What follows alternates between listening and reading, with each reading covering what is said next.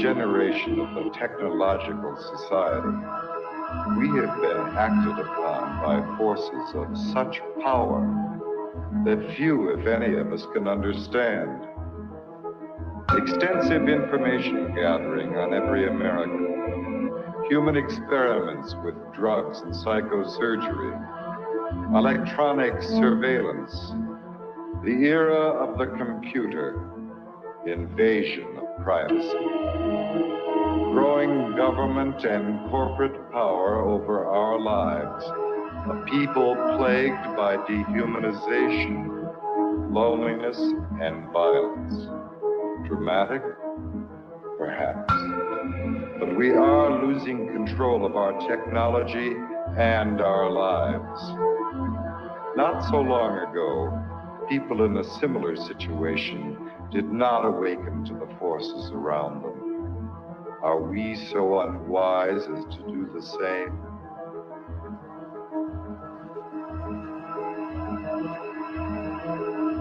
Behavior control. And then you change it up every alienated, paranoia,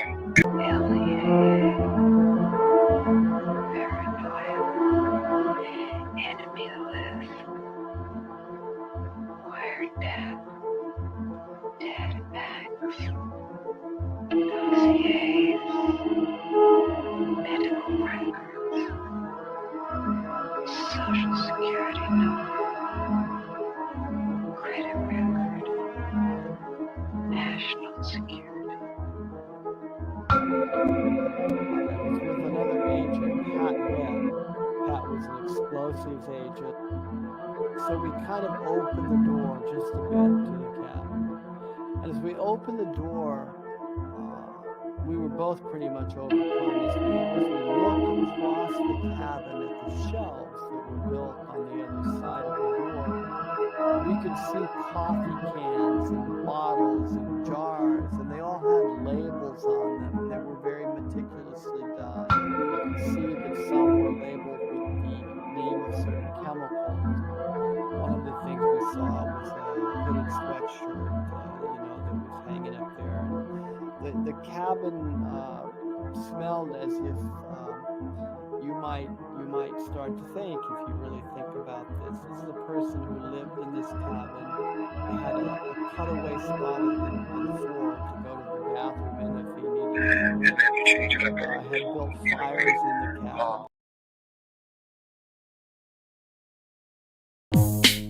Internet. The creation of a collective consciousness and the merging of the human mind with the internet is the basis of the aspiration of the transhumanists, known as the singularity. Their dream of creating a global brain came nearer when Tim Berners-Lee, a British computer scientist and former employee of the European Organization for Nuclear Research, CERN, invented the World Wide Web. Berners-Lee's breakthrough was to marry hypertext to the internet. The underlying concept of hypertext originated in previous projects from the 1960s, such as the Hypertext Editing System, HES, at Brown University, Ted Nelson's Project Xanadu, and Douglas Engelbart's Online System, NLS. Both Nelson and Engelbart were in turn inspired by Vannevar Bush's microfilm-based Memex, which was described in the 1945 essay As We May Think. Berners-Lee founded the World Wide Web Consortium, W3C, after he left CERN in 1994. It was founded at the MIT's Laboratory for Computer Science, MIT LCS, with support from the Defense Advanced Research Projects Agency, DARPA, which had pioneered the Internet. The transhumanists' idea of mind uploading is reminiscent of that expressed by Allen Ginsberg following his LSD experiments at Stanford with Gregory Bateson. While under the influence of LSD, the doctors hooked him up to an EEG machine, and following the suggestion of his friend and lover William S. Burroughs, connected a stroboscope blinking in synchronization with his alpha rhythms. Describing his experience, Ginsberg recounted, "There was no distinction between inner and outer. Suddenly, I got this uncanny sense that I was really no different than all of this mechanical machinery around me. I began thinking that if I let this go on, something awful would happen. I would be absorbed into the electrical network grid of the entire nation. Then I began feeling a slight crackling along the hemispheres of my skull. I felt my soul being sucked out through the light into the wall socket and going out point one."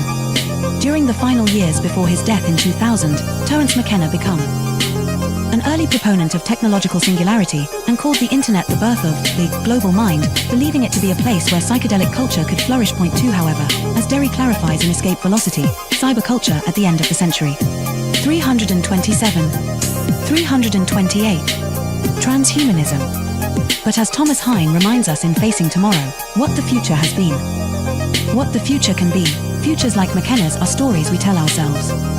About the present, an attempt to invest our lives with a meaning and a drama that transcend the inevitable decay and death of the individual. We want our stories to lead us somewhere and come to a satisfying conclusion, even though not all do so. 1264, placing our faith in an end-of-the-century Deus Ex machina that will obviate the need to confront the social, political, economic, and ecological problems clamoring for solutions is a risky endgame.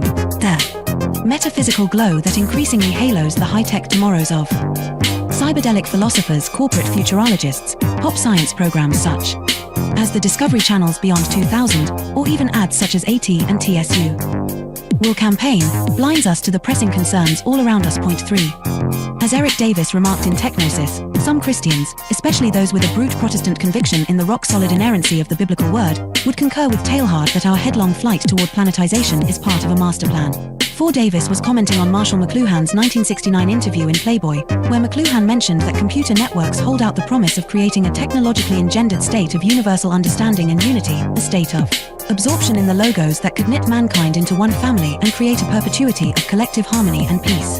McLuhan clarified, in a Christian sense, this is merely a new interpretation of the mystical body of Christ, and Christ, after all, is the ultimate extension of man. 5. However, as Davis pointed out, in a letter to the Thomist philosopher Jacques Maritain, McLuhan flip-flopped on the idealism he had earlier expressed. Electric information environments being utterly ethereal foster the illusion of the world as spiritual substance. It is now a reasonable facsimile of the mystical body of Christ, a blatant manifestation of the Antichrist. After all, the prince of this world is a very great electric engineer. Point 6. However, for the transhumanists, the internet is not just an agglomeration of inert information, but poses the possibility of humanity creating a collective consciousness of the mystics. Effectively, transhumanism is the hallucination arrived at by computer scientists on drugs. As psychedelic drugs impede the ability to discern reality from imagination, they often lead to the mistaken attribution of life, or even divinity, to inanimate objects, like a computer program. The ultimate foolish dream of the transhumanists is that with the creation of cyberspace, we'll be able to enter the pleroma, the mystical realm of the ancient Gnostics, by uploading our minds to the internet. Thus, the internet will have come to serve as a totality of human knowledge, the omniscient collective consciousness of Teilhard de Chardin, also known as the global brain. Global brain. The relationship between the global brain and the internet, and its connection to the thought of Teilhard de Chardin, is explained in The Lost Symbol by Da Vinci Code author Dan Brown, a fellow alumnus of Exeter with Stuart Brand and Facebook. The Singularity. 329. Founder Mark Zuckerberg. There is an important section from the novel, which is based on revealing the secret of Freemasonry, where Willis Harman's Institute for Newtic Sciences, IONS, named after the new sphere of Teilhard, plays a central role. Here the character Catherine Solomon explains the significance of Newtics. 2 heads are better than 1, and yet 2 heads are not twice better. They are many, many times better. Multiple minds working in unison magnify a thought's effect exponentially. This is the inherent power of prayer. Groups, healing circles, singing in unison, and worshipping en masse. The idea of universal consciousness is no ethereal New Age concept. It's a hard core scientific reality, and harnessing it has the potential to transform our world. This is the underlying discovery of Newtic science. What's more, it's happening right now. You can feel it all around you. Technology is linking us in ways we never imagined possible. Twitter, Google, Wikipedia, and others all blend to create a web of interconnected minds.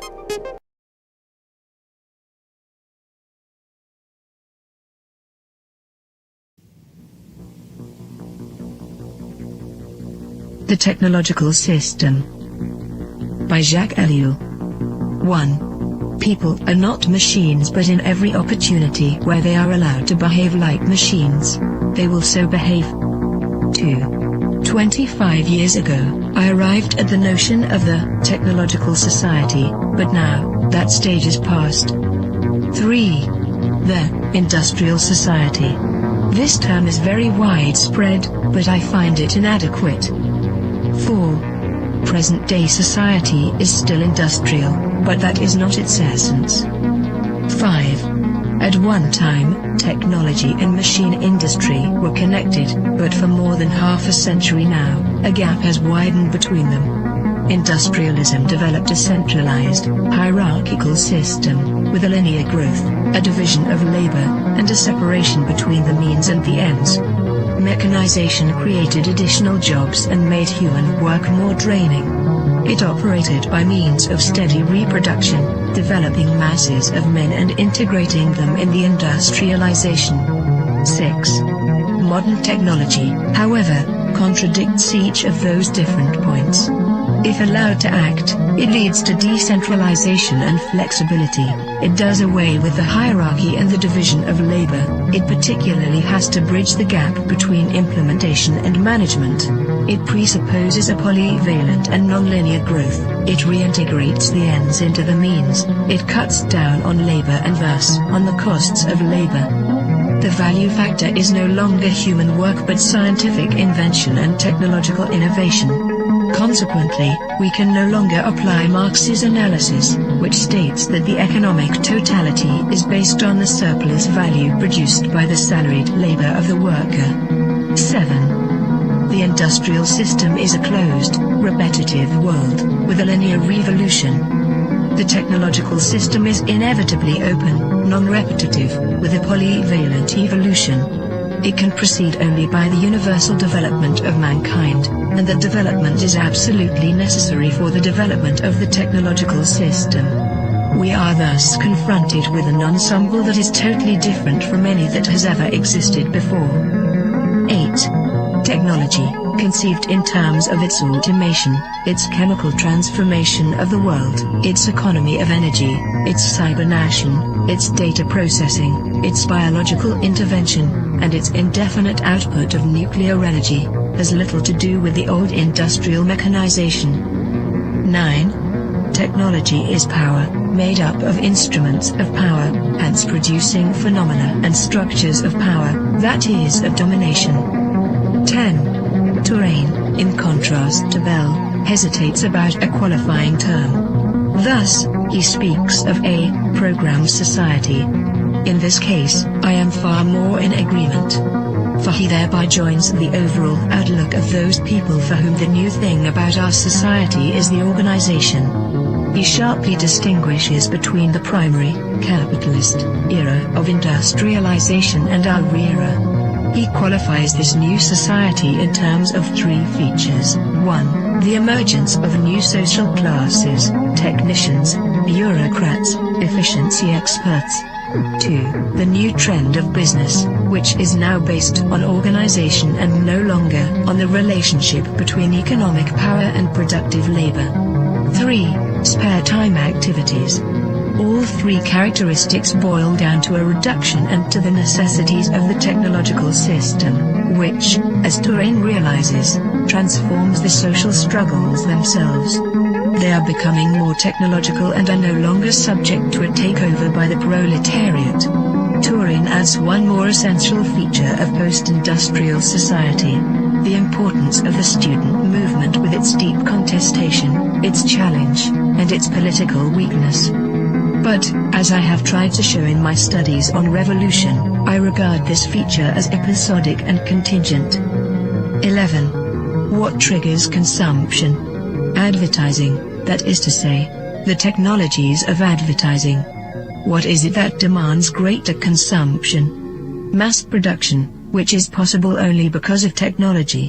What are we given to consume? Technological objects, because they are the things that are produced most. Hence, the consumer society, in all its aspects, is primarily characterized by various technologies. 12. Spectacle is a complete way of life. Consumption is a spectacle, so are political activity and leisure and work and family life and revolution. Modern man watches everything as a spectator. Everything is supplied to him as a spectacle, including the things he believes he is most deeply contributing to or participating in. 13. Technological activity is, by nature, spectacular, excluding all internal reality. Technological activity is what waters down all serious things, since no action can be performed any longer unless by way of technologies. 14. Z. Brzezinski, Between Two Ages, America's Role in the Technotronic Era, 1970, also figured he could add something absolutely new by coining the term, technotronic. He lists a number of differences between industrial and technotronic society. In industrial society, the machine plays the essential role. The dominant social problems are unemployment and employment. Teaching is done through human relations. The ruling class is plutocratic. The university is an ivory tower isolated from reality. Reading favors a conceptual thinking proper to ideologies. Political conflicts are intrinsic. The masses are organized into trade unions. Economic power is personalized. Wealth is the object of activity. 15. Technotronic is a portmanteau word combining technical and electronic. Come now. Isn't electronics technological? Does the word add anything to the early definitions of technology? Once again, technology equals the machine plus industry. Fine, then there is something new according to the famous definition. In a machine, there are material parts that move. Electronics operates with no moving material parts. Granted. But if the computer is not a machine in the normal sense, then in what way is it not the product of a certain number of technologies? In what way is it not integrated in a technological system? There is no reason to distinguish between technology and electronics. 16. Man can no longer be a subject. 4. The system implies that, at least in regard to itself, man must always be treated as an object. Today, this phenomenon is far more important than the renowned Marxist interpretation of commodity. 17. Nothing can have an intrinsic sense, it is given meaning only by technological application. Nothing can lay claim to action, it is acted upon by technological process. Nothing can regard itself as autonomous, it is the technological system that is autonomous, as we shall demonstrate. 18. No technician claims to be ruling society. There is no need to regard technicians as technocrats or to believe that a class of that type actually exists. 19. Colin Clark's classification is replaced by a different one. At the bottom, the unqualified functionals, then the functional operators, and at the top, the rulers, researchers, conceivers, with perhaps a fourth sector for the activities of operational research. In other words, the social distribution is, already, less and less in terms of activities applied to the economy, and more in keeping with the technological capacity.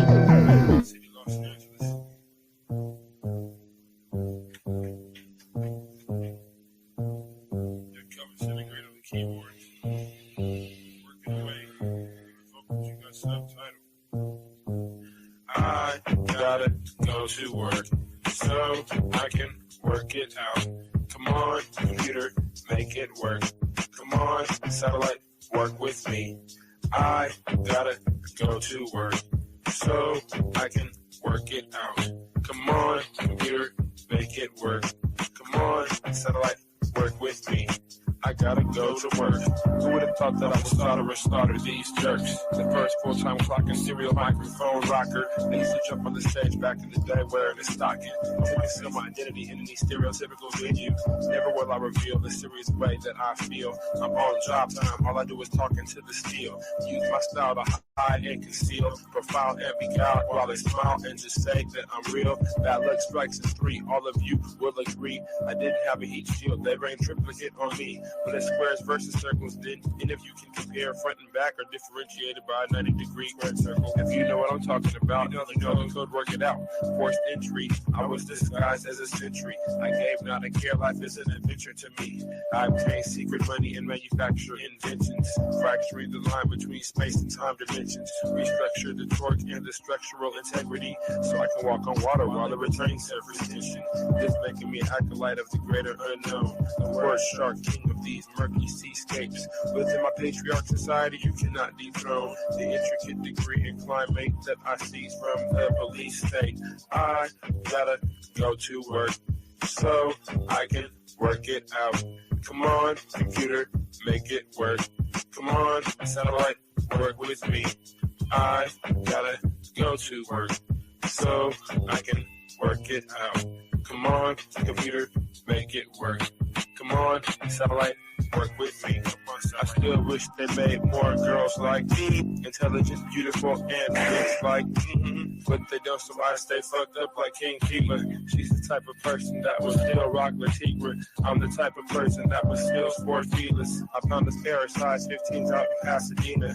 Those are my work boots. I insert this into these jerks' necks, giving them a virus. Don't really destabilize their hardware. Now I can tap in just in my onboard wet works. Plant the hidden charge there. It's a cellular reconfiguring program consisting of integers, turning human beings into kindling, whittling the psyche into apparition, place it back into the skin. Now it's the ghost in the shell. Should I boast? Well, no. I stay on the west coast of hell, where hell's bullets is I know so well. I have my work cut out for me. This has its perks. Just then I realized life is mostly hard work. And why not get your car pulled off under you? It won't get sorted back from that dumb desk clerk. And who's the one to suffer you?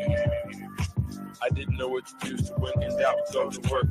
When I'm 25, I'll contract myself out once now I'm through. And then it's just books and beats for me. I leave the rapping to my crew. I'm a good scientist in a world got cuckoo. Imagine how it is to watch them turn crazy around you and then look over at you like you are the insane one. That's how it is. It's okay to meet the controversy bubbles and flattens out like this. Like my little kids. And I've got to go to work so I can work it out. Come on, computer, work for me. Come on, got to make it work. I've got to make it work. Come on, I can work it out. I've got to make it work. Come on, let it work this way. Come on, computer, work it work. Come on, jiggler.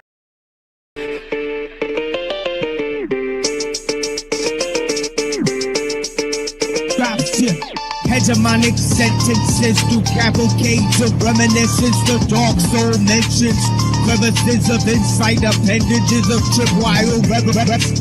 The Gun Hill legend brandish your weapons for Armageddon. Headless corrections for willing participants before the line finishes. I got shadow grimace, the upstream green with human chaos for the pilot smoke screen.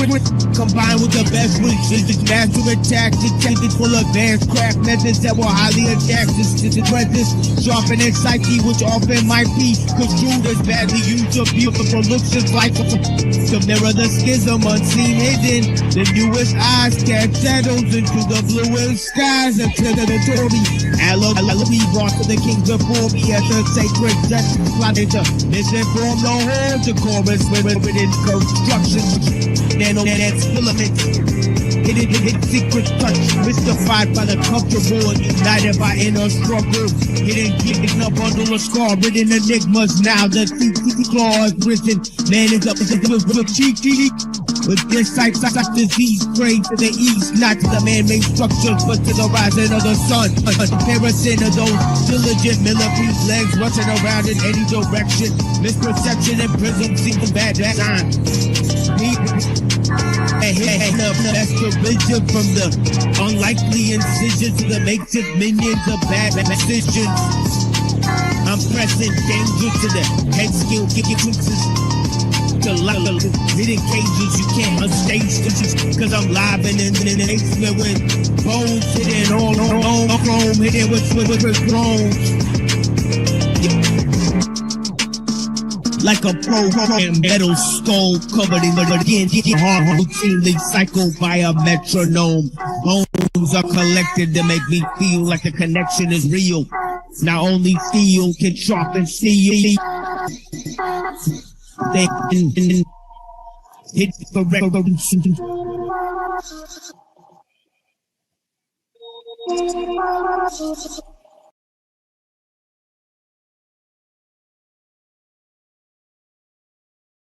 Hearts,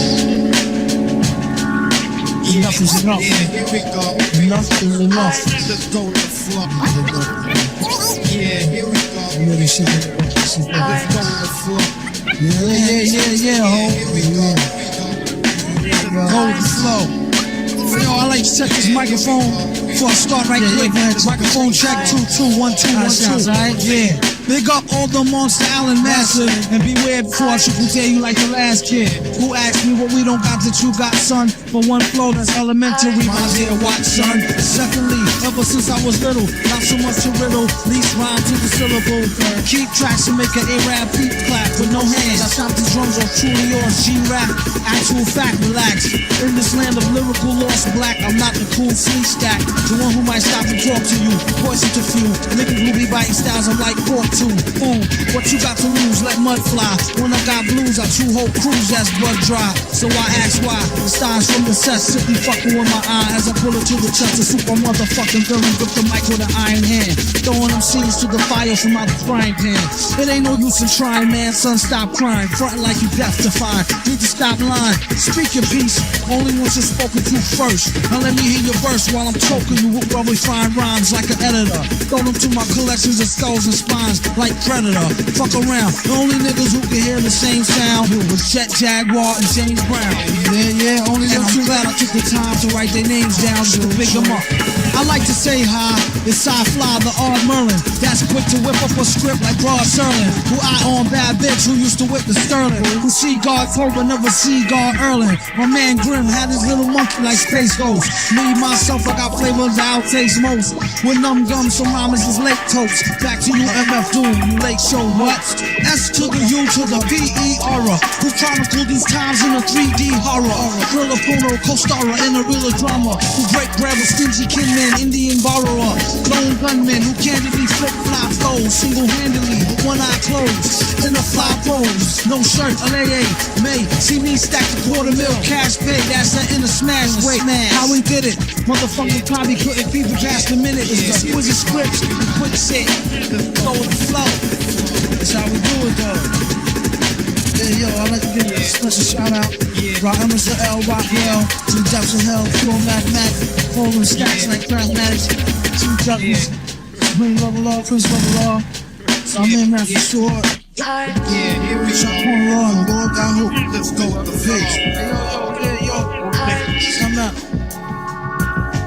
VS, shout out, Cole, I'm out for Flame, the Magician.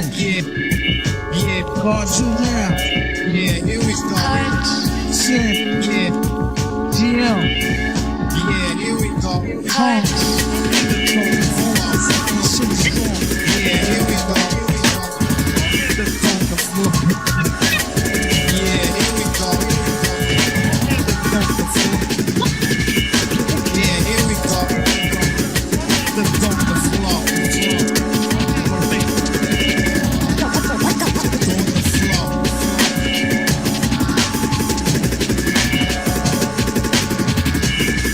Level page 2. Your concurrence in the above is assumed.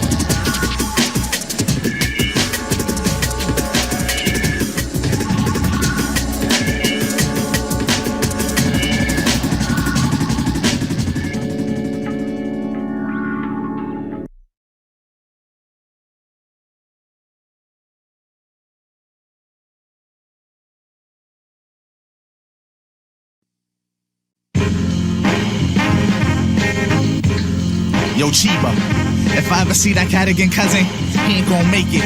Yeah, that's my word, cousin, he ain't gon' make it.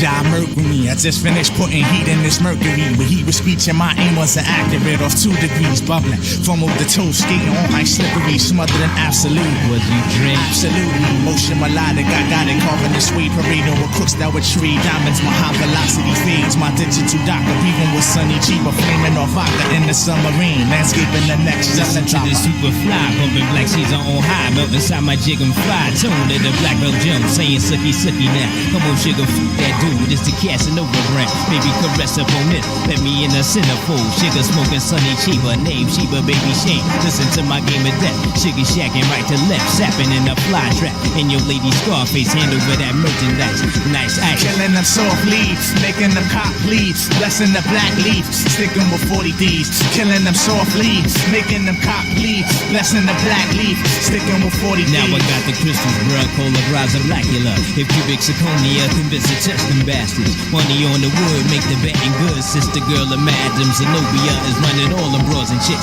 Why is she directing flicks, whistling a henchman? Guess I gotta feed these cats, got them Andre crouching. Don't they know I'm Diamond Crook, Satin Struthers production? Now you gotta go my mind shit and try to screw the cats. Up in SOs with expressos, reflecting ice, familiar face. About to get stoned there off for his life, but not in the sight. Prefer to play the shade the after hours. Besides, meanies Chinese is taking Henny, don't shower, so I bless another glass. Pass the link to Joe Ching. Don't talk, don't think, just start the flashing and make a cinema. Limit the choices. Her voice is coming from the rear, but those ain't my campus. I'ma see them again.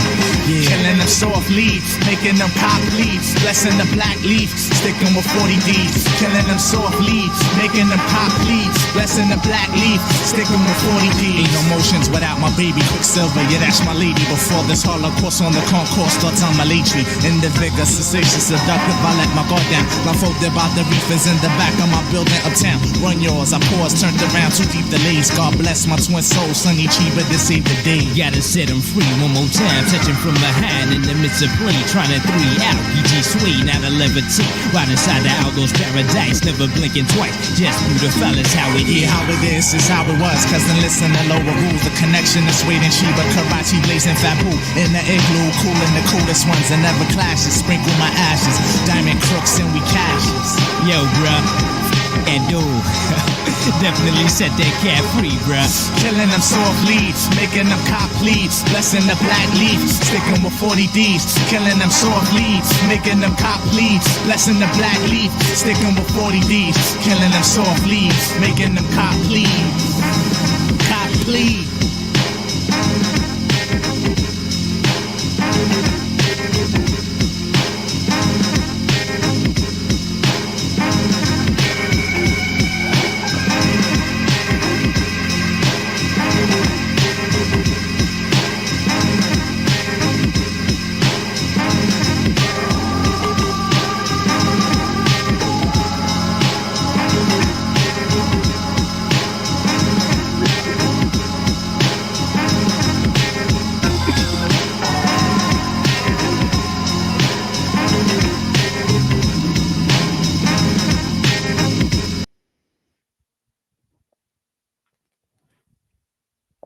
Welcome to the Machine Lies, where we talk about the lies of the machine on the machine that lies.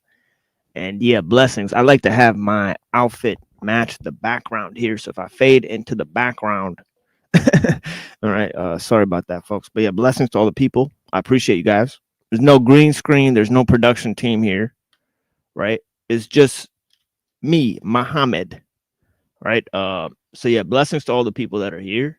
Let me go on and address some of the chat, some of the chatter here, right? We'll say blessings to the chat, and then we'll go ahead and proceed with lots of topics and material, right? If you guys happen to make it to the Wednesday stream, man, it was action-packed, last Wednesday, right? I gave over a 3-hour presentation on tons of valuable issues, right? Moving from, Neo-Pythagoreanism to the Kabbalah to Rosicrucianism, right? We gave tons of valuable connections between philosophers and mystics, right? And we continue to provide some of that yesterday, right? As I was talking with one of my friends, Pinoid News, right before the show, we're talking about how it's important to explore ideas within a political and historical context, right? And not just, and also in a historical context, right? And not just look at them in purely a sort of theological or ideological terms, right? Or metaphysical terms, right? Or whatever, right? So we're talking about the importance of grounding the philosophy, so to speak, right? So I'll give different expressions about man as it relates to nature and God and technology. This is a huge, I'm talking about huge, right, sort of rendition of ideas that I put together that is basically tying together a history of transhumanism. That is coming up actually in a little while, right? We're going to be getting a machine-lized clip channel put together, right? Not a channel. I mean, I'll start releasing the clips here, right? Eventually, I'll make a channel to upload the clips to as well, right? Maybe I'll just upload them to Cyber Caliphate for now, right? But yeah, we're gonna get a clip channel. We do have an alternative channel here. Or if you guys want to see right here, right? We got an alt channel. There's lots of videos on the alt channel, right? Lots of original content on the alt channel, right? So let me actually hold that down. Alt channel. Oh, whoops. Yeah, let me hold that down for you guys and maybe pin that to some shit that's going on, all right? So that I can then continue to promote this, right? But yeah, we're going to have a TML Clips channel where I'll put together the little 10-minute breakdowns, little 15-minute breakdowns, little hour-long breakdowns of any given topic that I've done, right? Okay, let's see where our people are at. There's certain people that are missing, right? Haven't seen Lizard Tree for a minute. Blessings to Lizard Tree, wherever you might be, madam. I think it might be the holidays or whatever. You know, people might be checking out for a little while. Just Frank, I appreciate you. Blessings, brother. Is that link even accessible? Which link? Which link are you talking about? You still gonna go live? Shirtless Laundry. I thought his name was Landry. Like, yeah, but listening to his scrappy AI music, crappy, right? Yeah, man, tough competition. I don't know, man. I don't know what's going on in people's heads. You know, I don't judge what people watch, but yeah, I mean, it's getting literally like weird out there. And I appreciate you guys, Zephyr. I appreciate you, Calix. Thank you for being here. Greetings, Earthlings.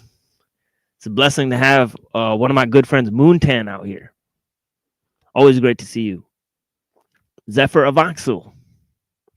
Time for another one. Good magic. Exactly. Frank Monday. Blessing, sir.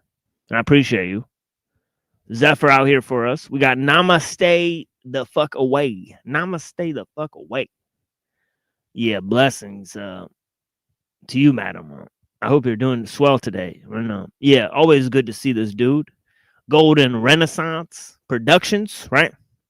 Blessings, homie. You know, yeah, feel free to click the link for the people that are here for obviously the homie, you know, Namaste will not be most likely clicking, but obviously it'd be a pleasure to talk to her anytime. And especially my homie Truther Cop. It's always good to have him. I mean, you know, even given his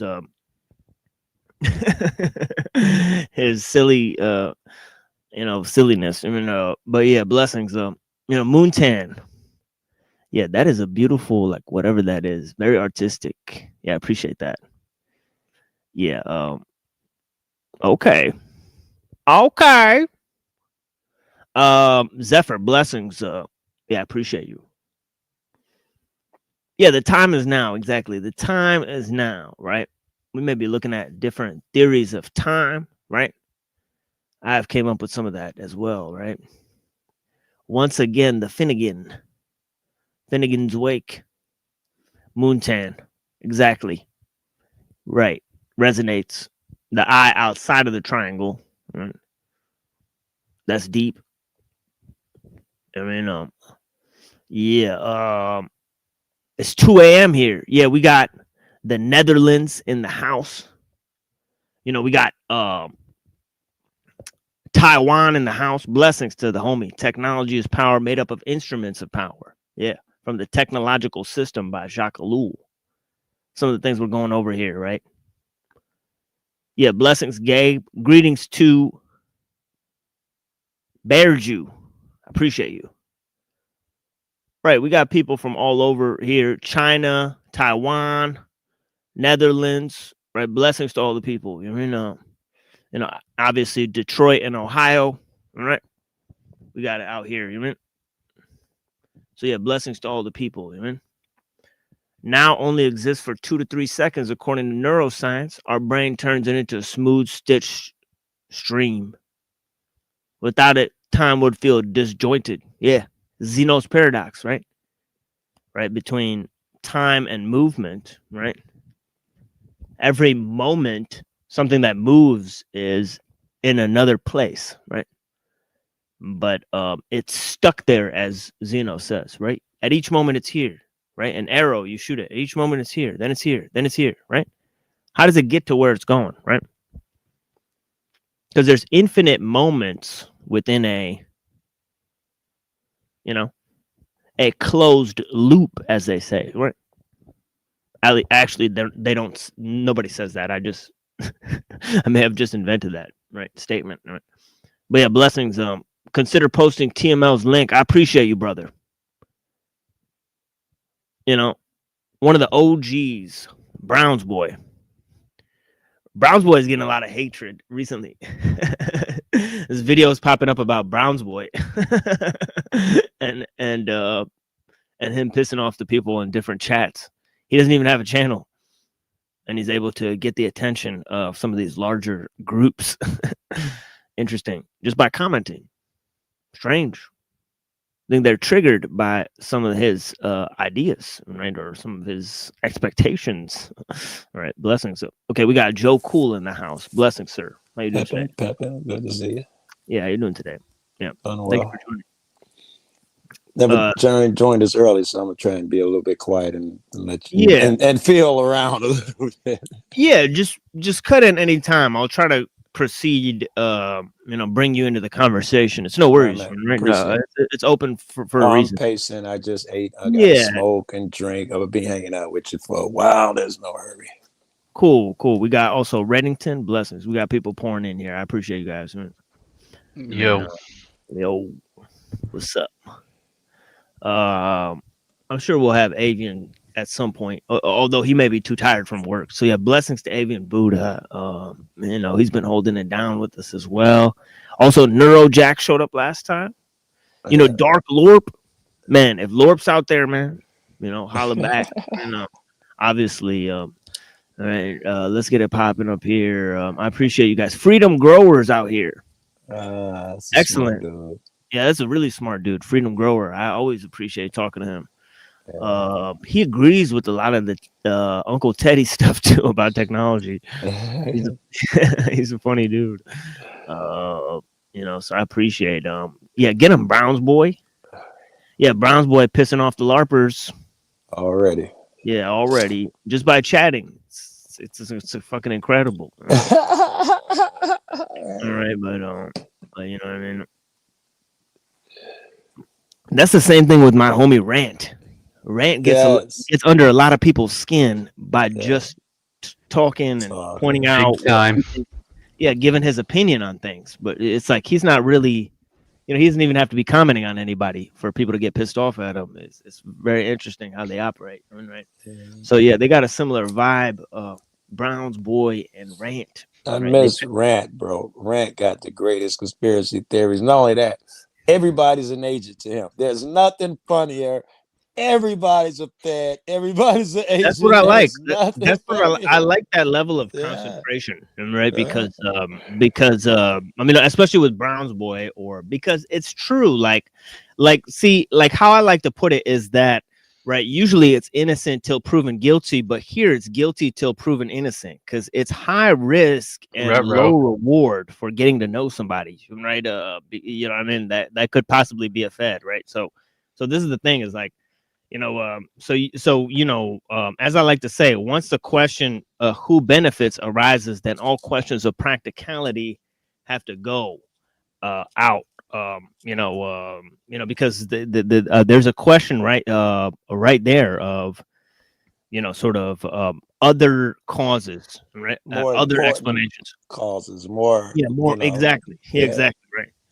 So yeah, so that's kind of what we're talking about here is sort of see, we don't deal with conspiracy stuff, right? We don't deal with all of that nonsense, right? We don't say there's a hidden hand or group of people. We don't use the term they, right? That's not how we operate around here, right? We talk about the objective factors of power in our age, which is technological, right? And that is basically complexification of means to a particular end, right? You don't I have gotta to get my hide. man over here for this shit too, man. Man gonna love this. I got a text one of my buddies. Go ahead. Yeah, blessings. Yeah, for sure. Yeah, bring as many people as you like. But yeah, this whole thing, about the hidden hand. There's already a hidden hand when there's complexification of means to a particular end. Right. And that's all the way that we're defining the technological scope, right? Complexification of means to a particular end, right? Technology conceals its means to a particular end through complexification of means, through compartmentalization of knowledge, and through the rule of experts, right? So all of these are various ways in which to direct or organize information, right? So that's what cybernetics is about. It's about organizing information, right? You could look at you could look at an ecological system in terms of inputs and outputs. You could look at a city in terms of inputs and outputs. You could look at a given a corporation is in terms of inputs and outputs. You could look at a person, an individual, all the shit that he's typed into Google and so. Yes, a person, everything about him, what he likes to eat, where he likes to go, who his friends are. All you have to do is be on the other end of that digital footprint. Right. Shit I don't even know. His best friend and mother won't even know about him. Google knows. Yeah. And and even if knows. Yeah, and even if they're concealing their purpose or ends, you could force a situation to get them to admit to what they really want. Like, for example, Solomon did this, right? When he had two women arguing over a baby, right? He said, all right, we'll just cut the baby in half and split it in two parts, and each of you could get a piece. And the real mother said, no, she could have the baby. Right. So the idea there is you create a fake problem to elicit a reaction to create a solution. Right. So this idea, right, that we were talking about in terms of Heinrich Moritz Kalibas. Right. Let me pull this up again. Right. We're talking about the Hegelian dialectic, as he phrased it. Right. Problem, reaction, solution. Right. Or thesis, antithesis, synthesis. Right. So this is a basic formula within chaos magic, right?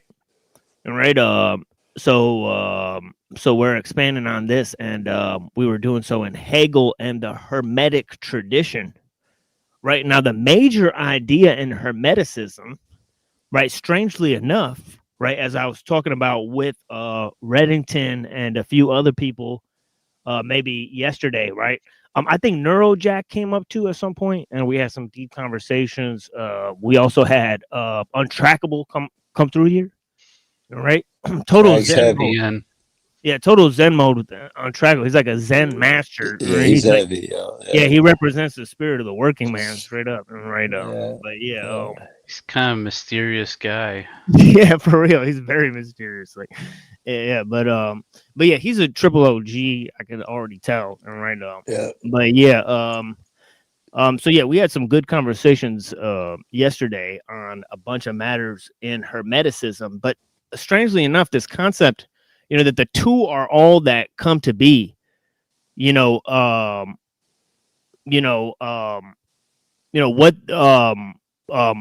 is and what creates it. Right. So,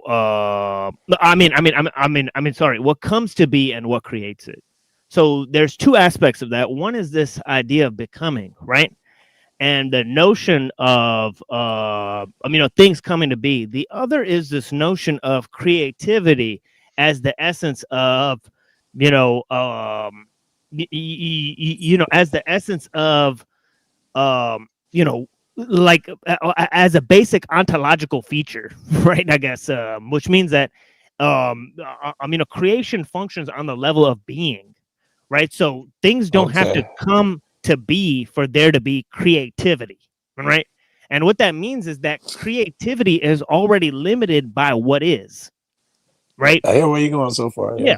As Parmenides said, right? He said there is no difference between the actual and the possible, right? Just as Solomon said. He said, there's nothing new under the sun, right? So this idea, right, about all of the knowledge existing as a collective unit, right? And the idea that nothing new comes into existence, right? It only comes to be from what is already there, right? This was a huge notion for really the first like 1100 years of philosophy. It was like this idea between being and becoming, right? Yeah. And God and mankind and nature all had to endure different levels through this, through this extrapolation, right? Through the vision of this idea, right? Where nature was in a state of becoming, right?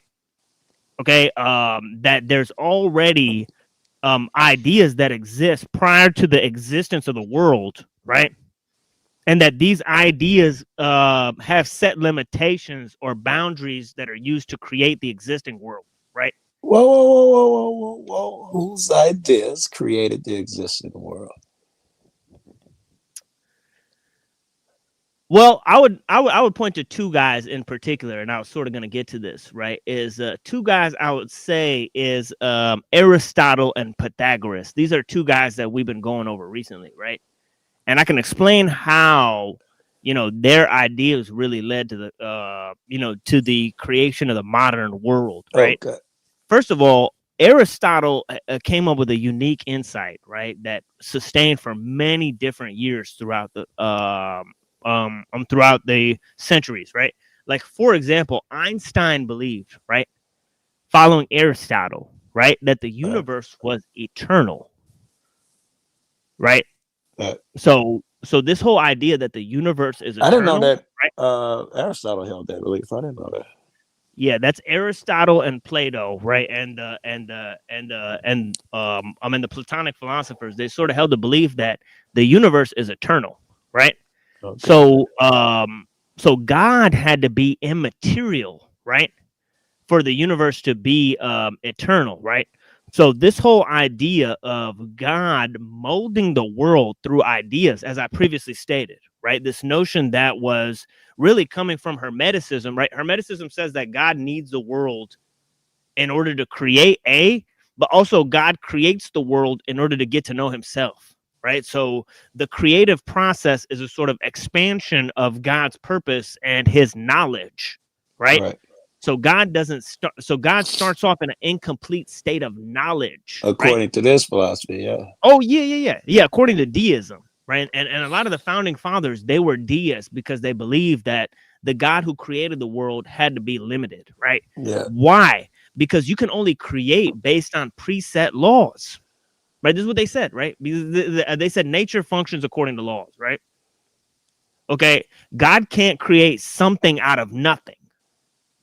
Right. So they said there's got to be matter there. Right. And there also has to be a sort of space there. Right. So God can't take up all of existence.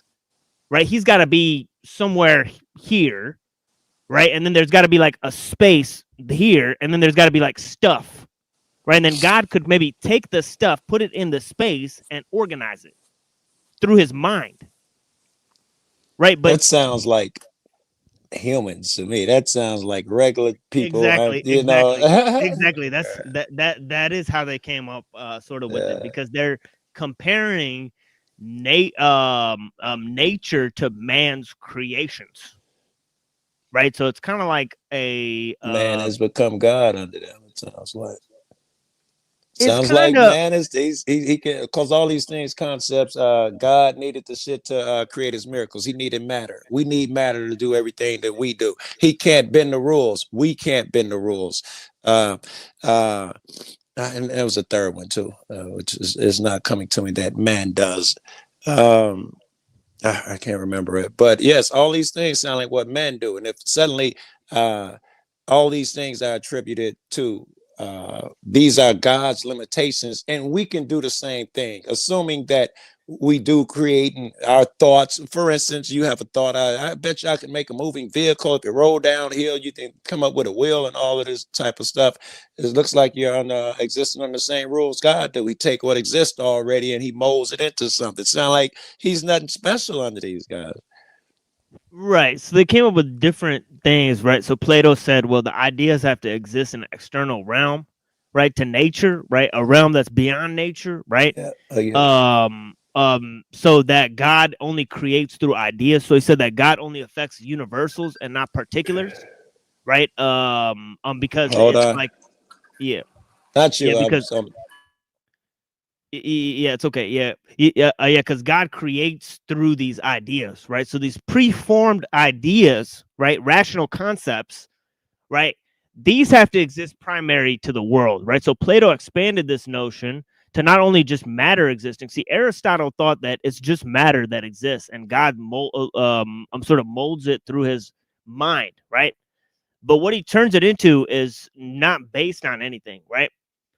Now for Plato, right, God has to mold things according to what is reasonable and what is good, right? So the good, the beautiful, and the true, right? Now Aristotle sort of compartmentalized knowledge, right? He took knowledge, divided it into separate categories, right? And he dismissed that ideas come from some ethereal realm, right?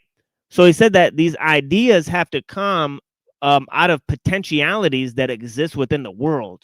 So he sort of came up with this notion of the telos, or the final cause, right? Which is the thing, which is what things strive towards, right? So that's the first guy I would say, Aristotle, right? So Aristotle created the notion of the telos, right? Which they're extrapolating. It's a notion that God, you know, again, extrapolating from Plato's concept that God has to use these laws in order to create the world. These laws that are based on reason, right? Now, what does Pythagoras say? Right? Pythagoras extrapolates on the mathematical nature of this pre-existing order, right? So he was somebody who was a teacher of Plato and some of the pre-Socratic philosophers, right? So as we begin our inquiry, we're starting with the pre-Socratic philosophers, right? And so the guys that became philosophers before Plato, right? And see, Plato anthropomorphized the idea of God, right? He made God closer to a human extrapolation of God, right? And this is because, he had rejected Homer, right? Now, Homer obviously had anthropomorphic deities, right? He had gods that appeared to look like humans and stuff, right? Half animal, half human sometimes, right? And so on and so forth. There's sometimes monsters and all that type of stuff, right? So Homer had a sort of anthropomorphized idea of God already, right? Okay, now Heraclitus rejected this concept. He was a pre-Socratic philosopher, right? And he said God is like a thunderbolt that steers all things, but that thunderbolt is imbued with rationality and an ordering principle called the logos, right? And he said this force courses through all of matter, right? The same way Thales had described, right? So these guys were sort of seen as a philosopher's sages, right? And Plato, extrapolating from their ideas, sort of said that actually it's a reason or a rational principle that exists beyond nature that is the ordering principle for how nature is organized, right? Okay, and this notion, this rational principle was called the logos, right? Okay, this is a term they stole from the sophists, right? Sophists like Gorgias had extrapolated that logos was the essence of speech, and speech and politics and rhetoric was the basis for human society, right? So so they claim that, that basically nothing exists on its own terms. It exists as a subjective inference based on human speech, right? And so they came up with different principles, right? They said its words are primary to ideas, right? This was the basic concept that they came up with, right? And they're sort of pre-Socratic philosophers, right? And they thought that politics and especially rhetoric, right, was the sort of the highest form of knowledge, right? Plato challenged them, and he challenged Homer, right? He said, not only is God not living on Mount Olympus, there's probably only one God, right? And it exists as an immaterial mind that organizes the cosmos according to preset laws, as I said, right? So this God, which Plato called the demiurge, right, was combined with the God of the Bible, right, by some of the Alexandrian Jews. And they extrapolated into these concepts of the demiurge that Yahweh and the demiurge were actually the same guy, or something like that, right? Right? Jeez. And that their goal was to imprison spirit in matter, right? So the best way to fight this God would be antinomianism, right? It would be a rejection of the flesh, right? So in the Nag Hammadi Gnostic library, right, you actually see a mention of Plato's Republic, right? And in that, you see the tripartite soul, right? It depicts a man, right, similar to how Abraxas is shown in the Gnostic depictions, as a lion with snake tentacles, right? There's pictures of Abraxas as a lion's head with snake tentacles, right? And what the lion represents is the passion. And what the tentacles, the many tentacles represent is the hedonistic desires. So balancing passion and desire through reason, right? Which is represented by the sun, right? It's usually depicted with a sun, right? The head is like in the sun, all right? So this depiction of Abraxas may actually be a reference to Book 10 of Plato's Republic, where you see the tripartite soul is depicted as a man that has a lion pulling him forward and a many-tentacled monster protruding from his backside, right? So multifarious desires, right? And the passion of the lion driving him, right? And the man, okay, the rational principle sandwiched in between these two, right?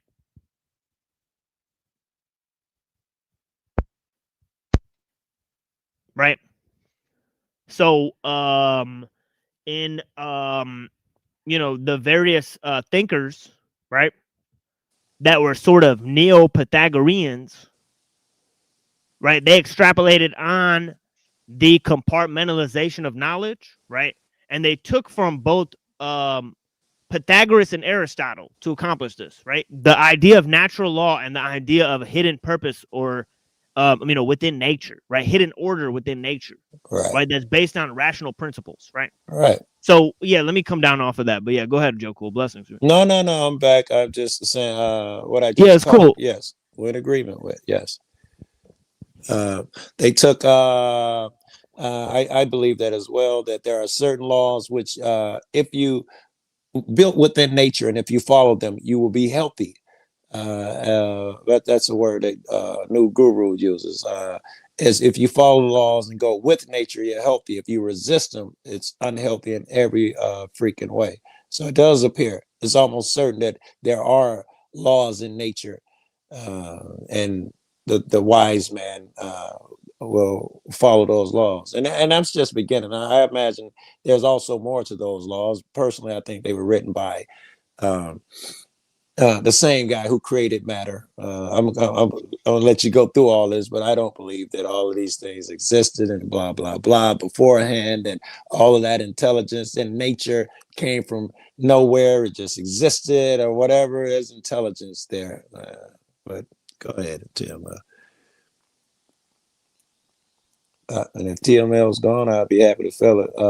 Yeah, I couldn't agree more. Okay. Yeah, but if you want to say something else on top of that, yeah, go ahead, because I'm actually curious to know where you're where you're going on that point, because let me cue you in on something. I've actually been arguing against natural law from the principle that nature is intelligent. So that is actually what I've been doing a lot, right? So I'm curious to see where you'll go with that. Yes. Okay, cool, groovy.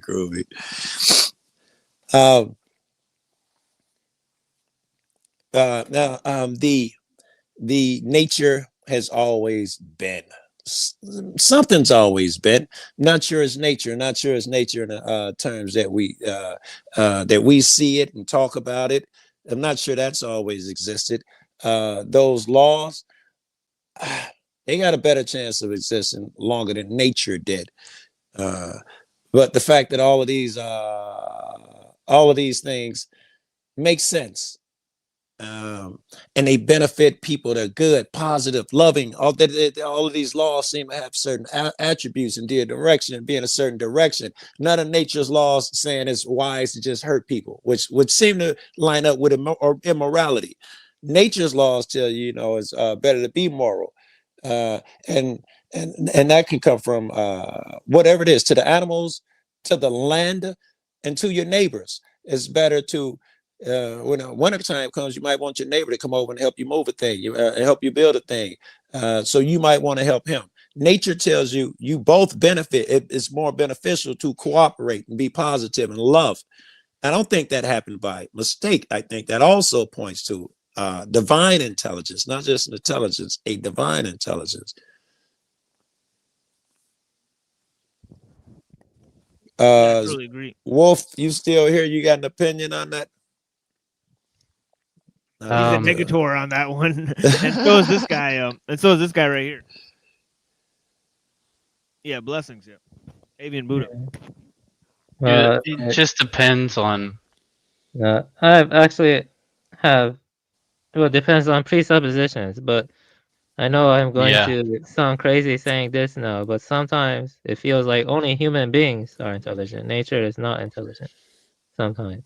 Because you see, the animals and the nature that separates us from nature. They don't have symbolic reference. They cannot ask like the Epicurean paradox. Is that pizza? The Epicurean paradox. No, it's za'atar bread. It's Arab food. Yeah. Interesting. Avian. Continue. Avian, so say that again, Avian, because he's saying the symbolic reference frame that humans possess gives us separates us from the natural world in such an extreme degree that Thank you. I got it. That we can't recuperate the intelligence that already exists within nature. Yeah. Very good. And Avian, you're saying this is exclusive to humans as opposed to other beasts. Yeah. I got to tell you that other beasts show signs of intelligence, not just the obvious, the raven, right? The blackbird, your little so-and-so up there. These things use tools and use intelligence, right? And some of them can talk and mimic sounds. Pretty smart. This argument. Yeah, that's why he's saying he's going to sound crazy now. But wait. But that's just the obvious. It even goes down to the ants. I was looking at a video where they gave a bunch of humans an odd-shaped thing to carry through these two openings, and they gave the ants this thing on the same scale. Humans figured it out exactly the way the ants do. They tried it this way, that way, and this way. Ants did the same thing that humans did and figured out the puzzle the same way. It doesn't look like that intelligence is exclusive to humans unless it's more refined, unless you refine it more. Yeah, actually, that was my area of focus for my past channel. And the thing is, like New Caledonian crows, they do craft tools, they use the tools, and even ants can be highly intelligent, like leafcutter ants. They can pick leaves and feed the fungi and like farm. But the thing about human beings is that, you see, all of that is like, iconical and indexical reference. This is from Terence Deacon, his book Symbolic Species, and Jesper Hoffmeyer talk about it too. But symbolic reference is in a discontinuity with these two. Only human beings have that. And to get an idea of it, let's just look at some example. See, let's say you see a roadside arrow physically placed to point at a detour ahead. Okay, animals can probably understand that too. But symbolic would be an arrow icon and a button meaning next, even when nothing is physically over there. Or smoke. I'm just gonna give one more example. Smelling smoke points, the correlation that there is fire nearby. It's a causal link. But symbolic is when the word smoke on a sign means no smoking, even with no smoke present. So you see there's a big jump from indexical I reference hear where to you're symbolic going. reference. Thank you, and I thank you for taking time to explain that. It'll be a little harder to, since you made the distinction, it'll be a little harder to disprove or to rebut.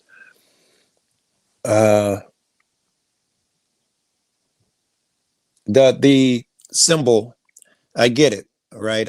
For instance, an animal can smell a dead carcass and he knows to go there, but can someone leave out a sign or a rock or a leaf and now he knows that means go there? Is that a thing? Well, we know that some animals leave a scent and they can pick up on that, like mice and ants and shit. We know that bees do a little dance. It's really symbolic, right? They go to the crib, they do a little dance, and it tells them how far to go, turn left. Apparently, they observe this dance, and there could be other things going on, and it tells them distance and direction. That's highly like the second thing you're talking about. Someone can see a symbol and know what to do. Yeah, that's all good points. I've been studying animal cognition a lot. That was actually my focus for a while. It's called Umwelt, UMWELT, Umwelt. But there is a problem. What you're describing with the animals and those points, all of that is indexical reference. It's like correlation, contiguity. Even the bees dancing? Yeah, that's indexical reference. One thing. How is that gonna indexically let them know where a location is? It's more like a street sign. It's more like symbolic. More like symbolic. You're talking, it's called waddle dance. I think it's called waddle. It's more like giving them a set of written directions. Right? It's more of that. Yeah, but first you have to understand what I mean by symbolic. It's only when the convention within the system. You see what I mean? Like, it doesn't have to point to anything outside of reality. Like, you can a story, for example, or a symbol. It's like a shared code. Yeah. Like a street sign that among says relations. a street sign that says straight ahead and to the left is the national monument. Would that be symbolic enough to separate the two distinctions? A symbol, would that work under your symbolic? No, it has to. It has to. Even when it's not present, it has to be like you see the pointing hand. You can point a finger at a stain on your shirt. A dog can understand it. You're pointing to your shirt. There's a stain. But symbolic is when the same pointing hand icon in an app means click here, regardless of where it's printed. Does that make sense? So regardless of where it's printed, it's like symbols are relations among relations. A symbol's value lies in how it contrasts and combines with other symbols, not in resemblance or raw co-occurrence. Does that make sense? Only human beings have that capacity. And it doesn't, actually the guy I read, he's a biologist. His name is Jesper Hoffmeyer. He calls it a discontinuous and an anomaly in nature. Yeah, it's more like when when Bernays has the women smoking, right? And then he has the sign up Torches of Freedom, and you're supposed to relate that to the Statue of Liberty. Right? So it's like Torches of Freedom, women liberating themselves, Statue of Liberty. Right? So it's like the Statue of Liberty would be like a symbolic reference that's hidden meaning within that. 100%, but this goes even deeper. Okay, I'm looking into this very deeply, man, and it's possible evolution itself is a lie, and it's possible involution is true. Involution, you can look that up. Right. That's what I've said since the beginning of the show. Definitely. But if that's true, that means all of science is synarchic, and that Hyperborean is right. That's why I took deep interest in Hyperborean. Yeah, I agree with him on that part. Because it's like Mr. Kali Yuga, right? So yeah, definitely the involution or whatever it How works with that. how does involution discount evolution? Because inverted. Yeah, inverted. No. How would it discount it? Human beings evolve, animals evolve, meaning my let's say I'm an athlete, and my genes pass on to that next one, and he's athletic. Or the way that you do with dogs, you make his nose short over the years. We'll call that evolution. They still involute. If they get old and die and their hearts and shit fall apart, it doesn't disprove or make an it doesn't even make a comment towards evolution. Not sure why one would disprove the other. Yeah. If involution is right, and it's just you getting old and dying when your shit decays, that has nothing to do with evolution. Yeah. Well, I actually have a good thing to explain about it. Kind of hard to get at first, but involution would mean the primates we see, like gorillas or chimps, they're involuted forms from a more higher state. You see what I mean? No. You can't use the same word in the definition. It helps me not. You got to use different words. Involution. What does it mean? You can't say it means primates involute. You got to give me more. Something different.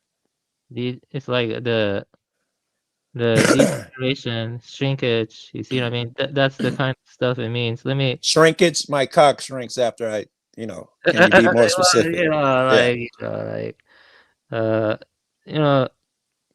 It's me atrophying, right? It's me becoming old and my bones getting weaker. Yeah.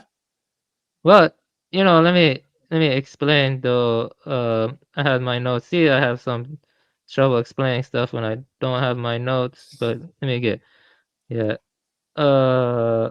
I'm still working through this stuff, but wait. I understand, man. I'm not giving you shit. Devolution. Devolution is the term that I've used. But he's saying so involution is better to use, but let's say it basically the question is whether or not biology generated the symbolic, or it became complex enough to host it. Okay, that's the first thing to know. And with involution, what? Oh, that was dope. I think. Go ahead. Yeah, with involution, basically you have biology as a receiver or translator, not the generator. Okay, so that means that life forms, you can see it the opposite of this. Maybe they start off as symbolic, and they kind of basically involve, degenerate to indexical and iconical, something like that. That I don't understand. DNA is a fractal antenna. Yeah. I go so for that that might substantiate what you're talking about, it being as a receiver. Yeah, it's getting very complex stuff. It's possible they're hiding a lot of stuff. I'm just gonna show a different thing now. Because you got this point, so I'll just show something else. Still disagree with it. Huh? It's fine if you disagree. I'm working this stuff out. I don't know. Okay. A wild neurojack has appeared. What up, neurojack? Yeah, blessings. But the thing is, involution is compatible with Christianity or even most world traditions, Taoism, stuff like that. That's what most old traditions believe in. They believe in involution, and that's like my area of focus. I'm gonna bring up my oh, let me Google involution. Damn it.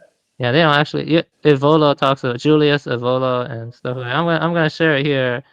On Discord. I actually talked about it on the Discord.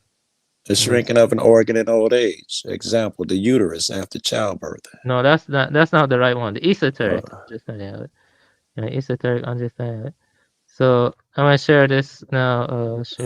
Transformation, a function, transformation, or operator that is equal to its inverse. Example: which gives the identity when applied to itself.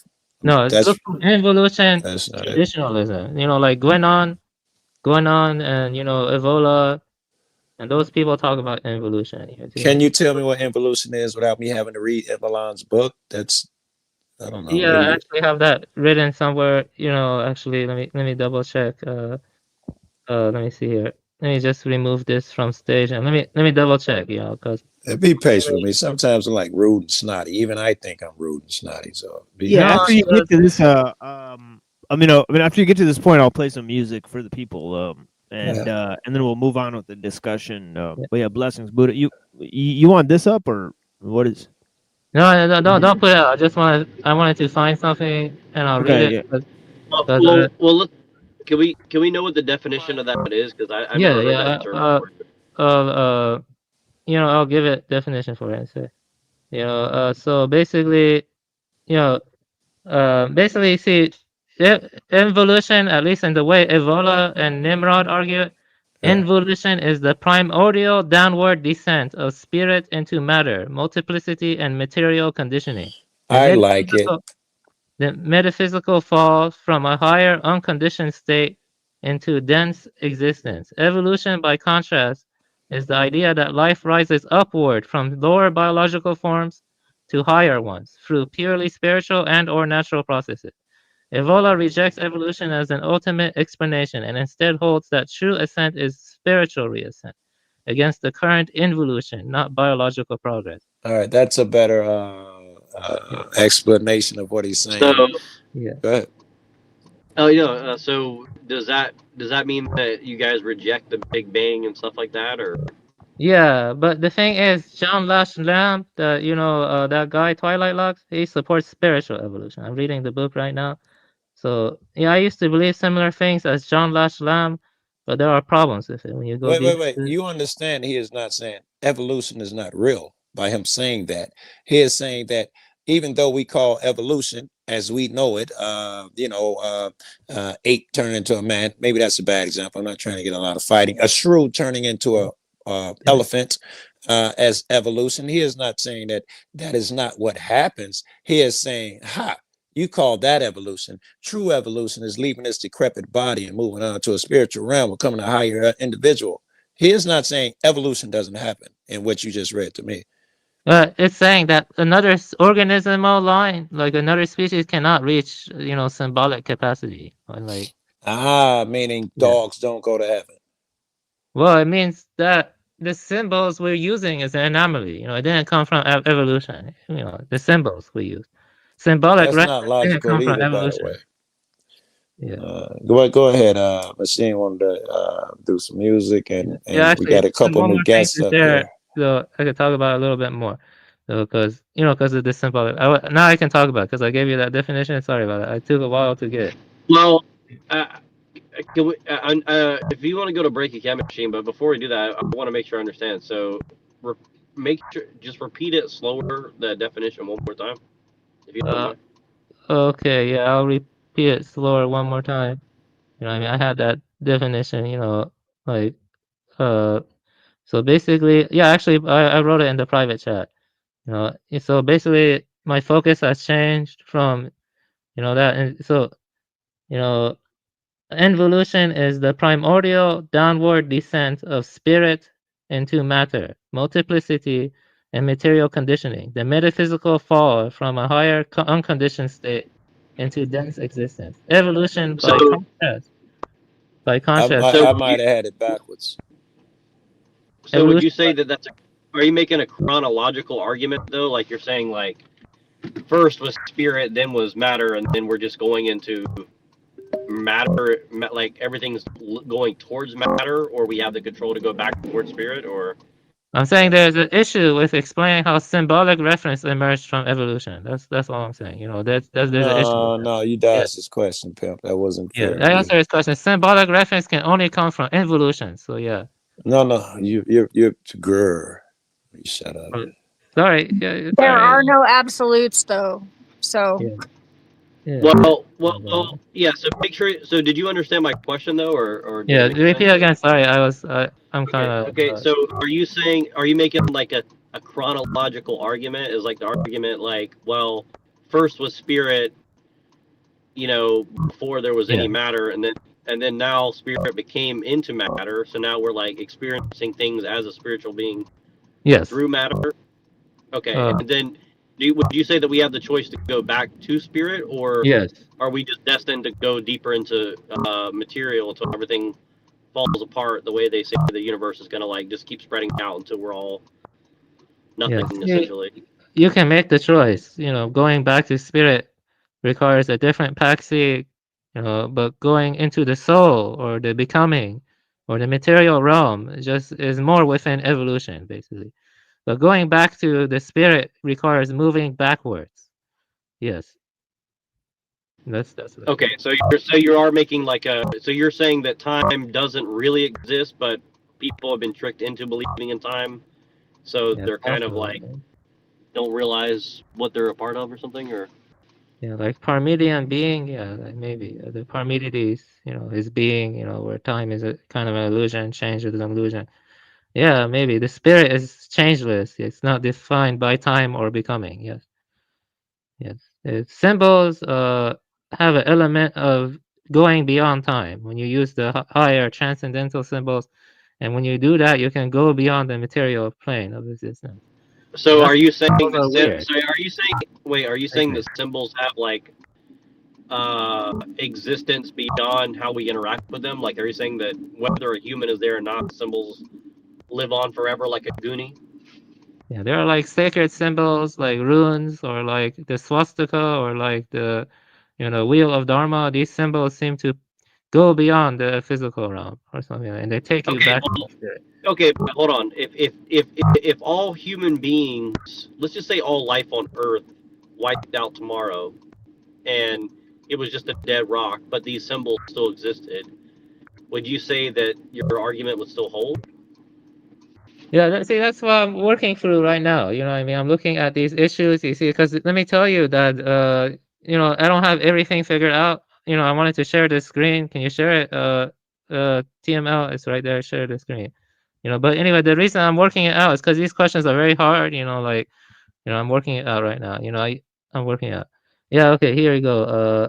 These are the things, basically. Well, no, I get that, but I'm just saying, like, where are you at right now? Would you say that you lean towards the fact that symbols live on forever, or that they kind of like depend upon things to experience symbols in order to continue on? Like a Celine Dion song. Like, will your heart go on or not? Yeah, here it is. But basically, going through that will take a while, about the symbols. But first, I want to talk about this. In Taoism, it was closer to the involution. Basically, in Taoist thought, humanity was closer to the Tao in earlier times, and then fall occurred. The fall, like Christianity and other traditions, the fall is not just unique to Christianity. Many traditions have a kind of fall in them. It occurred as the mind's power of abstraction turned inward, constructing a self-enclosed world of concepts that gradually pulled us away from direct recognition of the Tao. Yet the Tao itself is never absent. It is always present beneath our abstraction. The infinite, also understood as nothingness, differentiates into yin-yang, blah, blah, blah, and the 10,000 things. We talked about that last night. So the Tao presents a doctrine of involution, rather than progressive evolution. See, progressive evolution is the problem here. I mean, and, I was talking about Terence Deacon and other stuff, the question of emanation versus emergence is tied into it. What I was arguing for was emanation of the symbols, not emergence of the symbols. See, if you say symbols emerge, then this problem doesn't exist. Evolution is true. But if you say symbols emanate, you see what I mean? Then this problem exists. And I give 3 possibilities here. The possibility 1 is the scientific consensus. Here, this is the scientific A.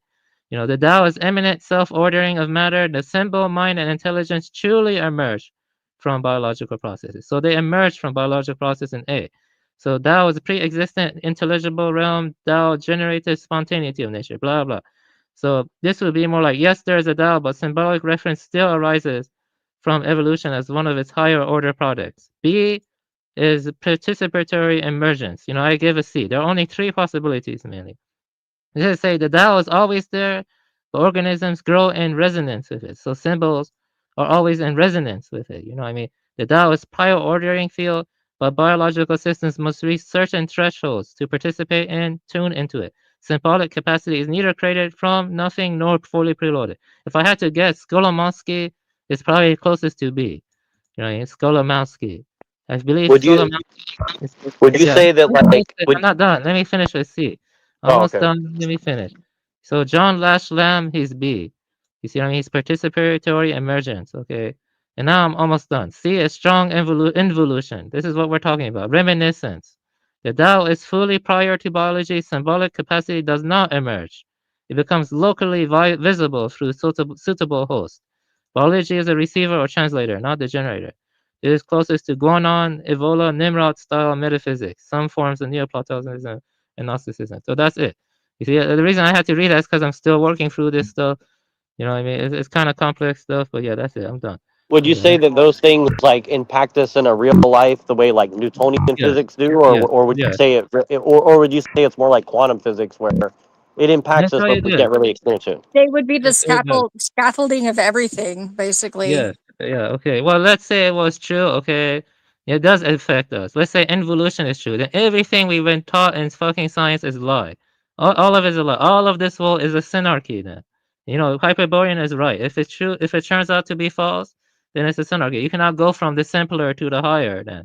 You see what I mean? Then that means Guanon, Evola, and Nimrod were right, and that totally destroys the entire edifice of the modern science.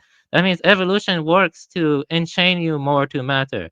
It's not like, you know, the symbols are gonna come in other species or organismal lines. You see what I'm saying? Sound like it's just semantics, man. It sound like semantics. someone who hates evolution is trying to make an enemy, man. I I don't hate evolution. That was my focus. You know, I wasn't talking about you. I was talking about the guy who read the book. Who wrote the book. Or the author, whoever is saying, who was trying to make it to say that his shit is the antithesis of evolution. It is not. It's like evolution is by some biological, even by his definition, it exists on its own. And then he's going on to shit that's everlasting and spiritual. And he's saying those are the really evolved. They named it that wrong. It still sounds like neither here nor there to me. It's not even the same freaking thing. It's just wordplay to me.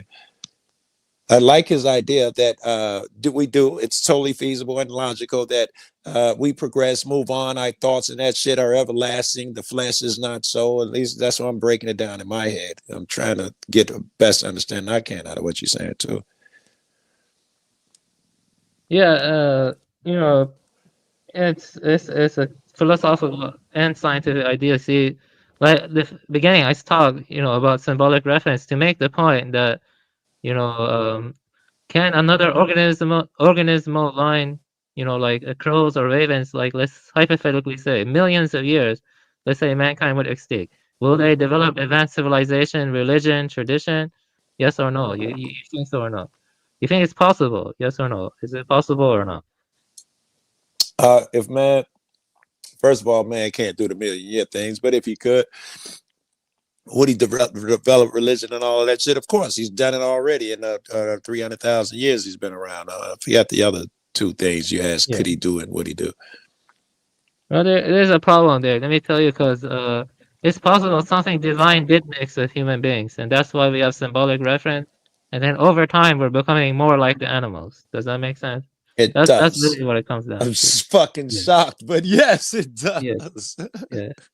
Yeah. You know, I've been having some crazy dreams. You know, like I don't know, like hyperborea and stuff like that. I don't know if it's just my mind is tricking me or something, but yeah, like that's the thing. I've been having some crazy dreams. Good. Like Keep Atlantis. talking about them. Keep bringing them on TML and talking about that shit. Yeah, I saw some weird shit in my dreams recently too. I definitely saw like huge temples and shit. Me too. Me too. I saw huge temples and shit. Yeah, me too.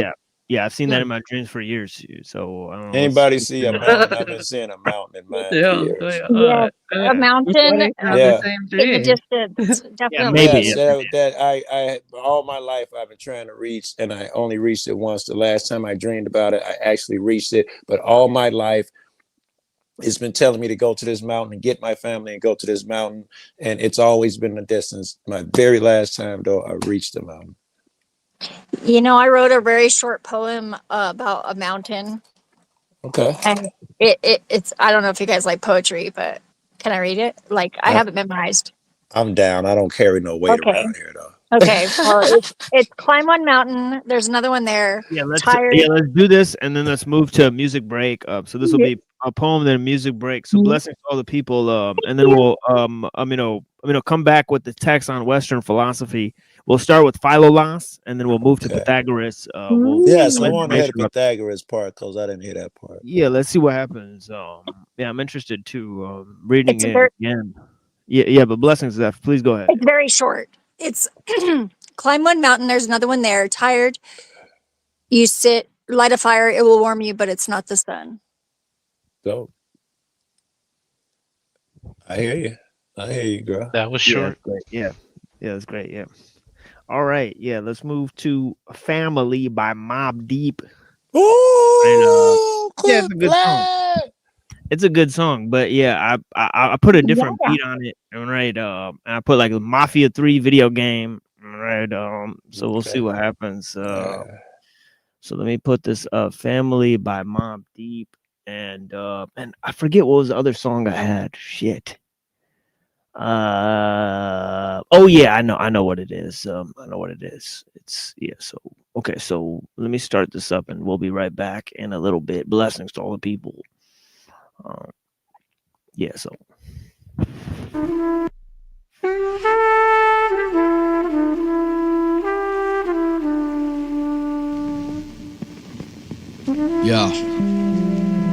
Done you fam to me, and only family that could get that close to me. Keep it tight, strong, long green, that's keeping us going. Island hopping, getting right on them 747 Boeing. Fam to me, and only family that could get that close to me. Keep it tight, strong, long green, that's keeping us going. Unconditional love showing. Yo.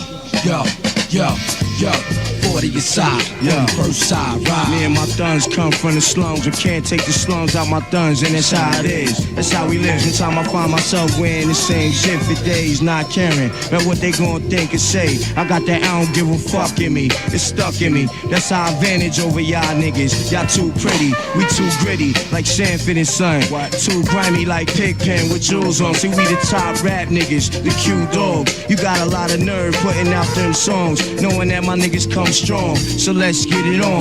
We just getting warm. Operation Quiet Storm. Silent wars when we silence the fours. Happy and Nines got it in the smash for sure. Now it's movies and soundtracks. This is where your career stop at. Hey, yo, I drink to that. I'm like a dictionary. Y'all rappers examine me. You violate, they read your obituary in front of your family. Used to idolize Nas in the flesh. Don't wait till I'm dead to say I was the best. No doubt, we shot hoops with coat hangers. Got loot with dope slingers. Sold soap to strangers. Joke with danger. Rob prostitutes. Dodge cops in high pursuit. Bought weight from rosters. Travel hot routes. OT commute back and forth. Tell Shorty get that package off. Fuck being trapped up north. Being told where to eat and shit. Caught a case, then I beat the shit. These on the block, flash badges. Nylon jackets. Big white boys with guns yelling freeze black kids. Got my niggas in the pen. Eating octopus. Wishing they was on the blocks with us to watch me and P do it. Put the heat to it. Put it out. First day the whole street knew it. Bitches, hold they pussies and bop to the music and think deep to it. Now who the truest? Done you fam to me, and only family that could get that close to me. Keep it tight, strong, long green, that's keeping us going. Island hopping, getting right on them 747 Boeing. Fam to me, and only family that could get that close to me. Keep it tight, strong, long green, that's keeping us going. Unconditional love showing. Yo, you fam to me, and only family that could get that close to me. Keep it tight, strong, long green, that's keeping us going. Unconditional love showing. Yo, you fam to me, and only fam to me that could get that close to me. Keep it tight, strong. Dirty fingernails, reaching in my pocket, pulling knots out. I daydream of better days, in different ways out this lifestyle we live. Iced out with the big fifth. That's why the bird level lean to the left. Even though we getting cash off this, I'm trapped on reason band, we ain't on risk. And I'ma be that same nigga for the door, and I'ma still walk the same path. We soon clash, we get stacks, we do the math. We pound niggas out, walk away and laugh, fresh them out the lab.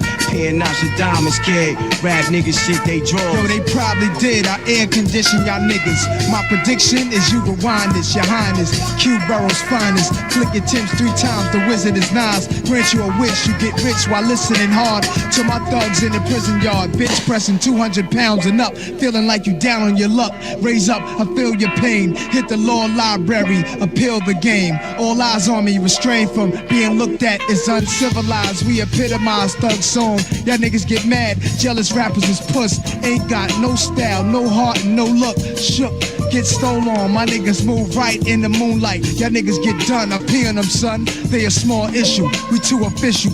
Blue steel pistols, Teflon vests. It's no contest. We hit you. Are you fam to me and only family that could get that close to me? Keep it tight, strong. Long greenness, keeping us going. Unconditional love showing. Yo, yo, yo, yo. 40 aside, 41st side ride.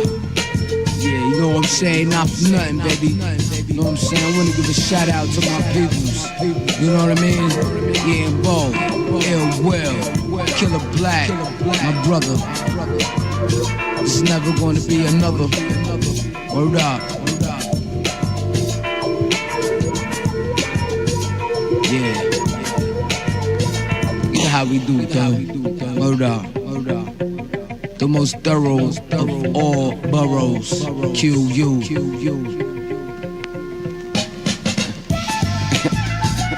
And it's gonna stay like that.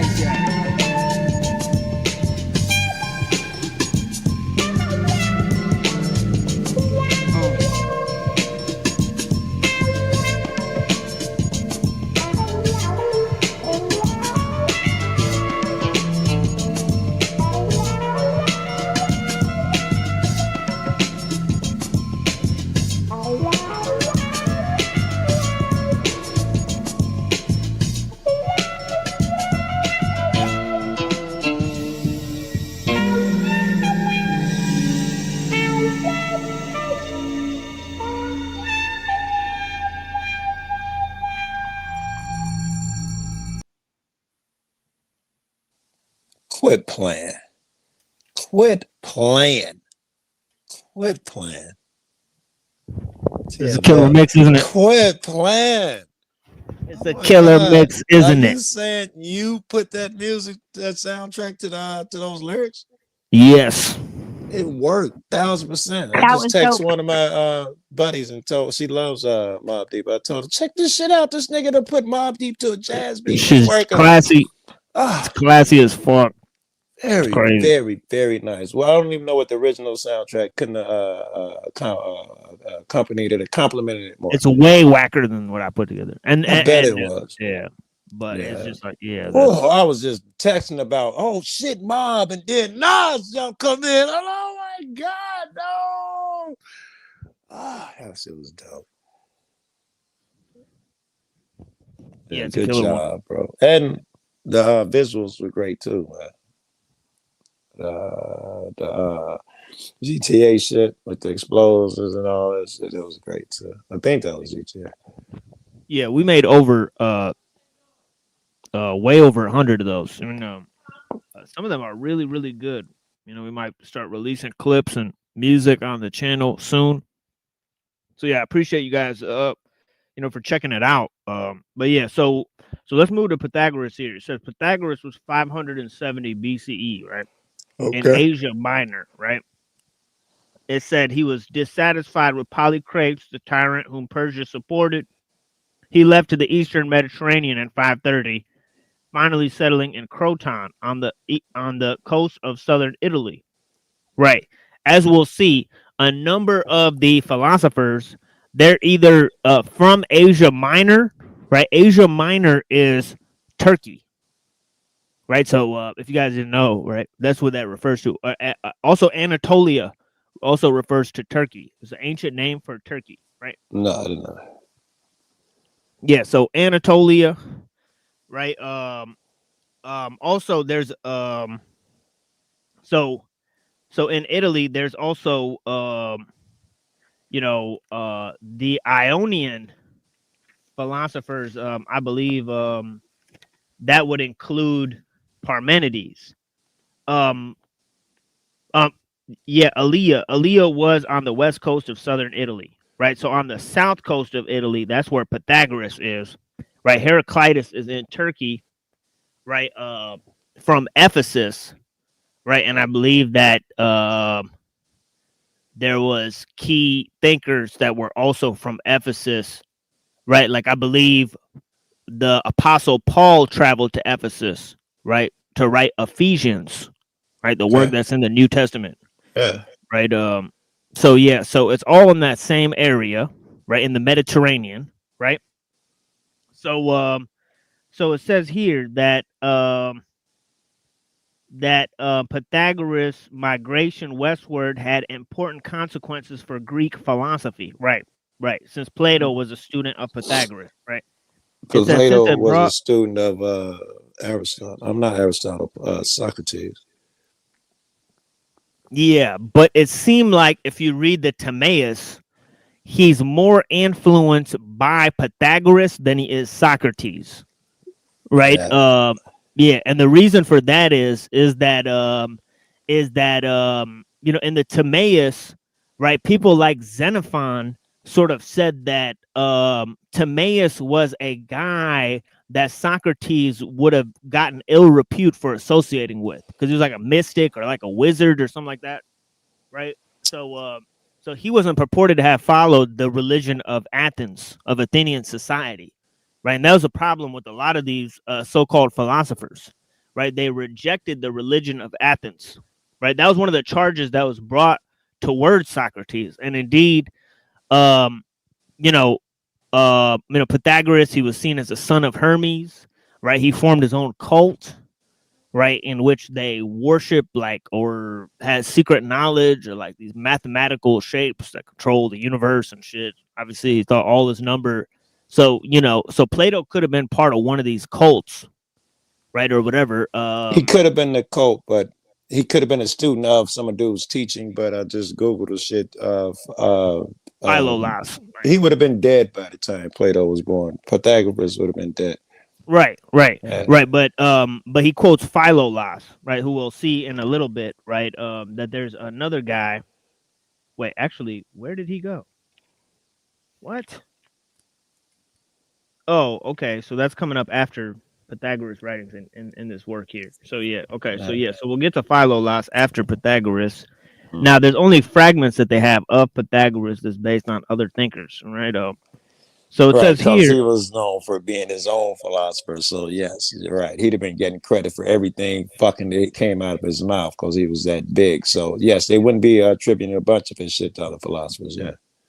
Yeah, and I went over a 3-hour presentation on different thinkers in history that all represented the ideas of Pythagoras, right? There's Boethius, right? There's Isidore, right? There's some of the medieval writers who attributed works to followers of Pythagoras, right?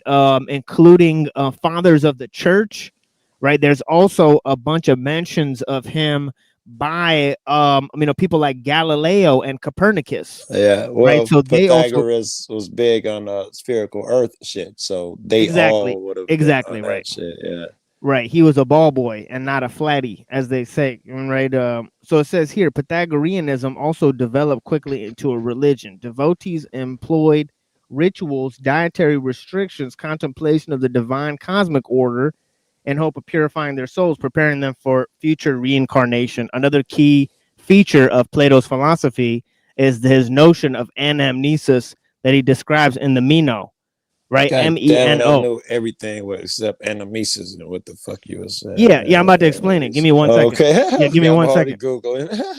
Yeah, you got to give me a minute because these are longer explanations for these things. But yeah, anamnesis is the idea that knowledge, because Plato said that knowledge exists in a pre-ordered realm, as I was explaining at the beginning of the show, right? They basically believe that all knowledge was a sort of remembering or a recalling, right? So this act of memory recall, remembering, that there was nothing that you didn't know already. Right. So because knowledge already exists. Right. And so the contemplation of things that, one already knows. Right. They constituted this as a sort of remembering. They call this anamnesis, exactly the opposite of amnesia. Right. So so here, you know, the idea of this recall was because the soul had been reincarnated, right? So so the spirit realm exists, and all knowledge exists within the spirit realm, right? So since you have a spirit, you can tap into the existing knowledge that's there, right? So so here he says so this idea of reincarnation, right, which as we read, Pythagoras actually applied it to, you know, like animals and different things. He said that animals could reincarnate into humans, similar to how the Hindus configured it. He says, so foreign to the traditional religion of the Greeks, right? Now this was a way that as I explained earlier, Socrates had fell into ill repute, right, for following a religion, you know, that was not taught in Athens, right? Now I explained how from Heraclitus, you know, to Pythagoras to Plato, there was this idea of abstract notion, right, called the logos, right, or the rational principle that's steering matter, right? And I explained a little bit in the beginning, you know, what this notion basically constituted. But it says here that these doctrines of ascetic practices seem to have been influenced by the religions of territories under Persian control. For example, the Indian province of Gandhara, Gandhara, Gandhara. The doctrine of reincarnation had emerged much earlier. And just as Zoroastrianism divided the cosmos between two opposing forces, the good and light against those of evil and darkness, so did the Pythagoreans, who added the mathematical opposites of odd and even to their own dualistic division of the cosmos. Okay, so we learned that earlier. Okay, I missed that, but that is interesting. Right, so we learned that earlier, and that ties to the Kabbalah of the Jews, right? Because by the time you have the Alexandrian Jews, they're incorporating some of the ideas of the Pythagoreans, right? So when they're looking at the mystical aspect of different numbers and stuff, right, they're actually looking at certain principles, right, from sacred geometry, from Hermeticism, and yes, from the Neo-Pythagorean ideas, right? Well, all of that would definitely be following Pythagoras' ideas and philosophies. He thought it all math and symbols and stuff. So yeah, I go for it. Yeah, and then it goes on to say here, because this is exactly the next point it makes. It says mathematics is the inquiry with which Pythagoras is most commonly associated with nowadays, thanks largely to the theorem that bears his name. In a right triangle, the square and hypotenuse equals the sum of squares of two adjacent sides. Although this theorem had been known already to the Babylonians for a millennium, right? So he didn't invent it, right? The Babylonians already knew. Of course. You know, also Plato traveled to Egypt and all this type of stuff. So it says he also participated in the Eleusinian mysteries and writes about it, right? And then he says Pythagoras may have developed the first proof of it, right? Perhaps more important to the Pythagoreans than such arguments, however, were the unusual properties they associated with numbers. Like other Greeks, they did arithmetic with pebbles in the sand, forming shapes by arranging with the help of a carpenter's square or gnomon, Gnomon, right? That's an important thing in Freemasonry, right? You see the carpenter's square. Carpenter's square. Yeah. So it says so it says beginning with one pebble, for example, they surrounded it with a gnomon, adding either an odd number of pebbles along its edge, making a square, or an even number, making a rectangle. Since the ratio of square sides is always limited to 1, example 2 to 2, 3 to 3, etc., whereas the ratios of rectangle sides are unlimited in their plurality, 2, 3, 3 or 4, right? The Pythagoreans associated limit with odd and 1, but unlimited with even and plurality. Interesting. So that's a huge point, right? The idea of limiteds and unlimiteds, as they say, right? Right. It looks like they're trying to refine Pythagoras even more. Look like they're trying to refine it even further, which I expect them to do. Yeah, I think Leucippus actually extrapolated on this too. Let me actually see Leucippus. I think he said something about limiteds and unlimiteds. Let me see.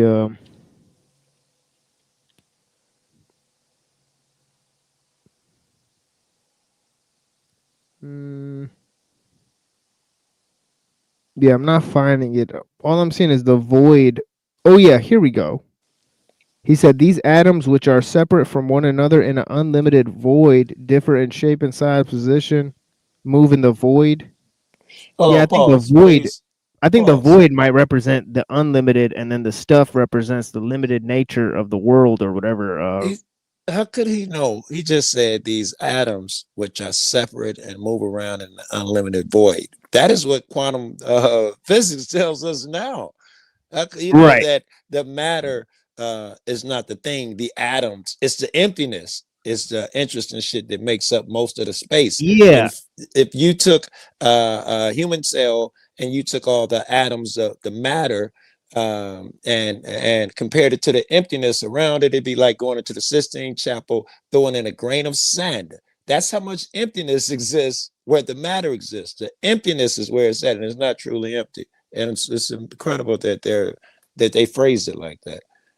Yeah, that was Leucippus and Democritus. They already were saying that there's atoms in the void. Yeah, which is the current position. It's some mixture of Heraclitus and also this notion from Democritus, because Heraclitus basically said everything's like energy, right? And then and then Leucippus and Democritus said, well, it's just atoms in the void.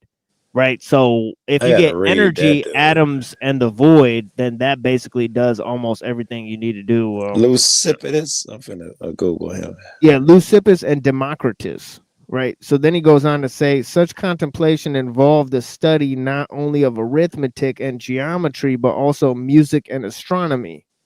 So that's another place where it applies to Plato's theories. Right. Because if you look at Plato's idea, even in the Republic, right, or in the Timaeus, right, he's saying, well, music and astronomy, right, so the structure of the cosmos, right, is sort of relates to the notions of metaphysics, right, because God creates through reason, right? So so this whole idea of music, right, and the musical nature being attuned, as well as the gymnastic aspect or whatever, right, and training the guardians, right, they have to be musical, but they also have to be sort of physically fit, right? So so this idea of training the soul through music to attain it to the harmonies of the cosmos, and he had certain musical types, but it also related to sort of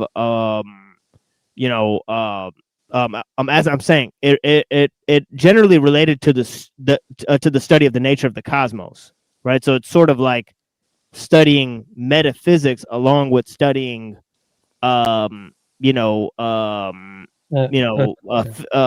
physical strength training and stuff, right? So I have a quick question. Can I ask a quick for TML? Yeah. Do you think there's a conspiracy to treat Platonism as false? Because I noticed that, and whenever I search like books or whatever, most modern books support a kind of process philosophy or blah blah. I don't really see many Platonists anymore. Do you think there's like a conspiracy to like keep Platonism down? Basically, is what I'm saying. Yeah, I mean, in terms of Skolimowski brings it up, right? Because beauty and beauty and goodness have been taken out of the search for knowledge, right? So I think that is the most comprehensive way to phrase things. In terms of ethics and the whole idea of knowledge is removed from what is good, right? Like that sort of compartmentalization goes to the heart of and it was Aristotle who said man is a political animal, right? So he sided with the sophists and saying, well, you should just deal with society, right, and then extrapolate deal with nature and then extrapolate to the metaphysical ideas, right? So he said your ideas have to be grounded in what's going on in the world, right? I hear that all the time on yeah, fucking so panels. Yeah, so the complete rejection of metaphysics, right? The loss of the sacred, the desacralization of nature, right? The compartmentalization of knowledge, right? The compartmentalization of goodness, beauty, and truth, right? And the removal of aesthetical, considerations and ethical considerations from that framework. Yes, in all of those areas, right? It seems like, Plato has been dealt a bad hand, right? And it's Aristotle that they have chosen, right? Oh yeah, and also I would say that there's an attempt to like make all spirituality imminent. Like they want to destroy the transcendent. You know, see, they're okay with imminence, but they're not okay with anything transcendent, like modern academia or modern publishing in general. There's trends I noticed. You see what I mean? Like there's a kind of mocking of the transcendent. You see, trying to posit it. You see what I mean? Sorry.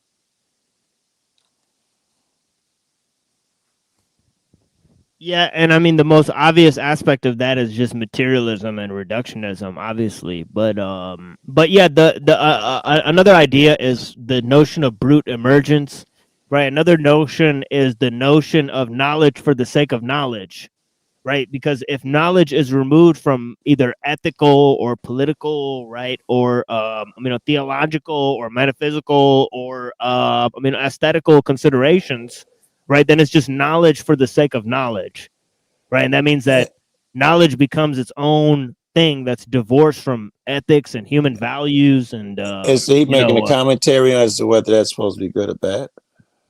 I think it's bad.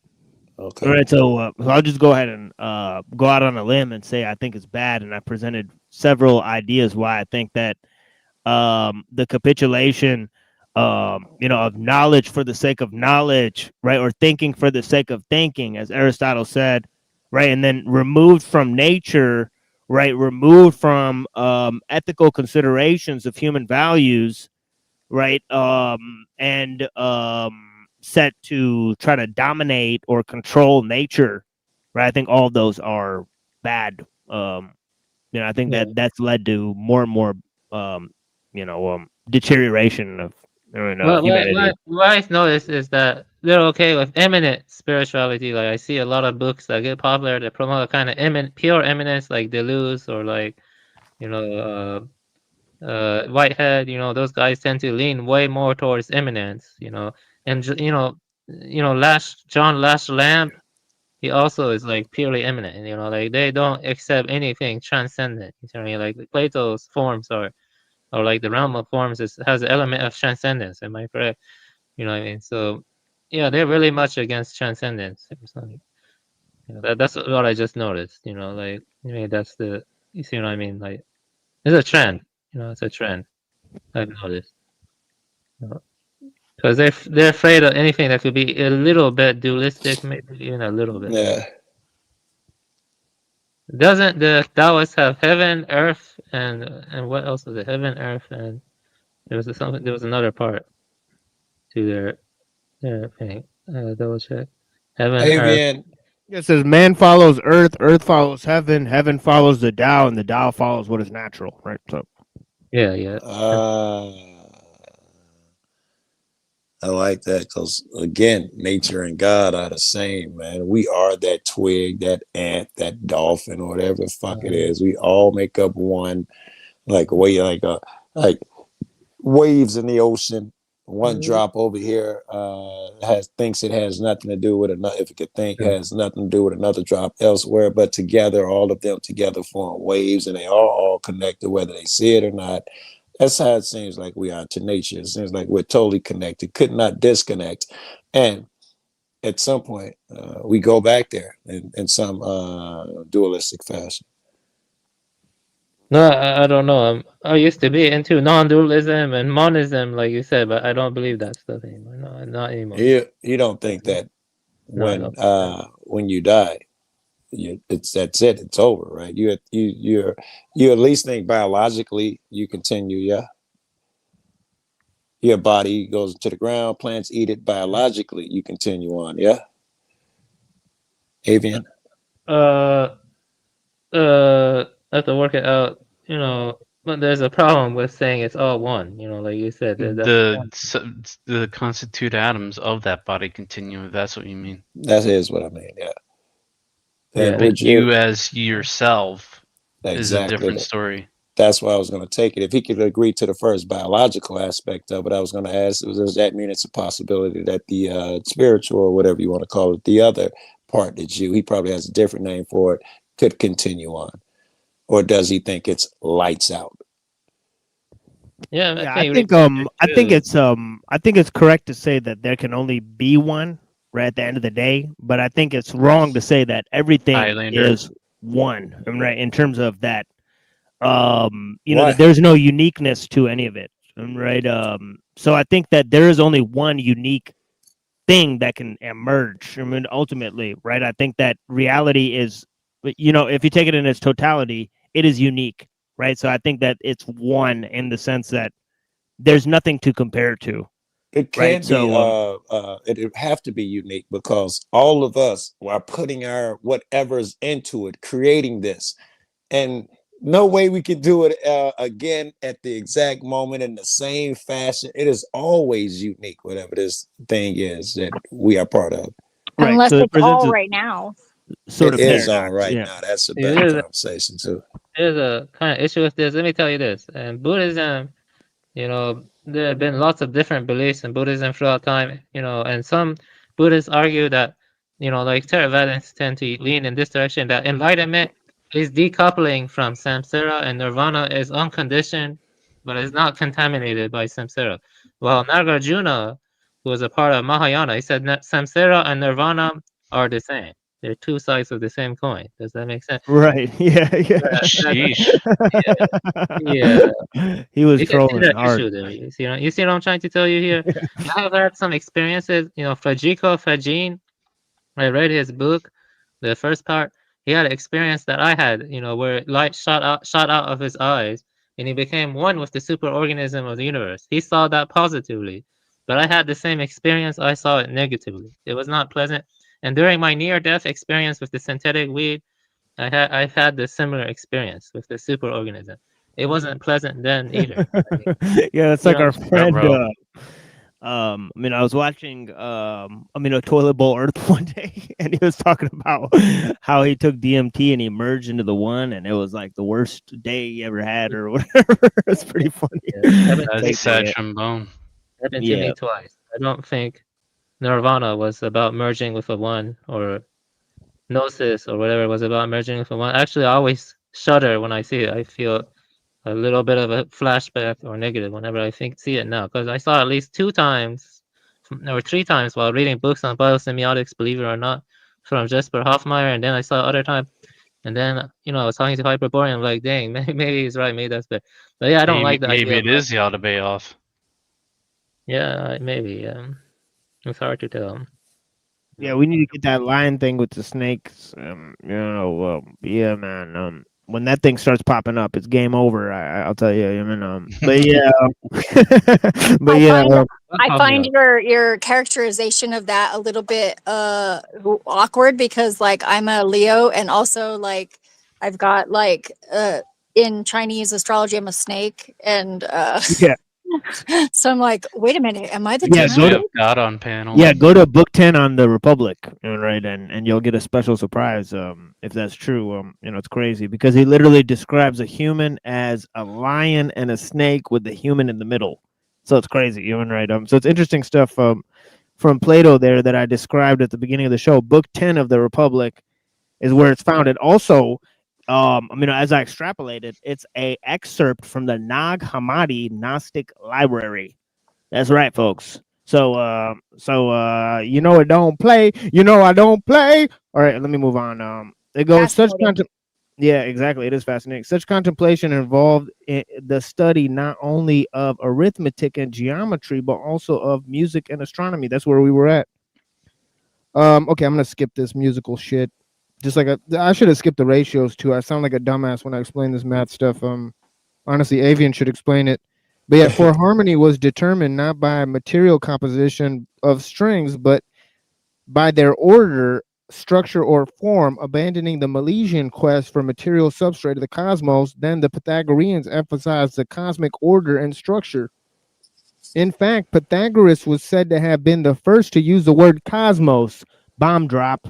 Okay, so this is exactly what I was saying so many times. I read this earlier, right? He created the word cosmos, just like Aristotle created the word science and energy.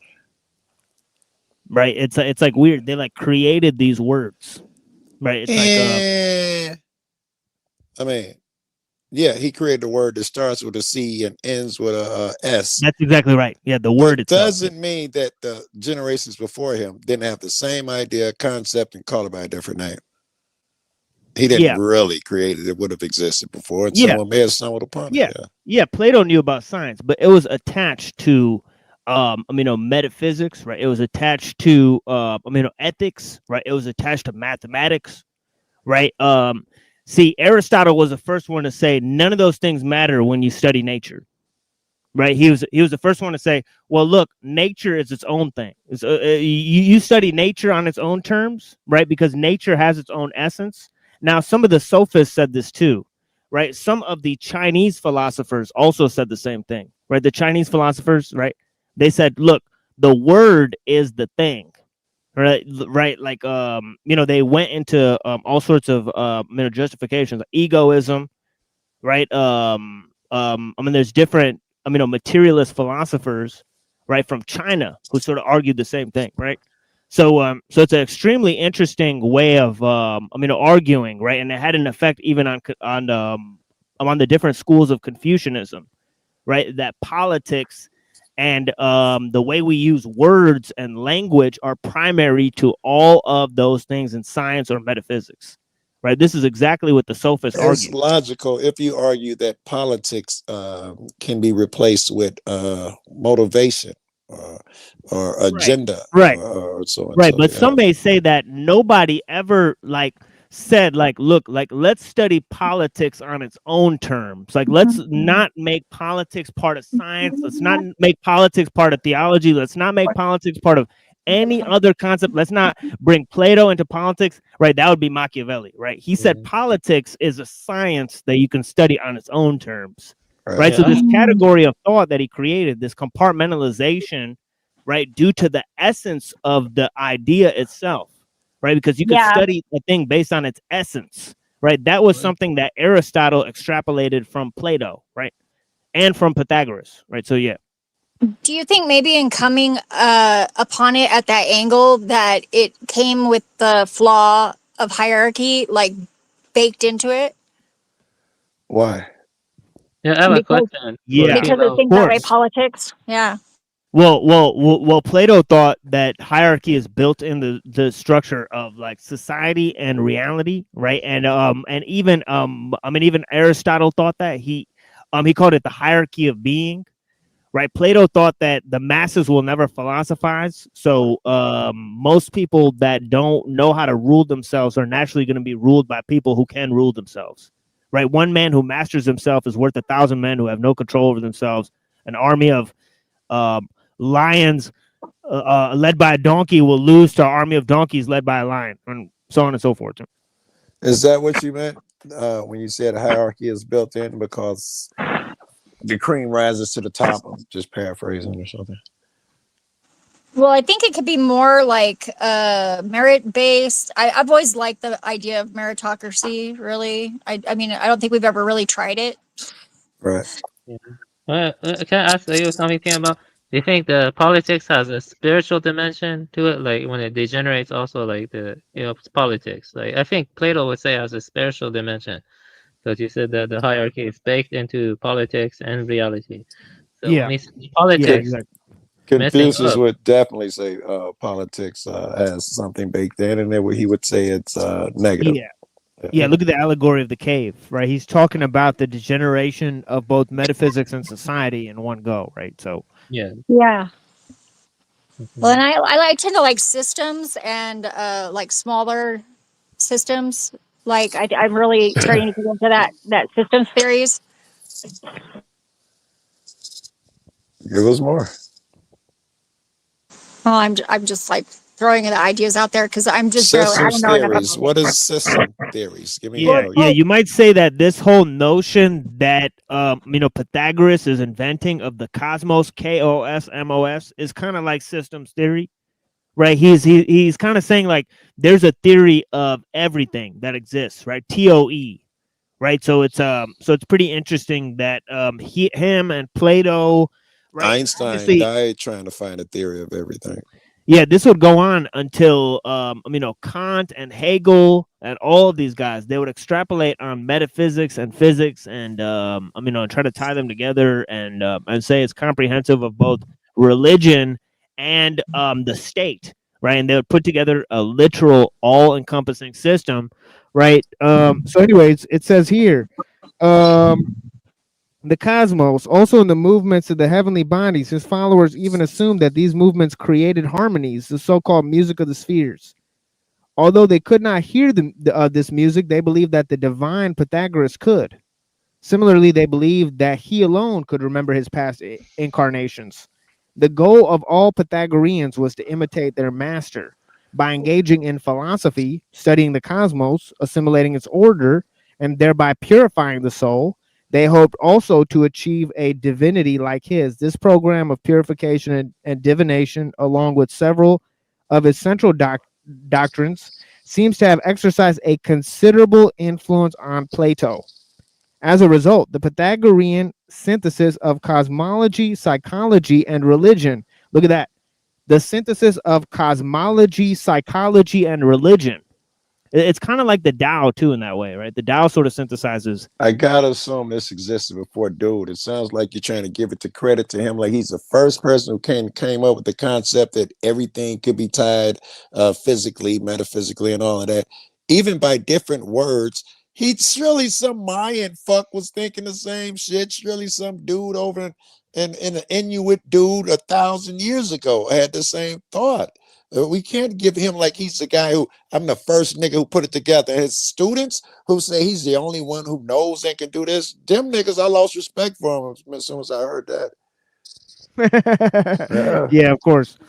Yeah, of course. Actually, it says in the Bible that Methuselah received all the books of Enoch on how nature worked. So, according to the Bible, human beings already had this knowledge, but that may work in favor of their theory, right? Because the knowledge already exists. 100%. So are we just remembering it? You know what I'm saying, right? That's so way more logical, and it seems obvious to me. That's yeah. You have to understand the notion of reincarnation. So no, he does not think he's the first guy to think of it. He's lived through many reincarnations, right? He's carried the knowledge through many incarnations, right? So yeah. So the knowledge already been there. That's A. B. He's had it for quite a while, right? Yes, probably previous lifestyles. Exactly. You would have stumbled upon it already.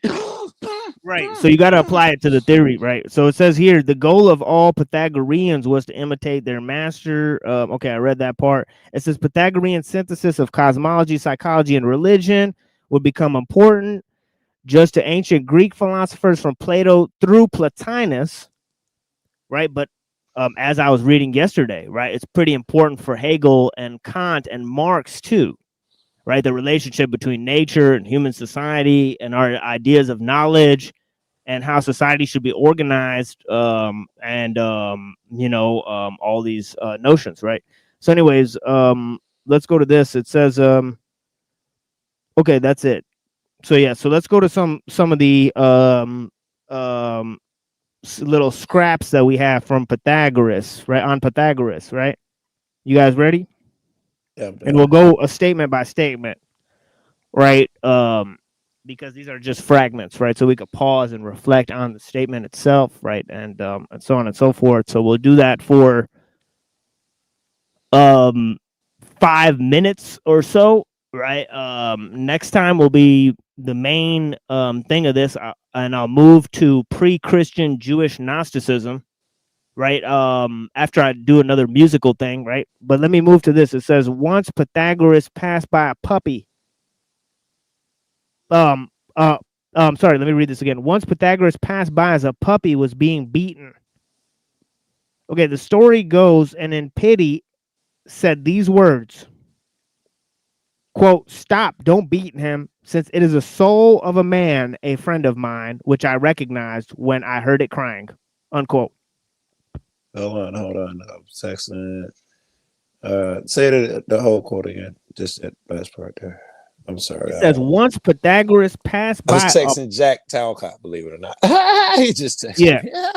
Yeah, it's no worries. Yeah. It says once Pythagoras passed by as a puppy was being beaten, the story goes, and in pity said these words, quote, "Stop, don't beat him, since it is the soul of a man, a friend of mine, which I recognized when I heard it crying." Wait. All right. Can somebody besides you, TML, tell me what he meant by that?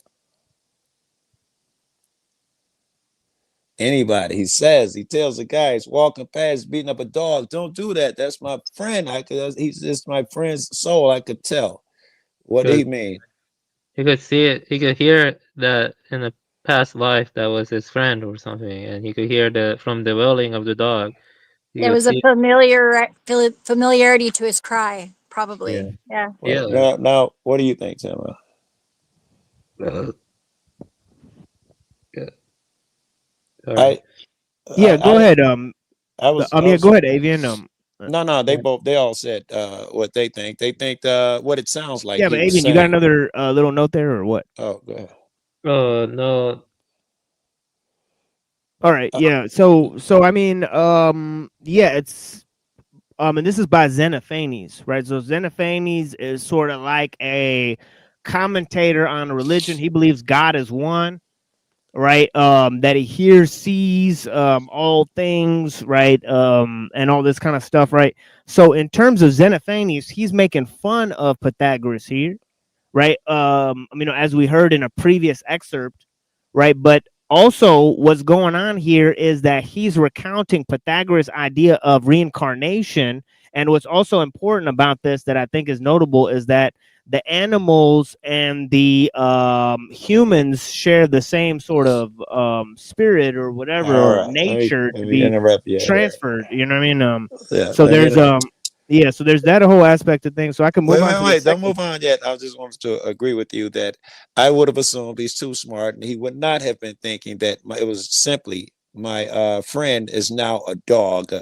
It would have been those things. And you saying the other guys being a little tongue in cheek, that helps me believe what I already believed, that he was trying to make a bigger point by saying my friends and the dog. He didn't literally, he kind of literally did, but he didn't mean it. Is that his friend died and that came back as a dog? Nothing that simplistic.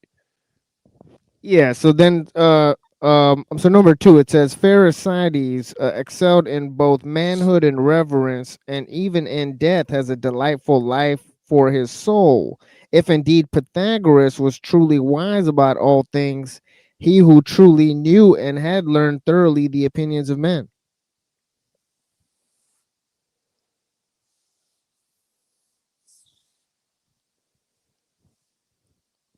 So that's from Diogenes Laertius, right? So the thing here is saying that basically, right, it's commenting on the sort of complete nature of the knowledge of Pythagoras, right? Yes. And how basically, that his teachings go on even after his death. Right. All things are timeless, including his teaching. Yeah, his teachings. Yeah. Yeah, and it said also that Pythagoras had learned the opinions of others to sort of solidify his own teaching, right? So there's 3 things we could get from that little fragment there. Okay, let's move to 3. It said there was a certain man among them who knew very holy matters, who possessed the greatest wealth of mind, mastering all sorts of wise deeds. For when he reached out with all his mind, easily he would survey every one of the things that are, yea, within 10 and every 20 generations of humans.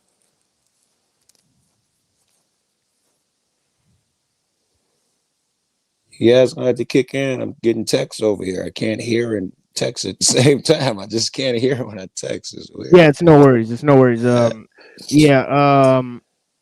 let's move to this thing. So he's talking about for when so this whole idea about how there's like one born in every like 20 generations, right? That sort of encompasses right the whole thing. It says every one of the things that are, right? He would survey every one of the things that are. And it says King Solomon, that's what that reminds me of. Right? When yeah, but they're talking about Pythagoras. No. Right? How can you not draw a parallel between King Solomon, who said that he looked at everything and from an observer's point of view and stepped Right, back? exactly. It Exactly sounds right. like this, yeah. Yeah. I did draw some comparisons earlier in the show. Yeah, right. okay. So it says here Heraclides of Pontus says that Pythagoras said the following about himself. Once he had been born at ATLANTIS, and was believed to be a son of Hermes. When Hermes told him to choose whatever he wanted except immortality, he has to retain both alive and dead the memory of what happened to him. Afterwards, he entered into Euphorbus and was wounded by Menelaus.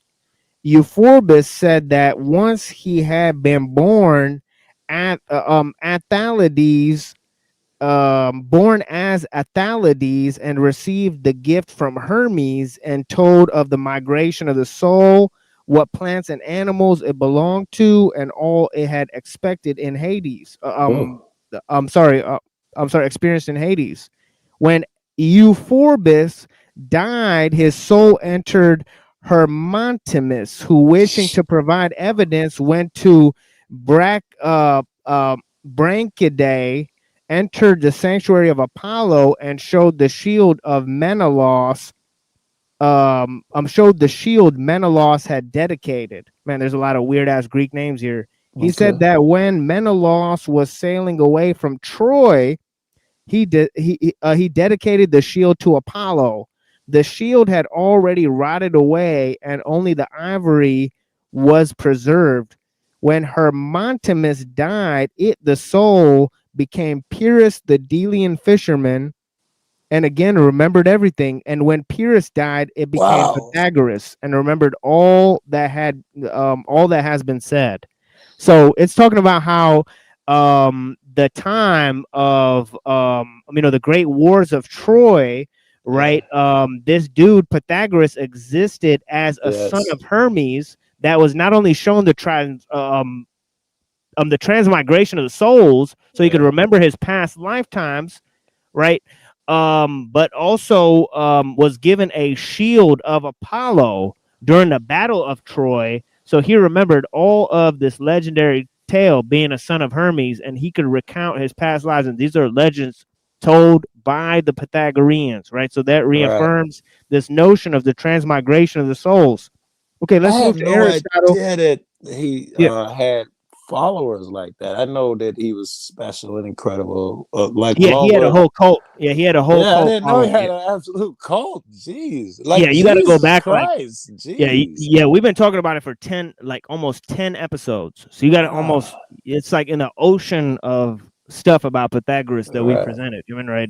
This is just the tip of the iceberg. I appreciate it too.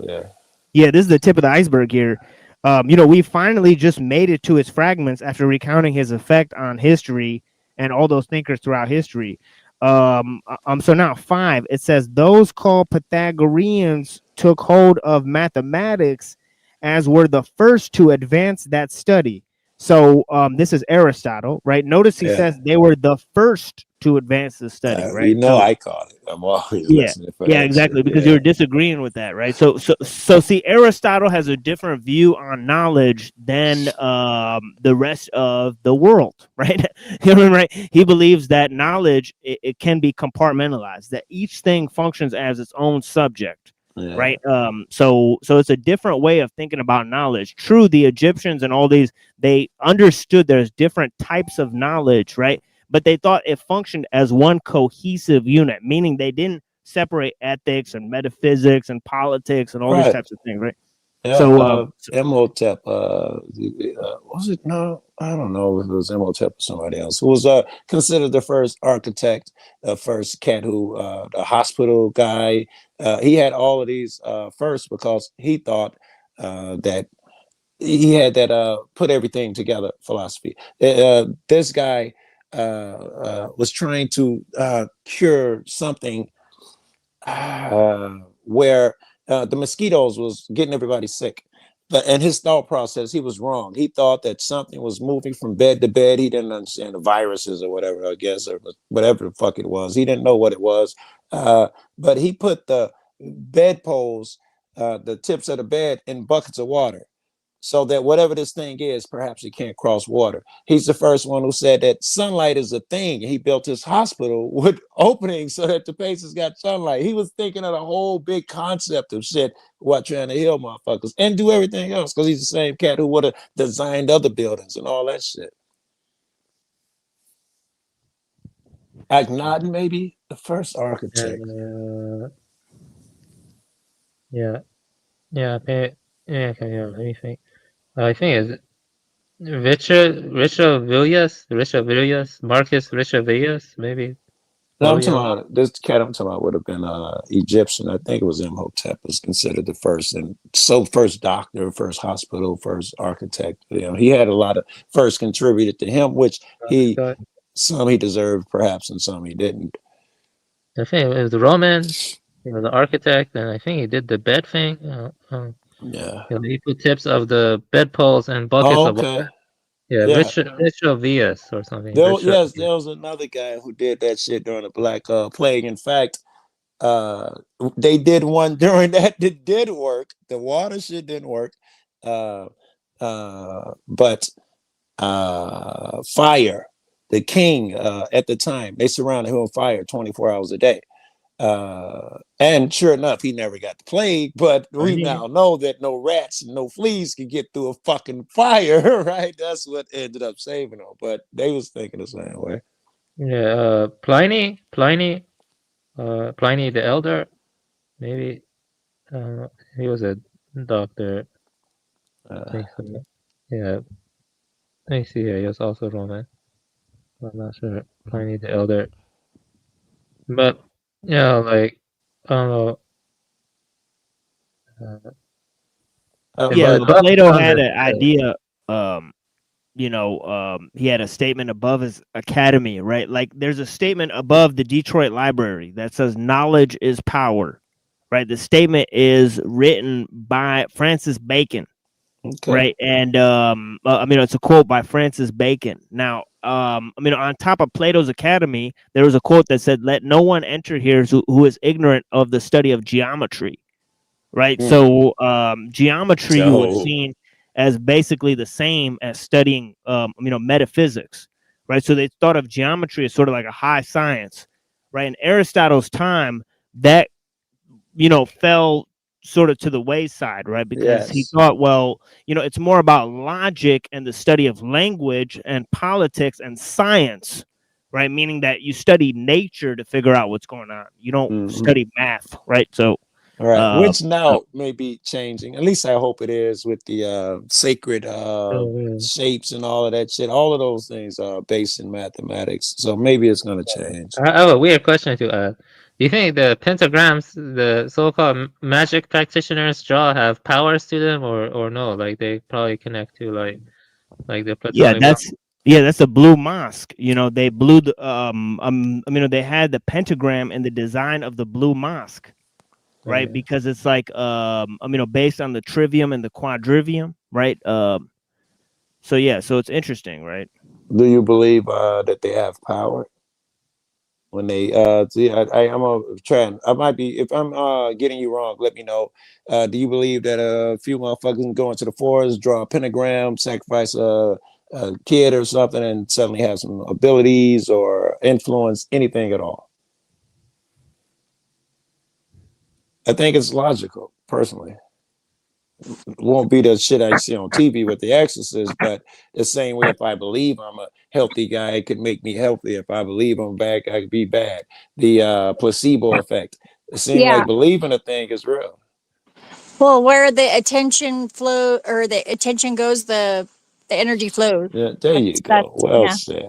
Well said. That's it. Yeah. I don't mean the motherfucker do black magic, but in what she said. Yeah. Yeah, you see this here? Here, hold on, let me pull this up. Buddha. Let me show you this.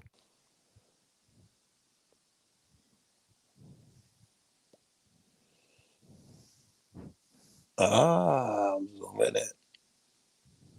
The Queen's Gallery. Wait. The Queen's Gallery is in Egypt, right? Isn't that something on the pyramids? What is this? No, What this I'm is the looking Blue at? Mosque in Istanbul, right? Okay. And it was designed by you know, people who studied under Boethius and Isidore. I see no And down there it pentagram says there. Euclid right there, right? So I see no pentagram there. They As just in the other geometry. they just drew one there. You know, those ends don't even touch anything. You know, they just pick random ends points for that pentagram. They're not saying it represents the building behind it, I hope. yeah, you got to watch the video. Yeah. I'm just saying, just by that one line going it's across about side to yeah, side it's at about the the bottom. mathematical proportions, how they designed it, right?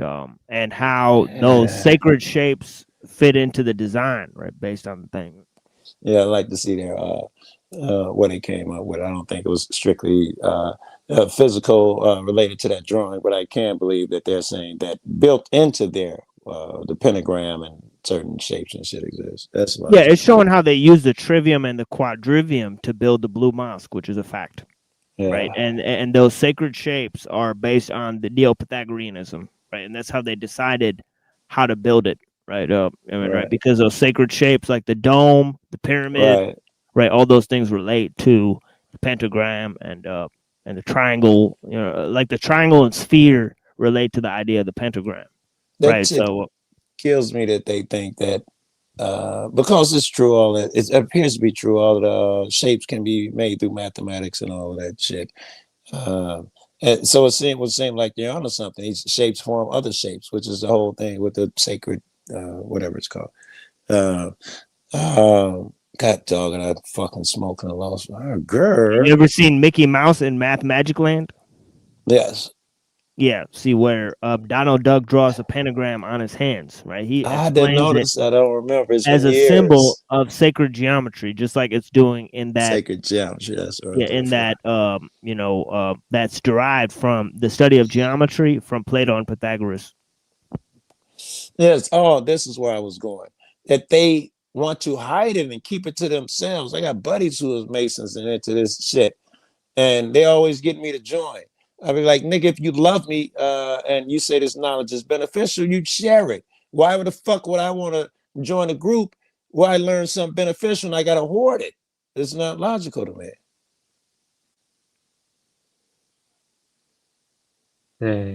The Masons try to recruit you. Yeah, all the time. Yeah. Oh wow. Yeah. That's interesting. Yeah, and then this didn't help. I'm sorry, I'm making short, but one of my buddies, I was telling him about something, and I was telling him I was lucid dreaming, and I was telling him some shit, and I said I'm gonna do some of your Mason shit that and because at this time, Omni Magazine was offering a prize. Whoever could lucid dream, they had certain questions. They wanted you to go back into your dream and ask Einstein and certain mathematicians certain questions in particular. So I told him I was going to do it with him and go visit some of them niggas. And when he came over that day, I showed him a handshake that I'd seen in my dream. He was like, holy fuck. And he had to take me around his other friends and shit, who are friends of mine as well, all Masons. And he was like, show him what you told him. Show him what you told me. Tell him what you told me. And I showed him the shake. It turned out to be the 3rd-degree lion's paw. And they immediately accused him of teaching me masonry or whatever the words he called. And that just made them want to fucking recruit me harder. They're like, man, it's God trying to tell you, I don't know if they use the word God, you're supposed to do this shit. And their shit was based on the lodge. They called it the Lodge of Ra. They were into that, the pyramids and the shapes and the same shit that you talk about here.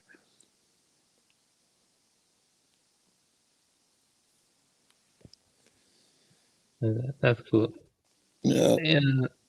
Shit, we getting mad views out here. It's crazy. Motherfuckers are clickety clicking on this video.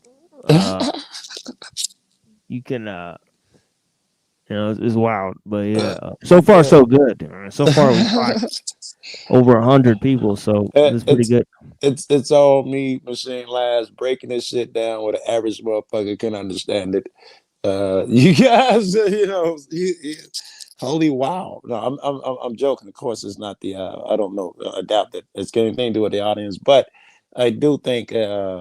No, there's usually this many people here. And I think for sure. Avian too is the other guy that's breaking it down. Not Avian, the other dude, fucking Lone Wolf. I think it is, who was also he's taking the time to encapsulate it in the words where everybody. Yeah, you need something to break down, though. You get what I'm saying? Undoubtedly. You can't just break down.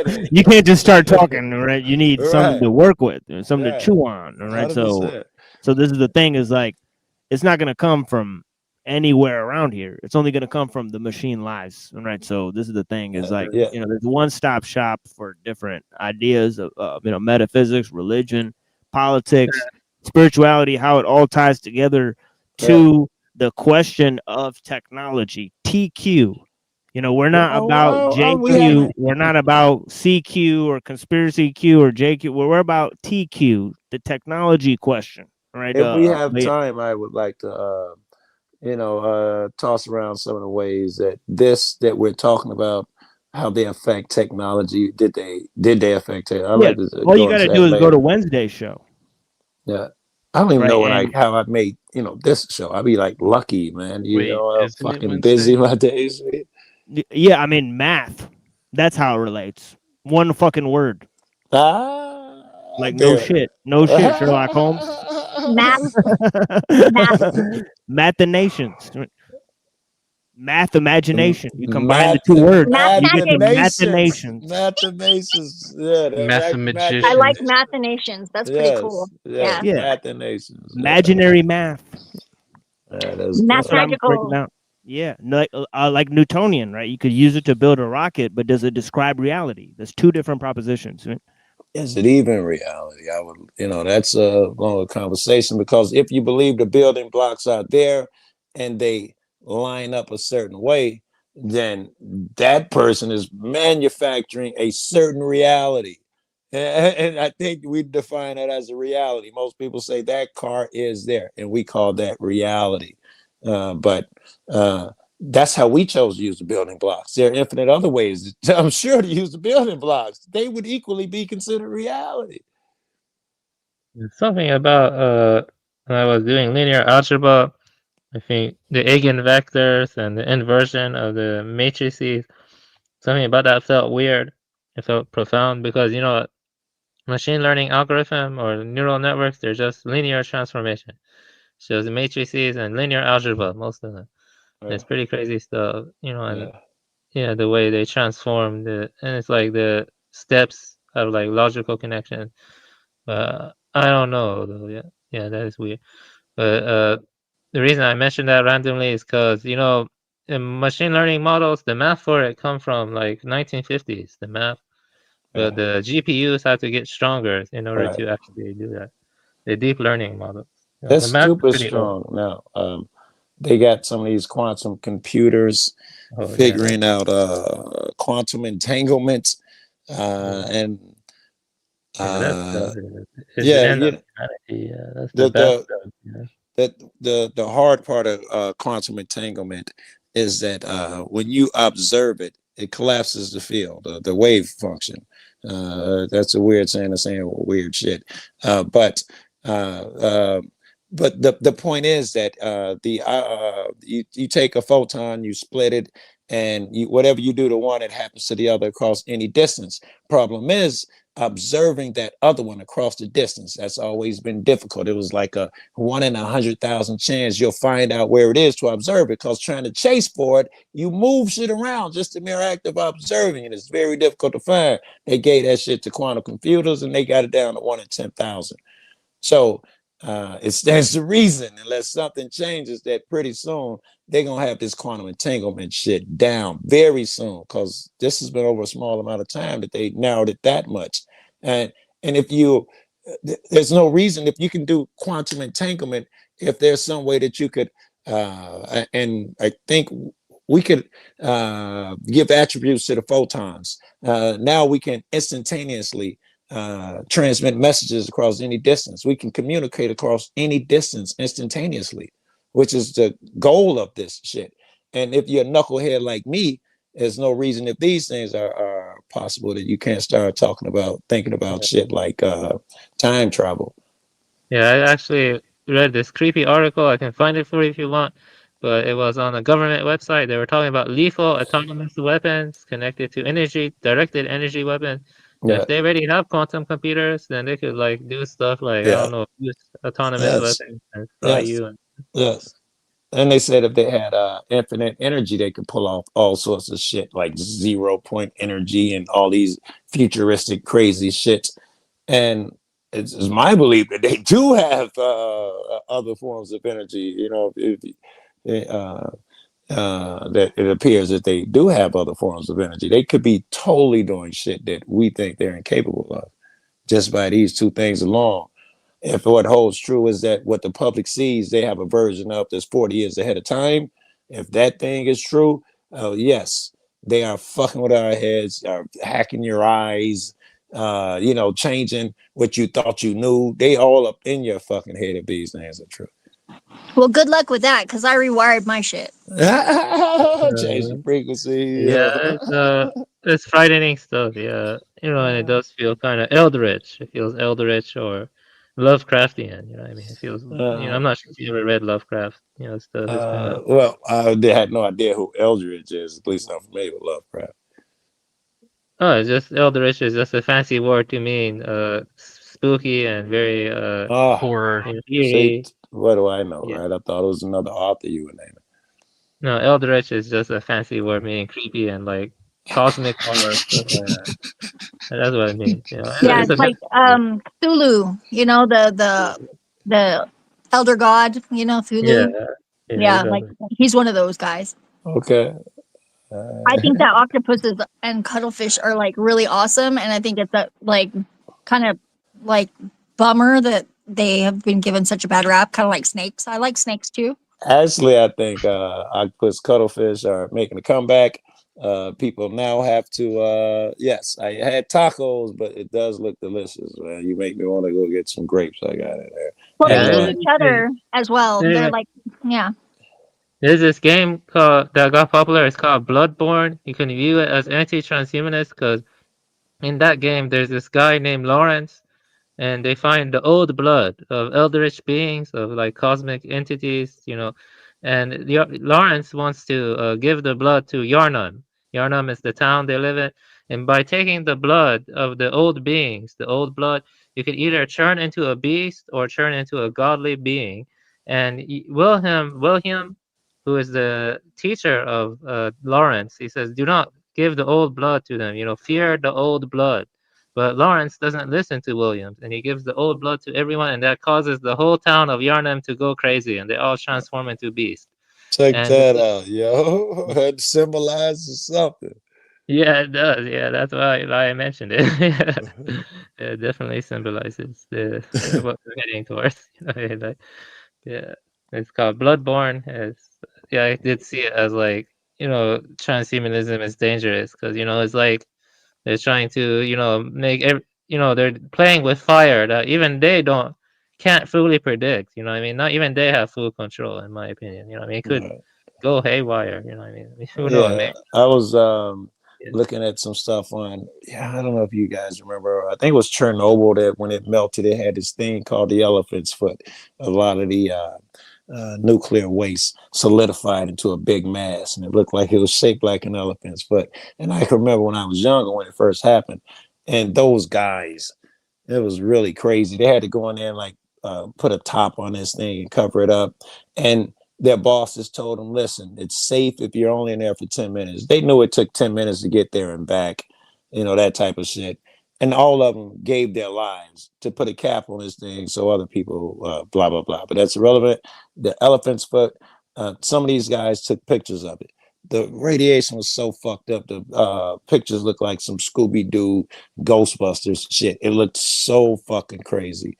And now it's died down enough where they got better pictures of the elephant foot. And memorizing that story, I totally forgot why I brought it up and how it related to what you said. That sounds like that corium sludge. Yeah, you can actually tour Chernobyl now, and Yeah. the wolves are like doing really well there. Yes, and they did turn out that you got some three-eyed creatures came up out of it too, which everybody always joked about. But yeah, in the waters, the frogs and stuff have they just totally different creatures. You gotta look into that shit. And the lady's right too.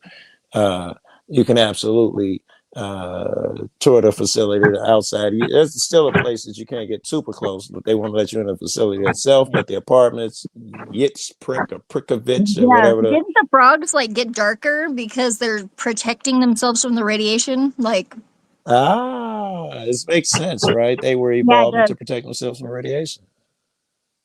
Yeah, and we get darker to protect ourselves from radiation. It's a real thing.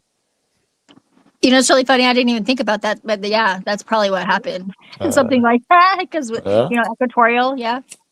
All right, let's pull up on some more music in a minute here. As you guys wind down this, you could not possibly outdo yourself, TML. You shouldn't have started off with the heat. I don't know what to expect next. There's no way you can pull it off again with the music. I'm just saying, bro. I want to say this one quickly.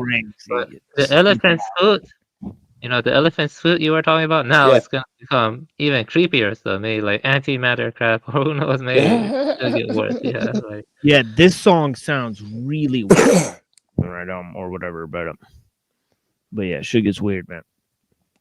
Go ahead, Tim. Yeah, it's like definitely experimental. Way huge improvement on the original version. I mean, the original version straight up whack. I couldn't listen to it. Damn, it was even unlistenable. It was unlistenable. Yeah, it was unlistenable. Okay. So yeah, and I love these guys, right? I love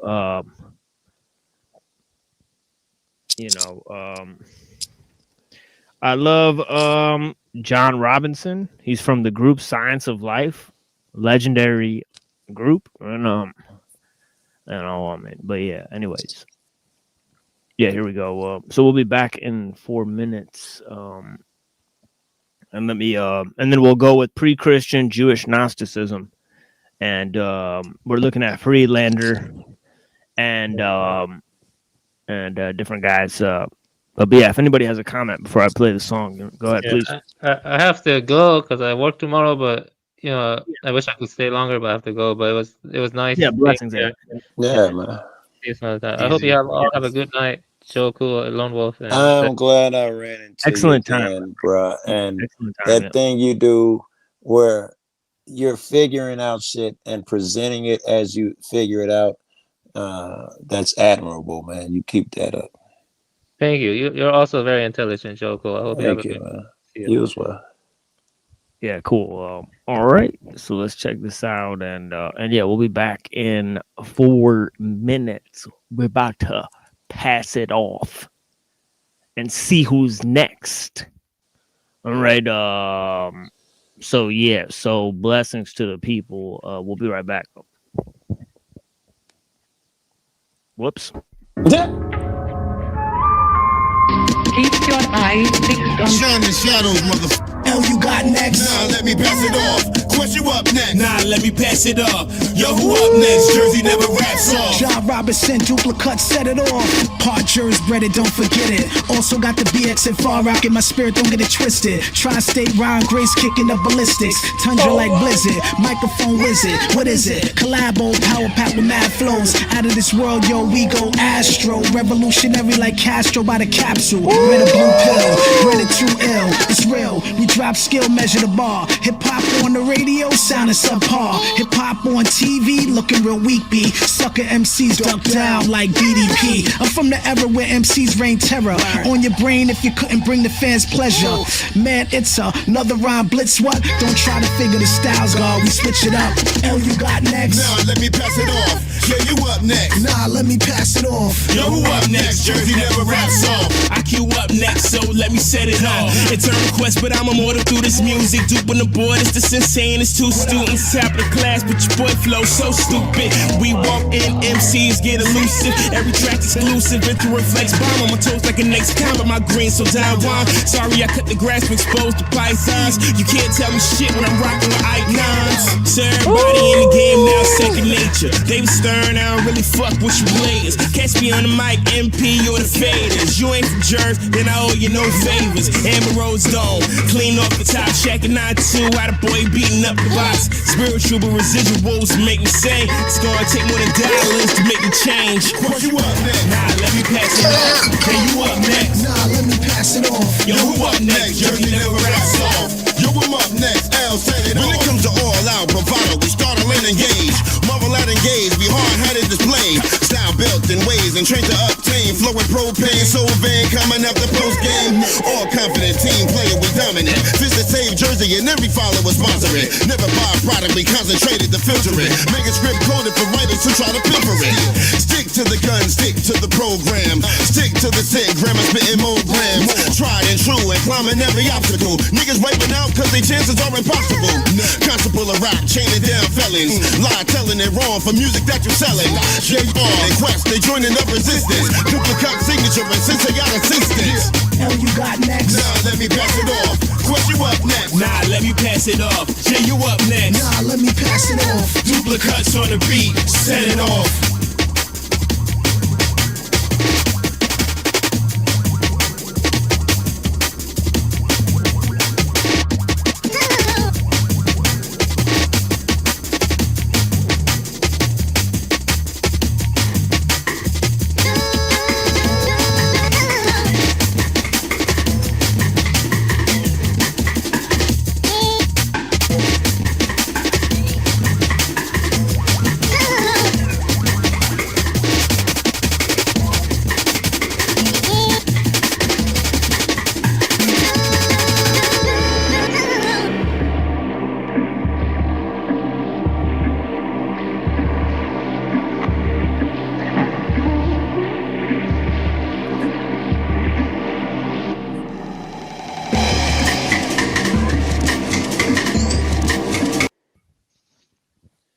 Who all was on that TML? I don't even want to start guessing, man. Who all was rapping on there? Elder Sensei, John Robinson, to name two of them.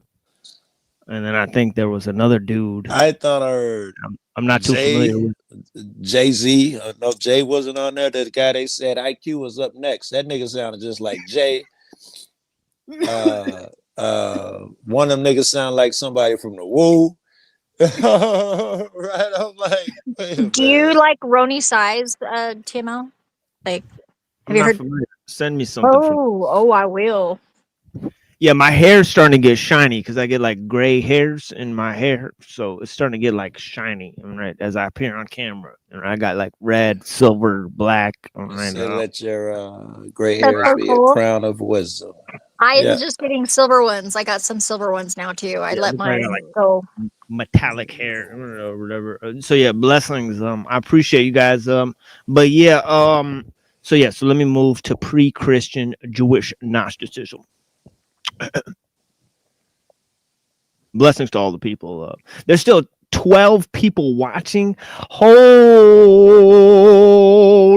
cow.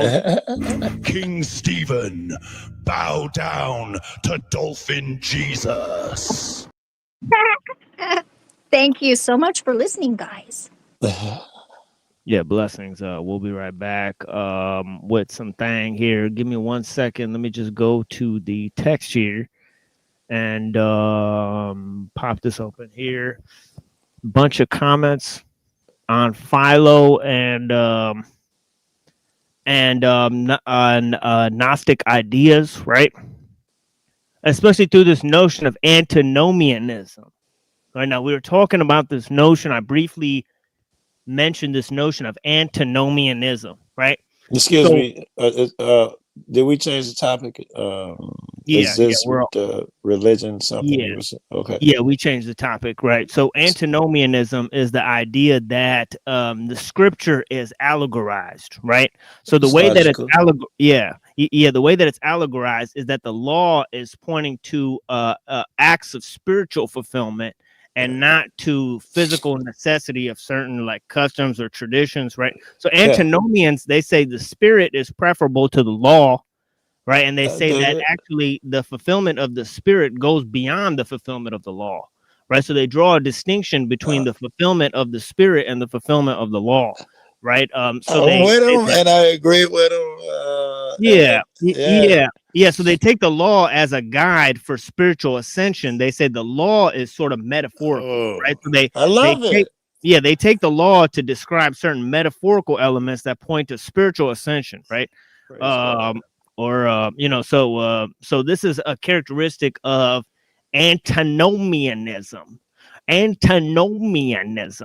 right? And of course, certain followers of Martin Luther became antinomians, right? As a classic example, right? Who won that knowledge category? Who besides TML won that shit? I'm just curious. Did the winner grid? Does he know what antinomian is? I'm just saying. Yeah. McGriddle's Boomer Sports. Not unless Mossad told him, maybe. I don't know. He said that the Mossad are great guys. And then he also said that he snitched on a gun he bought from a dude. He snitched on him to the feds because like the gun ended up coming from a airport security locker room. And I was like, what the fuck? That's informant. That's federal informant activities, sir. But all right. You know what they say, bro. Snitches get stitches. But so we have the tape of him saying that, by the way. We clipped it. So for all of you, what the fuck, man? What if he snitched on himself? Does he give himself stitches? I don't get it. All you weirdos, we're gonna cover that on Made by Machine Bob 7. We got another iteration thanks to the homie Browns boy. He's gone Clip City on motherfuckers. So he might call it Panel City. Actors / The Revenge of Browns Boy. Right, so he's coming after all you fucking actors. Right?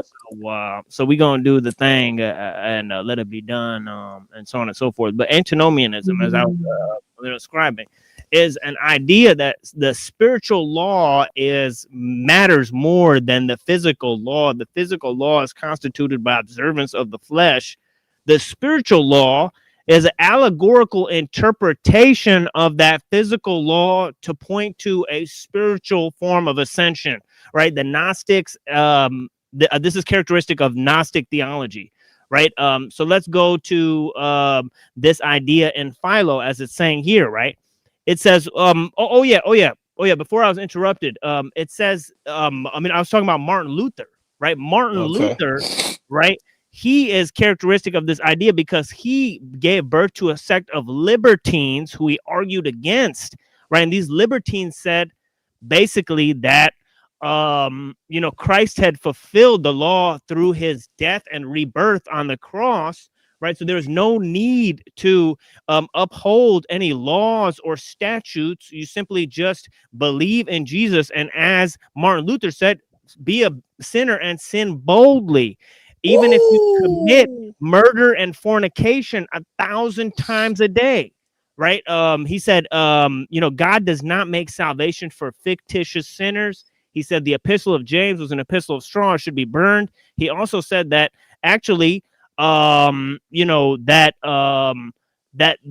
Paul is above James in, understanding salvation.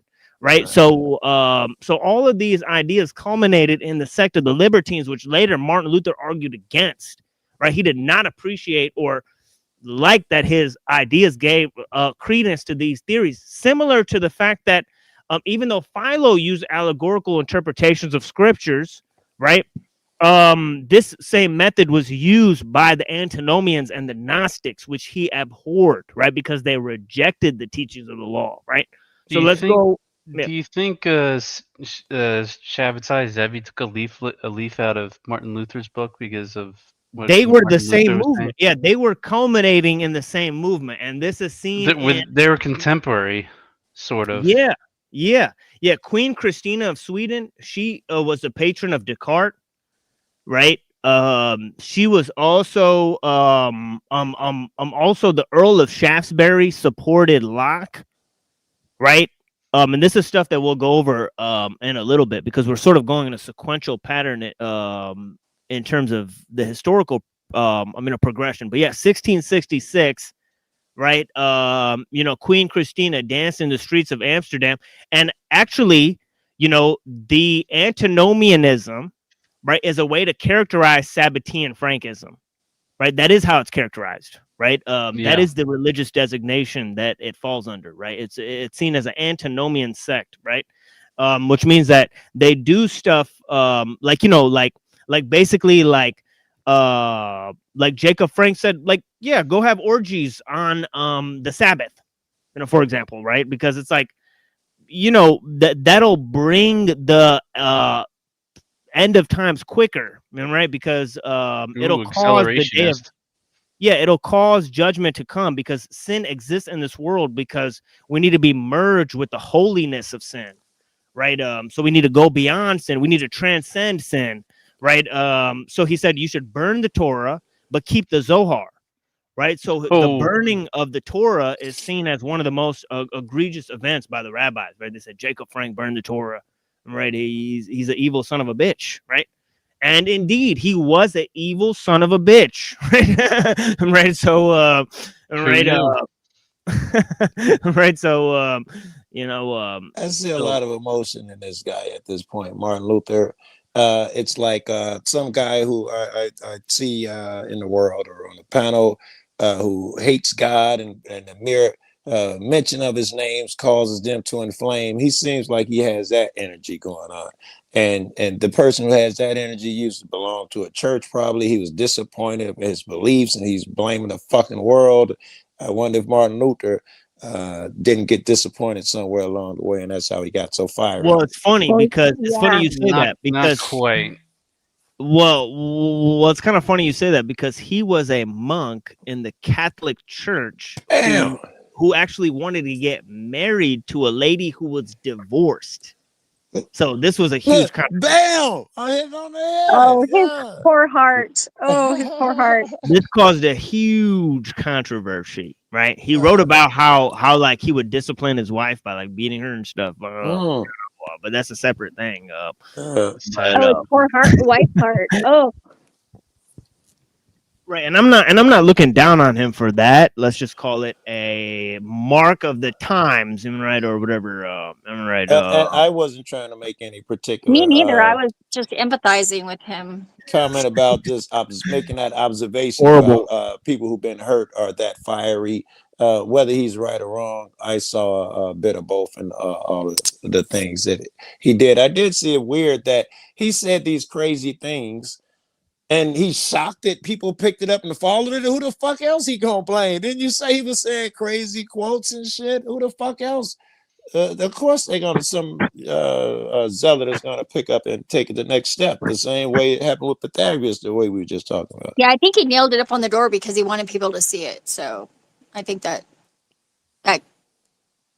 probably was the got 95 theses, but the Pope ain't one.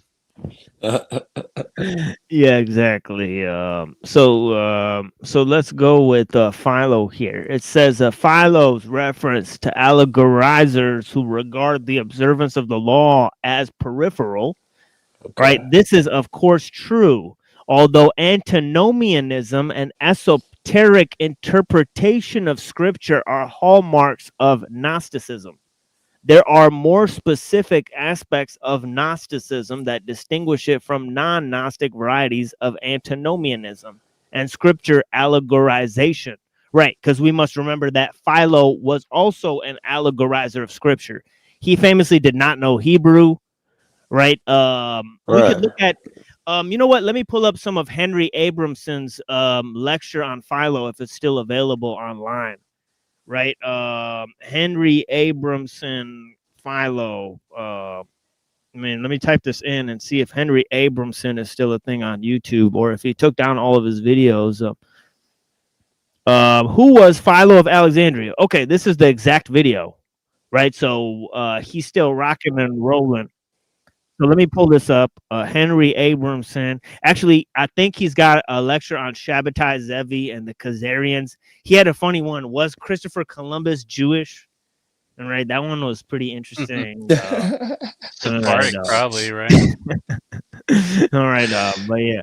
So yeah, let's look at some of this. You know, let's take a break from talking. Maybe people can watch videos. I mean, honestly, it helps give like credence to like shit. But yeah, this is the guy. He says Philo did not know Hebrew.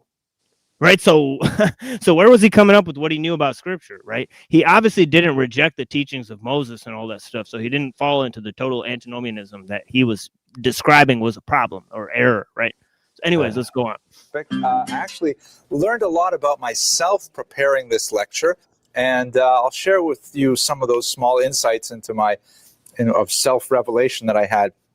But I want to start by saying that I have a caveat to make. Actually, two caveats. The first one is I've decided I'm not going to start right away with a joke because I can't get the joke. Second, audience, how would you like to pronounce his name? Philo. Philo, right? Like the dough rhymes with Milo, right? That certainly makes sense, and that's corroborated by all the websites I could find that tell you how to pronounce Philo.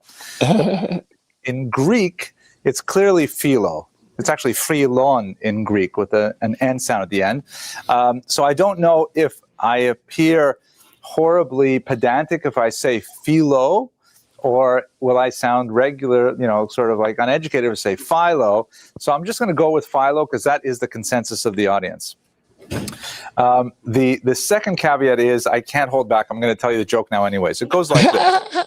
So, this is a joke. I realized as I was going through. He's talking horrible jokes. Let's skip the joke. I think we'll find some insights in Philo as well. So the joke goes like this. Oh, and they open up the. If he do it again, you better let it rock. Okay, so let's go to our topic today. Okay, here we go. He's starting now. So sorry about that preparation. It took like me 1 minute, one entire minute to set that up, and I'm sure we lost a bunch of audience members. So yeah, blessings to all the people that are still here. Philo of Alexandria. So who was Philo or Philo? He's often known as Philo Judaeus, meaning Philo the Jew, because he was extremely important, as we shall see, in Christian thought, particularly to the church fathers of the late ancient period. His years are roughly 20 before the Common Era to about 50 of the Common Era. We don't know precisely, but in one of his writings that is dated to roughly the year 42, he describes himself as an older man.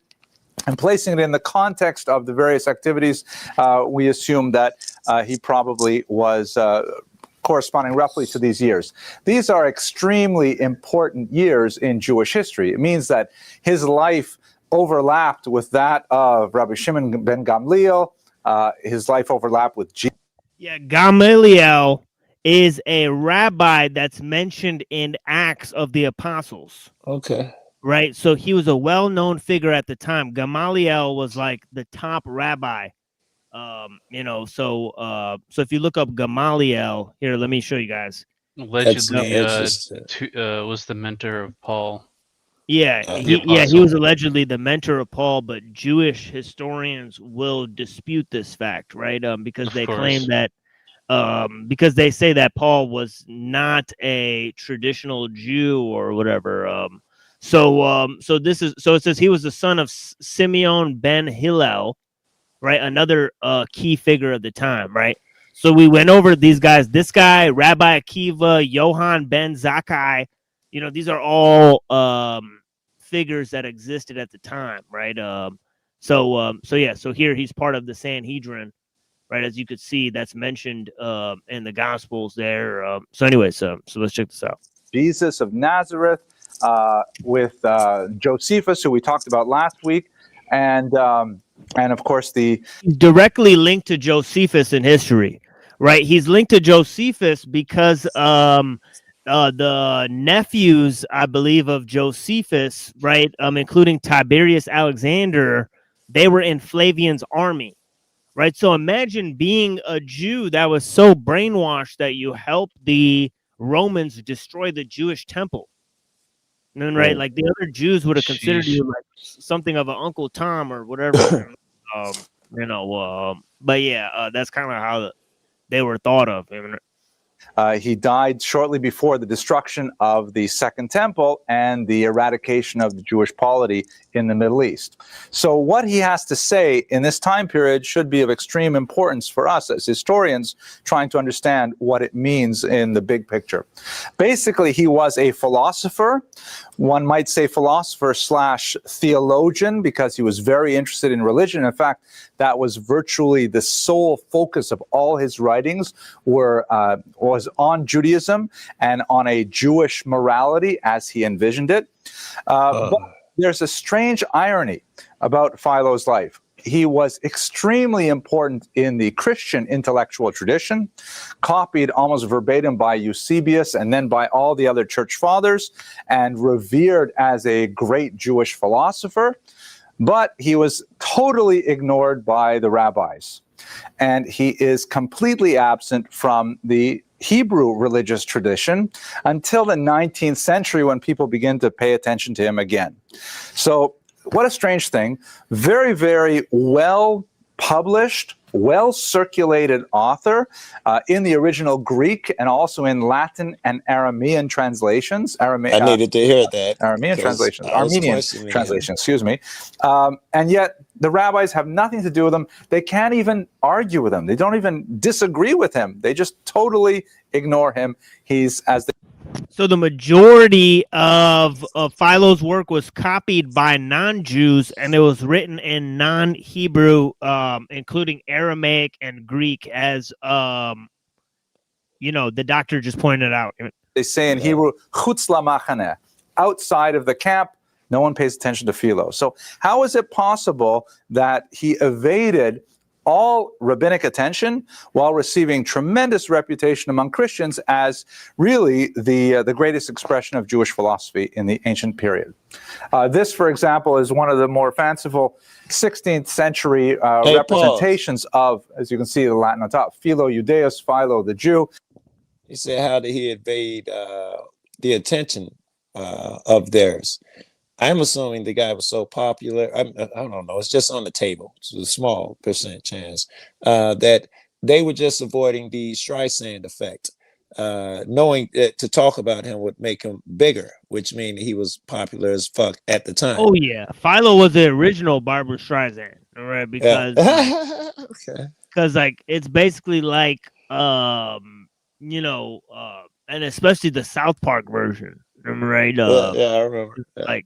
Yeah, because this is the thing is like, if in the 16th century they're drawing him like this, right? In the time period, right? Both his name, Philo of Alexandria, that represents the people, the Alexandrian Jews, right? And it represents the fact that they were that they had imbibed Greek philosophy, right? And then the second note there is that he was roughly writing from 20 BC to 50 CE, right? So that means that he was a contemporary of Jesus, right? Yes, I thought according to most resources. Been, right after, but no, he's been a contemporary. Yeah. So all of this, pretty much all of this, helps us to historically contextualize that period and the transition from the ancient world to the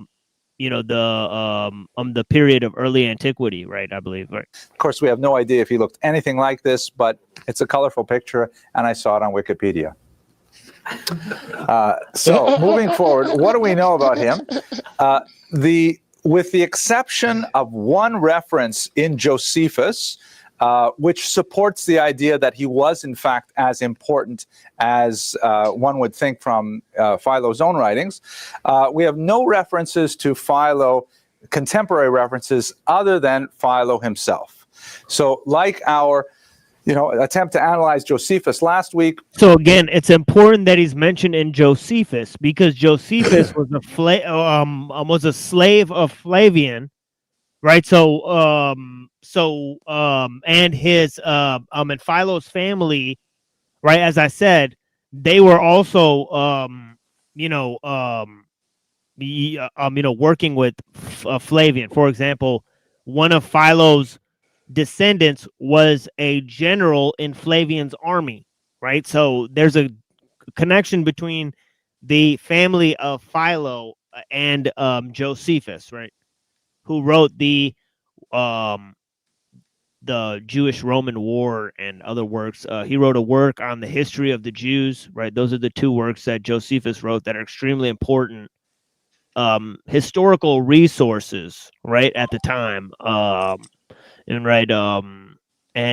As pointed out by Dr. Skrbina in the Jesus Hoax, in one of the writings of Josephus, it actually mentions something like, that there's a guy that people follow named Christos or something like that, and people thought he was the Messiah, and there's a huge battle over whether Josephus could have actually written this line, right? Or if it was an interpolation. Right, Well, right. Or if it was an interpolation, right?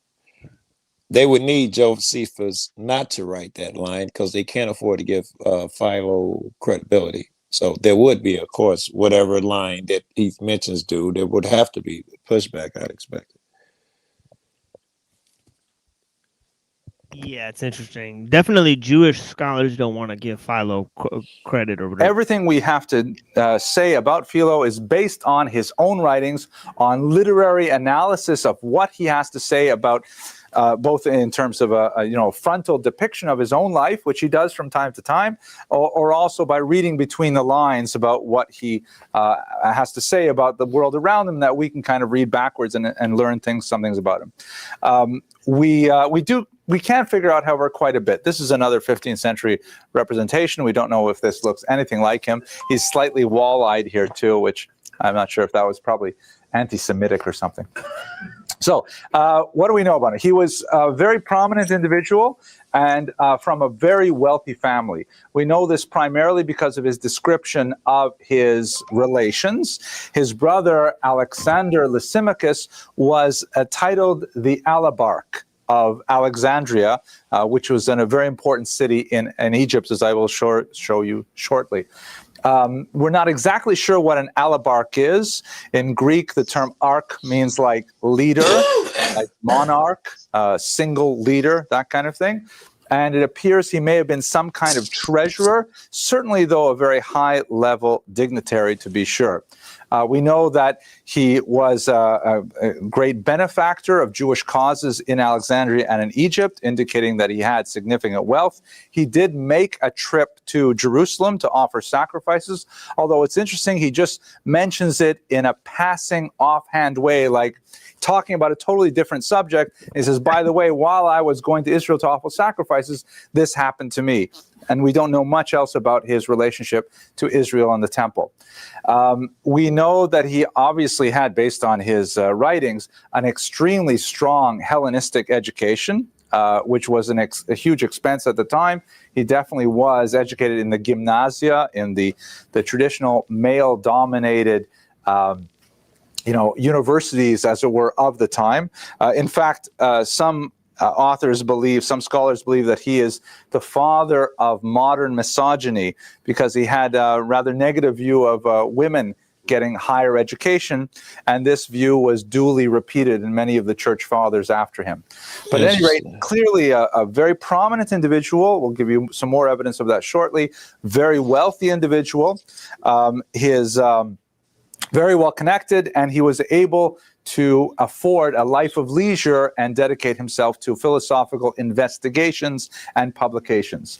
His nephew also says something about his position in Jewish society.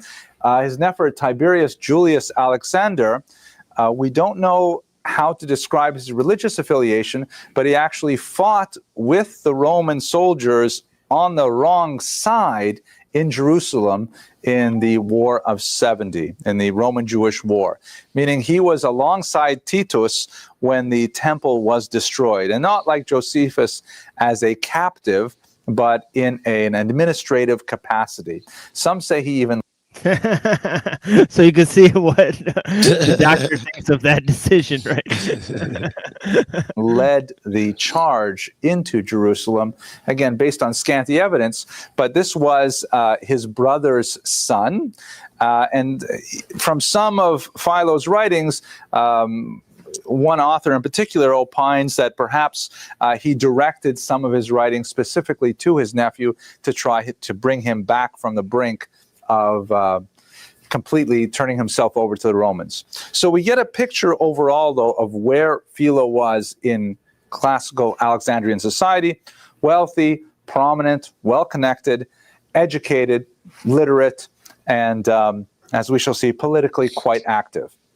Any questions to this point? Yes, please. Well, it's not so much it's a comment. There's a couple of comments. Misogyny is named after Greek and Latin to say how perhaps. I noticed shall we go in the weiter? beginning he said he'd call him Philo, but he just called him Philo, which he said from Philon or something. He can't help himself. He knows how to really pronounce his name. He's trying to make the audience happy. He said, I'll refer to him as Philo because that's what you guys call him. And he's already slipped from calling him Philo. Yeah, like obviously, like like Socrates was actually Socrates, that right? type of shit. And then the Arabs called him Sukrat, right? The painter who chopped off his rat. That's the guy who chopped off his ear. The painter. Van Gogh. Thank you. They say his name was Van Gogh, right? They pronounce Van Gogh. Right. We say Van Gogh. Right. So yeah. So it's wild. Let's go right to okay. So his major work. So he wrote numerous tractates, many of which have been preserved. They are exclusively in Greek, some of which survive, as I mentioned, in Aramaic and in Latin translation. I should say Armenian, not Aramaic. That's an error. Sorry. One of the big debates in among scholars, though, is did Philo actually know Hebrew? I mean, here he is writing exclusively on Jewish topics. He is like the Jewish expert, and it's not at all clear that he knows Hebrew at all. He does make, some references to Hebrew. His writings are chock full of references to the Bible. In fact, that's what he's mainly writing about, is the Bible. And from time to time, he will use Hebrew to explain an allegorical etymology. The problem is that about half of the time he's totally wrong. Half the time he's right, and so he knows a smattering of Hebrew, or perhaps he got this Hebrew information from someone else. And other times, his sort of discussions of like saying something like, yes, the root of this word in Hebrew means X, and it doesn't mean X at all. And you'd have to be an idiot to think it means X. So many scholars think he knew no Hebrew whatsoever, and he had to rely on a more Judaically educated individual to give him these little pointers. And others say that, no, he's trying to make a different point, and maybe his Hebrew wasn't so strong, but he did know some at any rate. Perhaps more importantly, though, and something that he clearly does know very well, is Greek philosophy. He was soaked in Greek philosophy. Okay, so there it goes. So this is the guy that's talking about antinomianism, as I'm describing here, right? So those are the major points that I was trying to say. He didn't know Hebrew. He's actually applying the wrong words to the wrong concepts, right? And he's using Greek philosophical concepts, quite freely, right? So let's move back to the text here. So it says here, indeed, Friedlander's case could have been strengthened considerably had he referred to yet another class of antinomians in Alexandria, who apparently not only rejected the ritual laws, but did not even bother to resort to allegory in their denunciation of the quote-unquote objectionable portions of Scripture. Such a class of antinomian Jews is clearly referred to by Philo in On the Confusion of Tongues, a passage that was overlooked by Friedlander. those who are disgusted with their ancestral institutions. This is Philo now, right?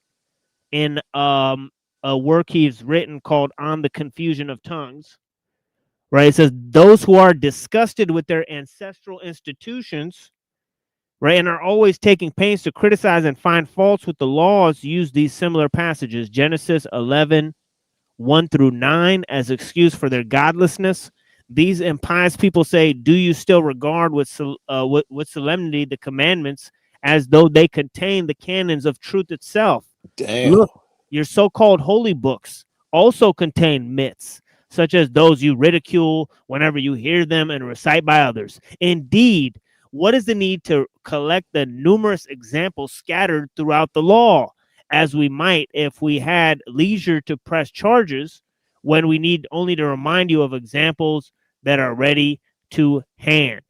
The text goes on to set forth the comparisons made by scoffers between the story of the Tower of Babel and similar myths found in Homer and the mythographers. I get that shit on panel all the time. You believe in God? Look at this crazy stuff. You really believe somebody walked on water? You get the same shit. I'm like, wow, this is the same shit going on now. You people use these same arguments now to say why you should not believe in Jesus and stuff like that. The Bible. It's about myths, man. It's all stories. How could you too smart to Right. believe that shit? Right. Exactly. Right. So these people have always existed, right? People that saying that all there is atoms in the void, those people have always existed, right? So yes. Right. So it's crazy. I mean, right. Yes. You know, we've been here for a while. Right? That's crazy, man. And we have these same discussions. I feel worthless, and that why am I putting in time if these niggas was arguing the same shit 1,000 years ago? Yeah, there's at least 2,000 years. Yeah, ago. there's at least 2,000 years of recorded history that seem like this been, you know, they've been arguing about the same, they've been on the same loop. So, you know, with the Jews and Greek philosophy and all smoke this to that. That's depressing, Joe. I'm gonna be looping like Jack Nim for fucking forever till I die, and it's gonna continue another 700 years of looping. It sucks.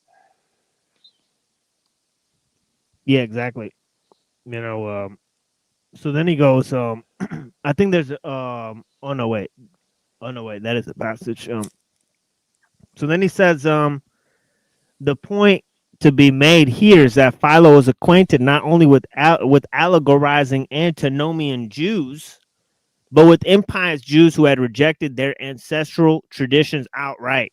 Without making a judgment as to whether or not people referred to this passage are Gnostics, I would nevertheless like to point out that there are examples of Gnostic literature wherein the literal sense of the biblical text is taken at face value and no recourse to allegory is necessary for the Gnostic point to be made. The question is, did Philo know of Jewish apostates who could also be identified as Gnostics? Gnostics, meaning people who believe that you're saved by an act, not by grace. Yeah. No, it was saved by knowledge. Right. Knowledge, not by grace. Yeah, okay. Yeah. Of course, the some of the Jews believe that action was required on behalf of the faithful. Right. Antinomians said no, it's just faith. Right, and then that could have inspired Gnosticism. Yes, is what this is. Like. That's logical. Right, so that's the point that is being made by Pearson Berger. Right, I think it's called On Gnosticism and Early Christianity. But yeah, it says in an early Ophite Gnostic midrash embedded in the tractate Codex 9 from the Nag Hammadi, which I have treated extensively elsewhere, the following passage occurs. It says, but of what sort is this God? Question. First, he maliciously refused Adam from eating of the tree of knowledge. And secondly, he said, Adam, where are you? God does not have foreknowledge. Otherwise, would he sounds not like flow, bro? Yeah. Would he not know from the beginning? No, this is way more intelligent than Flostein. This is exactly some of the arguments Flo might give me, and they're not strong arguments. Nah, Yeah, Flo would ask for money in order to have Adam and Eve eat of that tree. yeah, exactly. He'll take anybody's side. He'll take Wilson's side if you give enough money. Right? So this is the thing: is he's totally lost right now. And I don't believe for, that. For being a serious commentator, right? Well, we unveiled it on Made by Machine Bob 6. He totally cucked to Wilson. He said, "You give me a piece, a bigger piece, I'll say whatever you want me to say." Bigger scraps. Yeah, bigger scrap. Yeah. So saying it and doing it though, I haven't seen it in his actions. I can hear it coming out of his mouth, but I haven't seen it in his actions. I haven't seen people who. I don't care. This show's not about this dude. This show's about old fight Gnostic midrash. This show's about old fight Gnostic midrash embedded in the third tractate of the Codex 9 from the Nag Hammadi. Get your head out of your ass. But what sort is this God, right? But of what sort is this God, right? Right. Of what sort is this God, right? All right. Of what sort is wires going across? Oh shit! Oh shit! Fire! What sort is this God here? All right. The fire God. A fire Probably God. not nearly as critical. Wait a minute. Maybe it is because it's a mirror. Oh, shit. Yeah, but check this out. They say, yeah, I'm going to start again. It says, but what sort is this God? First, he maliciously refused Adam from eating of the tree of knowledge. This actually sounds more like our friend Twilight, son of Lilith. Right? He can very much go with this and explain the philosophy behind it and understand where it came from and quote these various texts and stuff like that. So we're talking about people who actually have knowledge and talk about the knowledge they have, not for any money, but pretty much because it's their life passion to attain that Please type of forget knowledge. I brought that nigga name up. I forgot you cats had beef. Yeah, No, it's not about the beef. It's about paying attention to the topics that we're actually discussing on the show. Right? No nonsense. Be nice, motherfucker. I'm allowed to say that a person thinks parallel to this guy. I'm allowed that. I didn't. Not if they're not here. Not if they're not here. Right? I don't see how it relates. Right? But yeah, and then to devolve the discussion into what that person believes instead of what I'm talking about. You right? niggas ate it. You after I said something, you added on. You ate it, right? You could have just let me say, this sounds like. I'm trying to read one quote for the past like 30 seconds. Right? We could have an emotional breakdown, or we could read the quote. But yeah, let me just read this quote. From the Codex. Right? It says here. But of what sort is this God? Question. First, he maliciously refused Adam from eating of the tree of knowledge. And secondly, he said, Adam, where are you? Question.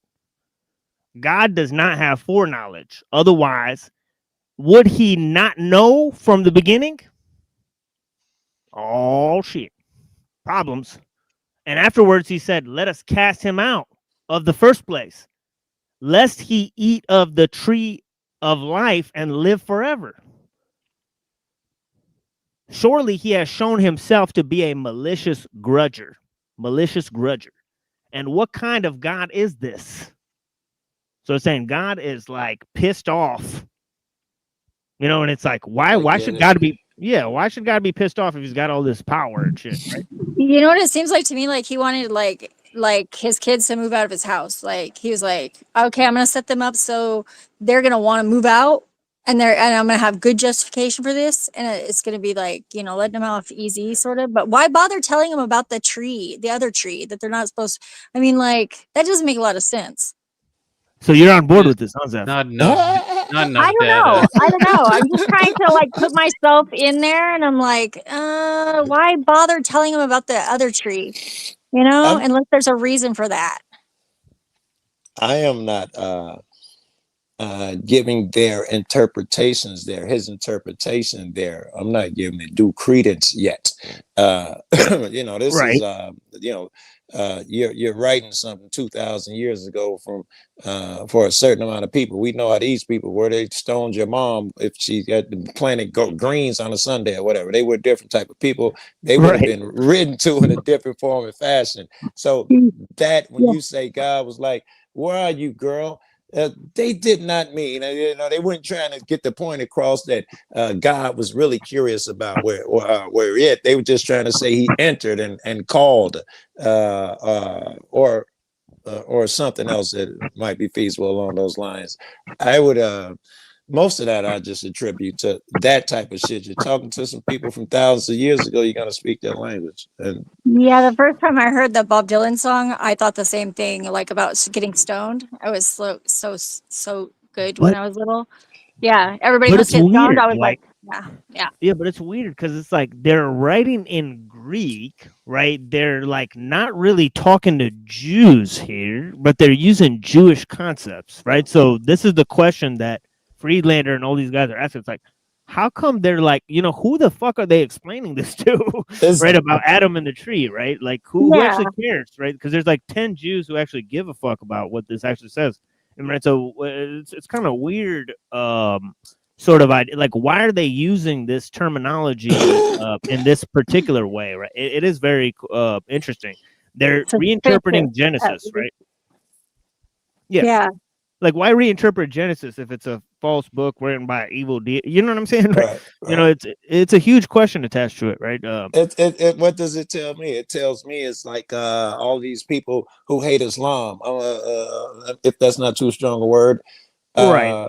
Well, why the fuck do you invest so much time in conversing about it and getting to know all their rules and their laws just so you can use them against them? By the way, I would think the same thing here. There was enmity between the two groups. I hope we don't summon Malzahn now. Well, some of them say it's the Antichrist, right? Like I've heard actual Christian commentators say, well, Islam is actually the Antichrist, right? So they fit it in, right? So they need it to be there, in other words, right? Because it's written into the book, right? So this is kind of the thing. I think it might be a collective shadow. Sorry.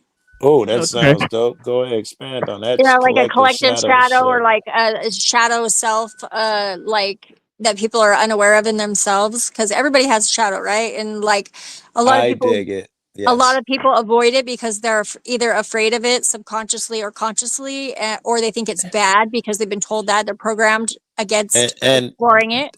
And that also would explain why they're so emotional about it, because what you see in the other person makes you emotional and all that shit in yourself. Yeah. It's a reaction instead of a response. Yeah.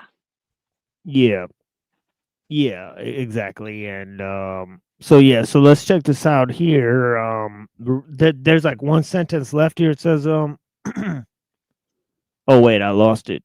Oh no, here it is. For great is the blindness of those who read. Guess we're out of luck, folks. Braille? Wow.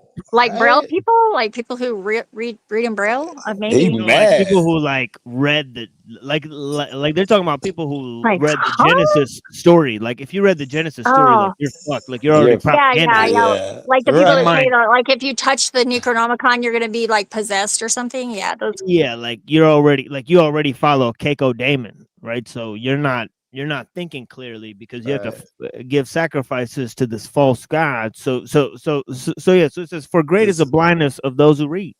There's a lot of emotion there, bro. Right? He is mad at these guys. Right. How dare you read that? You stupid for reading that book. Like, damn. Yeah, you should see what happens whenever I talk to people like that on the street, whenever they criticize me for being a witch. It's hilarious. And this is going to be a huge point because in Hermeticism, right, it really hates the fact that God is a jealous God, because you can ascend to God by having the knowledge. It says like is only understood by like. To become God, to understand God, you must become like him, right? So this whole idea of understanding and becoming like God go one-on-one. So God is not a jealous God in the Gnostic tradition. So it says here, for great is the blindness of those who read what? Read Genesis, right? And they did not know him. And he said, I am the jealous God. I will bring the sins of the father upon the children until thee and 4 generations. I knew that argument was coming. Would have mercy for thousands. So why is God blaming? Yeah, that should be over now, right? That 4 generations.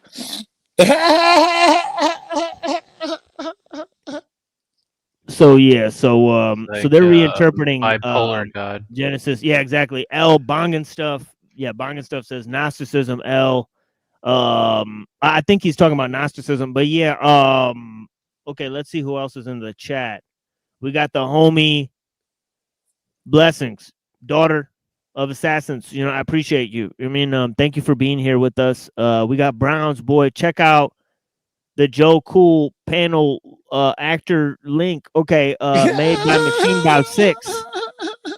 Panel actors and fake debaters exposed. Yeah, but those are his friends. And I don't mean to be rude, sir. I just really wanted to like keep a cohesive thing because I'll have to like edit out if we go on a separate discussion here and for our clips in the future. So I don't mean to be rude. I mean I apologize for that if you know. So yeah, definitely. Yeah. But yeah, we just want to more focus on some of the text and things here. So let me move on to this here. I only got a little bit of this left, and I'll move on to some music. I got some Pete Rock, and right, you know, Pete Rock, he made a tape called Pete's Instrumentals. I mean, I believe it was in the 90s or maybe early 2000s. Right? Pete's Instrumentals. Right, that's some OG shit. It's great. Yeah, it's great. Pete's Instrumentals, and I forget what other song I have on there. Shit. Yeah, we'll figure it out. But yeah, definitely. So we'll play that in a minute here. We'll take a little extended break, smoke, and do things. Right. And maybe I'll get some cannabis and you know, grind it up here, and you know what I mean. So we'll take a little thing here. Very good chance I'll be doing that. Very good chance. Yeah. Yeah, for sure. So it says, in this passage, the Gnostic affirmation of the envy of the demiurge revolves around three texts in the scripture: Genesis 2:17, 3:22, and Exodus 25. Does Philo know of the Gnostic interpretation of any of all of these passages in the Torah? Indeed, he may be countering such an interpretation of Genesis 3:22 in questions and answers on Genesis 1:55 when he says of this passage, quote, "There is neither doubt nor envy in God," unquote. Thereupon he enters into a lengthy explanation of the passage in which he demonstrates to his satisfaction that such an idea must be excluded. The Gnostic interpretation of Exodus 20:52 through 7 may be alluded to, and Gnostics are possibly referred to when Philo says in the context of his discussion of First Commandment on the Decalogue 63, and this is another quote by Philo, and maybe we'll end with this quote, right? It says, "Some again seized with a loud mouth frenzy, publish abroad samples of their deep-seated impiety and attempts to blaspheme the Godhead." Wait, did he use the term Godhead? Oh, we need another explanation for why he used that term. That sounds a little too naughty. Yeah, it sounds, that is filthy, right? That's nasty work. In fact, that's nasty work, Tang. Yeah, so it says here, when they wet the edge of their evil-speaking tongues, they do so in the wish to grieve the pious. They wet the edge of their evil-speaking tongues. Man, we'll have to use that. They're licking their lips like licking their lips. Yeah. We'll have to use that on Made by Machine Bob 7. That is a banger of a diss. It's also a contrast with the scripture where in Revelation where it talks about how Jesus has a sword protruding out of his mouth. Right. Well, and the other guy said like that it was like soaked in Greek philosophy. Like I was like, what? It must be really moist then. Sheesh. Yeah, blessings. And we're reading a bunch of different ideas, and obviously the views of the panelists are not my views. Right? I'm just going through a bunch of ideas really quickly so that we may reflect on and expand on different concepts, right? Yeah. But here is the rest of this quote, and then I'll go ahead and play some music for you guys. It says, they wet the edge of their evil-speaking tongue. They do so in wish to grieve the pious who feel at once the inroad of a indescribable and inconsolable something. Yeah, I don't know. It's like the text is shittled. So he wants to make him cry? Is that what he's Yeah. saying, basically? Yeah, I don't know. Oh. Like the on this website page, it's all chopped up. But I'm not gonna go to the actual text that I have just because that happened. So it says, which passing through the ears waste as with fire the whole soul. Right. Yeah, and I compared these two texts; they're pretty much same. But yeah. Anyways, we'll go back. So he's just talking about these so-called blessings, nude guru. Guru, what up? Yeah. Yeah, I appreciate you. So let's move to some music. And give me 1 second. Let me actually go to the other side of my room and get some cannabis. If anybody has any commentary, if anybody would like to come up. We're gonna expand on Maimonides and the Kabbalah and all that stuff. That's an extension of that. So we're gonna keep looking at rabbis and their views for a little while. So this is what we're doing. But yeah, blessings, Joe. Cool. Did you have something to say? Sorry about that. No. I thought you were gonna say that you had to reach across the room and get something if one of us could fill some time. I was gonna say, yeah, no problem. But that's not what you were saying. Yeah. Or it was, and now we're doing it. So. Yeah, I love your laugh, man. I love your laugh. Yeah, you got it, Zeph. Yeah, you got it, Joe. Yeah, go ahead, guys. Yeah. Sweet. Okay. All right. Wow. So let's get some of our opinions. So what were your impressions of that, Joe? What? All I see is emotion. I'm at that age now where I'm trying to stifle my emotions, at least in some aspects, become more stoic. So I'm very aware of emotions. And it makes me very skeptical to anything I hear, see, other someone else says. I'm so cynical now. Yeah, I've avoided that completely. I'm not cynical whatsoever. I'm still skeptical, but totally idealistic. All right. Yeah. Very good. Need to read some Epictetus then. Say that again. Need to read some Epictetus then, or something. Oh no, it doesn't really affect me as that. For stoicism. Yeah, I kind of avoid things like that just because I'm more positive energy, but I'm not all love and light, obviously. I like horrorcore too. You see in these guys though all the fucking emotion, man, right? It's like watching NBC or Fox or something. All that emotion, you scared to hit a message. When someone is going that hard, you gotta, Are they deadpanning maybe? Because they seem awfully serious to not be funny. Right. Yeah. Maybe that's just the way we gotta interpret it. Yes. So I've heard that tone so many times by other people. I wish I'd have picked a different name, but they all use that same fucking tone. It's like a flat earther. Oh, we just flying through the earth at so and so. That's what they use with the Bible. Oh, we just supposed to believe that he angry and he supposed to know everything, but he didn't know that a baby was gonna die today. His lazy ass, he say he hate evil. Why he hates shit? If he, you know what I think people do wrong with the flat earthers though is they don't take that their perspective may actually be valid, and that is the wrong position to take if you want to get along with somebody. Okay, if it's not okay, so what I tell them is I say it's all the shapes at once. So my paradigm in their paradigm fits in my paradigm. Yeah, but aren't you lying though? I wouldn't lie. No, I don't know. It doesn't really matter to me. So yeah, I can make it as vast as I want. What do you mean you don't know? Do you not have a TV? Well, I don't know because I think about more important things than that. Really, you don't have to think about anything to see a picture of the globe or see somebody launch a spaceship. So important that I need to argue with other people about it? No, not at all. I'm not talking about arguing. I am just talking about you said you don't know what shape the Earth is. How is that possible? No, I think it's all the shapes simultaneously because that's what it appears to be to me because I see all the shapes here. Okay, you just want to get along with people. I understand that. And in fact, when you first said it, I thought I better do that shit because I probably pretty hard on them.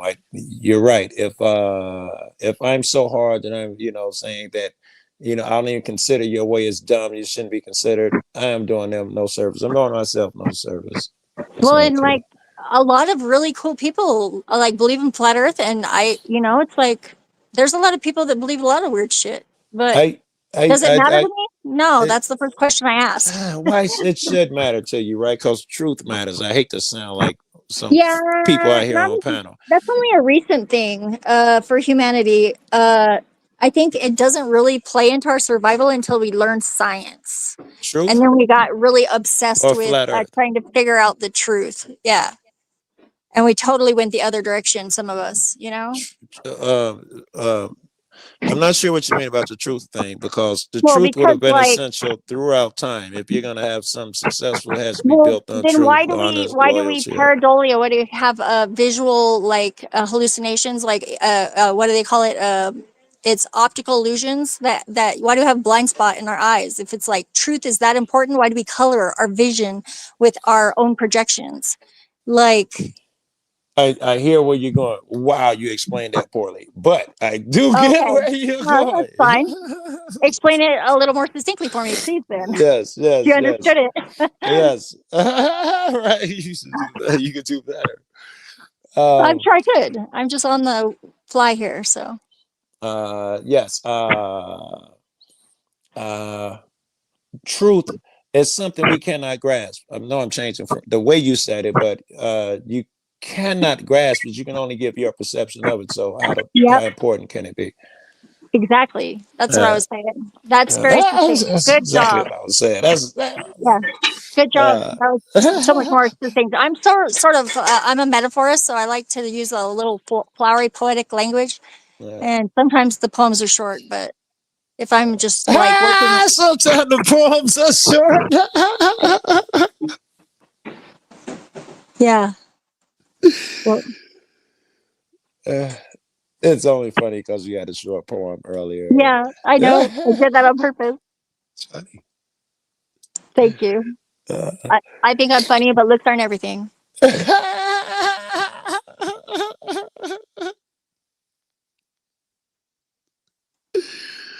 Oh, funny will get you laid quicker than looks. Just that's quick shit. Well, what's really funny is like I think a lot of girls. I was like very attractive when I was like in my 20s. Like I'm like older now, you know, so I could still be hot, but it's like I'm not nearly as hot as I used to be. But I think I always still had a personality because I didn't think I was hot at all. That would help so much. I've said that out of my own mouth that the best chick, the ones you want to marry, is someone who didn't recognize that they were hot until later, because the ones that recognize they were hot early, their mind went elsewhere. They focused on other things, and they'll be airheads in the places that count, and they'll lack the things that count. Meanwhile, the other one who's just discovering it, now suddenly you get to discover it with her. You get all the fucking benefits of the hot, wise woman. Well, I think it's good to have like multiple perspectives on the world, you know, and it's like I don't know. I think even if I was, because there's some people that stop growing when they're very like still like metamorphosizing or whatever that word is. They should still be growing. Like your whole life, you should be growing. I think. We're in agreement. I was arguing with somebody the other day. I say arguing, a real argument, but they were saying that I wish I could say it the way they said it, because the way I say it makes them sound bad. But they were saying you shouldn't change. You know, they were saying you don't change. Oh yeah, I think I know who you're talking about too. All right, good. Because I can't explain it well, and I was saying your nature is to change. I mean, it's with you're driven. At least the moral people, and that leads me back to the shit TML was talking about.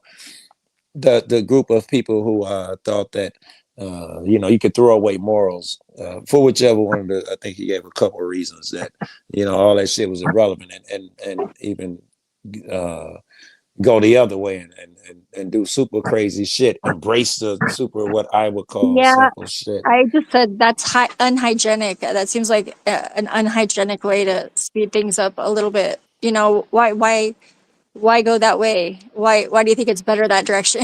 Just just because you're having fun. I mean, I don't know. Oh, that sounds like about 80% of it, just because it's funner. Yeah, well, I think It's that they do easier to like to outlaw sell. fun, so there's going to be natural, like, unbalanced pushback against that to try and balance Very it, good, very good. Yes, it But would make you unhealthy. Something yeah, else TML was talking about earlier, how it seems like if you do shit in tune with nature, it's healthier. It seems like doing that shit would be unhealthy in many ways besides, I don't know what diseases you're gonna catch or whatever, doing weird shit with anybody you want to do. But it could also be healthy, unhealthy, and many other ways. You could ruin your reputation. You can go to jail. You could, yeah. You get an do something. STD and like Get an ruin your STD. health, or like Yeah. have children when you don't really know what you're doing. There's Yes. all sorts of Lose your job. consequences. All of those things. Yeah, yeah. Suddenly, if the word gets out, type person, you lose your job, your family, career, all that And I bullshit. think that it's all based, that rebellion against it is sort of also based upon this like false perception of like the piousness that the people that are criticizing them are. Because Yes. I think those people are not really all that clean, Clearly, they're on point. Like the guy who's criticizing them, he knows he's right. That's why he has all the fire and fury. He sounds pretty convincing. I don't know if he actually knows that he's right, or else why would he be out here convincing? He would just know. Trying so hard. Very good. Yes. He's scarred. That's what I'm saying. It's very obvious that he was scarred. Yeah, that's funny because that's the argument I use against, like, sometimes I have people come up and they say, you know what it says in the Bible about witchcraft, right? And I'm like, yes, I do. And they're like, oh, really? And they say, what is that? And I say, it says that you should never suffer a witch to live. And I was like, so what are you going to do? Are you going to kill me right here? Is this what we're talking about? And if they don't walk away with that, I'm like, well, it seems like you don't really believe in God if you're out here doing his job. That's checkmate, because if they go the other way, if they can't kill you, that mean they gotta accept you, and therefore they don't have a problem being a witch anymore. Everything's According fine. to Jesus, that's what they should be doing. Yes, so everything's fine that direction as well. And I love I'm Jesus. good. I think Jesus is awesome, and I He's have a the very man. personal relationship with God personally, in myself. I found the My- door inside my heart. My thought is that whatever your definition of witch, I know some witches, Satanists, people I never thought I would know. Yeah, I know None you go of over them are to. crazy I don't think like Jeff I is thought. really a Satanist, though. I think he's starting to realize that. Yes, I think I'm helping with Jeff on I think him. he's cool with it, though. He'll still be cool with it. He's not going to go like an anti-smoker, against. Right. It's not Yeah. directly anyway. I would Yeah. agree with you 100%. Damn, I lost my original Oh, train of sorry. thought. Short-term memory loss. Too much pot. We smoking. I saw TML smoking. I had already been smoking the entire time, but it encouraged me to smoke some more. And Yeah. that short-term shit is done. It's over with, bro. Short-term memory, no. It's done. Yeah. Thank But- goodness it's on video. We can go back and watch it later. If necessary, but I like the other thing that it does, man. And here it is. Weed alters you. Why would you want to be altered? That's what motherfuckers who don't smoke say and shit. But I could tell you the alterations have benefits, like the ability to hyper focus on a thing. Yeah, or not to hyper focus. It Or helps not. me relax. If that It is helps me what you wanna relax do. because Yes. I'm an anxious person, and I used to not be able to drive, like, because I was so anxious. I would like be too tight, and I would like sharp turns. When you need to be like relaxed when you're driving, and kind of like be one with the car. It helps. I couldn't do it until I discovered pot, and I was like, wow, this is amazing. And so That's I'm a not great like story. stoned, Yes. but like I'm a little bit, just a little bit. I Just to use take it. the edge off. I use it like in my writing and in my work. That and shit. too. Yeah. If I'm writing, whatever weed does is probably gonna fuck it up. It's just leave it alone. Eat a gummy, smoke a little. But then when it comes time to certainly like one idea from the writing, when I have to focus on it and hash it out because I only have a few words of it. Now What do you write? everything. In this particular instance, I'm talking about narration for videos. Oh, nice. Yes. Let's say I got a concept. the machine is getting paid by the people, and I want to hash it out why and so. You want that weed then, because it's gonna take you places here to see your lives. You don't get that shit sober, right? So it helps Yeah, it takes there. a lot of deep meditation, and it's much easier to get to that point with a little Yes, edge but taken you off can't initially. overdo it, because now you can no longer function. Go back to the writing and the editing shit. You can do it. It's a balance. It's a tool. Is the way I use it. I can't get high like this until I'm done for the It day. takes certain strains too. Have you noticed? Like, I like white rhino if I'm going to be doing some like communication type creativity stuff, I don't because know what it's that like, means. I like the white rhino. All I know is yeah, the one. it's like very much. It's a hybrid, and so it's an indica sativa blend, Oh, and weed. Okay, yeah, okay, okay. I hadn't heard of white rhino. and Okay. white rhino. It's like white widow and Well, something it's rhino. indica heavy blend hybrid. Yeah, it's a indica sativa blend. It's Yeah. pretty much 50-50, like, Yeah. That's the shit and I get drive off of, because if I get too heavy on the indica side, you'll get sleepy within 20 minutes. You'll have to pull over after just leaving the crib if you get some of that 30-something indica. oh yeah, no. It never drive off of that shit. It I make doesn't sure. slow down your reflexes physically, like, but it keeps your mind sharp and your reflexes sharp, but it like just kind of takes the edge off of like the anxiety part of the body. And so Right. it's like you takes the inhibitions out. So if you want to be a motor mouth, you could totally do that. And like Yeah. people could tell you to shut up and you don't care. Yeah. Probably like I don't drink, but probably like having a beer or two just loosens you up. I hear everybody say that, but you're not Yeah. crazy and you can drive and shit.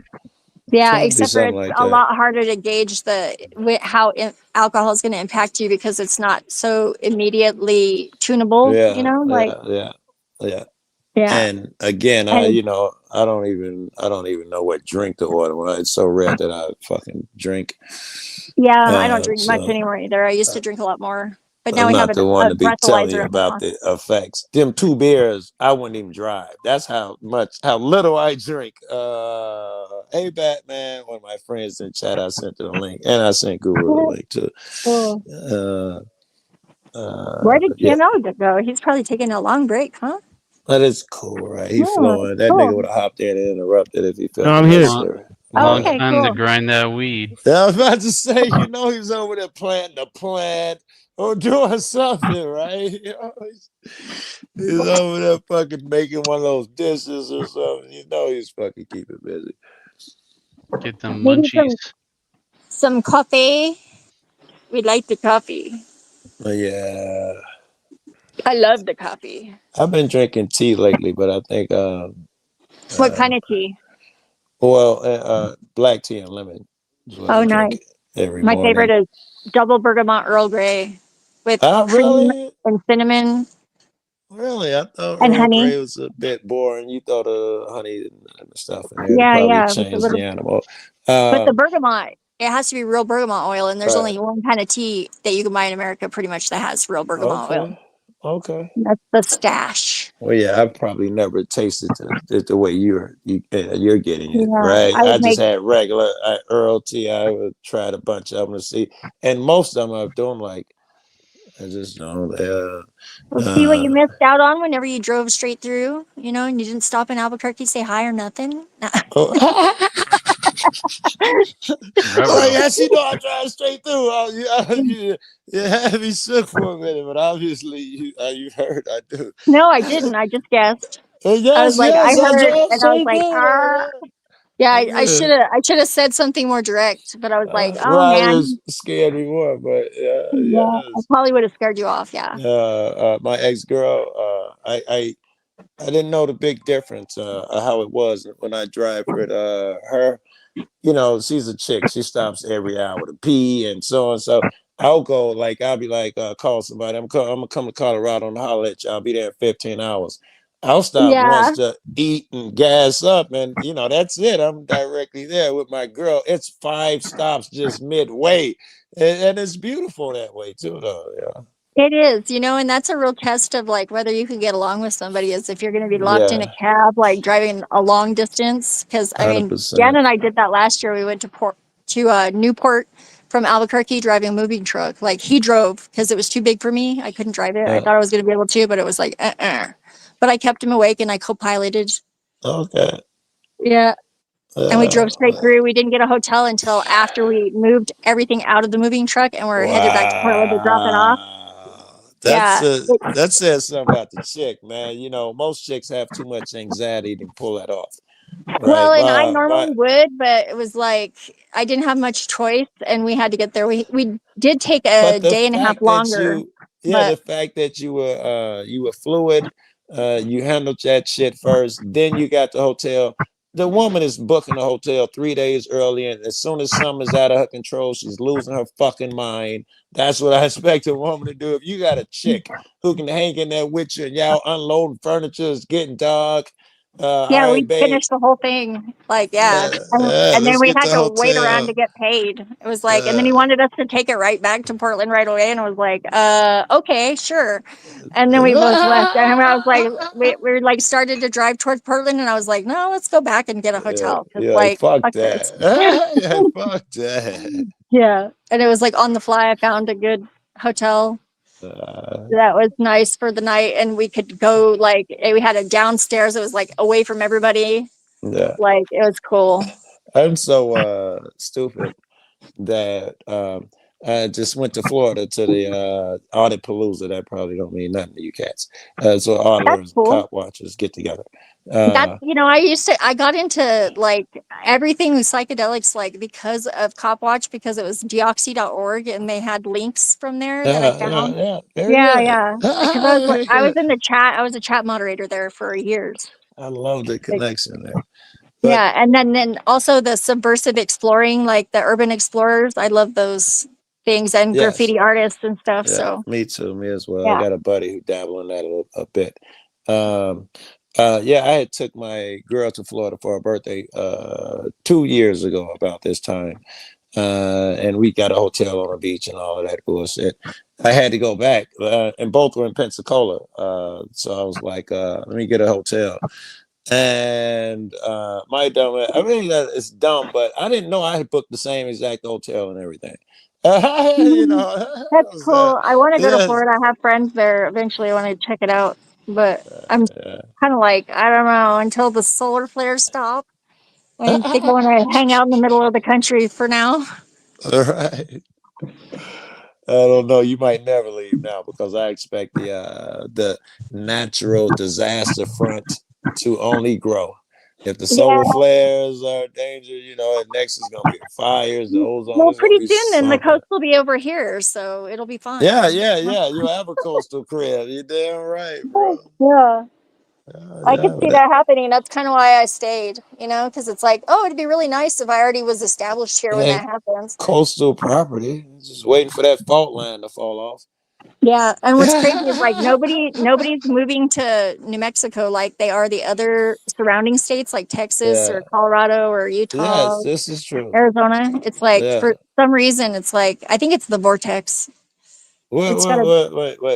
Why is that? First of all, you're right. I agree with you. It's the land of Why? entrapment. It's the land of entrapment. You have to know the secret to be able to come and go like from New Mexico as you please, All other right, than just passing through. Listen, I hate to believe in woo-woo shit, but I just ran through all the people I know there.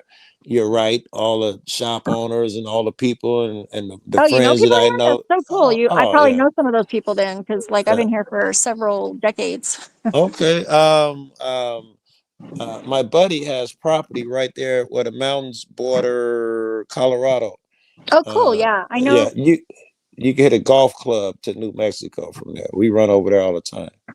That's cool. Yeah. He's not related to like some Old West Cowboys, like Wild West Cowboys, is he? Because I might know that guy. He bought the land. That's Eric Brent is the buddy I'm talking about. If you watch Cop Watchers, you might know him. He's super famous in my sounds circle. familiar, but I don't know people's names. I used to read the phone book, so everybody's name sounds familiar. I'm a little autistic, in case you didn't notice. I don't know. I like that shit. All women though. I don't give a fuck how optimistic you get. It seems like at some point, even I don't know, man. That crazy come out of all women. I hope I'm wrong with that shit, but Yeah, that's why I don't hang out with a lot of women. And I like my dude, like he's real chill. I think you'd get along with him as well. He's like good. 12 years I can older than believe me. it. It's Very like, good. That's logical. I would have guessed that had you not said it. That's a yeah, positive thing. yeah. So Oops. I Yeah, was there's just PML's right back. You're looking good, sir. I like thank your, you. I Thank like, you. Thank you. I was talking to TML, but My bad. I can't see you. I done took all my clothes off. I got the heat too hot, so I can't cam up right now. I'm naked in this motherfucker. Yeah, I didn't even brush my hair today, so I stayed in. I didn't go anywhere. I went, and this was sad in the mood. I went to visit my brother in the hospital, and it was emotional. I had to feed him and stuff like that, Oh, man. It was emotional. Yeah, that's what I did earlier. And we got like a lot of snow here, so the streets and the traffic is dismal and gloomy outside, and slush and snow. And it's Chicago, so all the potholes are breaking up because it's getting so yeah. cold. And they're It's not just taking care of the city because they're like, yeah. yes. And I'm live in the ghetto. I'm driving to damn near downtown, but most of it's through neighborhoods that love neglecting. It was just sad and somber and all of that stuff, man. And I bet that took all of my day. I think I ate and hopped on here. I think that's how it happened. Unless I hopped on the panel before this. Seem to be very resilient. Yeah, this shit boosts me too, right? That's the Good. good thing about this shit. That you can pick a channel to go to. Like if there was a channel that I thought was any chance of just niggas yelling over each other, it wouldn't even be an option. I can't even consider going there. It's enough channels where you can go here. And to be honest, I don't have to work here. TML will fucking talk the entire time, right? You can just, there's no threat, there's no worry that I don't know, Steven or somebody's going to come in here and call me the hard ER, and that shit's just going to ruin the evening. So I just like this leave if cheers I me see up. him in the room. I'm like, I'm just going somewhere else now.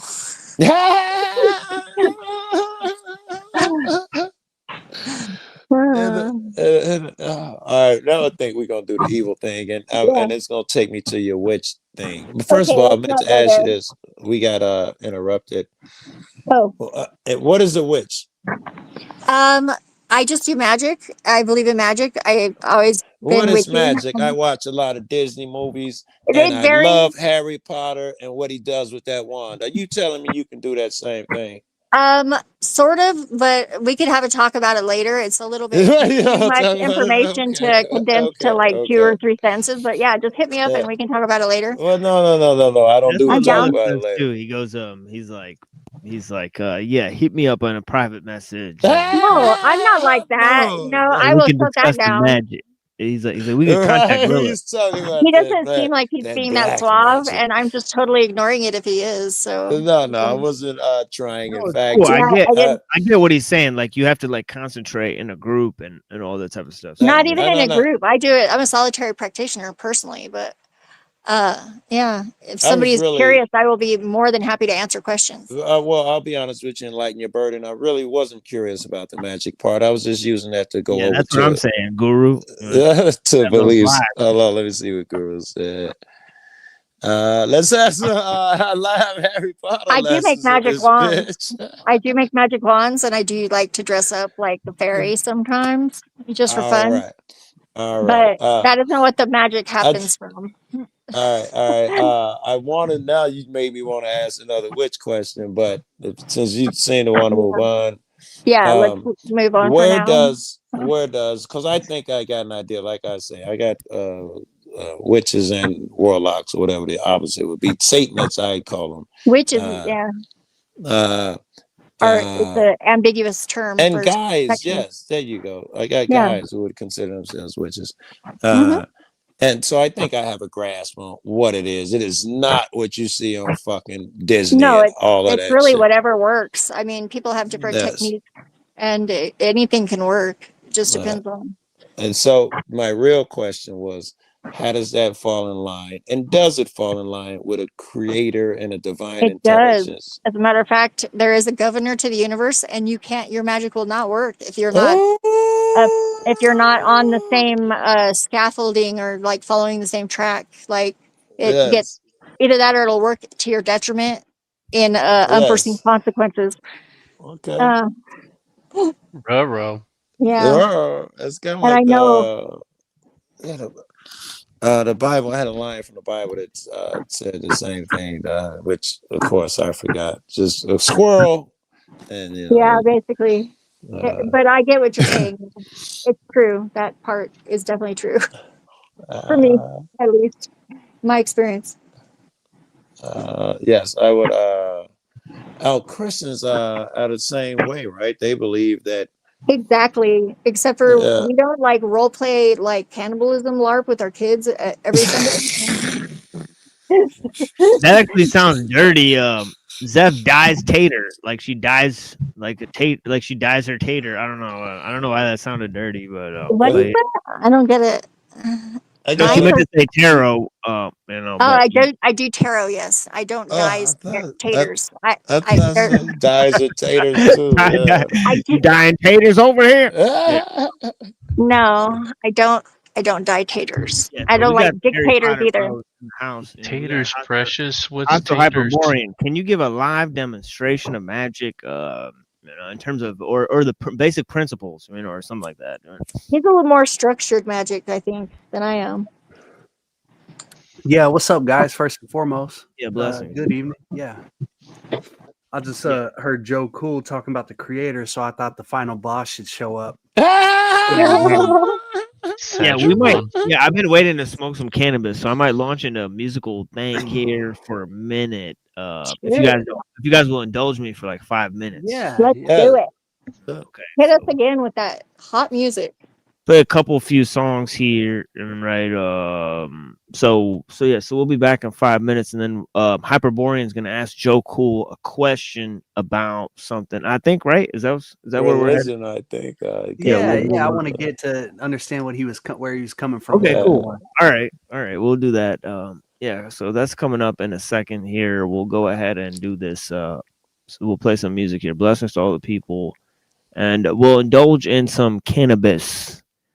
It is what it is. So at this point in the show, it's like, I gotta grind some more. I guess. Damn it, I know what I'll be done with my 5 minutes. Yeah, it's 4 hours and 20 minutes into the show, exactly. So perfect. It is what it is. So, yeah, blessings to the people. Yeah, light it up then. Yeah, so we'll be right back.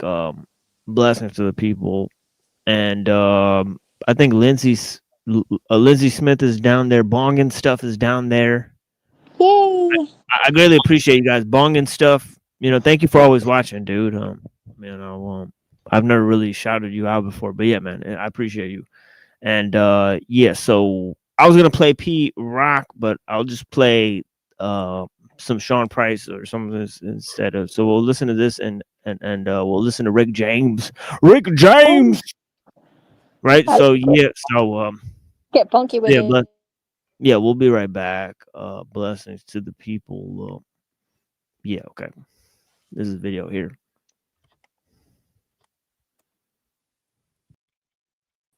Let's go. Good fellas. What up? Smoking? Is that a trick question? Smoking. Marco, let's go. Listen. The weed smoker, the three pulling past your ass is a deep coder. No dig in your mouth though, spliff on the couch flow. Watch sports center blow an ounce of their mouth flow. Need weed seedless like grapes, grape flavored rolling paper upset the ape.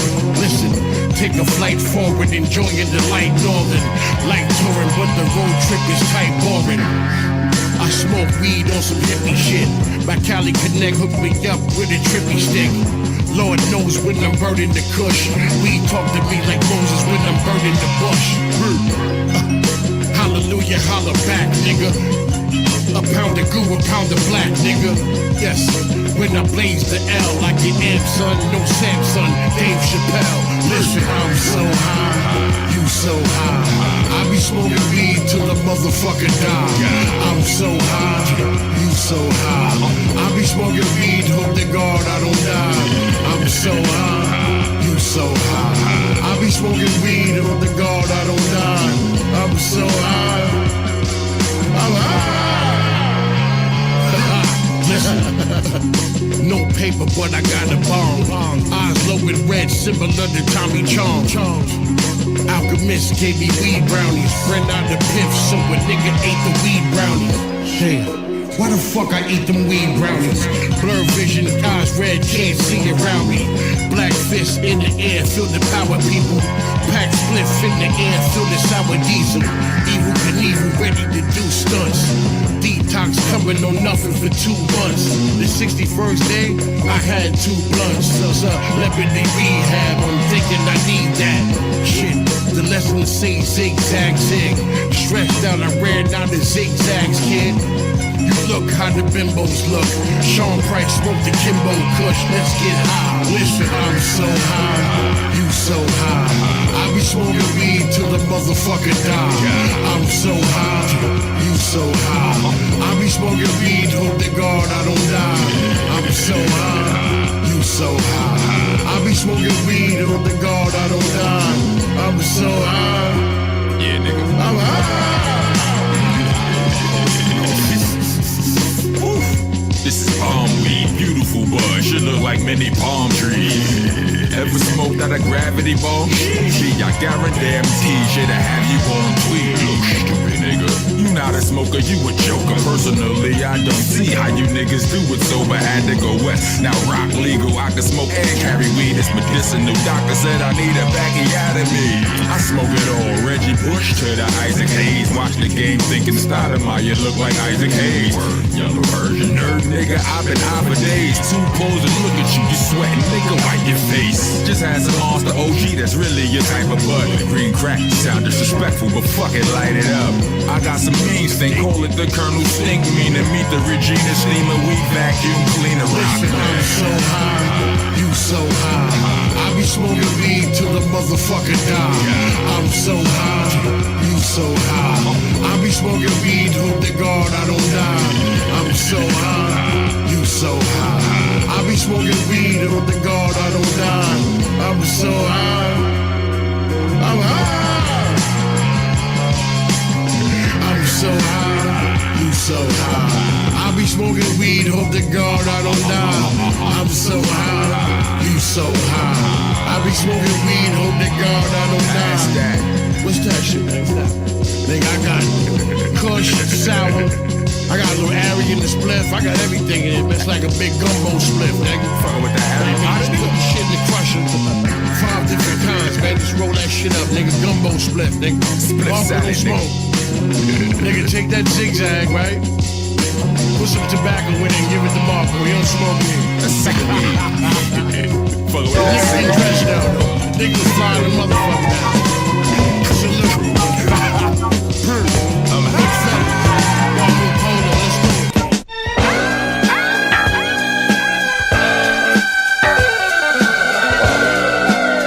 I was into the music, y'all never even put the weed in my bowl.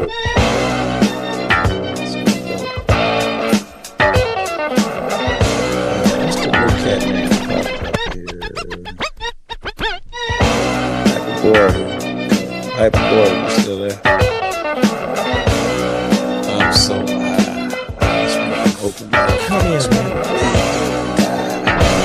Yeah, man. What? I can kill shit legal. Do it.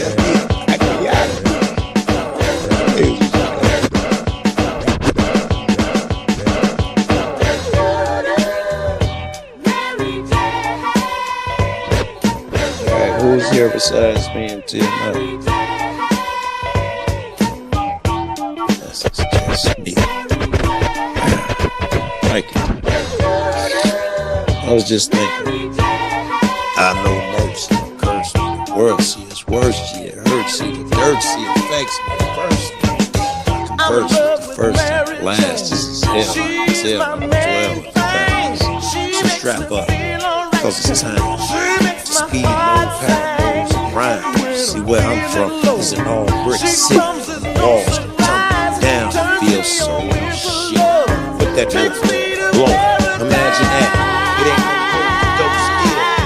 Bang. This mother set it. Move to the 50s. You ain't dealing with them gossip cash. 60s. Niggas made plans. Keep yours. Keep ours.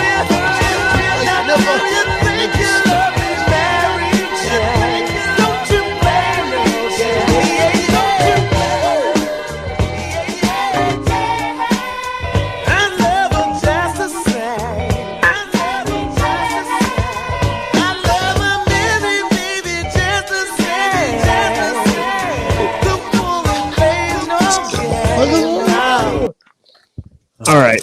Yeah.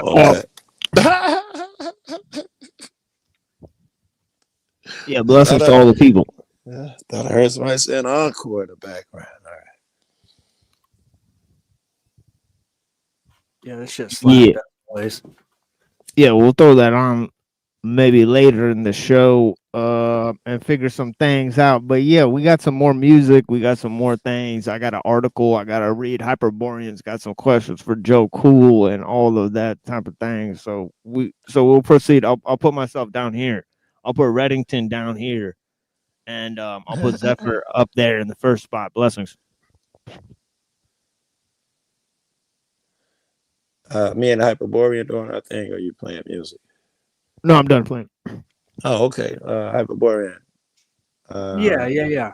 First and foremost, just a quick rundown. Ceremonial magic is very, very elaborate and complex, and it's subjective. There is an objective formulae for ceremonial magic. Right. Like I would recommend Stephen Skinner's work. There's a lot of source documentation in that. There's, I mean, almost, I think he's on like 16 or 17 as far as volumes on ceremonial magical source works. But at the end of the day, what I've found out is that it's very subjective depending on what kind of work you're doing. Stephen Skinner thinks it's a science, that there's a required formulae for ceremonial magic, that's which is true. He sees it as like a spiritual technology, which is true only if you're using it for the mundane, for a mundane purpose, which it would be like the causal. You're trying to affect the world outside of you. See, but there's an internal and external ceremonial magic. I would say the internal work is more subjective depending on the practitioner himself.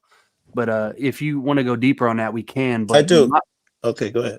My thing was hearing you talk about the creator or whatever. Yeah, you want to elaborate on that? Like, what were you asking? Yeah. Man, Joe, you said so much shit. That was really interesting. Okay, but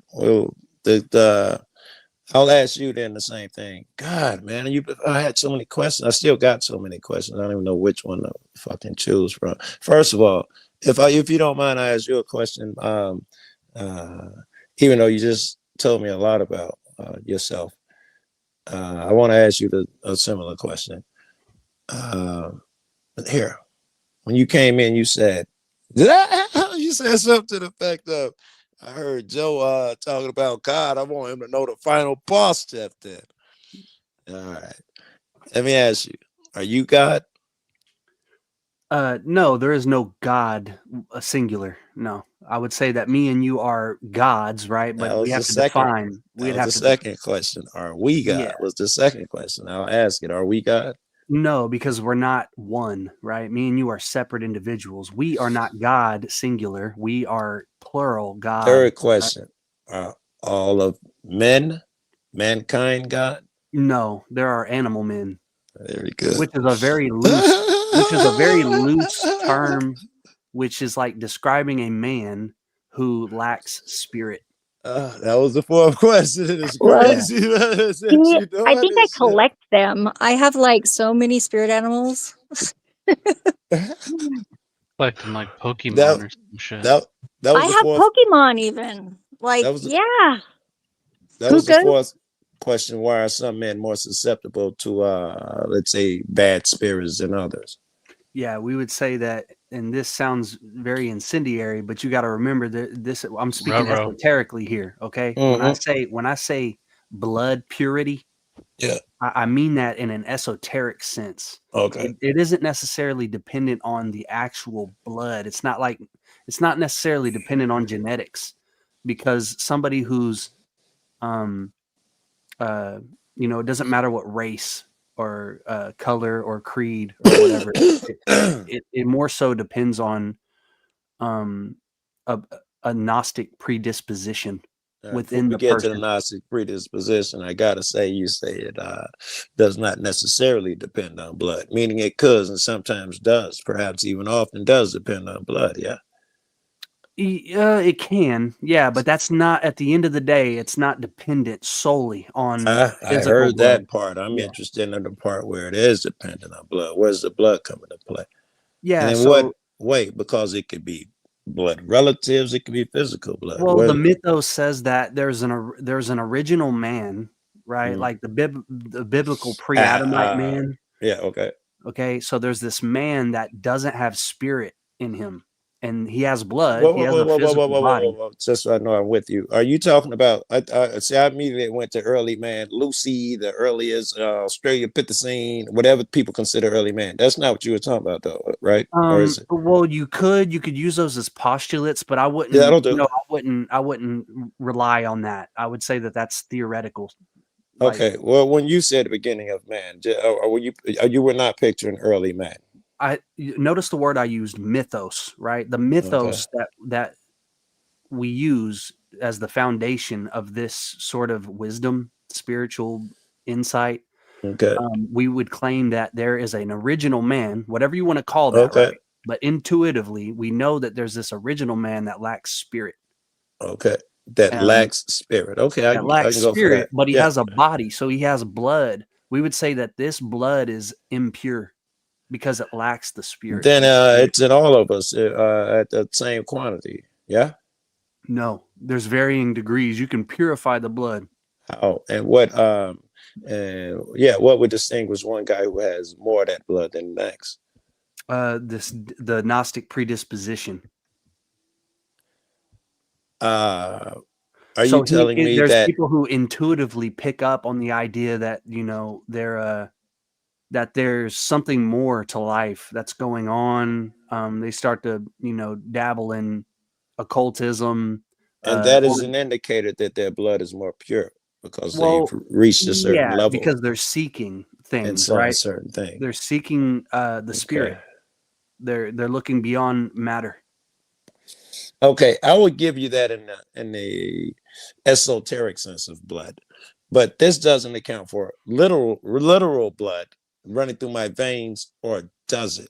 Like I said, to a certain degree, but it isn't dependent solely on. I got that the not dependent part. I just wanted to know, is it playing in there at all? So you think that these people share a certain amount of blood, and you can tell that they share that physical blood by the disposition they had toward, I think you put it, Gnosticism. That would be like a hint, right? There's more that goes into it. I dig it. Yeah. I totally understand. Yes. I was just wondering, was it in there at all? Yeah.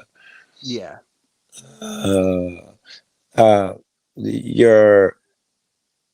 Do you make, I already know the answer to this question, I'm asking anyway. Do you make shit happen? And be specific, because obviously if the witch, like, do believe you mean make if I shit go happen. out and I want a job, can I get a job? Yeah, Yeah, I can make stuff happen. Yeah. Yes. No. This guy's 100% right. Can you? Can I use my mind to alter reality? See, you know how hard it is. Thank you, because it was really hard to separate there. Yeah, you can. You can. Yes, but yeah, go ahead. But I wouldn't recommend it, right? Like that's not the goal necessarily. You're trying to stay off the radar. But yeah, you can. Because why would I want to stay off the radar? Yeah, because I'm kind of skipping ahead here because it has to do with what we think the creator is and what you will owe the creator, and kind of what Zephyr was mentioning. Magic works for people who fall in line with the mind of nature the cosmos and all of that, right? Yeah, with nature, exactly. Yeah, if you are playing within the paradigm of the mind of the cosmos, what we call capital God, I'm then about to say, it sounds like you're saying follow God and do good. Everything we groove. It sounds like he'll reward you and he'll punish you accordingly. Exactly. Yeah. But I'm saying there's another paradigm. Yes, which was the one the radar talked about that one. Yeah. I assume the other paradigm is the radar I want to stay off of. No, there's really there's only one dichotomy, or it's sort of like a dualism.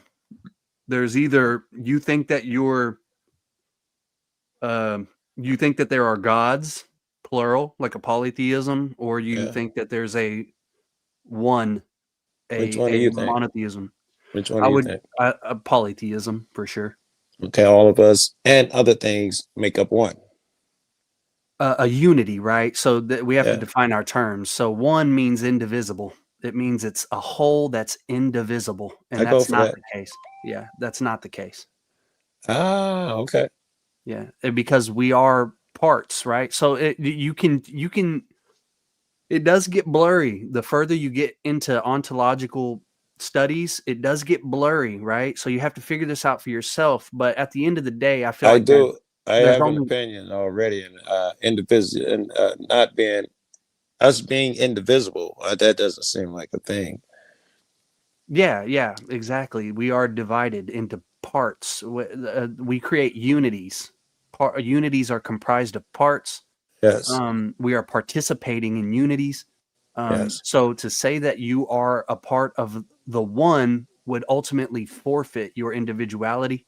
You're basically saying that you're an illusion, that God is really just this one being, and he's LARPing as you right now, and he's LARPing as me and Zephyr and That's one way to look at it. Another way to look at it is that there's this thing called a human being, and God is the heart, and somebody's the left arm or the left finger. It doesn't mean you're LARPing. It's that you're all part of one thing.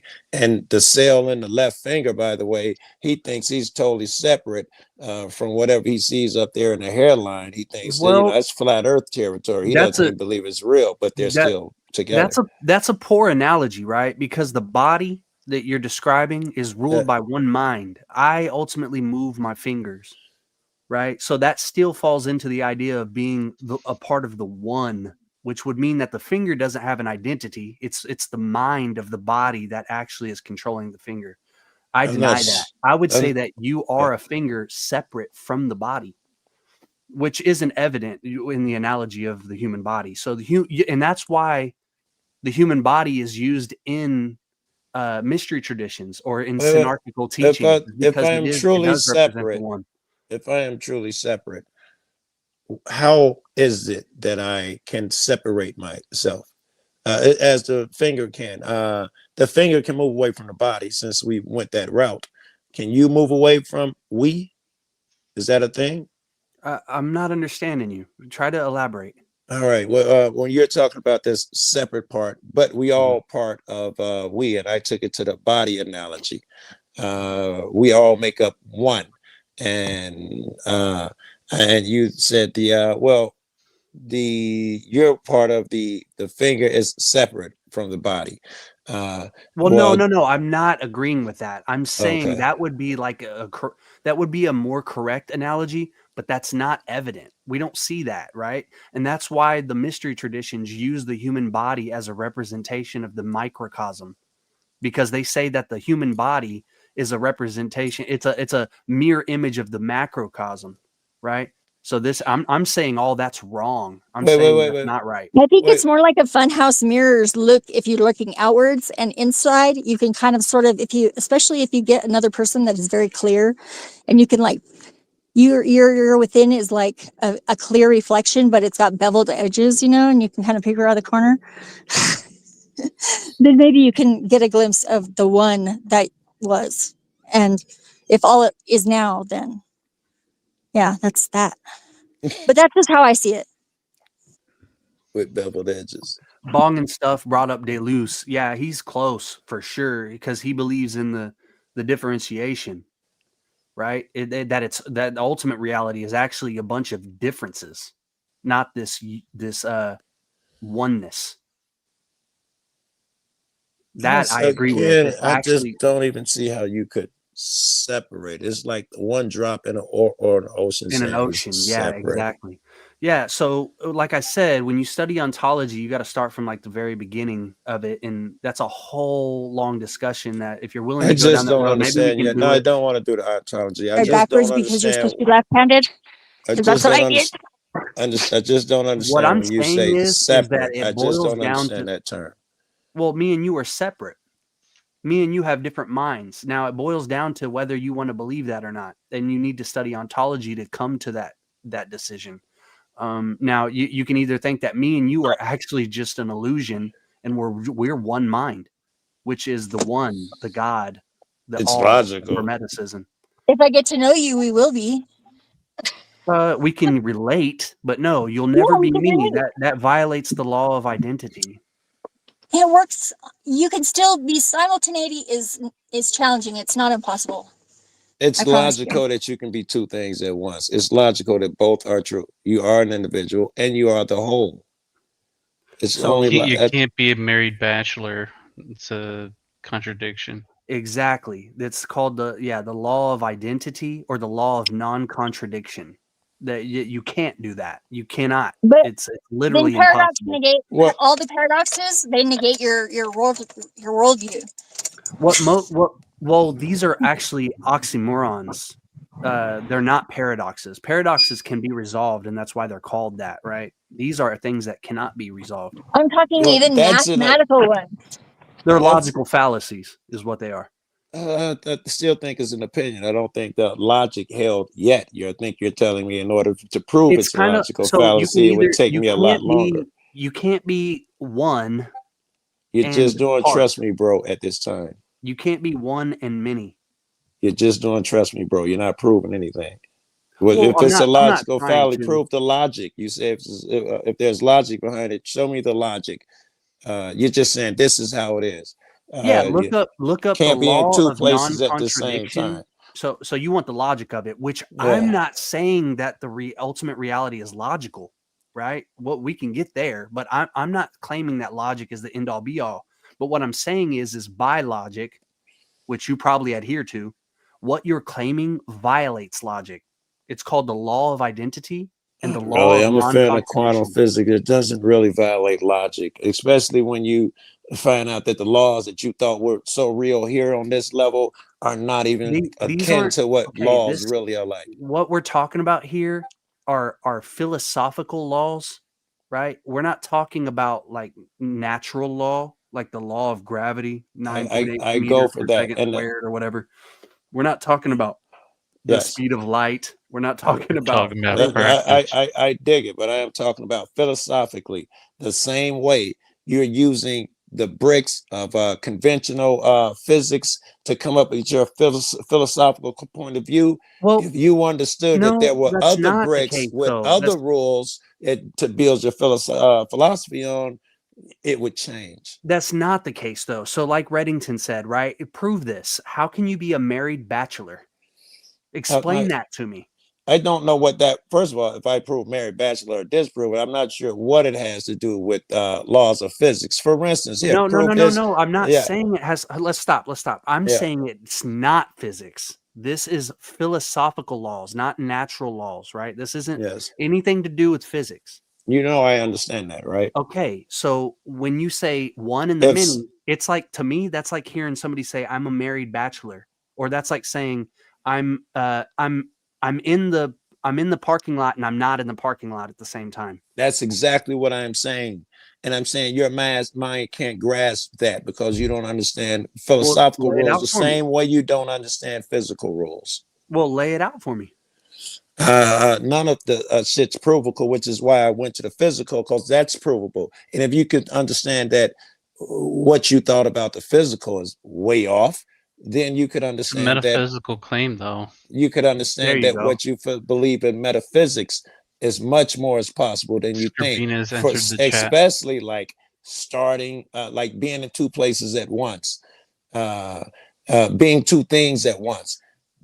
Yeah, lay that out for me. So you're using like quantum physics or something like superpositioning or something. That's highly Superposition, theoretical. that's great. Yeah, superpositioning with it. That's not real. That's virtual, right? That's what we use for like computer programming. That has nothing to do with reality. It's non-Euclidean. Well, this is great. Then you're about to explain to me what reality is, Well, and I'm saying nothing material what you will fall experiment, under reality. what you experience through a computer or a video game or virtually in Yes. models Yes. isn't reality, is what I'm saying. So Well, doesn't that superpositioning is out mean? of the Wait. question.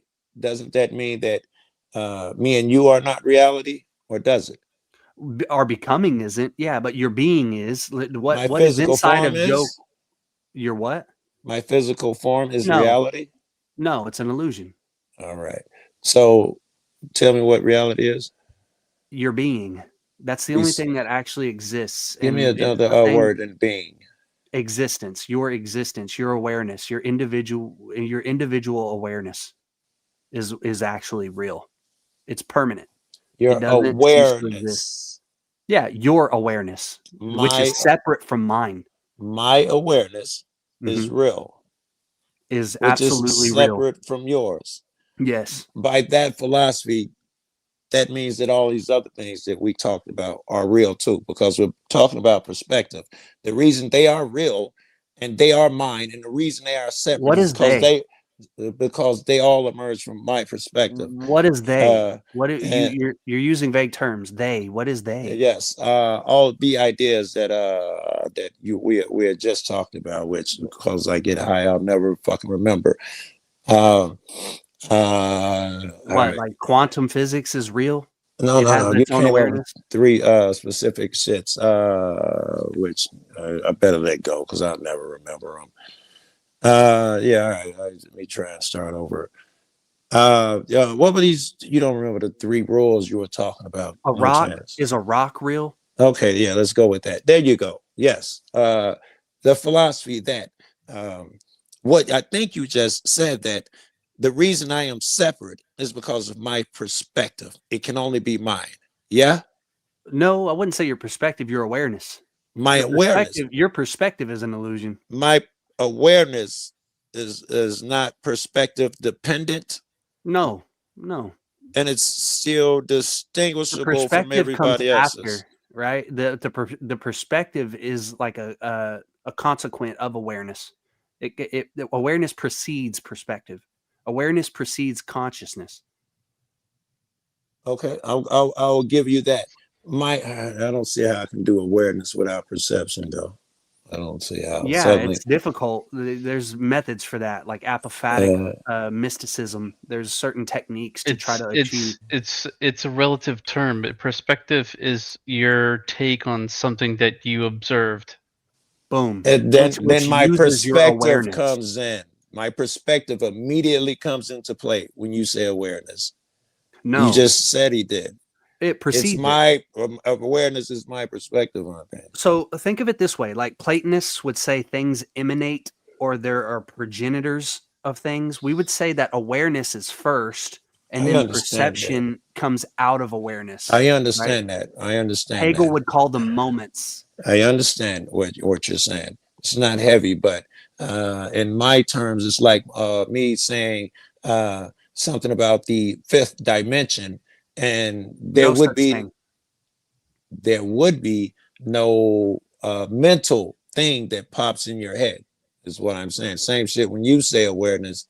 No mental thing can pop in my head without going to perspective. Nothing, no image pops in my head of awareness absent perspective.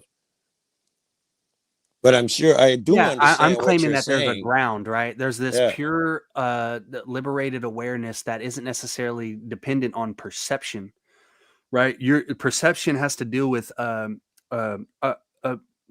subject object relationships. I'm saying that this transcends that dichotomy. I dig it, but a minute ago you were standing on it like there is no such thing, like it's fact. And this Well, is yeah, the I would thing. say Wait, it's an wait. illusion. Let me finish the rest of it. But this is the thing, awareness that you can't even explain. How in the world can it be so everybody is so agreed on as fact if it's so difficult to explain?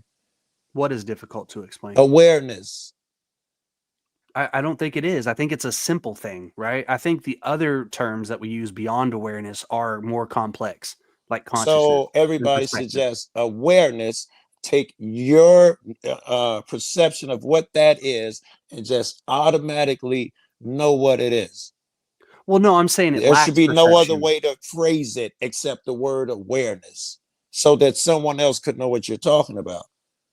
Yeah, I'm trying to lay out the definition for it, right? I'm trying to Please do. allude to what I mean by awareness.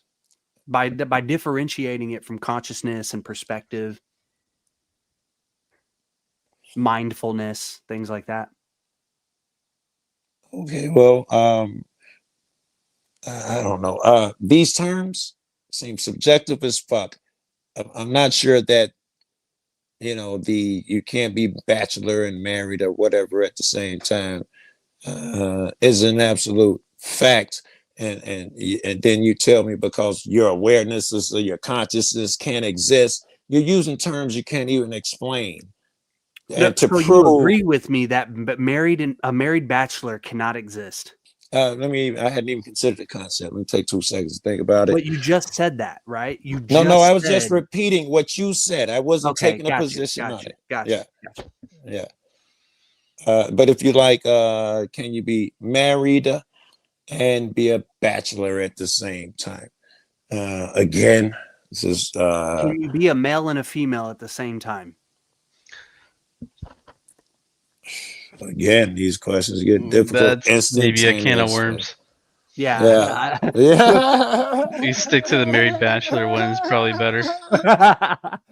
Can you be short and tall at the same time? Obviously, perspective. Yes. Okay. Let's see here. Let me try to find another one. Can you be white and black at the same time? I don't know. Can I be hairy and not hairy at the same time? Yes, perspective. So probably it would hold true I for have white and absolutely black no too. hair on my body. Can I be hairy? Of course you can. It depends on the third nigga who walks into the room who shows you what no hair really is like. Right? And suddenly that guy, you go down on the microscopic level. By definition, we're saying no hair. So there's no hair there, right? It doesn't matter if somebody has there's another person. If you're zero hair, can you be hairy? Yeah. No, not without redefining the that's term of the kind of word. like the law of identity. Like the thing is what it is in itself, and it cannot be something else. Wait. We're not done. We're just beginning because you chose something in the physical realm, which I already explained to you that truth is, yes, you can be hairy and not hairy at the same time. It's been proven through quantum physics. For instance, half spin, quarter spin. Right, I'm just saying. So you can't say this is true. According to your hairy, Let's see where this goes. rules. Yes, let's see where it goes. If Quantum physics. If I take my face and I'm looking at you, and I do the 360-degree turn, where will I be facing? Back at the same position. At the same position, 100% of the time, a nigga would swear to me, Joe, there's no other possibility. You must be facing, if you truly did a 360 degrees, there is no black and white. And then I would say, wow, have you heard of this new shit, quarter spin, quantum physics, where a thing can turn 360 degrees and you're looking at the side or the rear of the thing? Have you heard that the laws are not what we thought they were? It appears that you can be. You've completely lost me. Okay, let me chart. The hair is the 360 degrees. We were just saying that the hair is the 360 degrees. Do you know what you're saying right now? Yes, I'm trying to make an analogy. Earth to Joe Cool. Is he aware? Are you alive? Are you aware of your analogy, sir? Yeah. Do you understand the same way you affirmed that? And I agree to, because I got this argument behind me, that you can, it looks like you're locked in, that either you have hair, because by definition you don't, you're hairless, or you have hair. Seems logical. 100% of the time, this is what you see. I'm telling you that we know with quantum physics, That is not true. There is such thing as being hairy and hairless at the same time. And I was trying to give you an example that didn't But fall there's well, not apparently. though. But there's not though, right? Okay. So like virtually what you're trying to explain is superpositioning, which is a crude analogy to the violation of the law of non-contradiction and the law of identity. It's a very far-reaching analogy, right? I don't no. But It even suits the exact superpositioning, shit you gave me, which was hair. It's 1,000% yeah, that spot doesn't on for apply hair. to quantum physics, though. I'm emphatically telling you that does not apply. What to does you're the violation of the law of the law of non-contradiction and you the law of telling me? I'm identity? emphatic. You telling me is You're trust trying me, to bro. use the concept, a theory within quantum physics called superpositioning. I and know you're what trying- superpositioning is. You're trying to Yes. say you're using this idea that in quantum physics that two things can be at the same place at one time. No. I had switched it to something called quarter spin, half spin. Yeah. You didn't understand it? Take 2 seconds to No, listen to it. I then. don't understand how that applies All to right. the violation of non-contradiction in the law of identity. First of all, I am saying that when you're saying that my argument just now was superpositioning, it was quarter spin, half spin. It's quite different thing. It's when something spins 360 degrees, instead of looking at it head on, you now see the side. Even though it's spun 360 degrees, you see the side of it. That's a thing in quantum But physics. how does that apply to the law of identity? Because you can see the thing that was the one that split to two. It's You one can thing see it. spinning. It's one thing spinning, right? Mm-hmm. It's not one thing claiming to be two different things in one place at one time spinning. But if the So other that thing we're not is even possible, in the realm of law of identity. We're far removed from that. No. We're saying if this law can be wrong with this law, you can be wrong with the other law. It seems logical. I've already asked you to explain to me how the law of identity is something that's fallacious. How is that we wrong? couldn't understand. You couldn't explain to me what the law of identity It's was. not. It's neutral. Remember, you was talking about it all exists in the ethereal realm. You can't say any word Yeah, other than what- I aware. never said ethereal realm. I never Yeah, said what do you say? What are you saying? Hostile? You saying because he's black he can't follow the law or something? What's wrong with you? I mean, Was it a crime before the law?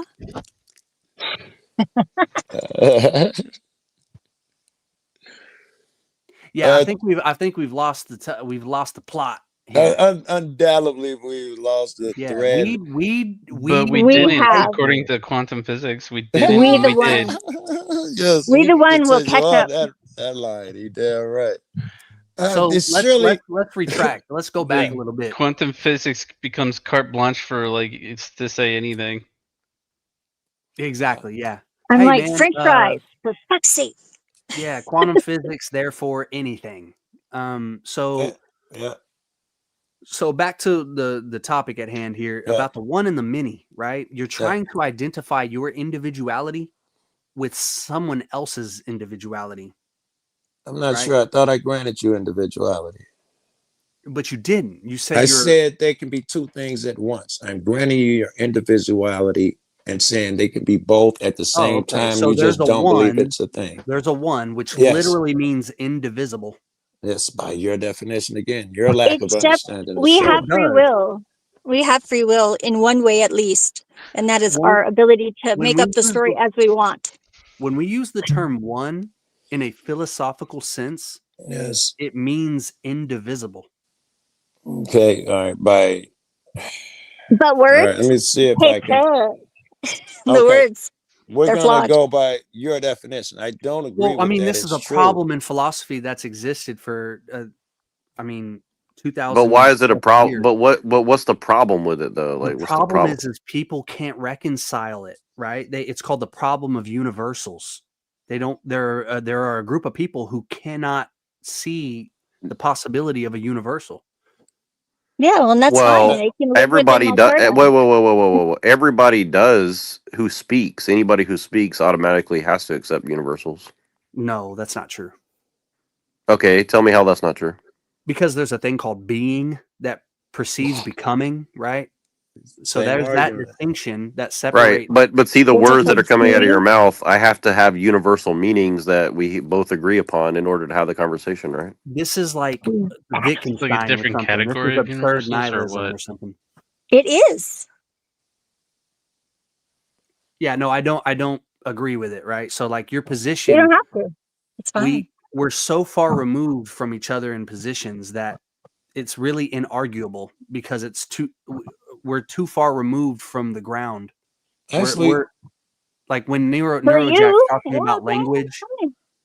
language, right, being fallacious, and language Well, it's not being defined. Definitions are not defined. Like irony contains no iron unless Yeah, it's but if I say actually a dog, irony. but if I say the word dog, like you can twist it however you want. You still know what a dog is, right? the yeah, idea yeah, is just to but I don't know. communicate. But I don't know what type of dog, right? So I don't know the appearance of the dog. For I if don't. you're being It's a sincere, category. for It's communicative inferred. purposes, if you're sincere, dog will do. If you're insincere, you're probably asking what color is his fur. All dogs don't necessarily have Wi-Fi. Word you say is white.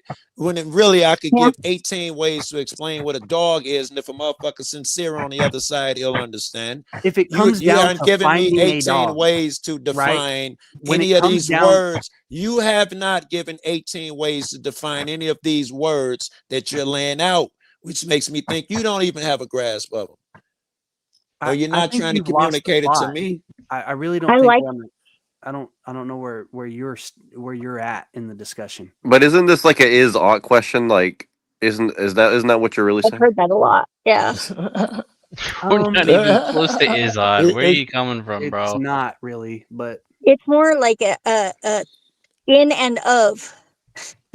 No, it is because it is We were odd because talking you're about saying like quantum physics like the like is 2 odd minutes analogy. ago, 1 minute ago. no, it is an is ought because you're saying well some people might not understand this word or that word, but Well, like the thing do, be, is, by, well, through. no, I'm not saying it is. I'm saying these things are inarguable, right? It's not an is ought We're question. arguing about it, so that's Argue kind it now, and of you have ironic. one word every now and then. It's you're not. If they're inarguable, do a better job.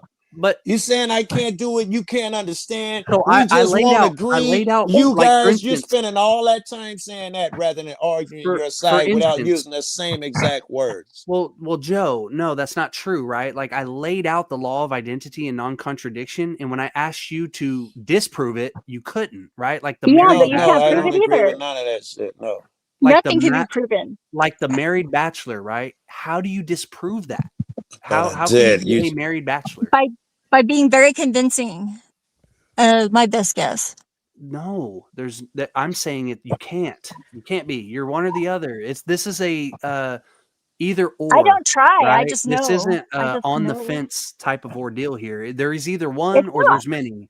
There's either existence or non-existence. It's Let me like ask you about is time. Is there is time linear? No. No, So, it's not. Three-dimensional. Can you prove it's not? Nope. Yeah, by the statement that like I claim Parmenides' argument that being precedes becoming and that the only thing that exists Blah blah is blah. existence. Give me an English shit. That's the answer though. Why are give you me saying blah give blah it to me blah? in English. Give it to me from Europe. Okay. Don't give me Armenia's. Okay, English. I'll go slow. I'll go slow, right? Nothing begets nothing. That's about as simple as I can say it. Yes, yes. That's about as simple as I can say it. So that Nothing proves doesn't exist since we named it. Then it's something more. that's Then true nothing. through the gate. Come on now. That Well, you here did this before. No, it'd I'll- still be nothing. I'll Just because prove, you give something. I'll prove A concept, a name doesn't mean The nothing formless. becomes something. It's the formless from told which you me can make nothing. form. You told me nothing begats Formless nothing. is still something. I see a tree outside. I know that tree started that's from a not little nothing. baby seed. It's not. 'Cause it Therefore, doesn't I know. exist. I already told you. Hold on, let me do this argument with this the tree analogy here. The nothing begets nothing. Time is not linear because nothing begets nothing. That is proof of nothing. Those are words.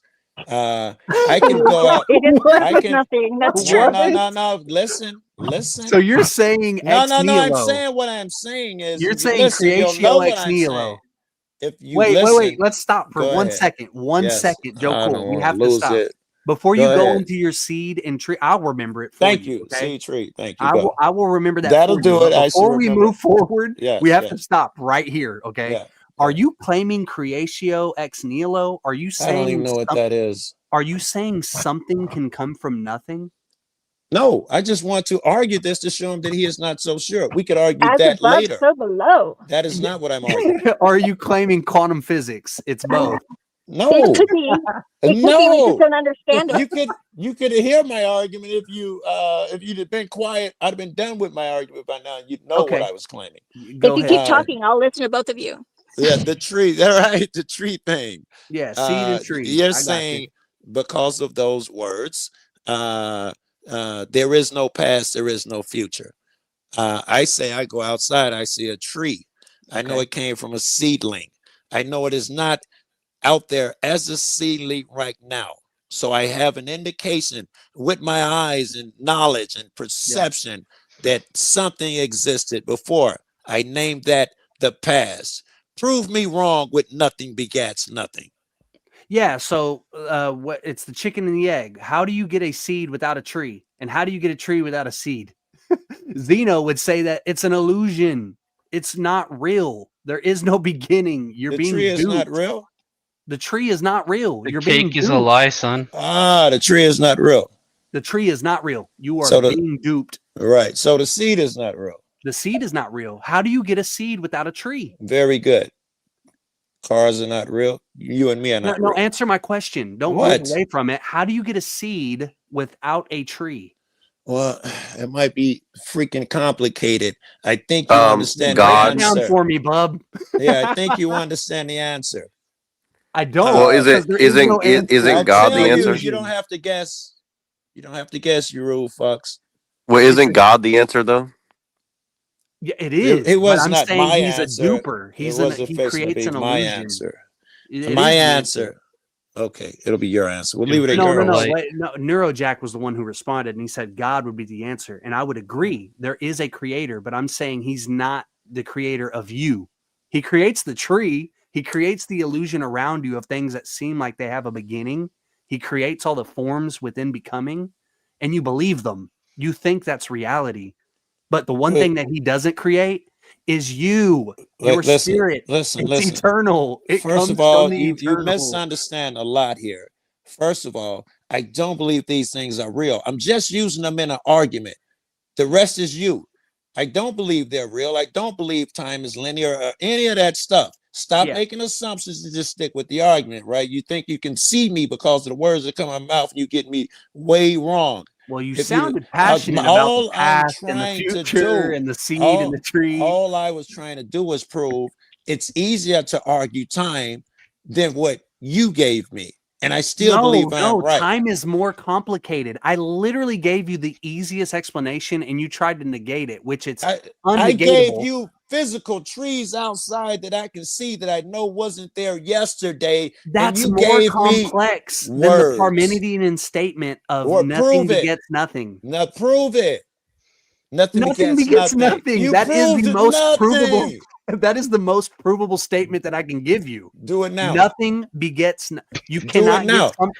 Do it How do now. you not understand that? Diddy How do now, you not right now. Right, How do you right. not See, here is your understand? argument. So easy to prove that all you can say is, how do you not understand? You should have 8 different ways to prove it. How many analogies can I come up with to prove Okay, time is linear? I have Shit. no apples in a bag, right? I have You're no damn apples right. You got nothing in a bag. But right? Archimedes says everybody knows it's true. You got Well, no. nothing. Listen, I have no apples in a bag. How am I going to get apples out of it? Don't answer my I shit have with no- the question. Tell I me have something. no- Teach me something. I have no. Yeah, hold water. on for a second, guys. Let me see what this dude is. Hey, you got to cam up in the back to get on the show here for the person that's here. Okay, is this our friend Michael? Yeah, what's up, TM? Yeah, How you blessings, doing? brother. Yeah, how's it going? Yeah. How's I'm it going? spectating. Yeah, for It's sure. getting tense in here, but that's Yeah, it's all okay. good. Yeah, it's all good, Pressure brother. Yeah. makes diamonds. So we be Yeah, listening. welcome to the show. Yeah, I appreciate you, man. Yeah, blessings. Continue. I'm going to leave it at this. I think Joe Cool is just a polematic person. I think he just likes to disagree, right? Because literally when I say nothing begets nothing and you're like still arguing that, but not providing a rebuttal for that. I'm not going to leave it here.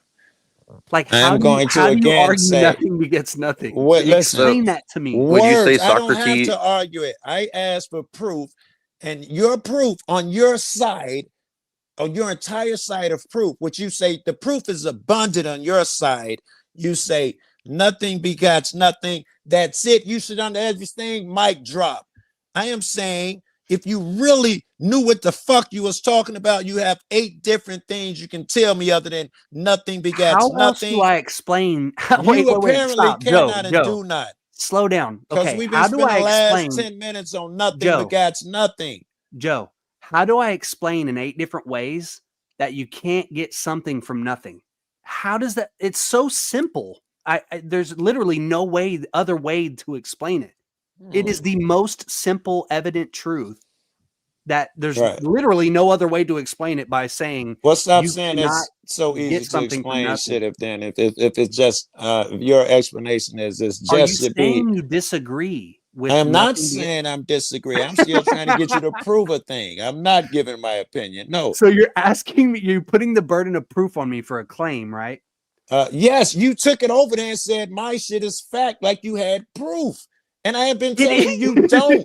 And as proof, you give me fucking Confucius sayings. Okay. Nigga, who thinks that's proof? Okay, without Oh, anybody dear. saying it, right? Without bringing up Parmenides, right? Just me. I'm just saying it, okay? Yes, please, if you say these same 2 fucking phrases, you about to do it I again. can't get something out of nothing, right? So therefore, if you are experiencing a bunch of something, Here, knucklehead, here. I'll give you a way to get something out of nothing. Just yeah. a grr. Just What? Pulls All a right. quarter from behind your ear. Make that blunt appear from behind his ear. All right. All right. So wait. I'm done. No, I got a question for you. Now. Joe, you're cooked. No, I'm not. I easily got a Bro, another, you're baked. Not only do I have something for nothing from you, but it's quantum physics, so it'll troll you to no end and irritate the fuck out of you. But I'd rather ask you a question now because I'm thinking something else now. I'm gonna ask you a couple. So everything that exists now has always existed. Can I assume you believe that? Bingo. Okay. And the reason it's always existed is because there is no such thing as time. Yeah. No. Then how can you say always existed if there is no time? That it's the lack of time. It's the negation of time. We call it eternity. Right? Time is Without beginning, without end. It's without beginning or without end. Time is an illusion that you experience within becoming because you think there are beginnings and ends. Very good. Then you should not use phrases like it's always existed, or maybe you shouldn't agree to my phrases. No, I say should shit use like that. I should use it's always existed. But how would you argue? Hold on. But how would you argue that we've always existed? Like, there's no way to prove such a thing other than like your feel that way, right? No, I think you're misunderstanding, right? So like there's 2 options here. There's no fence. You cannot sit on the fence on this. Either you believe something came from nothing, or you believe that there is always But been what does that something. have to do with you being eternal and not created by God? What does that have to do with that? Everything to do with it. Because if there's an eternity, then you, which are experiencing eternity, have to come from eternity, not some other part of eternity. Well, right? how am I experiencing eternity when I'm in a body that's going to grow and die and get put in the ground or burned up or something?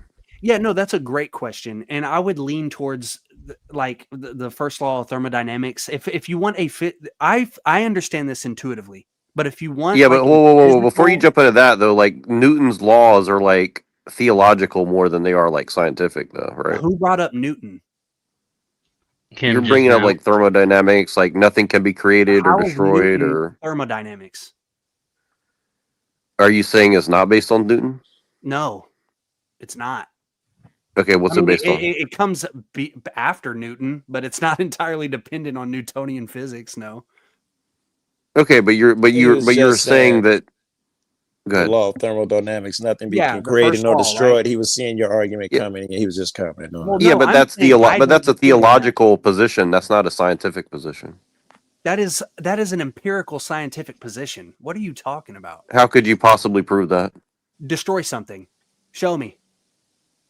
Record it. Experiment it. Create a hypothesis. Destroy Well, something. it depends on what your definition of is, isn't it? No, it depends on what my definition of destroy is, Saturnine. right? Not Destroy really, means to because if put you into smash two atoms non-existence. together, did you destroy the two atoms? No, that's why we say that you can't destroy anything. What happened to the atoms? They transform. They Into change what? states of matter. Yes, and sometimes more matter is created. Apparently, No, you from cannot add nowhere. anything to it. You can't You are add or wrong. reduce anything to it. You No, are wrong. I'm Listen, not wrong. This is physics. sometimes this was This the is argument work. out the quantum physics argument I was Look up going the to use. definition of work Or I in could physics. just, or I'm not going to look up a definition. If you'd like to knock yourself out, You I'd rather want tell proof you of my things, but you story. don't want to look up definitions. I don't want to look up your shit because your proof is inadequate. It's probably going to say neither is nothing nor there. And you're going to say it's fact, baby. Just suck it up. Listen. I Listen, think here that is one of the you things. will Listen, argue with anything. I will Anything argue that's with given to anything. you, you Yes, will I argue. will, but my shit's still right and it's smarter than yours. I'm giving more evidence. You're saying 3 words and just, yeah, you're acting weird. You're not Evidence. giving evidence All of he nothing. says But is you know quantum why? physics. Yes, That's it. but what he is I didn't saying is claim that like I was his shit. smarter than you. I didn't He claim is saying, that. I'm I'm not not claiming you as. offended by your beliefs. I'm not offended by your knowledge, quote Okay, unquote. I'm not. I don't think I was not intentionally inclining toward you were offended or anything like that. I was trying Well, to I'm say saying you're you sound dodging. defensive, right? You're like, I'm smarter than you. Oh, I was What? probably trolling you at that moment. But you do Gotcha, lack here, gotcha. which is why I would have been trolling you because you just lack what you're talking about over here. Sure. Okay, I'm gonna go back to the experiment. Some of the times when you take atoms and you spin them around and you What smash is them an atom? together. God damn it. I told you one nigga want to talk about the color of the hair of the dog and one nigga wants to communicate. Well, you like quantum physics and atomic particle physics And and you things like like that. diverting, Burn a deflecting, and log. not Let's trying make to it find the simple, truth. man. Make it simple. Boil water. You Burn love a log. simple. I told you I don't want 3 words. I want 8 explanations. What are you I'm saying afraid the of? complexity. Well, I'm saying the complexity has got you lost. You think quantum physics is I reality. get that you It's have not. an opinion. Can I talk? Or do you have to interrupt me to give your opinion on the thing? Can it wait? You're right. No, continue. Thank you. All right. Sometimes when you take these particles and you slam them to each other, odd things happen. One is the one you were just talking about, where they transform shapes when you slam them into each other. They would transfer from what we would call physical matter particles to invisible particles, like, say, I don't know, electric particle or something. They literally disappear. If you look at the Dow physics on the cover, you'll see lines that disappear and reappear. It's to simulate that they're turning to transforming matter. I think you guys believe that, and you're not going to argue that part. But there's No, also I'm definitely going to argue that a particle. You know what the words you literally just said. No. This is again the dog hair. You said invisible. How are you seeing and recording and nigga. experimenting with something that's invisible, brother? This What are you nigga. talking about? That's the Well, problem. technically it's all light and we can only see some of it with our Undetectable eyes. is probably a better Yeah, word. like how does he stop it? He's just trolling me at this point, man. I'm not trolling you. I'm Okay. literally pointing out the fallaciousness in your thinking. You're believing theories from people who claim to be empiricists. Who made your But sword? they're not. They're not. They don't even understand science. You're not gonna let me finish the argument. I think I'm Sure, sensing yeah, smash particles. either You got it. fear or disrespect at this point. Well, I'm no, not you sure which literally one said, it I is. think you guys won't argue that, right? Yes. And I'm not going to let you say that I'm agreeing with you and Well, say you- that I, well, right? you Like, say I don't say, agree with it.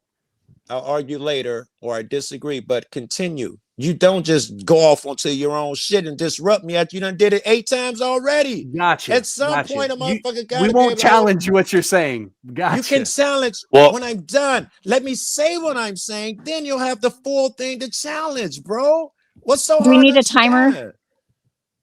A little more structure? Just asking. This is just weird. No, let's go. At this Invisible point. particles, atoms, transforming shapes. Let's go. Continue. All right. No, I'll start over since you want to be Start a dick. over from the beginning, man. Yeah, no, I know exactly where to start from, but I'll start over because you're a dick. I'll be a little bit of a dick. All right. Sometimes when you take these particles and you spin them around in opposite directions super fast, 99.99+ % of the speed of light, and you slam them into each other, they transform the particle itself because it was whatever particle it began. Doesn't mean it's going to end up like that. It changes within milliseconds in a lot shorter period of time, I'm sure, than that. Another thing that happened is sometimes these two particles slam into each other, and the pieces that they produce are the same exact size as the particles. So if you imagine taking a glass and it's shattering onto the ground, having many pieces produced, same size as the original. That is the thing that occurs in the quantum physics world. All right, I'm done. Argue. Citation needed. That's it. That's it. Well, but also like miniature black holes are formed too, right? So they are for that a super short amount of time. Yeah. Right, but see, this And is they the thing is like evaporate immediately, allegedly. the laws of physics break down at that point. So then the laws that you're referring to, hostile, no longer apply, right? This is what. But he wasn't referring to those. I don't think, if I remember the argument right. I mean, yeah, no, I'm saying everything that you just explained about referring to the particle laws theory of logic is a cool story. Cool, it's like cool story, bro. Right. You don't. Okay, you don't have to believe it. Do Maybe, you know how they even do these experiments and conduct these experiments? Well, I went to Fermi Lab because I'm lucky. No, I've never been in the motherfucker, but I'm a fan enough where I read every fucking quantum physics books in my library because I'm old and the internet wasn't even available. Yeah, I went out to Fermi Lab and hung out. So I you're do this familiar type with of shit Richard as a Feynman, hobby. right? So you're familiar with Richard Feynman in QED? Are you familiar with Richard Feynman? No idea. I'm just gonna take my word for it. No, I have no idea what you're talking No, about. he ain't gay. He ain't gay, man. He don't think that Dick is fine as a fine man. Okay, come on now. You just tell me what you want to say. You've read and I'll every stay book out on of it. physics That's except not from what the I father said. of I'm physics. sorry. Did I say that? You did say that. Okay. All right. But cool. I've read every book on physics. That was my claim. Please. Well, no, you were probably trolling, is what you would say. No. I said in my library. They would have Feynman. Gotcha. Cool. Okay. And you don't All got Feynman in it. No. Gotcha. I'm not saying I don't have Feynman. Now I'm telling you, you will have to make your statement. You're like a without moving me. target. It's like anything that you sound I'm like not- you're claiming. When I make say your- you're Yes. claiming it, you're like, nah, bro, I'm not. Yes, because you tried to twist shit. This time I'm gonna stay out of it. I'm I'm not gonna let you twisting make anything. I'm gonna let you make your statement. Go. I'm not twisting anything. I'm not saying particles can transform into other I'll parts. comment when you're done. I'm not claiming particles, atoms. I'm not claiming quantum Tell me physics. what I'm you not are doing, what invoking you're any not of that. doing. What I'm saying simply, which doesn't need any further explanation, is Don't you fucking go ahead. This is bro, the bud has got this man cooked. Hold on. Let me Look, hear it again. This look. is getting good. At this point, I think you're so high that you're literally having auditory hallucinations where you're I hearing me could have say sworn shit, I heard that you and were I'm not just saying about to shit. repeat yourself. I already It's saw just it in the perspective, bro. future. It's just perspective, bro. It's just perspective, bro. Which everything is. Okay, man. So with you, I Go think ahead. it's we just have to concede. I have to concede and agree to disagree with you because I don't think it's possible to actually go further. Right? I don't care about that shit, man. Your opinions on shit. Nigga, make a statement. I don't care. Every time you open your mouth, it's fucking opinions and goofy shit. So nothing begets Statements nothing is are an opinions. opinion. Gotcha. Damn, Okay, make something so- to this conversation we're talking about. Here's your opportunity. You just want to use it to tell me how I'll never understand you. Be nice. Okay. Be nice. Or be Well, I kind. am. I'm trying to say we have to Fine. agree to disagree. I don't think Okay, that well, we let's can- leave it there. Let's not make it my shortcoming and you know, right? Let's I'm leave just it gonna there. say Then. that you know, I wish you luck, you know, like with the I don't creator. need your lunch, nigga. Stop it. Fucking wish you luck, condescending prick. Oh, okay. So I wish you luck with them dumb ideas you got there, man, with your knowledge. And I hope you learn to articulate better I hope you learn to articulate your thoughts better and just don't rely on 2 phrases at a time and then make bad comments about a motherfucker. You just don't understand. You guys don't. It's so simple. How can a person? I hope you learn how to communicate better. Good luck. Am I Thanks, paying you a man. compliment? No, Stop it. I could No, I'm use not. I could use the advice, man. I appreciate that. Yeah. If that was a joke, it was No, but funny. I want to get into this, and I'm sorry to Michael because I know he wants to talk, but I want to get into this hostile. Can you reiterate your point about what what are you trying to say with the whole, like, the one and the many? Like, let's Yeah, start there's no over. one, right? So like the idea that we're a part of a one is a deception, and ultimately you're forfeiting your individuality, right? Whether that means actually identifying completely with the thing that we call the one, which you could call it God, you could call it Jesus, you could call it Allah, you could call it all these different names. We can call it the Gnostic demiurge. There are people who actually achieve identifying with it completely. We call it theosis or henosis. Both sides, you mean? Like of the same thing that it is? Yeah, you basically are absorbed into it, Sides? right? And then you identify what you become an automaton. You think every thought that the one is thinking, right? But the real paradigm, what I'm claiming is that you are an individual and you can actually separate from it and attain absolute individuation. So there's either one or the many. And if you believe in the many, But why would you want to do that though? Everyone Why gets there would you want? eventually. That's all I know. Yeah. Why So would you? Why would you want to do that though? yeah, so like if you want to still attain Jax can be freedom, the if you commander want of the Borg. if you want freedom, right, then this is something you would want to chase. If you're not cool with freedom, if you're fine with being subjugated and enslaved for all of eternity, then yeah, then by all means, man, all power to you. Go to the one. Yeah, but I mean, like, how could you know of anything outside of this experience that we're in right now? Yeah, that's the leap, right? So we're claiming that the thing outside of it that's knowable is apophatic, right? It's incognizable, it's unknowable, it's not logical, it's irrational, it's what's another word that you could use? Logical, rational. It's not intellectual, it's not consciousness, it's not the mind. It's all these things mislead you into thinking about earthly forms, or what we would go further than the earth. We would say the material cosmos, cosmic forms, right? What we call the universe, universal forms. You start to associate with these Yeah, so but aren't much you that you saying? think they're reality. But aren't you? Yeah, but aren't you saying that, like, you need to completely separate from Yes. matter and spirituality and all existence? No. You are spirit. You need to separate from matter. And you become completely Why though? spiritual. Have you not? ever experienced? Well, I mean, you could always. Well, I don't want to say what I want to say, Yeah, I but could claim it, you can right? always Yeah. put a thing in your mouth and make it all go away, right? So, I mean, the point is, like, is that what you're advocating for? 'Cause that's what it sounds like. No, that's not what I'm advocating for, because Oh, how come to on, attain dude. it, yeah, That's like that's low that's level. It's actually not low. He's saying that if your idea is to leave this physical body, there is a quick way to do it. He's not trying to be low. yeah, and that's not the right way, because it takes work. It's not something that you just achieve all of a sudden by doing that, right? It's something you have to deprogram yourself. That's for lack of a better word.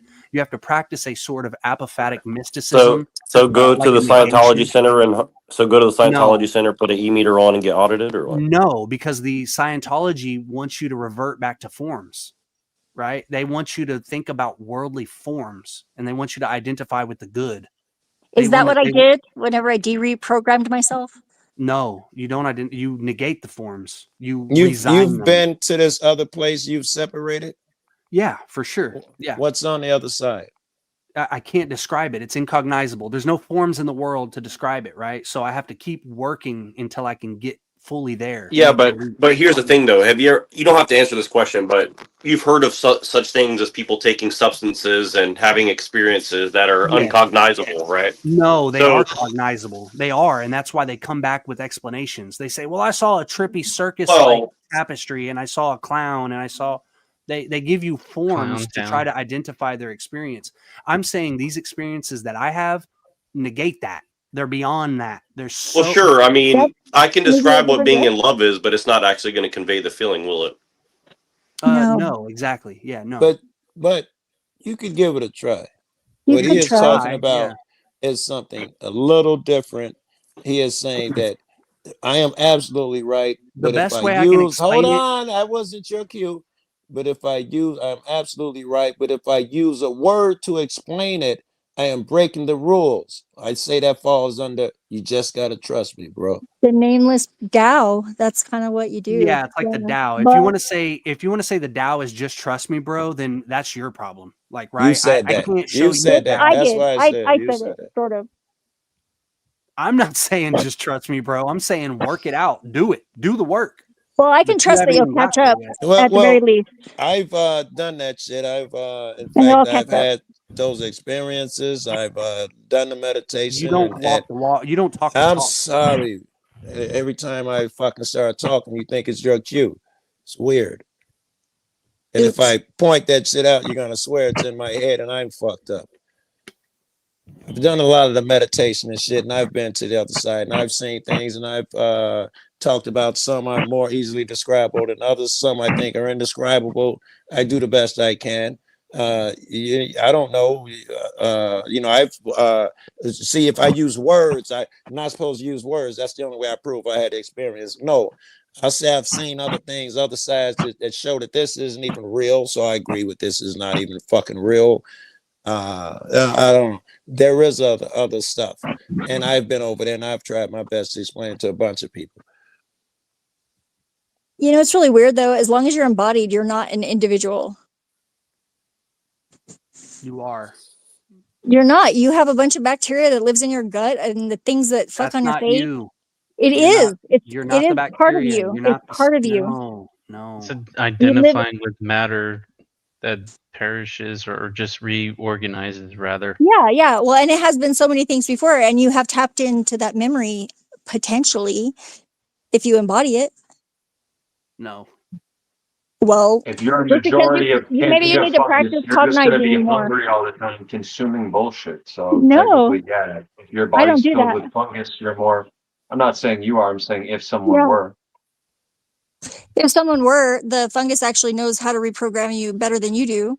If you think you're a bacteria, I mean, more power to you. No, I mean, like I would be the subtil. What is it called? Something subtilis. That one would be my favorite one. And I did get called If you think you're a bacteria. water bear, Yeah, no, probably not. I might have been one once, and I might have one as a spirit animal. They're really cute in an ugly sort of way.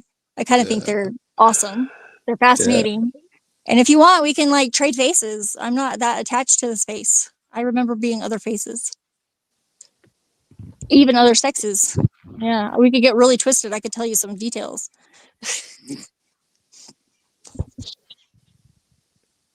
It's a mythology to everyone else, but to me, it's my truth. So I don't know. I'm not here to prove it though, but I want to know your story too. Sad trombone. It's unprovable. You're right about that. All of those things over there are unprovable. Mm-hmm. bro, you've been There's no smoking that. You've guarantee. been smoking that quantum weed, bro. That Oh shit. yeah. Man, it's 4 different strands, Well, at least 4. so I got an answer to the one in the mini. I want to see what Hostile thinks. Okay, Yeah, ready? Oh no. Okay. God as the Trinity, one divine essence shared by 3 distinct persons, Father, Son, and Holy Spirit. Their loving relationship shows the perfect unity in diversity, with the Father as the source. I'm Next triggered part. for him. I'm Yeah. triggered So for him. It's gonna be bad. even you got it, Joe. You got it. No. I say I'm triggered for you. This is gonna be bad. I'm looking forward to what Well, you're no, about it's to not say. bad. I'm just saying the person who came up with the best argument for the Trinity, Saint Gregory of Palmos, was he fell short. Right? He reduced it to a dichotomy, energy and essence distinction. That's so actually the Trinity is a dualism, right? So it's actually negating itself. The argument for the Trinity, the energy essence distinction, it falls short. That's the best explanation we have for the Trinity. But I would say that if you want to go as far to claim that there's a Trinity, then you're claiming there's parts, which Plato did, right? This is what the early church fathers were Platonists. This is undeniable because they use the same language and they are an outgrowth of. Yeah, but but people use language all. Okay, like here's an example, right? Like people say, right? So I just, and I'll leave it. I just got one more sentence to say. The reason they came up with the Trinity is because the hypostases that Plato got to in his most simples were three, right? Whether that's God, justice, or beauty. The mainstream consensus is God, good, justice, and beauty, right? So but aren't you just being contrarian just to say that well Plato was wrong then? No, I'm saying that the three is three. It's not one. And Gregory is saying it's a dichotomy. So at best, he's saying it's two. He's not saying you have it's to one. you have He's to saying count to go. energy and essence. You have to count to get to three, right? So you have the one, you have the essence and energies, and then you have the Trinity, right? Okay, let me be very, very specific here. And this may sound contrary, it may sound paradoxical, but let me try to explain. And it shouldn't take long. I'm not saying there's not a such thing as one. I'm saying there's not a such thing as one completely, right? There are ones, plural. Every individual is reducible to an indivisible one. This is very, very close to Leibniz's monadology. He claims that there are many monads. There are many irreducible. Sure, but isn't that aren't you just really saying everybody's solipsistic and everybody's like Descartes' little demon or something though? No, like a brain it's into the that. exact opposite of that. It's the exact opposite of that. How do you get that out of? I think absolute Nero is the freedom? troll. Oh yeah, it could be. No, I'm not. I'm actually not trolling because you're saying, well, like every person is an It's like indivisible putting one. words in people's mouths, so maybe No, you're it's not. No. misunderstanding or- Okay, no, it's really not because he's conflating like the spirit. And again, you could make this argument for Christianity too. So I'm not denying that, right? But we actually have like stuff that we try to like explain about it, right? But you're saying, well, Christianity is wrong, so it's like, well, how are you explaining it then, right? So like. For example, right? Like, okay, does an amoeba have like an ontology? Does it have an indivisible oneness as well, or just humans? I would say no. I would say that the ontology behind the amoeba is actually the plasmation from the mind of the creator, the thing that you call God. The thing Okay, that you right, want but to you're call saying, but you're okay, great, so perfect. Okay, so you're saying the amoeba's of God, but we're not. We're our own God. yes, correct? your spirit is irreducible. It's indivisible. It's one. It's one. It is a monad. You are eternal. Your spirit is. Spirits are eternal. Right. Okay, let me complete my Trinity argument here. So God creates the world with harmony, particulars, many things connect to universals, whole one, through divine order, like nature's hierarchies. An example is Christ's incarnation unites God and humanity without erasing our differences. It restores a cosmic balance. Yeah, so that's partially true, right? Like, so there are unities. Unities seemingly exist as long as parts are participating. As soon as the participants move away from that unity, the unity starts to disintegrate. It's like the parts of a car. It looks like a car as long as it's put Right. together, but if I spread out But- all the but- parts of the car individually, miles apart, I would start to call it different things. I would say that's a spark plug. I wouldn't call the spark plug a car. Sure, but why is an amoeba part of God and why are we not? Like that, there's a big leap between like Yeah, amoeba's part of God, we're not. There's a big leap there, right? Yeah, there are evident things, characteristics, and attributes. Like I don't see an amoeba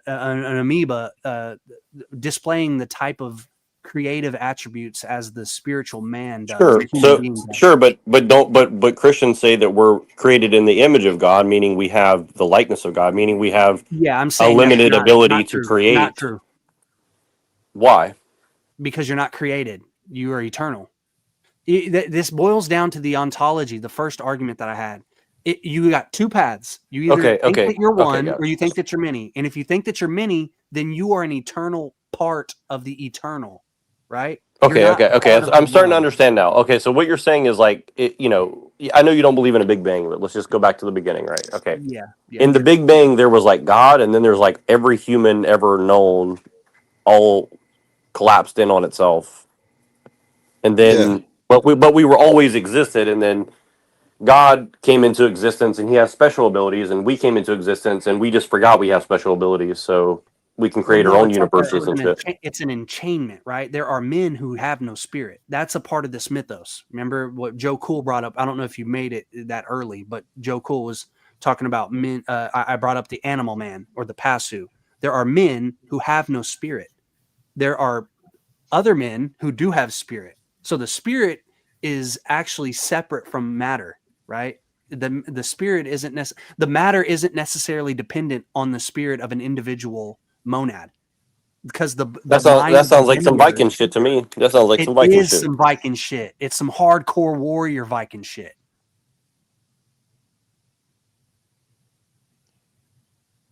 There's I, something about a I would slap you gonad. with my flamingo sword. Gonads, Sound gonadology. like I'm gonna write that. gonads. I'm gonna write that book, Gonadology. Hell yeah. Yeah. Gonads and strife. It would it be red pilled or would it be golf ball sized? Say that again. Red pill sized or golf ball sized? Red pill Disco ball size? Oh, Yeah. the gonads. Yeah. Well, they're Mine are both. inside, so they're not very big. I You know, invoke they're quantum small. physics. I invoke Okay, quantum so physics. if we're eternal, do we have a dick in this eternal realm, or are we No. Your genderless and dick formless? is not No. real. We would say Yeah. there's How's like that a troll question? what gender is made of, right? Like the ground, the thing that Duality. supports the thing that supports the differences between genders in the material world also applies in the spiritual. We would say you could use general terms like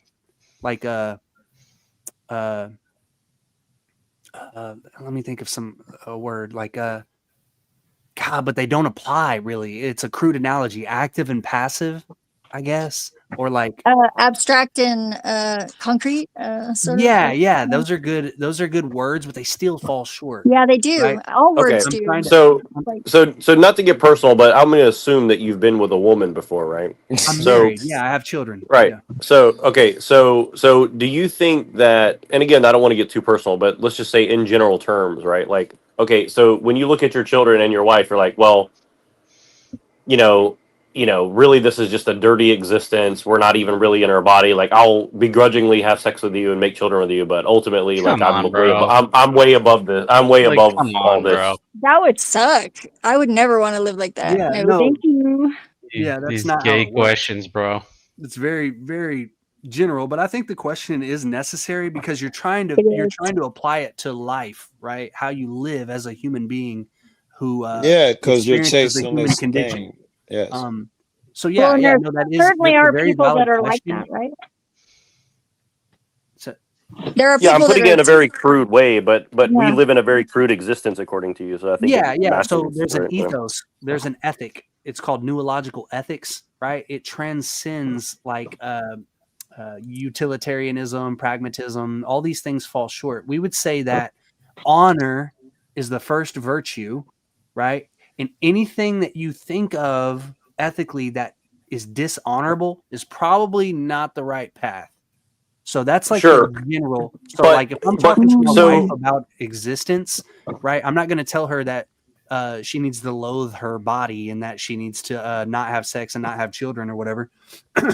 I would say no, actually, How you have grown children. we do. We need to pass on the purified spiritual essence within the blood, right? The spiritual blood, that esoteric content, the Gnostic predisposition, because the end it hasn't come yet, right? We have a sort of an eschatology, but not so, right? Because it But doesn't outside come- of time, though, right? Exactly. So, Exactly. Okay. We call it, there's a Greek term for this, and it's kairos. So the kairos has not happened yet. So this doesn't mean you need to commit suicide. It but doesn't when mean you when you say it hasn't happened yet, doesn't that imply that time is linear and time exists and stuff? No, I'm seems that just way, but saying it's that it's not causal. It's acausal, and we haven't experienced it yet within the human condition.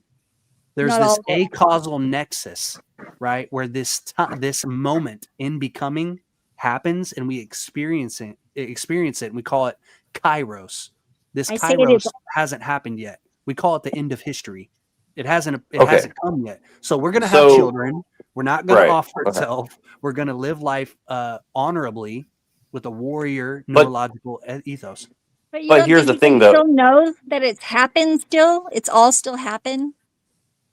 Well, but here's the only thing I'm getting confused on, right? Like, and this is why I call it solipsism. If ultimately we're just a spiritual being having this experience, and really this is basically like a delusion or whatever I'm not trying to put words in your mouth, but I'm just trying.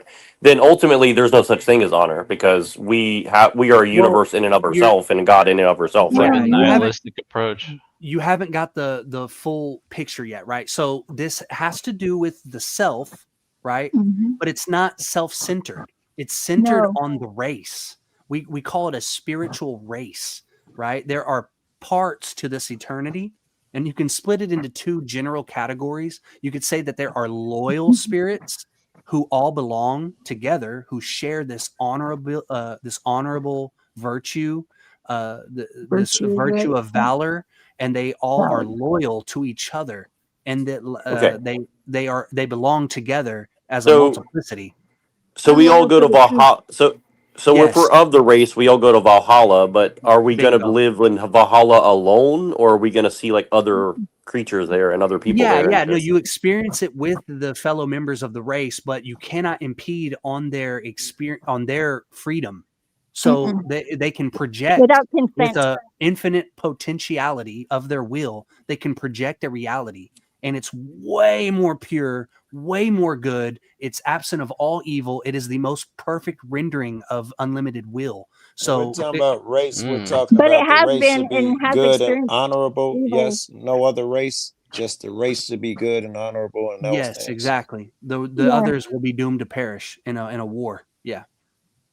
Well, and recycled again and again, just like Well, so basically, in like layman's terms, like everybody else is going to go to Nirvana, extinguishment, and we're going to go to like Valhalla. You got if it. we everybody goes do the there right thing. eventually. Okay. You got it. I think it- Yep. So We would wasn't say I mean, that- but again, like isn't that just like God brings people to heaven and who is good and honorable, and He sends those to non-existence, aka hell. If well, they it's not like non-existence because there is no such thing as non-existence, right? But it does sound like there's a hierarchy and all of that stuff. There is. It's called the great chain of being. Within the material cosmos, there's this hierarchy, and the one, what you call God, is at the very top, and He doesn't want you getting out. He doesn't want you going back to the origin, I which don't think- Valhalla I would be think- a step to the origin, right? I think you're anthropomorphizing God a little too much, actually. Well, in no, that- it's not anthropomorphizing it. I'm not saying He's a man. I'm not saying Well, that. but I mean, like, even implying that there are decisions that are being made, like individual Above us, outside above of us, us, and yeah, above outside us. of Well, us. there We it are is. that. The material cosmos is completely deterministic. It's causal. He is the prime mover.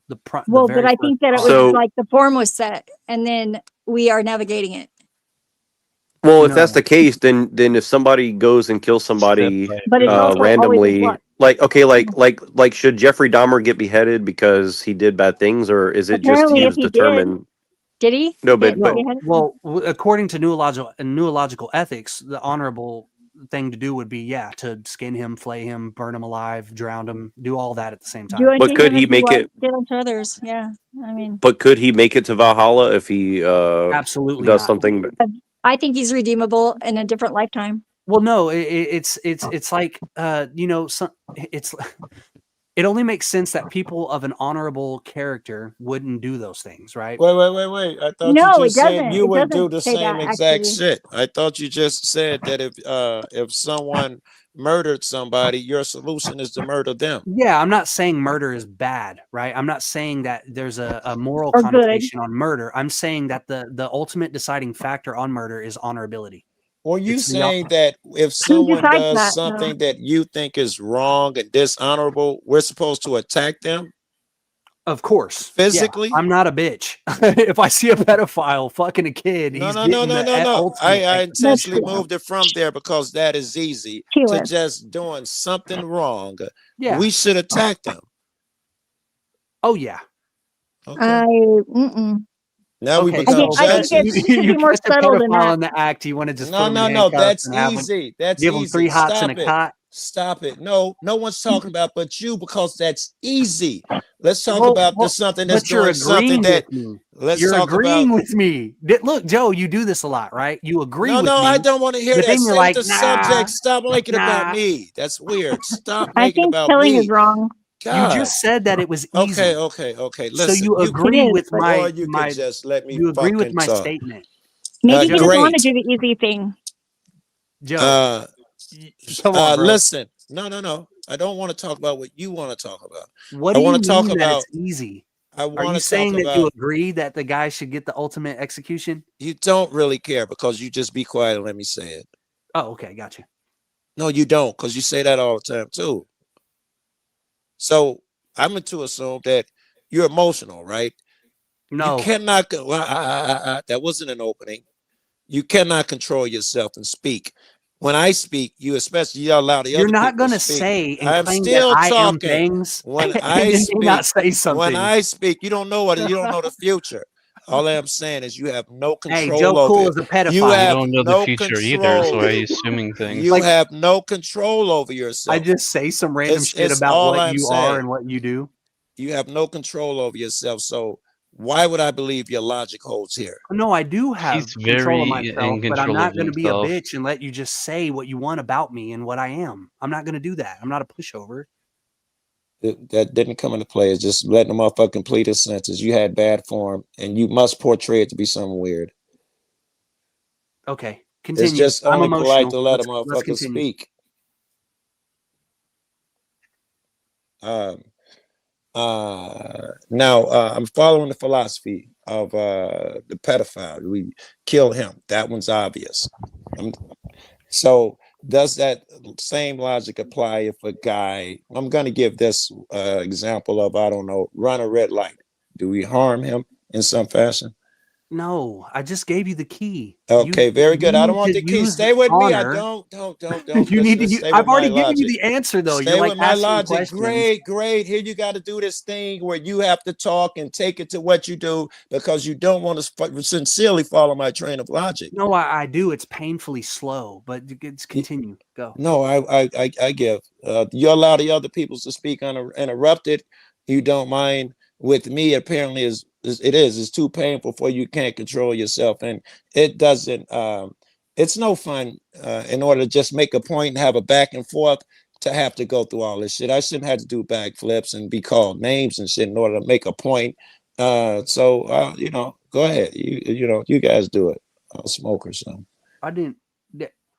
Okay, so when I said slow, I didn't mean you're slow, right? I'm saying the thought process I'm picking up on, and I don't really necessarily think it applies because I've given you the answer already. So you're trying to work out these questions when you've already been told how it works.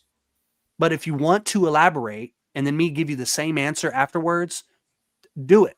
But I feel like that's slow. You're dragging it on, right? I've told you honor is the highest virtue. So take any kind of ethical issue and try to see it through the lens of honor, not love, not hate, not care. Okay, Honor. so I know where we're stuck at. Can you give me a definition of honor? Yeah. So honor is what's right for the collective of the race, right?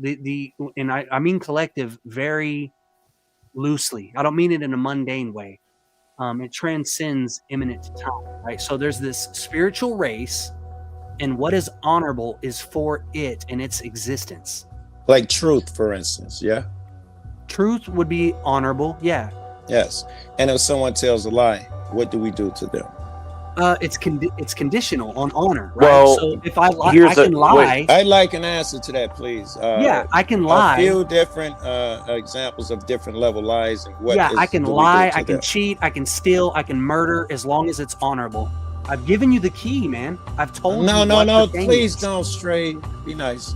'Cause I'm trying to understand what you're saying. And if I tell a lie, because the other guy, when he did a heavy wrong, we actually laid hands on him, skinned him, and filleted him physically. When I tell a lie, even if it's a small lie or a big lie, I get you fired from your job for telling a lie, all the way to a small lie. Do those come with physical punishments? No. Is my question. Well, if the lie is grand and it's dishonorable to a certain degree, yeah, it would be. Okay. Like if the lie was threatening the existence of our spiritual race, yes, he's got to go. Well, okay, so we're getting into some strange territory. But first, well, let me make sure this is clear. So, how can there be honor that is measurable if the physical existence is a lie? Because there is a physical existence is an illusion. Okay, That's a better question. Yeah. It boils down to true existence. So this is why this ethic would seem immoral in some situations, because if you look at it solely physically, materially, you would say, "Oh, that's wrong." You would resort to a utilitarian ethic or a universal ethic or a pragmatic ethic. You would look at it that way because you're a materialist. But the spirit transcends that. So I could do something at one moment that would look like it's totally horrible to a mundane person, but the person who's aware of the spiritual true existence, the eternal existence of the spiritual race, what he does for that other member of the race is honorable. Okay, so let's assume, let's do a thought experiment. Let's assume that Jeffrey Dahmer was a what do you call it? A MK Ultra victim, and he was actually like a Hyperborean person that was grabbed and strapped down to a thing and forced to consume things and given some sort of mental disease or whatever, and then programmed to go and do things. Like you would agree that is possible in this corrupted existence, right? Yes, it's happened. So ultimately, why does he have to have the responsibility of going into non-existence or whatever, because that was done to him? That's his lot.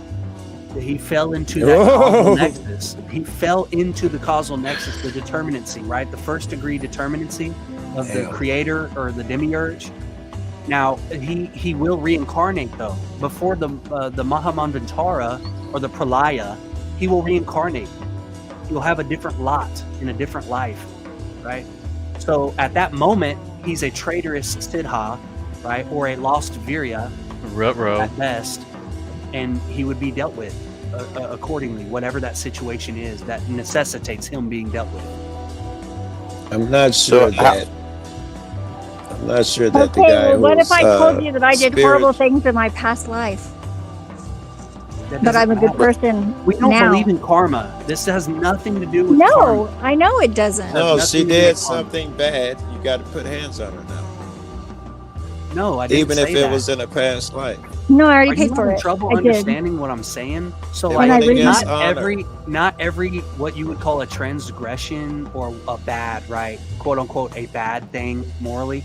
Not every one of those requires physical punishment, right? I understand that. I was assuming I something. am When she said remediated. I did something bad, it raised to the level of physical punishment. Yeah. But if it occurred in her I last was. life, and if it occurred in her last life, though, No. do we still punish her in this life? No, I don't I know punished that. I myself don't in know. this life. How I'll would tell you that? How that. would that apply to the current? Karma I is thought that was infinite I regress. thought that was her question. I was just trying to articulate her No, question. I didn't Well, even know but that I was punishing myself how about it many until I how many remembered it. chances do we get? How many chances do we get to Until get I it the right? think end of as the many as it takes. I until the think. end. That's not true. That's not Yeah, true. I Even know. the mystery traditions that you follow, I don't know right? how you can know that. They don't teach that, right? They So, teach that well, they don't. I'm telling you, they don't. okay. Right? Well, how do No they know matter that? no matter which one you follow, they all believe in this transcendent Oh, well, time. I don't necessarily, but Well, maybe. yeah, you okay, but the schools of thought that you're adhering to, you believe in an I'm astral not. realm, you believe in an That's ether true. body, you believe in past lives.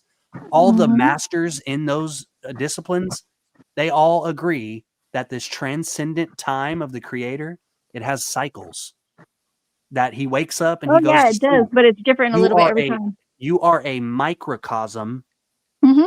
And he is the macrocosm, and as above, so below. You are mimicking these rhythmic cycles on a lower, Not just that. smaller I am degree. also a mutation. I am a mutation. You are. Yes. I agree with that. I agree with that. But you cannot stop the cycle of the macrocosm. I'm not trying to. Dots don't stop. Yeah, and you What the kind of heck? stating the obvious there, man. I think everybody understands. Well, yeah, you. she's saying that it doesn't end, that you can just keep on retrying and retrying and retrying. No mystery tradition teaches that. But can we But have it seems honor to be the without case discussing so virtue? far. Because we didn't even define honor correctly. Yeah. We did though. didn't talk- Well, when we say Virtue honor was in an never earthly discussed. sense, it would be respecting the other, right? Yeah, It would that's be what I wrote doing in the what's back. good for the other. But I'm not saying that. I'm saying it transcends that. You don't need to respect every other. You only need to respect members that are loyal to the spiritual Right. race. And I those do in order to outside respect of myself. what you think you're They gotta go. and They gotta those go. outside of what you think is the spiritual realm. You are in a war. You have to attack them and harm them. I don't think anyone who's actually Oh, yeah. achieved some type of spirituality and oneness This is with jihad, nature. bro. This is I'm on the path of unconditional love. Actually do such a Ruh-roh. thing. Well, that sounds like fun for you. We'll see It's how like that turns saying, out. "Hey, bro, those well, tech but bros, how- those tech how bros could who are you- issuing, those tech bros who are, bringing in and ushering in technocracy and who are going to take away my individuality. Yeah, man, they're cool. They'll get another try. They're not cool, but they're not going to learn by you. I mean, like, Oh no, they Well, will. how, but how do you know they're not? How do you know they're not Hyperboreans that are just kind of misled or All something? spirits are in this Gnostic paradigm. jihad, bro. you have to I'm get sorry, to know Reddington. them at least. I Wait, mean, so Wait, Reddington, Yeah. what did you say? Gnostic jihad, bro. Definitely. My bad, Joe. I'm Continue. on the path of Can we unconditional assume love. that I'll be over certain here. people are on this list to go? Can I just make some assumptions like I don't know, Trump, Hitler, I don't know. You and put your Hitler's tyrant actually here. questionable. It's okay to knock them off. Yeah. Those people specifically, like Yes. I Yes. would, Those people specifically. I'm not going to make yes. claims about those people, right? What I'm going to say is there are individuals who are traitorous That doesn't help. to the spiritual race. No. I want something specific because There I are chose some, these but I don't people know any. specifically for a reason, right? I chose the worst of the race because I thought it was obvious that they are traitorous to your cause. I would Well, say they that already what spiritual you think about cause. history is very subjective, right? History can be revised. It's not a. Now you're going into dude's argument that they've had trauma, and you got Why to do see it you from need their to know point of that view. specific people need to go, right? Like I gave you the outline. There are people who are Okay, traitorous okay. to the spiritual race, and They if will they be. Yes. Does Hitler behave, fall in front of that? Yes. I know you said that. You don't have to there you go. repeat yourself. If you think Hitler was that, then I yep. asked you, do If you think think Trump is I that, want then what yep. you very good. So could you name some people who you think Oh yeah, I can got name to a go? bunch. Yeah, but I'm Yes. not going to do it on this public platform. All No, right, hell very no, good. I'm You gonna don't do have that. to give me names. Okay, It's okay. enough Well, knowing well, that you think that the way to go, because this shows Fed about baiting. how bad you missed your morality judgment of what is honorable. Because if you are the judge of what's honorable, which is the flaw in your whole plan, you get to be the judge of what's honorable and who gets hurt. That is to be avoided at all costs. Honorable person would never assume such a position. But if you do it, now you got cats like you deciding who stays and who goes. You've got a system worse than America I live in now under your shit. Oh yeah, no, it would be full blown dictatorship. Yeah, authoritarian. Yeah, they wouldn't And like it. I for would do sure. it more subtly. I think that the energy flow of the universe is something that I can navigate. And I have been in contact with like 2 people that went on to like kill other people and then they ended up dying like immediately after that. Like one of You them was, say in contact. I know a lot of people yeah, like I like got that. into You mean confrontations. physical? Oh, Yeah, with them, like all right. defending other people, well, Yeah. like defending people that were my friends, or like they didn't like me and they poured like ice water on me, like while I was blindfolded at a party. Like, like she say like. yeah, I'm a girl. well. Let me I'm a That Valdo. was let me get my very question. specific for like. Let me Yeah. get this question across before I forget. Hyperborean. So, again, I just want to make sure I understand your answer. So, if there is the interest of the race, but it's a spiritual race, how could you make the judgment here in a non-spiritual place of the incursion against the spiritual race that doesn't exist in this place? You're gonna have to But elaborate your a little spirit more. is I here, know is that it not? answer for me. Word that differently. I had a hard time understanding that. Okay, so you're saying that like anybody who goes against the spiritual race here in this existence Yeah. has forfeit themselves, and then they need to get hurt or whatever, right? But I'm saying, like, how can you really define that, since you're commingling like a spiritual thing with a physical thing, and the physical thing is a total Yeah, lie, okay. and you know? No, yeah. So these people make themselves evident by their actions, right? There are things that, and I'm not saying to trust history fully, but like if you wanted to use history as an example, you could study the actions, the behaviors of people in history, and the decisions that they made, the policies that they laid out. Most, the aristocracy, the politicians, the popes, the imams, the people who are running religions and politics and kingdoms. These people, right? You could be honest. You can make a determination based on the actions that go against the return to the origin. Right? There would be just as many people in your real life who you'd have to get rid of too. They don't have the Those power are the to main these ones, people, but right? they have the same energy. Well, the main ones would have to be people that we, in our immediate reality, that we can actually interact with. Those are the ones we could judge the best. History could be fallacious. Wow, I'm a fan of the Bible suddenly. Thou shalt not judge, leave it up to God. I'm more of a fan. I'm leaning toward Christianity now, man. I'm going to go to church one of these days. Neurojack, earlier there was something that I needed to state. When we say the spiritual race, when we say spirit in general, there's only Hyperborean. There is no other spiritual race, right? In this mythos, we claim that all these spirits, we claim that all these spirits come from one place. Well, but couldn't you just say that like Christianity is kind of the same thing, where it's like, well, some people are going to forfeit their soul and go into nothingness or hell, and then or they don't have the ability to, or whatever, close. and then. Well, yeah, you can, but it does not have the same end goal, and that's why it's so deceptive. And they made Christianity that way for a reason, because it appeals to the Hyperborean spirit. It's so close to the ethos, but then they swap out the honor for love. Then they swap out the individuality for the one. They swap out the origin for heaven and hell dichotomy. There's all these little devices, just very subtle devices that make it not technique, progress, all those things. I would read that, if I'm just a neutral observer, as two people saw the same thing and just came up with different names, but they sound super similar enough where I wouldn't even argue over the words that you use. I mean, David Icke says, love is everything, or something like that. I can't remember. So is David Icke right, or what? Love as the highest virtue is a deception. I think unconditional love is the greatest thing you could ever achieve. That's how you achieve that other level and get up out of here and leave this physical, is when you can achieve the unconditional love. Yeah. Unconditional love is fucking hard. And I can tell you from personal experience, I've been doing this for like 4 years now, and it's fucking so hard.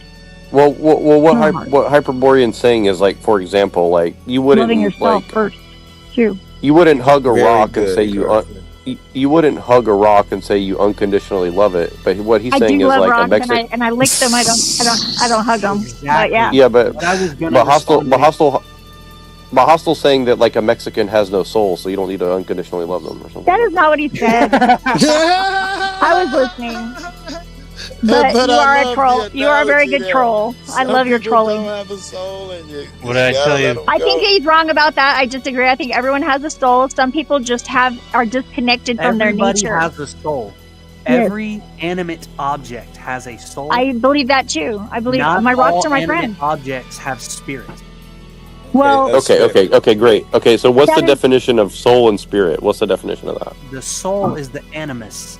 It's the thing that animates forms. The I have thing an that axis. animates an organism, an object, right? Like even the soul moved into tech, right? Like you have a robot. I have a steering wheel. You have a automaton is even endowed with soul from the individual. And the spirit is undefined. The spirit is I not think you build it undefinable. constantly. It is Yeah. the ground. I'm triple fixed. Totally. The spirit is the ground Of existence, yes. It's The ground, there are neutral, multiple parts of this eternal Oh, ground, pool, neutral. right? Like this pool. Stable, fixed. It's sort a of, where. not. We call it the origin. It's not a who. It's not a person. Person did not make you. You've always been, and you come from a place. A person did make me because I am a soul a person. collection of memories and identities, and the spirit is more so about your direction and your purpose? I would say, yeah, it's more it's more attached to purpose. Yeah. Yeah, for sure. You have to have a purpose. See, to be here, you do have a purpose. Well, it sounds like the soul. Spirit is again. It's synonymous soul. with individuality, right? Like the absolute individual. Does the spirit drive Well, the soul? that is the trap. That is the trap of Christianity, in that it wants to make you think that you're claiming your spirit, aka your individuality, but you're actually dissolving your individuality for being part of a collective hive mind. Bingo. But you don't. No, I you disagree. don't. I disagree. I disagree with That's that. the Egyptian mythos too, Literally because it literally talks the about mind of netherworld. Christ. But I am It not a talks about the victim. netherworld, and I think Jesus is synonymous with Thoth, and Yes. like I think every single mystery religion basically just changed out Jesus for other beings, and it's like that being wants, basically in Christianity the goal is to be the king of the netherworld. Well, I mean, I disagree with what you guys are saying, but I understand what you guys are saying. So help me understand this though, because you're basically saying like, okay, you have like the Ka, you have the spirit, whatever. So help me So you believe in a tripartite soul, but you don't believe in a tripartite existence, right? You believe in like like soul, spirit, and what? No. Well, it's happening, but it's not true existence. There's only the spirit. The soul and the body are illusory. They're temporal. Okay, great. So a Mexican doesn't have a spirit, so it basically doesn't exist. I'm not saying that. No, Mexicans are Spaniards. I mean, just for the sake of the argument, right? Like, let's just pick something like let's just say a Mexican. A Mexican doesn't have a spirit, right? There are some people who don't have a being, spirit. He is saying that, yes. Yeah, take a human being that doesn't have spirit. Yep. Okay, so Which there aren't many of these days. They've all been genocided in the past. They've all been extinct. yeah, I kind of agree. I can agree with that in some degree. So what I'm saying is like what does that have to do with Jesus? What does that have to do with Jesus like not being real though? Jesus is not a historical person. Now, the Christ is it's a archetype or a motif, and that is very real. And what's that motif represent? The return to the origin, which is it opposes the one, which is why they superimpose the story of Jesus, the Jew, onto the Christian concept and motif. They need to mix those two together to water it down so that it's just enough for the Hyperborean to go, oh, you got my attention. And then they bait and switch you and go, well, this is actually Abrahamism and you need to unite with the one. And you're like, well, okay, but you said it was whoa. You said it was Platoism before. So which one is it? It is Plato. It is Platonism. He's also an agreement. He thinks So wait, you're whoa. So you're saying Plato's a Jew? Well, they're close. I'm not saying he's necessarily Abrahamic, but I would say that the Jews take Platonism, and create their own monism out of it. Okay, so how do you measure spirit in a person?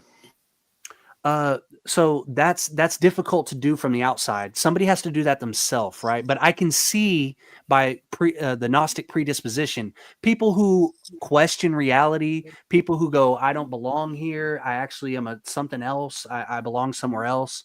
Not the world. The world seems kind of imperfect, and that there is like this fucking insane. Yeah, yeah. And then there's this perfect thing. I know there's a perfection. I know that there's a place I belong. There's like a nostalgia that's inherent within the person that that draws them towards wanting to seek or find that origin. We would say that that person has a higher degree of blood purity, spiritual blood purity. Well, I mean, Peter Thiel, and people like that, they want to take, the blood of the young. They haven't taken Like, me you out yet. cut out, Neuro. That's probably perfect timing, though. He was about to go there. The ADR They Chrome. probably took him out. They were like, nope. They you gotta took take it him out. out, right? Mossad they- got him. No, he just got He's taken out about of the to Matrix. spill our secrets. Get him. He got excited. He shut it Oh. off with his Yeah, he's mind. gone. They got him. Yeah. Damn. Little That's Wing said, a okay. Mason's state of mind. They think we are all below them, simple peons who they pleasurably pee I on. think anybody who thinks that Um, there's a superior position is wrong because there is no superior. Yeah, other no, than- yeah. as much as you would like to think that's the way I think or whatever, and I may come off as that, I may sound too sure of myself. But no, I respect other people. I really do. I really try my best to respect other people. You respect him, but you didn't say you disagree with her. You do think you're superior, then, and your way is superior. I didn't hear any I know. I don't disagreement think. there. I think that was I'm Well- equal with spirits. projecting. I think I'm Well, a don't be spirit. humble now. You have a spirit, and Zephyr doesn't. She's a Mexican or something, right? I'm a woman. I'm a woman. I don't have a spirit. I'm just, yeah, Didn't the church like teach that a long time ago we or something? did, and it's so. That women like- didn't have souls or some shit. I'm just glad I'm not being burned at the stake now. Okay, even though they didn't do that much. Well, it's just setting you free, though. Come on, think of it like that. Well, they were just trying to figure out whether I was, and obviously I died, so I wasn't one then. But Sad Now, women are definitely the Matrix itself, though. Like from a Well, it is, lens yeah, of like but women not- aligning more so with the soul. I definitely have experienced that. Like women, you have to like definitely align with the differentiate. volitions and No, desires of the soul.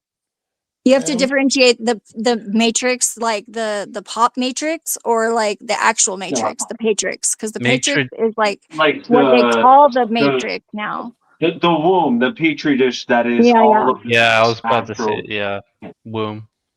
Yeah. And Yeah. they got something called the DMT laser experiment. I Yes. think you guys would be the perfect people to look at that I go on experiment. that channel. That's I Dango would Dot. love Yeah. to get your fucking opinions on that shit. But ironically, that's like the beautiful reason why men and women we need each other is because if man is in the spirit and he's forging forth in the spirit into Right. new unknown lands, the woman grounds him. The woman brings it into the practical, into the application. I need all of you. Actually, I don't need any of you, but I want all of you. You know, to come along. Not just grounds, even completes. She has There might more be a of song energies for that that. we don't have, and she can draw us there faster by having true. access to the things that we don't naturally have. Faster. That's a good point. My real name is Becky. It was like originally Rivka, like that was the base name for Rebecca, but my mom hated the name Rebecca, but it means enchanting, and I'm from the land of enchantment. It's kind of like all those doubles that keep happening in my life. It's always like these Is signs. it kind of like that song from what's that movie, that Disney movie, Hocus Pocus, come little children, I'll take No, thee that's too- away no. into a land of enchantment, right? No, it's more we like got something Neuro Bugs Bunny would singing sing, now. like the Barber of Seville or something. I'm just kidding.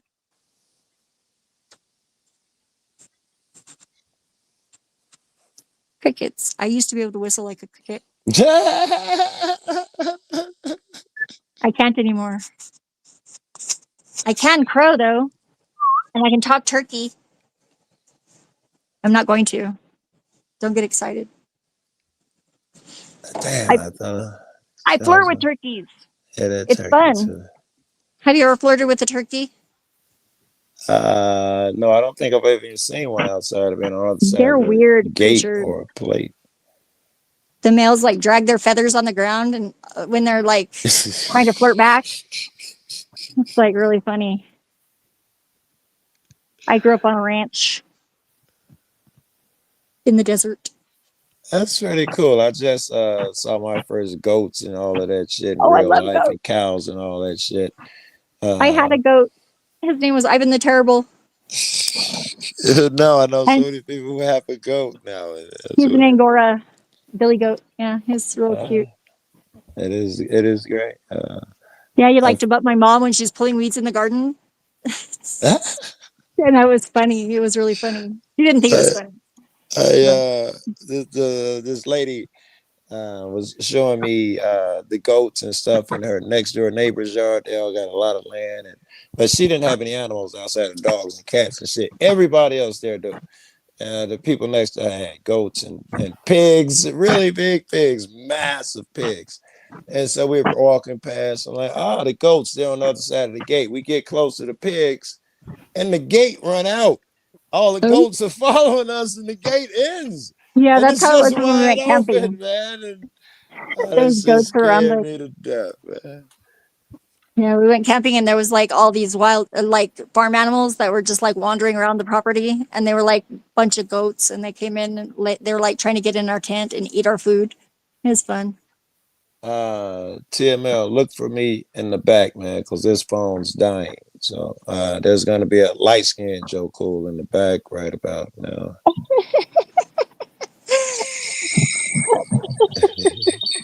You're hilarious. That was some feedback. Oh,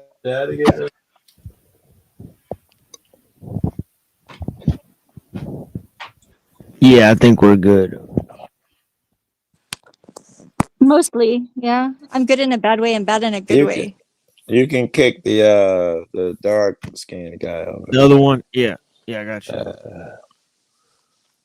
That's cool. Somebody else pointed out to me that they were TML, different how you been, icons. man? About the time How I was your didn't even move, know. TML? Yeah, I've been okay. I still haven't moved. Yeah, there's a lot of Okay. complications. A lot of complications in this whole Physical thing. move, you're moving? Yeah, I'm supposed to be moving at some point to Ohio, but it's physical Wait, complications. my ex is in Ohio. Yo, I'm back and forth. Yeah. So blessings, Michael, man. You know, That'd be 5 hours away. I would definitely ride down on you, bro. I want to get in the RV and like travel that direction eventually. Yeah.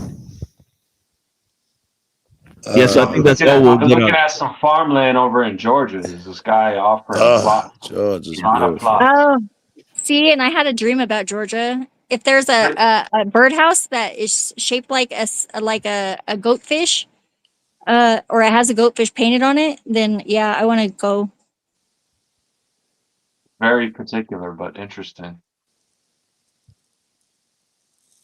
Yeah, he's got like 1/10 of an acre for like $5,000. You get a shipping container. In Georgia. And I got batteries and solar That panels. if sounds fair people as want. fuck, bro. I know how to build shit.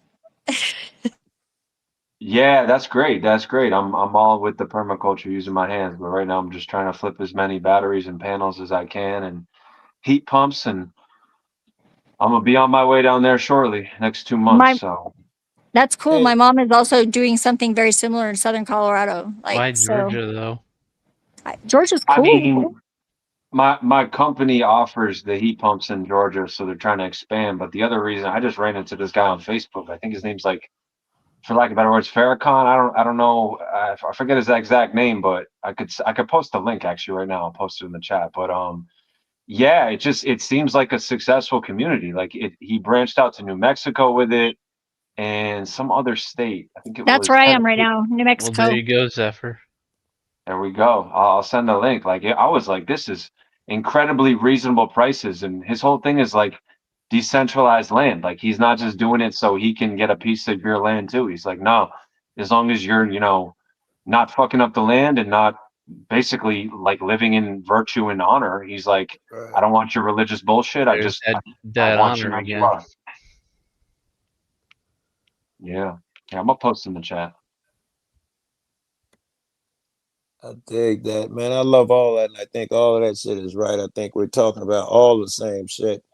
I think the big difference is not so once the oneness of duality. I think that can be worked out easily. I think that the judging thing, which I'm over here kind of quiet because I am thinking I must be judging motherfuckers as well. I'm saying that all the inherent flaws in the judging thing, especially because we're such flawed as humans, is going to get disgusting. And I think, well, that would mean that I judge in the same fashion, and we can't be that different. So the difference must be in if you judge a motherfucker, are you judging them in your head or are you actually laying out something? Two definition of judging. And once you start putting hands on a motherfucker or punishing him in any way, you are taking the superior position. Yep. Saying they're Try not to. directly hurting you, meaning they're not exactly hurting you or your neighbor or something. You're judging it. That's just always been scary to me. See, and I think sometimes I'm the harbinger of other people's bad karma, but whenever I do act on that, I know like it pings in like 3 ways, and I either act immediately or I hesitate, and I always regret when I hesitate. What's that tell you? But I've also regretted whenever I didn't in the wrong way. So enough times to know the difference. I guess it depends. I try to move my enemy, right? Let's say I go out there and yell at a police, make a big video about him. He might, get assigned to desk duty or have to sit down for a while or some shit like that. So I guess there's an argument there that I am hurting this guy in order to influence with my beliefs. Yeah, there's an Just argument there making at sure he's least. doing what he's supposed to do. And Albuquerque cops could use a little bit of that. So if you ever come visit, we could I go have some. wonder how there's no way I haven't cop watched there, man. There's no way, but nothing is coming to mind. I've cop watched everywhere and certainly everywhere around there in fucking Arizona, Colorado. There's no way I missed New Mexico. I've been on, I'm sure, north and south of there. And I Well, I've go been to here like for a long time, and I know people that do like travel around, and they have like there's this guy Bugs Photography. It's like Bugs Bunny, but he's like he has a little electric scooter, and he goes around and he like basically like films the whole time he goes down in the tunnels where the graffiti is, and stuff. brilliant. Yeah. Yeah. And in my old hood, oh my god, it looks so bad now. But I'm in the South Valley, so it's nice over here. It's a little bit more rural, out of the city limits. So it's bearable. And we own a property, so it's nice. I can climb up on the roof and look around.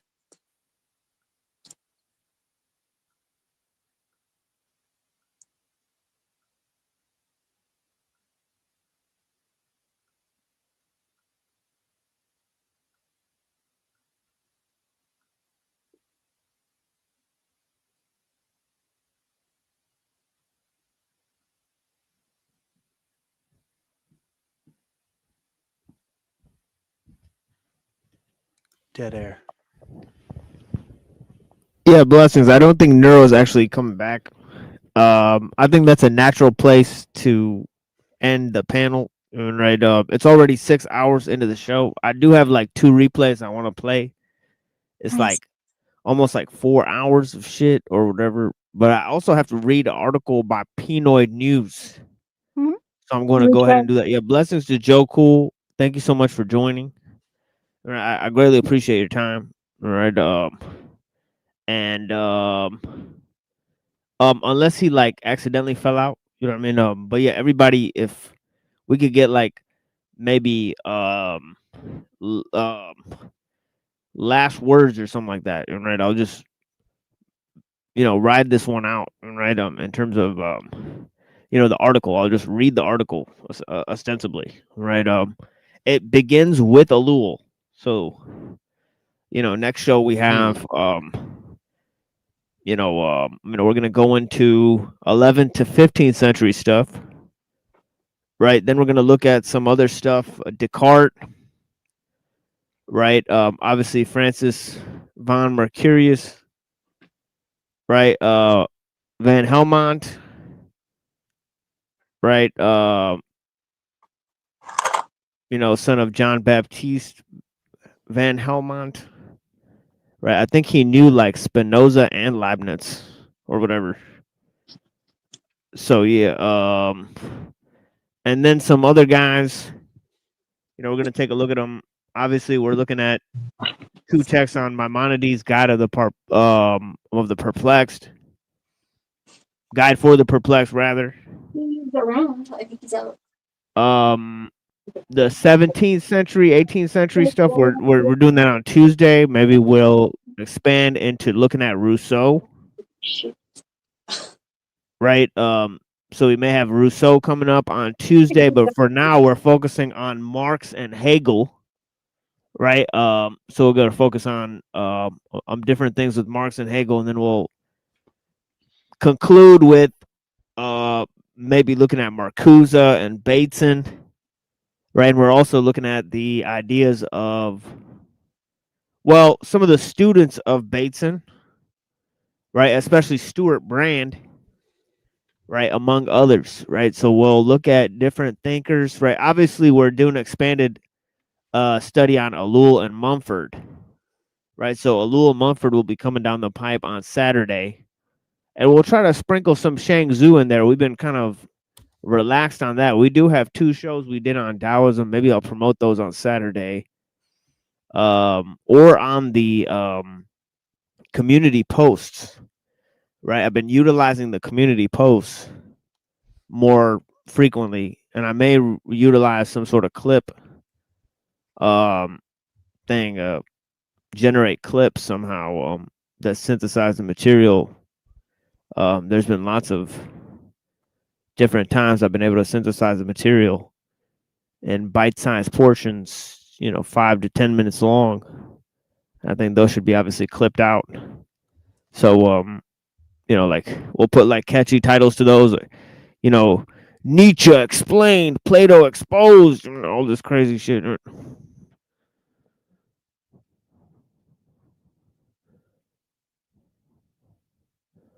Yeah.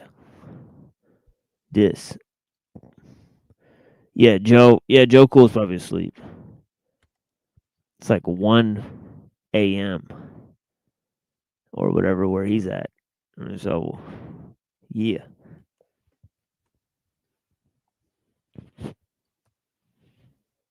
Anyways, you guys still with us? Yes, sir. Yeah.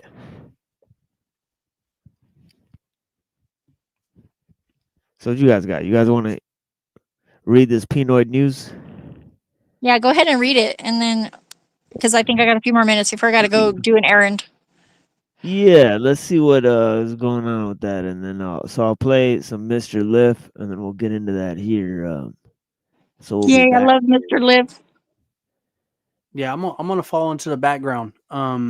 Yeah, blessings, Hyperborean. Yeah, I always appreciate you, man. appreciate the Yeah, time. excellent Yeah. discussion. Yeah, excellent And stuff. Joe man. Cool, man, Joe Cool. If you can hear me, man, I really did appreciate the convo. I know debates can sometimes feel like it's not cool, but it is. I have nothing against you, man. I appreciate you sharing your thoughts and your ideas. Always Yeah, do. I think it was very interesting, guys. For sure. Yeah. Quantum weed. Yes, sir, man. I smoked a couple weeds in my life, man, and back in the day, bro, 1 or 2 weeds, and yeah, it'll get you there for sure. Yeah, Joe, appreciate the dialogue. Reddington, take it easy. I'll see you on Discord. TML. Yeah, thank blessings, you brother. for letting me on here. Zephyr, stay the way you are. Stay dangerous. Yes. Yep. Night, guys. I'll be watching from the back. Yeah, peace, bro. Metaphorically dangerous. Be safe and stay dangerous. Yeah, I appreciate you, man. Yeah, basically a genius. Hostile Hyperborean. I appreciate his time, and so let's move on to Mr. Liff, and then we'll move to the article by Pinoid, and then so this will cue you guys in. We're kind of getting back into the material right after Saturday's show. Saturday we had an incredible panel. Actually we had one-on-one things, right, that didn't really last very long, right? But we did have Sterling and Joe Cool. We had a cool little conversation that went on, and then we opened up the panel. We had lots of great discussions on Saturday. So there was no presentations or like there was no solo talk or anything like that. So it was just like the show was open panel or whatever, right? So that was a pretty fun show. Obviously, there's this show here, made by Machine Bob, right, where we reviewed a lot of the various other shows in the area, right? There's a lot of other shows that happen, right, where people talk, right? They ostensibly just chit chat, right? They turn on the camera, right? They have no plan, right? Supposedly, but it seems like underneath there is lots of coordination, right? So we seek to explore that. Obviously, what you saw here was almost the most impromptu type of discussion you will get on some very rare topics, indeed, right? It doesn't exist that many places on the internet, right? There's like American Zombie, there's like 2 or 3 other channels. Like it's really not happening, right? On a grand scale, right? So shout out to the real ones, right? Like American Zombie, other people that are doing it live and doing some real things. Right? I've seen a couple of good shows, not that many, honestly. Right? It's like 2 or 3. But yeah, so anyways, yeah, there's not a lot of but anyways. This one, Pinoid, I had a great conversation with him today too. Right, I talk to him all the time about politics, philosophy. Right, we've read a lot of the same stuff, right? Like Machiavelli, de Tocqueville, obviously ellul, right? So, we get into some similar topics. So yeah, I appreciate his outlook, and especially in this article, I think he put together some interesting stats and figures that explain some pretty intense ideas that he's putting forward. So obviously it's his work, right? So we give him full credit. So yeah, blessings to all the people. This is Mr. Liff.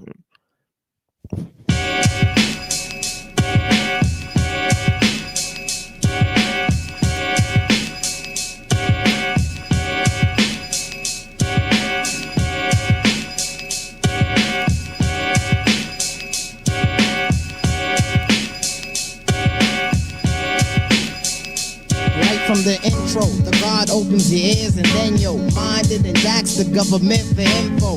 Documents on ghetto occupants. I've been rocking since back in the days. Check the praise lyrically.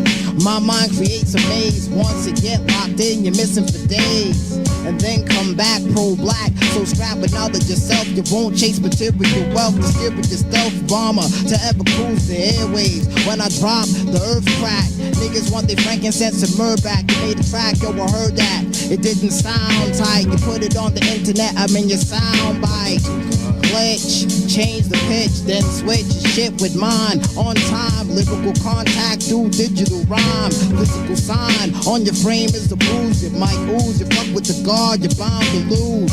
Everything is calm until I see you at the next show. Electro.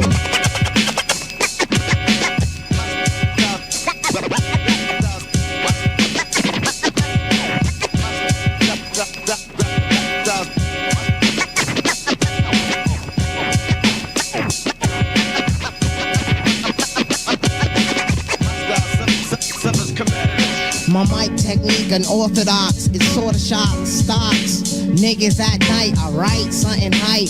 Try to bite, I try to snipe your face with the bass. This is just a taste of lyrical dominance from the mentally prominent man that thinks and sinks deep in the thought, only to emerge and surge with words that use forces to knock white men off of horses when trying to add to black losses. My cold Morses, putting all people on positive courses, but of course it's only natural for somebody to try to to fuck it up, and that's factual. So I use the same flow to put niggas under in the serpent in the rainbow. Go back to Beat Street and resurrect Ramo. Knock the shit out of spit, verbal eclipse. No light when I write, try to turn it on. I turn and bomb your whole damn set. Veteran to cadet, go to the store, buy the cassette. Press play and I just may jump out your radio and video with lyrical spray. What? But with the cops, let me slide, no way. Usual suspect like Kaiser Soze. Creeping out the front, gritty your Bose. Took you out in your man Jose. DT showed up and said no way. Okay, blanket the whole proximity. Looking specifically for liftedly. Yet my whereabouts remain a mystery. You'll never find, cause I'll forever blind anybody who's trying to bind mine. You're checking the time. Armageddon soon come, you're checking the rhyme. Whack MC soon done. Run for cover, hide and fear what I let go. Electro.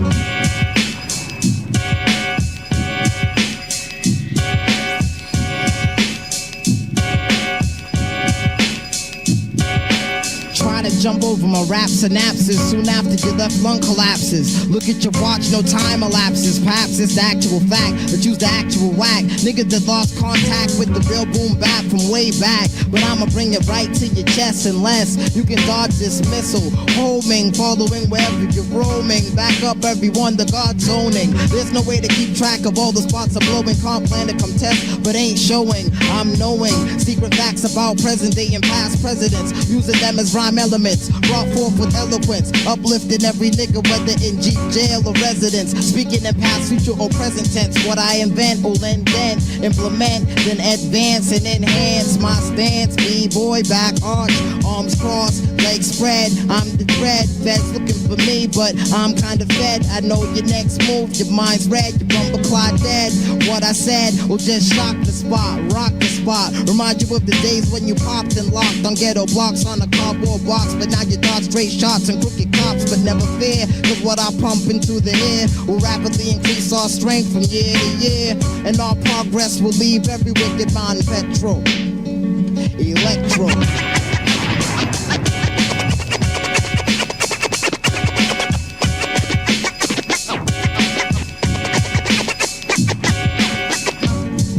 It's at this point, MCs have gone into complete and absolute stasis. Needing braces for their legs and faces. Abducted by Mr. Lift with no traces. I'm saying electro, electrifying, lyrical.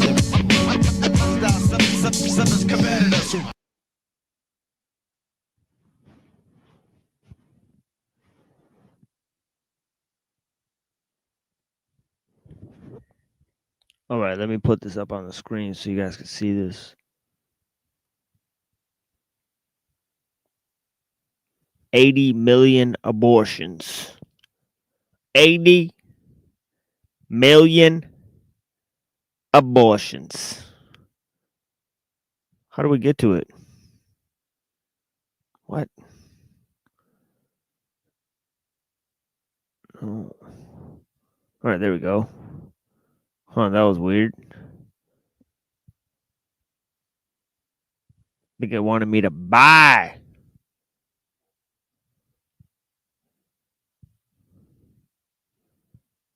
All right.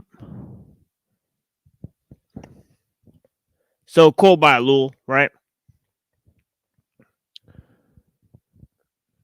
Right. It says Ellul writes about technique in his book, The Technological Society, right? We've been working through this book here, The Technological Society, right, on the show. Right? He states it's one of three books, as I said, right? There's Technological Society, Technological Bluff, and the Technological System. Right? But of course, he did expand on the topic in other books as well, right? He wrote a book on the city. He wrote a book on the betrayal of the West. He wrote a book on modernity, right? Right? He wrote tons of different types of books, right? So he wrote books on theology and Marxist theory and Christian anarchism, a bunch of other subjects, right? Crossroads of different, but yeah, he was definitely architectonic. But yeah, Ellul writes about technique in his book, The Technological Society. He states Technique has penetrated the deepest recesses of the human being. The machine tends not only to create a new human environment, but also to modify man's very essence.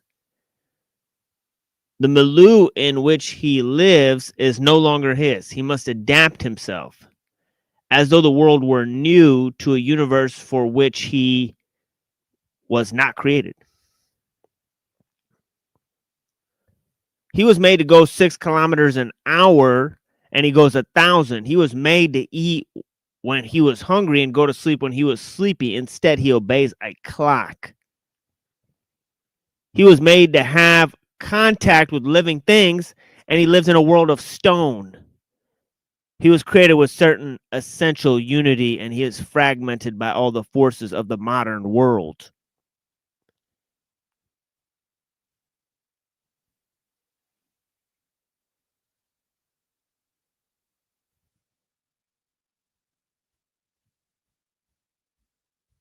Yeah, blessings. I appreciate that. From Brown's Boy, yeah. So, yeah.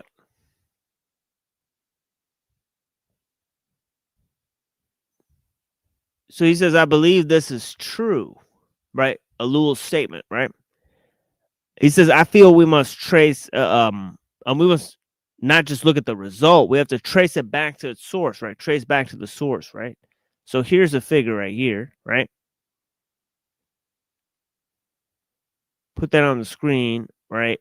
In millions per 1,000 births, right?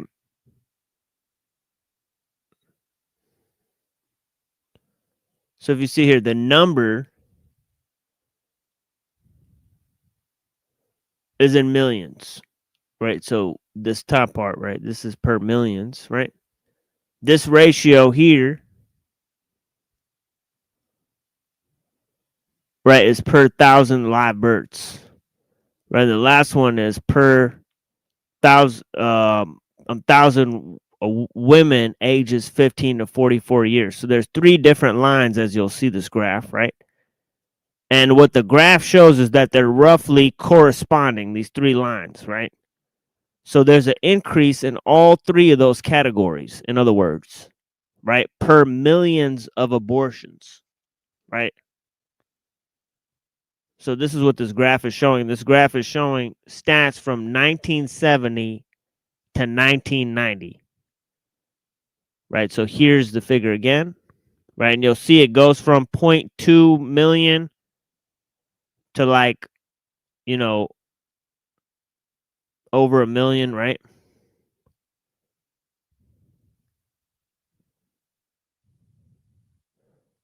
Right, and this left is ratio and rate, so this... Okay, so anyways. So it says, but in order to go back, you must first see the body as any good detective does. The body starts with 1 graph. This is a graph showing the number of abortions performed as a percentage of all live births. The number performed in millions and per 1,000 women. To break down this graph, the dashed line says 26 or so percent of all live births ended in abortion in 1990. The dotted line represents the number per 1,000 women. That is 325 per 1,000 women. The solid line is 1.4 million abortions. 4,158,000 children were born in the U.S. in 1990. Now that we understand this graph, we need to see some others. Right? So these are from the CDC. There are percentages by state. West Virginia, as a percentage of pregnancies, had the highest abortion rate at 46%. Utah, the lowest at 10%. Okay, so let's look at them per state. So there's West Virginia at the top. Right, Ohio's pretty high up there, right? Michigan's pretty high up there. Right? New York is pretty high up there. Okay, Hawaii somehow. Right? I didn't even know that many people lived in Hawaii.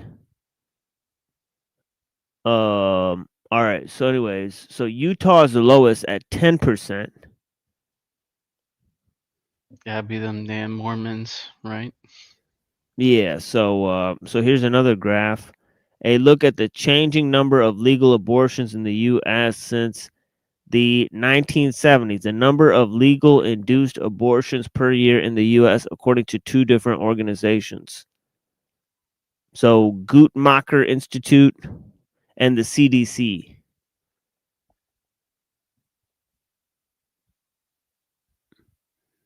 So the CDC has recorded less numbers than the Guttmacher Institute. So I don't know what's going on with that, right? And all right, so that's from the Pew Research Center. He says there are lots of stats and graphs for this at the CDC website. If anybody wants to go check them out to see if I'm lying, this is a body we are examining. Well, 80 million bodies we're examining. Right, here's a graph from 1965 to 2020. And this is by race. So most of the babies were white. Oh, I mean black. Whoops. Most of the babies, yeah, there was more black babies than other babies. That's insane. Right. It's crazy how many more black babies died, right? So where's the white ones? The white is the red. So the white is the lowest. And all? What the fuck is all? Oh, I guess that's just to average all of them. Okay, I get it. Hispanic is higher than white, and other is pretty high. So I wonder what that other category is. That's not white people. What is that filled with? Native Americans and Asians and all the others. Yeah, this one has Pacific Islander and Asian, and it says Asian's the lowest group here. So, and then it says Hispanic is pretty high, and white is pretty high, and black is yellow. Okay, so this is by race or ethnicity in the United States. So I guess it would go by how many of those people actually live in the United States, right? So that's why in this one there's less black. So these two graphs show breakdown by ethnicity percentages of abortions and actual numbers. White women get fewer abortions as a percentage, but because the population was mostly white, they have more total abortions. Okay, so I was right. So it says, I know Christian nationalists will scream, look at Utah. The Mormons have fewer abortions because they're Christians. Are they? That's cope if you say that Mormons are Christians. I don't know what kind of Christians think that God has a wife in heaven and spare children are born in heaven. Right? That is wild stuff. But yeah, black women are the group in the country who are the most religious, with 82% reporting to be very religious. They invented Holy Ghost. He said, hell, they invented Holy Ghosting. I think we all know the story of how this started. Roe versus Wade found that the 14th Amendment protected a woman's right to have an abortion before a fetus was viable, invalidating state bans on abortion as being unconstitutional. The Supreme Court struck this down a few years back, and there were actually more abortions performed that year. We know there has been a murder or genocide, depending on how you want to put it. We got our body. We know the weapon was an abortion. So we got our smoking gun. What we don't have, though, is motive. For motive, we're going to have to start looking at the problem in a different light. Let's ask some questions. Why would a woman terminate a pregnancy? Why would a woman not want to be a mother? Why would society be okay with women killing their future citizens? Who benefits from women killing their children? Let's start with why women would want to terminate a pregnancy. There are many reasons for this, he says. Yeah, blessings to Red. I appreciate you being here. I appreciate you being here.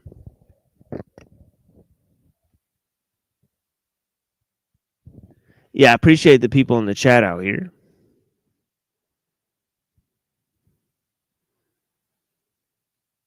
I'm just listening. Yeah, blessings, Zeph. Zeph, the only one left out here. I appreciate you.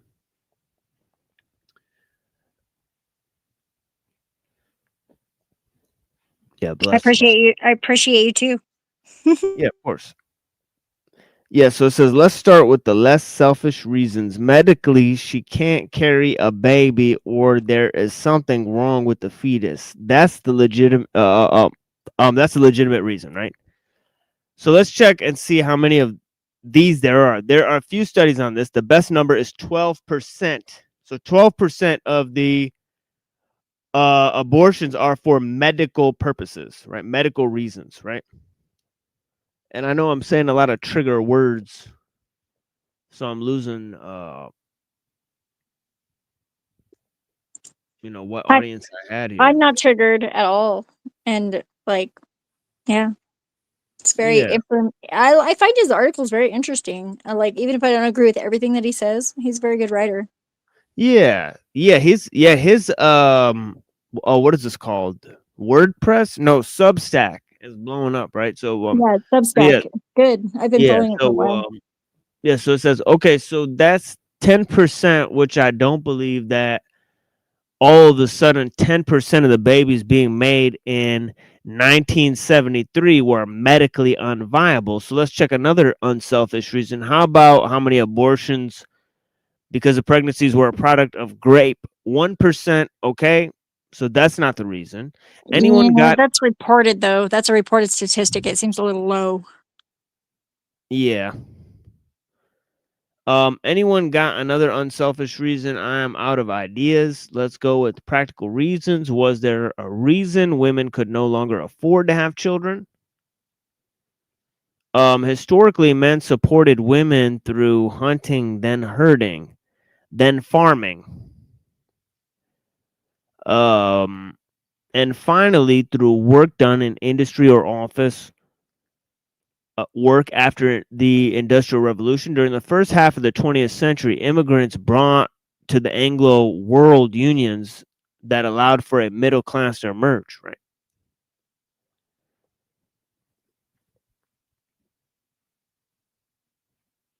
Okay, this standard of living became an expectation that ad executives called the American dream.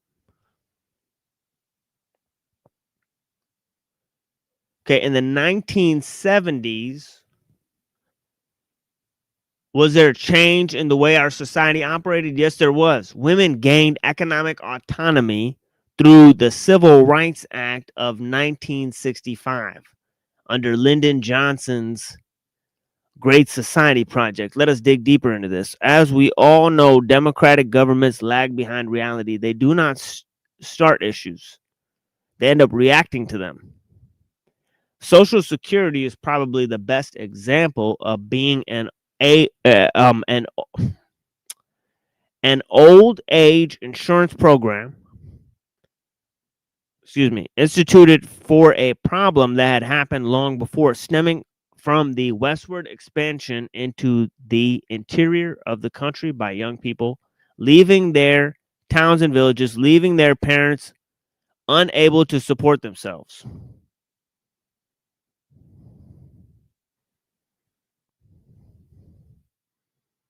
Now, why would the government free women to go to work?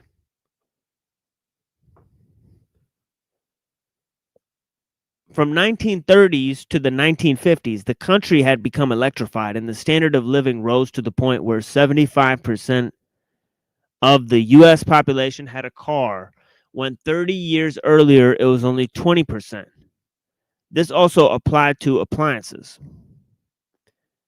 In 1950, 80% of the population had a refrigerator, whereas 30 years earlier, only 10% had one. The drastic standard of living changed the dynamics drastically within households. In 1920s, the average woman spent 50 hours a week on domestic labors, and in 1950,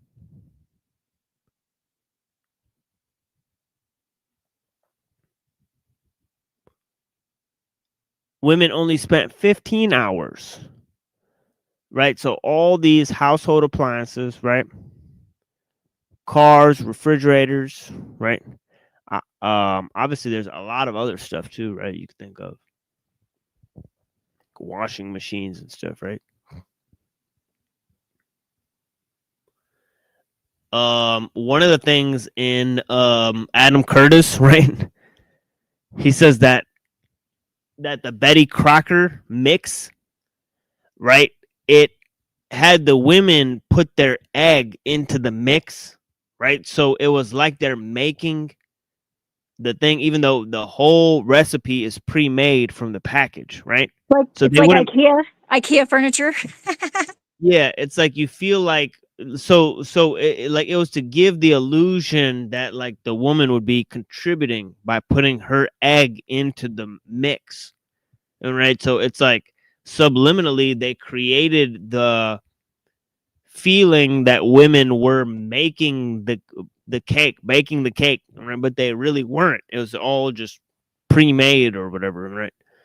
But the symbolic act of putting your own egg, right, that's not part of the mix, into the mix, all right? Yeah, this is just wild stuff that they did to like subliminally program people into accepting this sort of mechanical existence and thinking like, you know, they were liberating themselves. So here he says this excess free time resulted in women being bored and government and economists seeing an untapped labor and consumer market, right? An untapped labor and consumer market, right? Okay, so this is where they started selling a lot of products, right? So how would this cause abortions, right? Well, can women work 40 hours a week and still handle a household and a husband? I mean, it can be done. But the real question is it easier to not have children and a husband and make money? Well, let me ask you a question. Is it easier for you to make money and have a life without women and kids? I think it might be. So the question is, did women join the workforce previously in high numbers?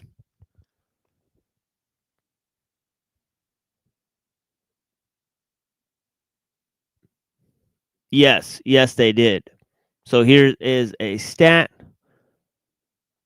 Labor force participation rate.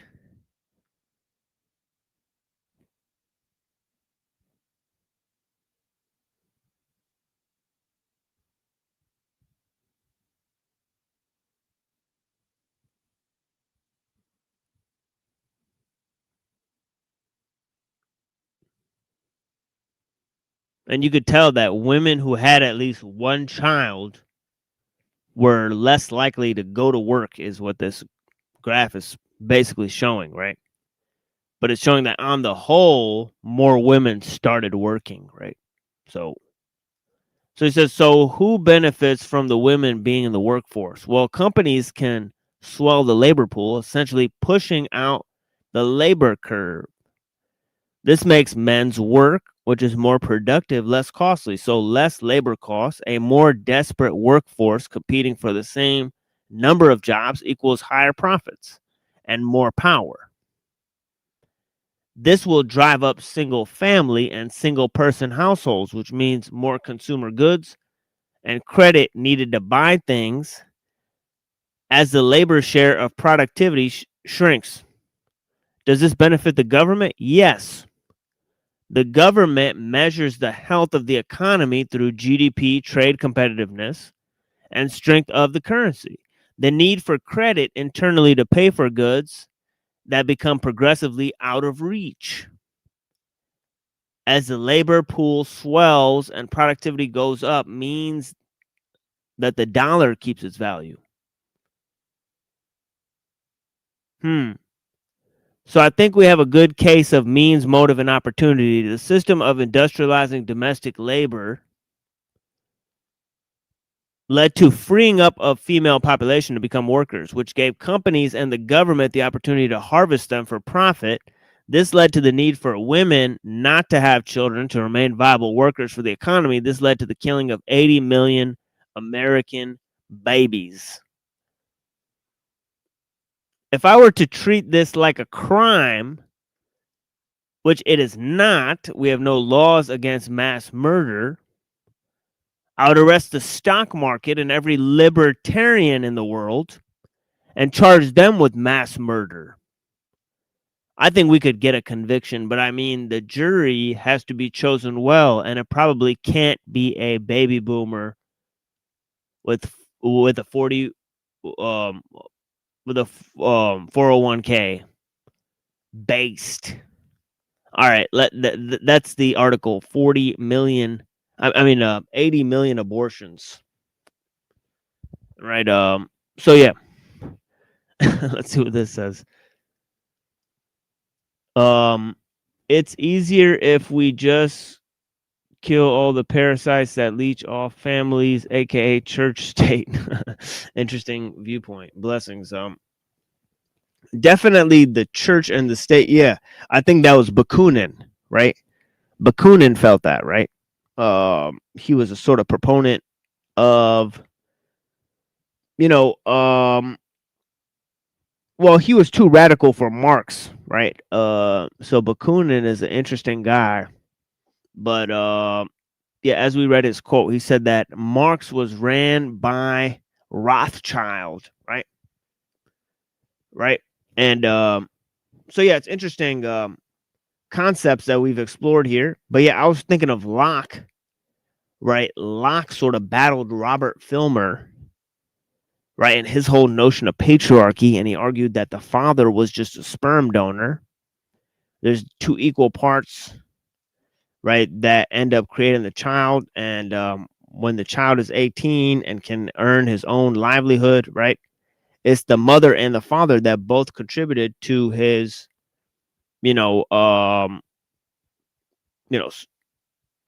sort of livelihood before that, right? So there's patriarchy from Filmer, right? There's a whole notion of capitalism and private property.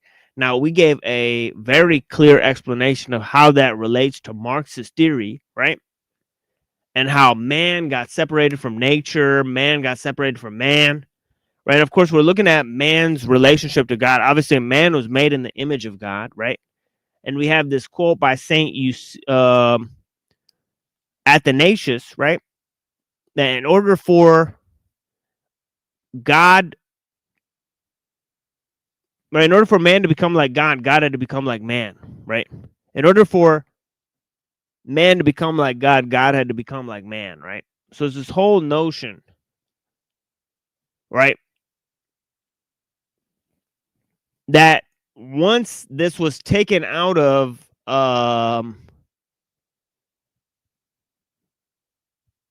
once the notion of the man God was taken away, right, we have the notion of the collective spirit. And of course, this turned into the notion of the apotheosis of the state, right? And yeah, so we got a lot of interesting ideas there. But yeah, we'll look at how he catalyzed some of these ideas. Separation of man from nature, right? The desacralization of nature, the desacralization of man, right? Separation of man from man, right? And of course, the desacralization and compartmentalization of knowledge as well, right? That's another key subject that we're looking at, right? And we're dealing with, philosophy, history, right? Theology, right? There's, as I like to say, right? There's a history of philosophy, right? There's a, religion of science, right? There's a science of history, right? And so we're dealing with the architectonic, right? The art that decides all other arts, right? And of course, man is a symbol-making animal, as I like to say, right? So yeah. So, you know, as I like to say, you know, you can't kill what you can't see, right? The first step to blinding somebody is getting them to open their eyes. And the first step to seeing beyond the programming is to realize how you've been programmed, right? And, you know, what most people think is real is just flickering shadows on a screen, images of things that aren't even real, right? We had a great show today. We'll tie a bunch of stuff into, right, catalyze these ideas. But yeah, are these problems ideological, right? Or are they technological? Right? And of course, technology is where the material and immaterial meet, right? It's where creativity and physical processes intersect, right? So yeah, so we're dealing with, you know, both religion and science, right? Technology and spirituality, right? So that's where we begin and end our discussions. I greatly appreciate you guys. We got also this here alternative channel, right? We got this new show we did, Made by Machine Bob. 6, right? Right, we've done 6 episodes cataloging the various behavior of the people on panels, right? And the various shows in the area. We've got the alternative channel, Cyber Caliphate. We've had lots of good discussions there on Cyber Caliphate, right? So I greatly appreciate you guys, right? So yeah, blessings, my friends. Play some music for you guys. And yeah, we'll be back soon. Definitely, right? We will be back soon. So I greatly appreciate you guys. Okay,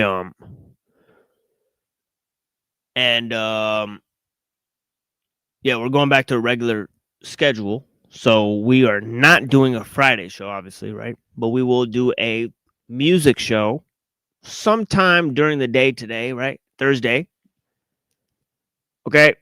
And yeah, Saturday will continue from as I said, from 11th century to the modern age.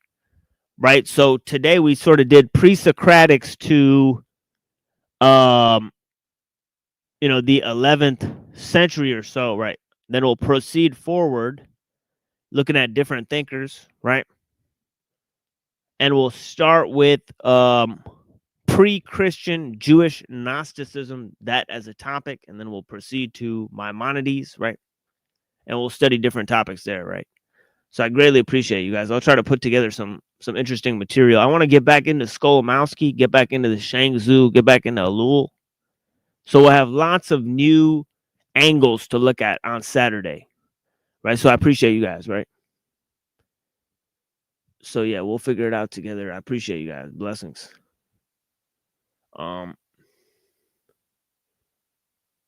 Let me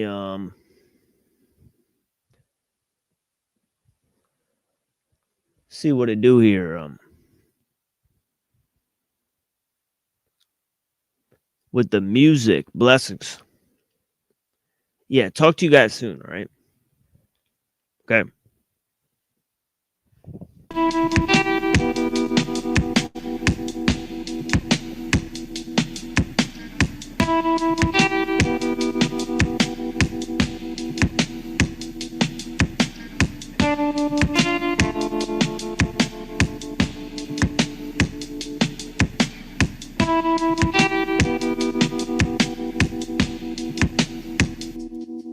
Hey yo, I slaughter, and drink some more Sinatra Porters. Extraordinary revolutionary lived before that. Modern Malay mainstay in mainstream. We swam up river full steam with no liver, hard to figure. Logistics and logic entangled. Mangled figures and shadows pose no threat. Say yo, this interlude is hasty. Kept my tongue wet. Daily variation varies on technique. One speaks dialect, dead verse, no rehearse with to me. Magnetic posery like Dead Sea Scrolls. Competition got beat like Rick did Lucy.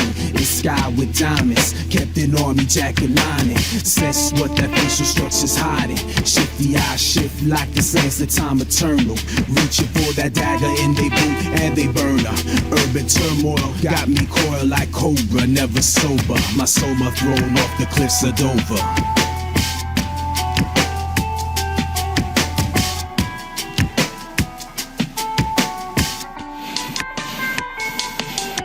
3 rocks blessed. Before them hit the floor, took the bottle to the chest till the head said no more. Pleasures of a man who's poor, revel in the pain I endure. Known to other ramblers and winos, off a straight head, young, poor and hated, a darker shade kid, caught them eyesores, mad jaded, kept my vocals gated, recessive trace emerged by resting on crates, sipping ancient grace, altering my states. This life on crumbled pace of a street poet, kicking gutter poems, at 8 ohms, unbalanced chrome speaks my misery, forgotten history through my degree. These kids don't rock, speaking on what they have not. Swear to God they hot like them weed spots and quick to pull that lock. But where those skills they got, where's my culture? 3 rocks blessed.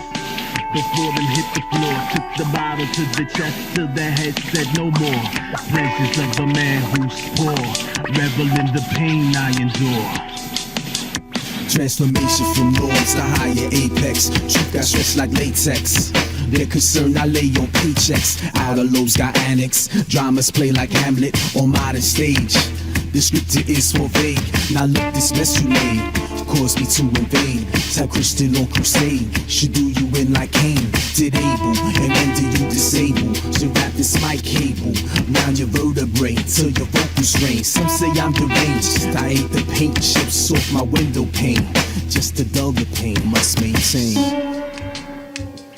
What is to be done about pain? It's a question which has compelled man, the state, and the arts for much of their common history. One speaks not of physical pain, whose end is forecast in its beginning, either by cure or death, but rather that psychic pain which is the agony of the soul and the mind. The cry of the tormented is pain's commonest articulation, without words, without any meaning except the existence of pain itself. It pleads for mercy, shrieks in the excess of an inability to endure. The pleadings cease and are overtaken by a rage so shattering that it flails the heavens and draws back the tormentors in appalled bewilderment that what they have so heedlessly done could produce such clamor.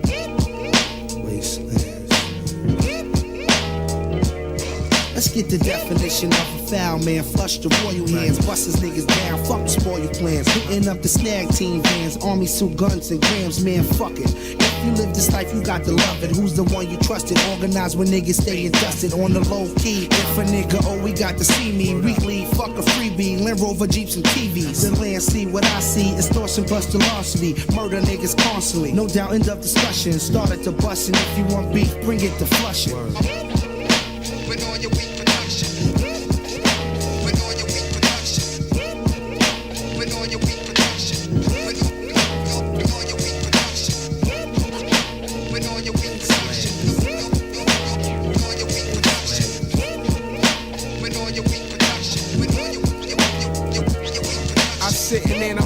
Earth as a twist on its axis. 2 for the cream without the taxes. The Hancock relaxes. I'm bagging grams up in plastics. My moves must be made everlasting. My past changed the present prophecies. No mark of the beast push me to be a revolutionary in the street. I clone hit, holding down 50 G tones a week. Enough for the smash plans. A wise man don't speak. Cause jealousy, envy, for figure trigger niggas bust. Evil bitches hold the key to a man's lust. I rush, trying to touch what I don't got. If I'm incarcerated, royal flush will blow your block, motherfucker.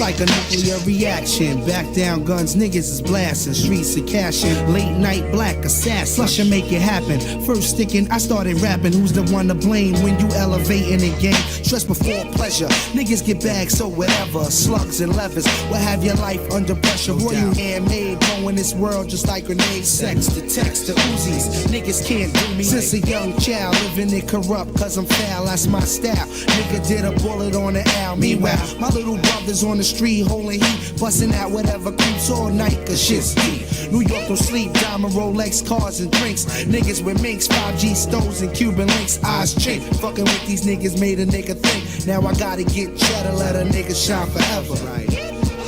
No doubt. Wasteland. Big phenomenon. Royal flush.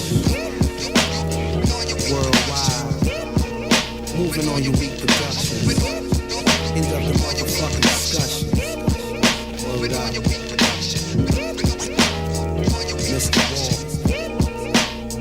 Mr. Wall.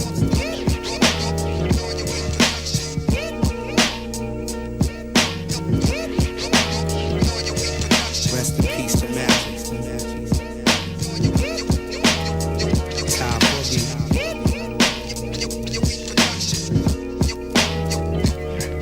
No doubt. It's the land. No doubt. It's the land. No doubt. It's the land. No doubt. It's the land. So get your money, God.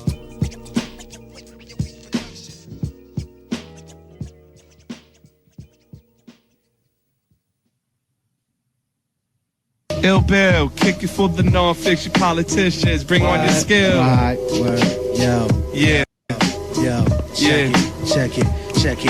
6 times 6 multiplied by 10. When the circumference of solar energy begin to bend, we descend into fingerprinting. Multiple prisoner cell shitting, shank sticking, stuck in cell blockage. The plot thickens, wickedness enters the hemisphere. Keep your weapons near, intensify fear. I appear like apocalypse is here. 2001, the Goonish millennium. Not the setting of the sun, survival this conception.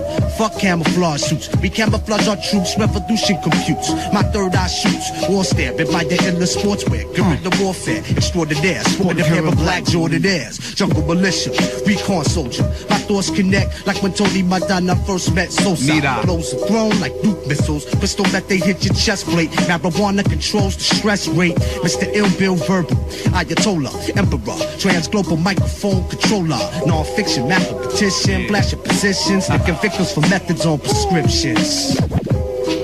Who up next? Sabak Red up next. Brooklyn representation. Yes, yes. So check it out. Yo.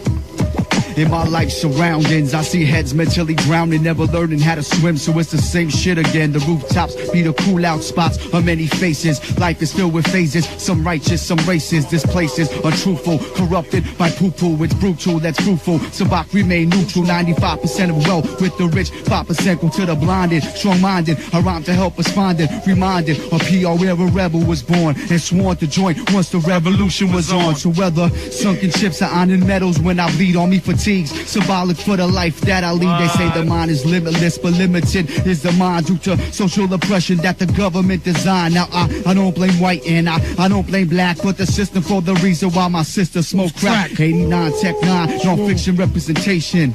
Check it out. Gore-Tex Medina represent indeed, hold the BK down like this. Hold the BK down. What? Representing Glenwood Project. Iceland. That's Iceland. You know what I'm saying? Coma Crew, all the goons, stinky dirtbags, rocking. Check it. Quiet on the west. Big up to all Medina people. My slang's illegal like the 2 keys inside my Buick Regal with the Star of David. Get your squad invaded. Rapping hostile for goons that's incarcerated. No budget like swine from a bodega. There's no Omega when I'm mainline like Vinny Vega. It's the goon in me. Shining like jewels out of Tiffany's. My symphony rules like the Lucchese crime family. Big ZD for calories. Holding cannons like Adderley. This nation's fallacy got me thinking that black's the enemy. Official. Throw out the black mask. Grab the pistol. Plus the box of missiles on a suitcase sitting on Bristol. My 2D stance, blue spots like implants. Dead man dance and move real cool as we advance. Religious slaughter, new world order. Use the corner plus a dead man if you ain't trying to recognize the Torah. Walking the streets, military, necessary. The revolution, word life, searchlight, subsidiary. Pass the mic, we can do it like this. Yeah, what you got on there, E? What you got on there, yeah? Bring that Shout beat to in. 10 up from Shaolin. No doubt in this piece, baby. What? Check it out. BK, Fall yeah, Rock. we're gonna do it like that. Non-fiction live. Yeah, for the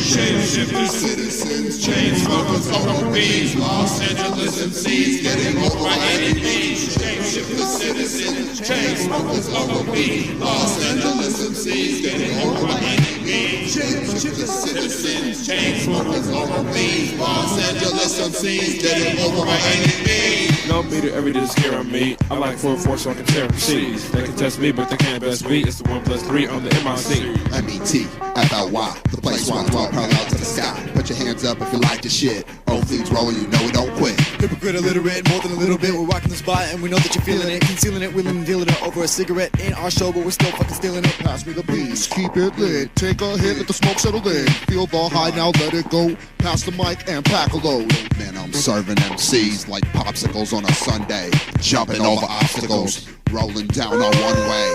Fuck gunplay, I'm pistol whipping. Leave the bullets at home with my phone and other equipment. Listen, boy, it's the truth. Listen, ask sub, snub nose TO2, loosen gums, yeah, leave broken ligaments. I don't give a fuck, man. We be killing it. Witness win, citizens, perform mental fitness with the friends. 4-6 another beat call on limbs. Watch me do it, then you can't come in. Executive, VIP, side entrance, no sobriety. Don't mess with it, you can't fly with me. What's up the vocab, I'm in the lab. It's much other than just go to stab. I'm a bit bright, everybody's just rap. Too inconceivable for you to grab. So unbelievable, it's like crap. I'm Paul Finch, I'm Paul Finch. I'm Paul Finch. With the homegrown, find my own tone in the toe zone till it's all known, let it get shown. Under A, flickering big, swinging A, hickory stick, cause all the trickery stick. Well, I'm burning both ends of a candle wick, and quickly I have begun to break down my old ways. When I found out I'm an addict, and I thought it was a phase. Praise junkies and cruisers, flunkies and losers, just a bunch of burning bridges, mental abusers. You won't throw me off, you can't hold it down. With no mic control, you will never move the crowd. Your stage presence sucks, your voice sounds whack. Can't rhyme on beat, fighting other MCs and still rhyming weak. Frontin' like you're dope, thinking you're fresh. Got the nerve to be conceited and act stuck up. It's MCs like you that need to shut the fuck up.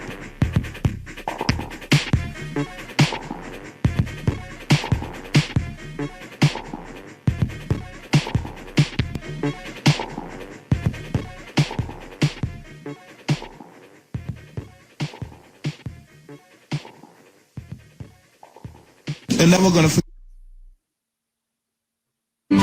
With One Main Financial.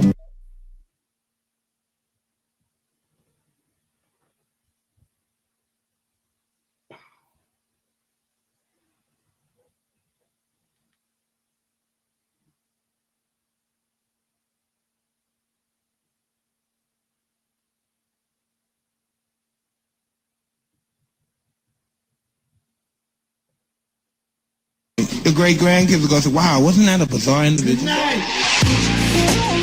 Good night. Good night. Good night. None of y'all niggas. I don't give a fuck how long I need. I don't mind either. Yo. Good night. None of y'all niggas. I don't give a fuck how long I need. I don't mind either. Yo, shit on your hood, y'all niggas ain't shit in the hood. Take a dump on your champion and shit on your hood. Leave my boot camp stamp in the hood. Size 12, I beat bass out of your face, you Rozelle. I lift barbells, I spit bars well. That niggas got cream but soft like Carvel. Paul my cartel from Kingston kill shit. My Brownsville monkey face niggas, they steal shit. Yeah, the klepto con, this scat that I'm holding in my hand to kill you, dude, so let go mine. Sean P. bastard rhyme, past my prime. What's life without rap though? Past the 9, right or wrong? I'm right and wrong. Best believe everything that God right is showing. Voice fire, Messiah riding the shine. Just some chrome lips sitting higher up on the rim than LeBron's. I touch weight, that Nina got one in the head. I call them clips, John and Kate, cause they +8. I got the roof popping. Don't ask about the album. Come with a mask on, ask them when the next flu drop in. I don't blog, I bury more horsepower than the Murcielago carries. I got bitches that hit niggas for me, and I send them to your crib like Chicago Larry. The internet trying to indict a man. The web changing the world like fucking Spider-Man. The packs and back albino, 24 hours a day. I'm frying them, but I ain't no diner. Y'all niggas can be muscle bound if you want. Y'all pussies. I treat you niggas like the vagina on China. I don't like nobody. Give a fuck.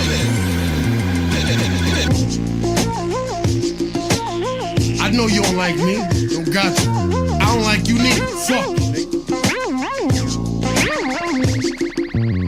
I don't even like niggas who act like me. I don't give a fuck though. You know what I mean? That's just how I was. Fuck y'all niggas. Man, listen, right?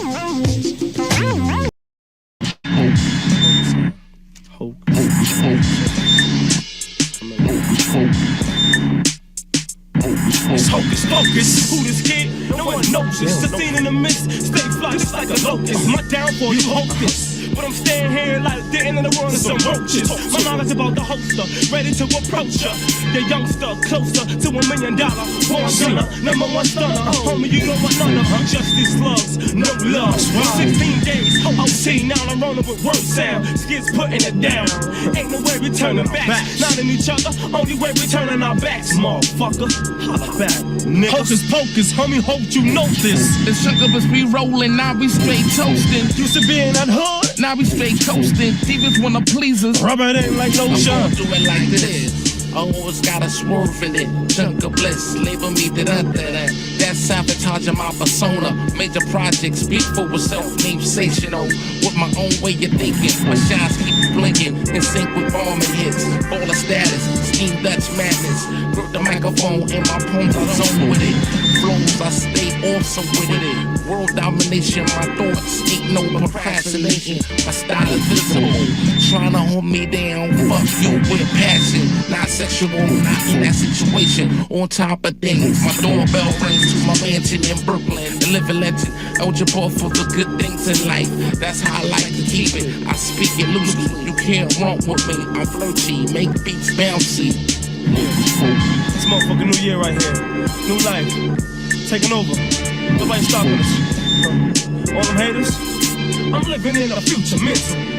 While you sharpen the present, my path and my children's lessons. Hard to stay positive in life's aggression, but I know one thing, dog, I'ma stay with my weapon. I'm on 24, and I ain't thinking of dying. No time soon, dog, and I ain't lying. 6 up one day, the next bumped out, that's hocus pocus. In a minute, the world gon' know this. All I got to do is stay focused. Yeah, yo, it's right here, right in front of you. It's the hocus pocus. She was luscious. I let the atmosphere on some faultless. My focus, have your focus, seeing the real shit. Capturing that natural shine thing. I'll be signing up acts. I'm laying on to them hot raps. Did you hear the sound bumping out the speaker? Vibrating the spot, treat a pleaser.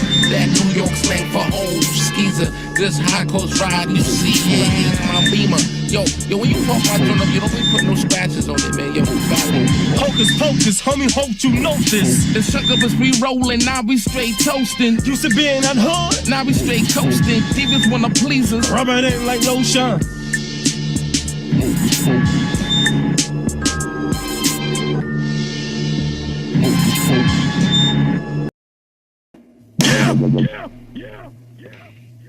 Yo, Bill, what up, daddy? Pass me. The heavy metal king. Yeah, King Solid. The heavy metal king. Yeah. The heavy metal king, whole big shit. The heavy metal king. I murder you and laugh. I'm Barry Sanders slashing through the path. You a magician's assistant, I'm sawing you in half. You a heathen that rely on the beast. I'm a demon that defying, crucifying the priest. I shine over beats, a motherfucking beast on the mic. I'm a lion out the jungle, raw meat what I like. I bleed in the fight, Vinny like the taste of his blood. And I'll open up your stomach like the case of a slug. I'm faithful to drugs, putting metal plates in your mug. Dunk your body in the motherfucking lake in the rug. Face in the mud, y'all create the facade that my people have exterminated faith in their God. Patience is hard, cousin, but it pays to be calm. Go to war for anybody who embraces Islam. I'm gracious and warm, ready for the place in the war. And I'm ready to smash a motherfucker's face in the floor.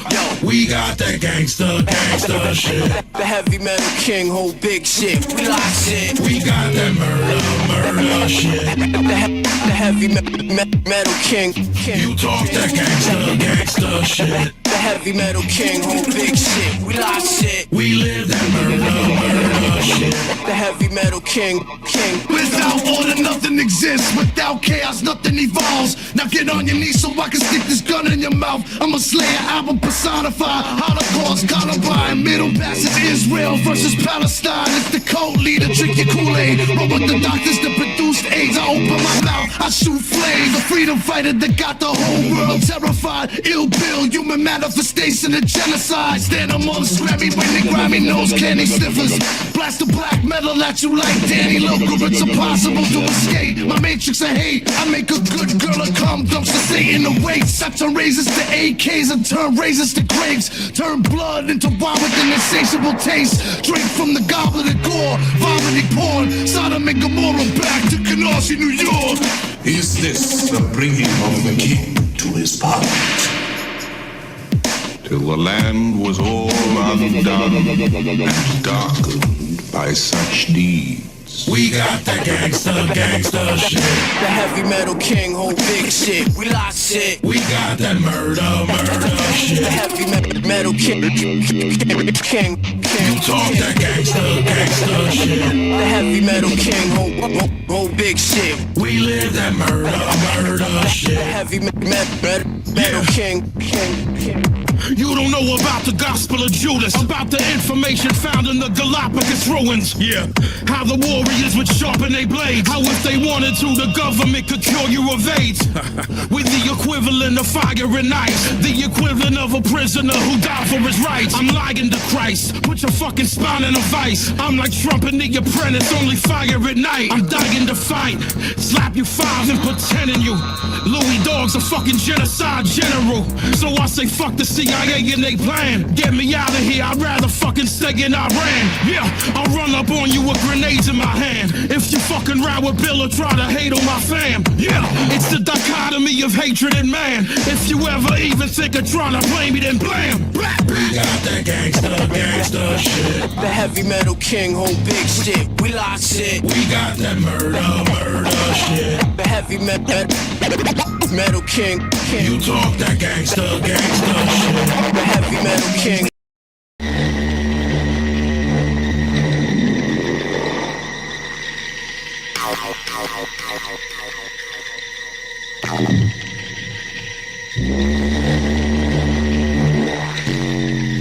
Petty thugs, hide your cake, never teasing me. I show love to all my bitches hustling ones. Tussle with thieves, making moves second to none. I lied dead, made a sudden move, you got bit. Flooded with the double law, real street shit. The blonde hair bandit, you got guns handed. Turn my face when I bust a cannon. Cause I don't wear sunblock. Ass drag if the fire is hot. Shit pop, shells go 3 feet roll over and stop. We born niggas that we coming, then we total the block. We scorn niggas like they mothers, then we red up they socks. Red eye, escaping on a red eye. Seashore and hide out and buy out balls till we see ball. In this game we beat y'all. You got money, keep yours. But I be tearing trying to identify your features. See me if you trying to get some grams tonight. Cause I could get it for you raw, gray, tan or white. Fuck rap, yo, I'd rather be planning a flight somewhere hot on the wave runner, tanning with dice, blowing the haze while all of them giving me brains. One at a time, y'all start from the front of the line, but everybody wanna contact me and get with me and still end up being mad cause I charge 50. And as for you sucker, you can keep those raps and screw your awards. My son can't eat those plaques. I never was shit, but some things I never forget. Like if you spend 3, you guaranteed to make back 6. Drove the Benz off the lot and just dusted her off. 10 grams stash, took the governor off. Even the cats that be hating still be loving the dogs, cause they know that the double law is coming for war. You ain't ready to die, then why should you live? Cause when I start busting the guns, you hiding the kids, and the P is still riding with clips. Surviving with bricks, we beefing on the 4th, got the down the 5th. Like I wasn't hustling dope, or robbing the block, starving the knot, carving the cheek, palming the Glock. I figure which nigga could I watch for the watch. I like to knock off my crack, then I pull off a heist. Put it together, double it twice, this shit is my life.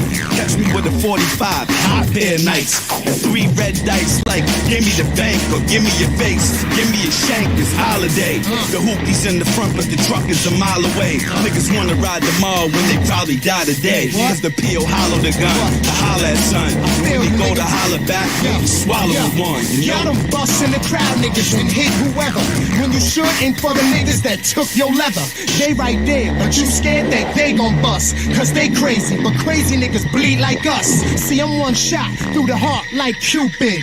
Y'all niggas might be crazy, but y'all not stupid. It's 9-9, I'm killing you, woman and kid. Fuck Scarface, watch me, I'm more action to see than the motherfuckers that y'all see on TV. And fuck what you heard, check out Sheik get down. Comes the gun, shit, I'm rhyming with one on me now.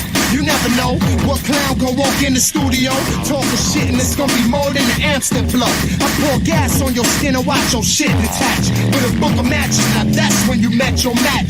And the worst thing for you was for me to have a gun when I'm thirsty. I turn niggas more holy man than Eddie Murphy, and I deal with more bricks than that city doing Jersey. I got core cops niggas, I got on tops niggas that'll bust you and slide, and some on 6 drop niggas, revolver pop niggas, easy ox niggas, get knocked, say I smoke detox niggas, drug program. Dr. Sam, you know the vibe, baby. DJ Crush, she get down. You know the vibe, baby. Caminati get down. You know the vibe, baby. The most def, keep the crown. Representing Brooklyn, you know the vibe, though. From all borders, doorways, and gates. Resurrection drawing ears, mankind awaits. When you're living in this world, you got to survive. Shaitan is looking on the left, attacking from all sides. Witness before all eyes, the evidence of unseen. The power past our comprehension that controls all things. The battle fought by good and evil is a real contest. It is the outcome of the struggle that brings play contact to all sex sections, cruddy cliques, crews, and clans. Good greens to badlands, jump up to understand. I'm just a man, not the universal architect. We tread the face of this heavenly place and show respect. Tokyo, raise your hands where you at. Osaka, raise your hands where you at. Yoshiwado die, no Daya Sapporo, East and die. DJ Crush, most deaf on the touch. We let fly. I send my salam to my entire squad, my sahab, yo, wherever you are. Stay on your job, struggling hard. pearls of life. We writing rhymes on enemy lines to shine light. Stay in meditation to keep the head right. Spreading wings like heavenly things. We take flight, fly, fly, fly, fly, fly, fly, fly, fly, fly. Everything gon' be alright. Everything gon' be alright. And you got to believe everything gon' be alright. Everything gon' be alright. And you got to believe everything gon' be alright. Everything gon' be alright. Said you got to believe. Said you got to believe. Yo, bust it, baby. Me and Crush, we politicking, building on this money mission. Send me a fucking something, so I had to stop and listen. If time forever ticking, my gift forever clicking. I'm trying to get mine, cause finish here for the getting. A lost provision, but help us live the providential. My pad and pencil, but transcribe the elemental, the raw essential, the southbound residential, the pure simple, to resonate in your mental. I flash the temple, my key gon' shine like precious metal. Left the raw, living alone, about to settle fast, trying to gas so down and save your petrol, cause the beat don't stop like yellow cabs in the metro. B-boys traverse the earth is the first the next. This is a daily operation like birth to death, and I burst the rap, yeah, of some so-called vet, or orchestrated designs while they set quiet is kept. Everything that you heard in advance was just a glance of the landscape. Furnished with crops and props, till sunsets and treetops, backdrops of pure skill. At night, I do right to excite, but you got to believe that the most high I see every degree of this 3C, X to E. We maintain sun and carry on officially. We're talking projects to the shores of Tripoli. I speak prolifically, I write specifically, transmit upliftedly. It sounds terrific, G. Allah has gifted me with great ability to speak to my beloved and make them all love it. Fine, rugged, a product of the ghetto public. Allah is the king of the world, we just subjects. Allah is the king of the world, we just subject. Allah is the king, Allah is the king. You know everything's gonna be alright. Everything's gonna be alright. And you got to believe everything's gonna be alright. Everything's gonna be alright. You know the vibe, baby. Everything's gonna be alright. Everything's gonna be alright. You know the vibe, baby. Everything's gonna be alright. Everything's gonna be alright. And you got to believe everything's gonna be alright. Everything's gonna be alright. You know the vibe, baby.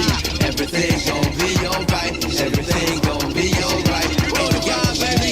Everything's gonna be alright. Everything's gonna be alright. The bus of baby so moody, they get down and so DJ Yard, he get down and so DJ Hide, he get down and so DJ Kinsey, he get down and so DJ Hasu, he get down and so DJ Radio, he get down and so DJ Patrick, he get down and so Suki Moody, they get down and so Caminati, they get down and so Solino, he get down and so You The Rock, he get down and so Gamo, he get down and he so Twiggy, he get down and DJ Takimoto, he get down and Electrical Tony, they get down and Nippon, so you got it going on. Say what? Nippon, so you got it going on. Say what? Nippon, so you got it going on. So you got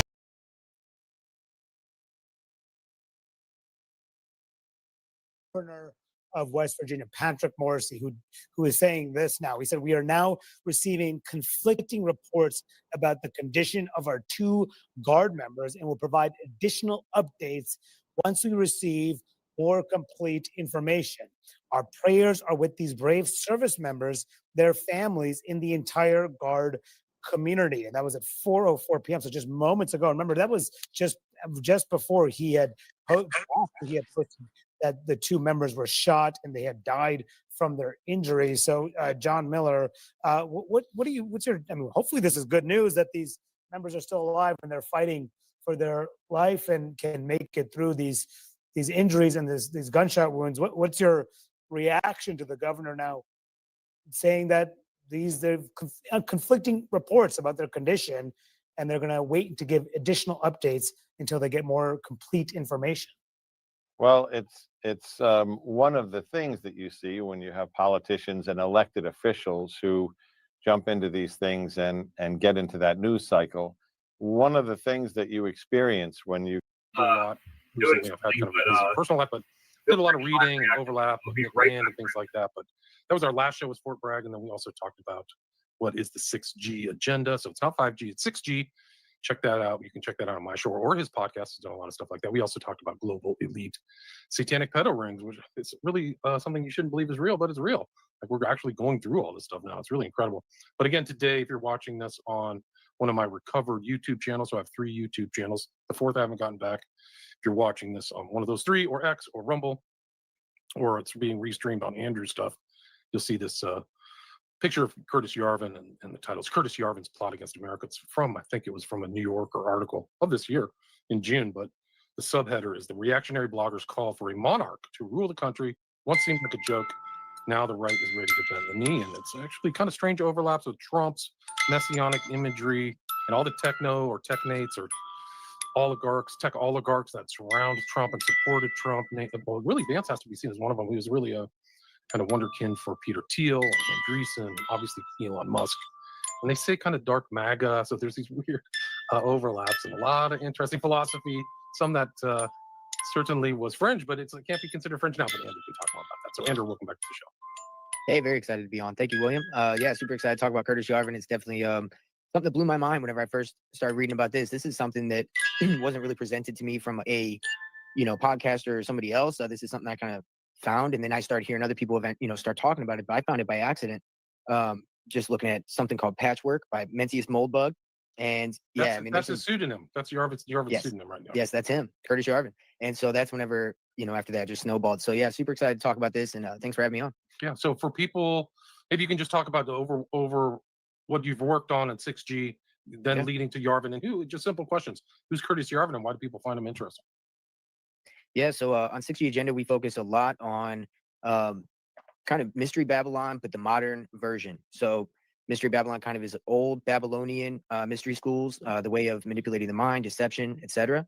And I think that they, as the great Sam Tripoli says, they've hardwired mysticism, and that's what we're looking at today. So I kind of bring all that with some details, just kind of, we can talk about everything really. So everything encompassing that, which happens to encompass everything. So it's pretty wild stuff. But Curtis Yarvin himself, he had written a book, because I saw that somebody like Peter Thiel, who I've been reading about, Palantir, real kind of big on building this. Palantir was Total Information Awareness, for those who don't know, which was a part of kind of the Patriot Act, came out of that. And so as that's been progressing, he kind of took that over, and I learned that he was, using young people's blood to try to be younger, very odd kind of guy. And he works with Alex Karp, who's a psychopath, who talks about spraying fentanyl-laced urine on people from drones that pissed him off. And so these kind of people just pop up, and I'm like, hearing that they're into him, Curtis Yarvin, I look him up, and it just kind of goes from there. So it seems that it's a whole network of people that have this ideology, and what they're doing is they're trying to change the attitudes and minds of America as we see now. And I think that they even use radical leftism even as a weapon to let that proliferate, so they could then serve us this kind of answer. You know what I'm saying? So this is the kind of problem, reaction, solution. I believe it's coming from the right, and I think that we got to watch for it. Yeah, it's interesting. So they don't have a problem using the left to facilitate changes in the right, which is these doctrines. These guys started out kind of as bloggers, Mencius Moldbug, I think he was. And so he kind of came from kind of an underground perspective. And I tried to read up on some of his stuff, like I have some notes, but he had these different kind of ideas, like his intellectual genealogy. Like he has these concepts that, like this idea of the cathedral, which is our current kind of system, like he wants to replace that with his dark enlightenment, right? So it's like the old progressivism. He wants to get rid of it, I think is fair to say. Yeah, and he, gets a lot of his philosophy from a man named Hans Hermann Hoppe, Hoppe, Hope. And he wrote a book called Democracy, The God That Failed. And so in this book, it talks about exactly what you were saying, where this kind of leftist or liberal values actually makes us think in short term and not long term. And so it leads to consumerism and therefore the downgrading of culture, etc. And, on its face, it can sound okay, but whenever you get deeper into it, the answer they serve up is a monarchy. Right. It's some kind of like this. So it's like they actually have, I think his opinions are that the Enlightenment was kind of a mistake. Like they don't think that this whole thing of this philosophers and all these things, like he's well, it's kind of more in the sense really that interesting they because, think that it's dumb that the leftists view all it these as concepts, that the Enlightenment was where the thinking started. They base a lot of their values in Rome and before then. So, he points to the 5 great emperors and said that was some of the best, civilization we've ever had, right? So this is pre that. It's back before the Enlightenment. So they look before the Enlightenment and say, actually, the Enlightenment doesn't mean anything. That's just the reset from the Catholic Church. But look before that, that's, because they're saying that pretty much Catholicism built Western society, and that's why we think that after the the Dark Ages, we didn't know anything before then. When in reality, there was a lot of deep knowledge before then, which is true. So I do agree with that sentiment. Right, but it is pretty remarkable that that's the way they think. Like they just discount a lot of this advancing and understanding and everything like that. They just think it's all kind of straw and everything. And they're very I would say they're not anarchists. They want to get rid of almost all the government. Like they're beyond anarchy, or the anarchists where there's less government. They want to retire all government agents. The whole government. Do you ever hear that? It needs to be one central thing, a CEO that runs it all top down, right? So he points to Elon Musk and how he essentially has created a new NASA more efficiently because it's just him.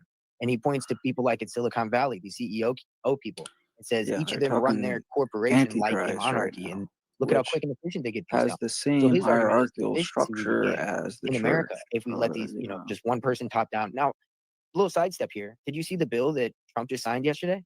No, tell me about it. So he signed a bill called the Genesis Mission, which is pretty much, let me get to it. It's a new AI initiative.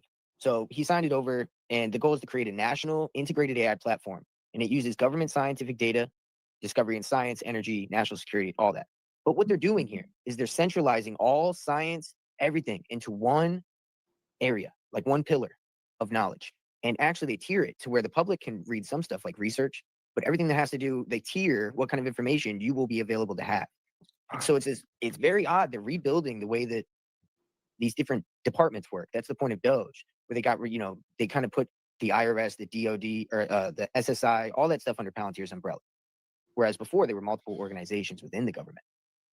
So it's unprecedented stuff. I mean, the HHS, now with your IRS, so your tax information, your health information, your social security information, all is going to be under one umbrella now. That was never a thing. So that's a problem. Yeah, I would say that's a real problem. More centralized it's the information. same reason why you needed, centralization of everything. You had a Hoffman, what Curtis Yarvin's trying to do. Hoffa, rather, Trump is doing is leading one guy that could sign and pay over checks to the philosophy of Yarvin to the mob if they wanted to, filtering and they didn't have to go through the banks. It's the same type of concept. If you have this one singular unit, then you could have one CEO, like they're saying, that can do things, for the, make decisions that don't need to be compartmentalized. I don't have to go to this institution or this one or that one. I could just go to this one guy. And that's why the unions were so powerful. So they're taking the concept of the hierarchical structure within almost like how a Hoffa was, and they're applying it to this different format. So that's what I'm saying with that. And when they say monarchy, there's a thing like a monarchy. A true monarchy is directed towards God, but these people are godless. They're not directed towards God. They see the practicality of having a hierarchical structure that's top down in that way,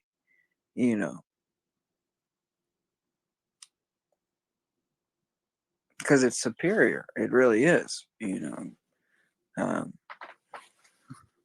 but it's mainly, these guys want to bring about Antichrist when they don't believe in Antichrist, but whether they believe in him or not, that's what they're going to establish. They're setting up the pieces for that, whether they like it or not. And a lot of people get caught up in saying, like, it seems like they're copying the book. They're not copying the book of Revelation. They're unconsciously fulfilling prophetic things from it, because these guys aren't reading the Bible. If they did, they wouldn't probably be doing what they do. It's just, I don't see that happening.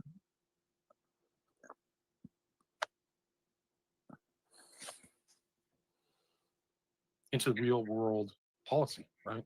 Yeah, that's what this whole Genesis, and it's a mission. This isn't a program. This is like a mission to Mars or a mission to the moon or something. Like the language is, I think, very telling. Yeah, and they just started up. I'm sorry, they just started something called Project Athena at NASA too that ties into this, where it's the same thing. We want to we need to get going on getting into space and, you know, all this different technology. I think it's weird that it coincides with this disclosure that's going on with this documentary and all this stuff about UFOs. I think they want to cover up the fact that they do have this technology and, you know, kind of do this odd thing where, oh, we've been reversing it, you know, but they're centralizing all the information now. It's a very weird shift.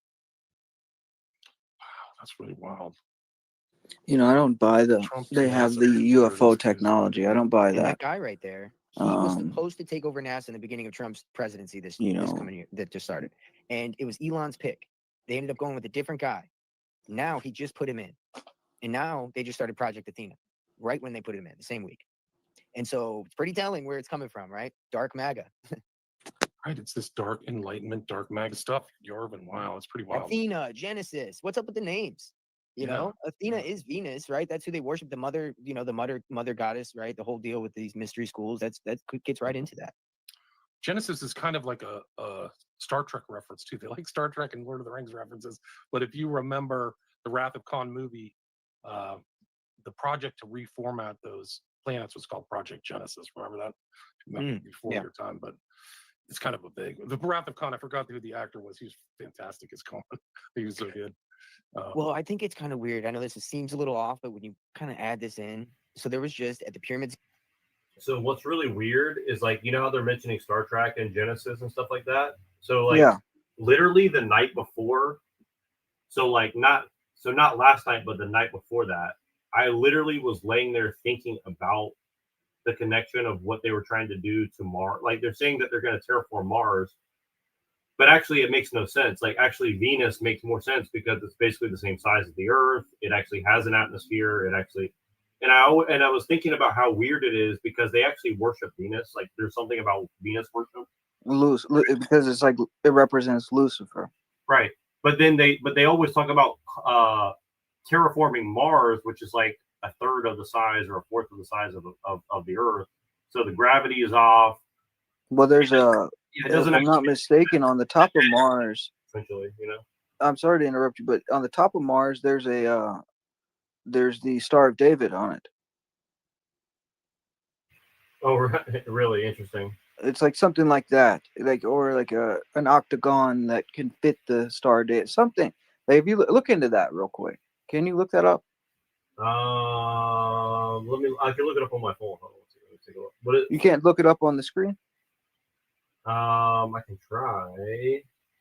I'm sorry to make demands, dude, but yeah, look. It's not a big deal. It's just because this is a thing that I don't know. It's kind of weird because there's a connection to like the star of Remphan, and then they say that Mars represents Remphan. Do you understand what I'm saying? Right. Well, I definitely know there's something about that because that again, this is what a lot of the archaeology about the Ugaritic and stuff like this. They're all Canaanites. The more they look at that, it's like okay, so like people who are called themselves the Jews are actually claiming to be like these Ugaritic, like Remphan worshiping people that built stuff like around the time it's like the Trojan Wars and stuff like that, right? Which is why I keep looking back at that because I'm like, okay, so there's like this whole other group of people that the Bible's talking about, but they're trying to make it seem like, oh, well, we're the real Jews, but it's like the Jews are. Wait. Hold on 1 second. I'll be right back. Okay, cool. I'll look that up, but I'll let this play for a second. To Giza. I know you probably don't know who Travis Scott. Well, you probably know who Travis Scott is. He was going to do a show. Yeah, he was supposed to do a show with the Pyramids of Giza, and they said no because it was against their values and because the Astro World situation had already occurred. Well, very recently, they had somebody called Quantum DJ at the Pyramids of Giza do a show called Genesis, or The End of Genesis is what it was called, actually. It was called The End of Genesis, and it had a robot. It was like a hologram. It was a robot busting out of this glass, like it was trying to get out, right, and then be unleashed. This stuff going on is just very odd to me. There's a lot of this. I just think that, they're trying to manifest the change. Like you look at with the order of 9 angles, bring the acausal out of the, right? So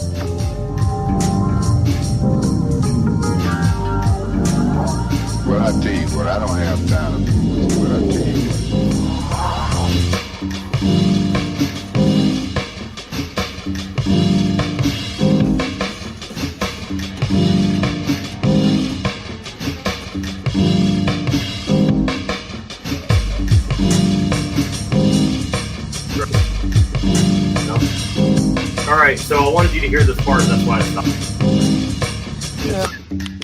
Is very in control of certain.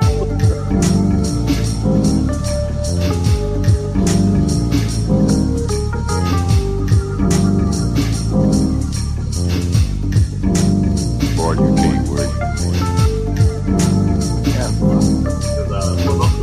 That's by the way, though, it is very fitting. It is very fitting to we're about to listen to. That's by the way, the singer of Devil Driver is an overt Freemason. Is very in control of a certain portion of the music industry and stuff like that. So yeah. I'm gonna go to Eagle to get in the water. Come back like an hour. Okay. All right. That's what we'll do what I'm saying. Okay.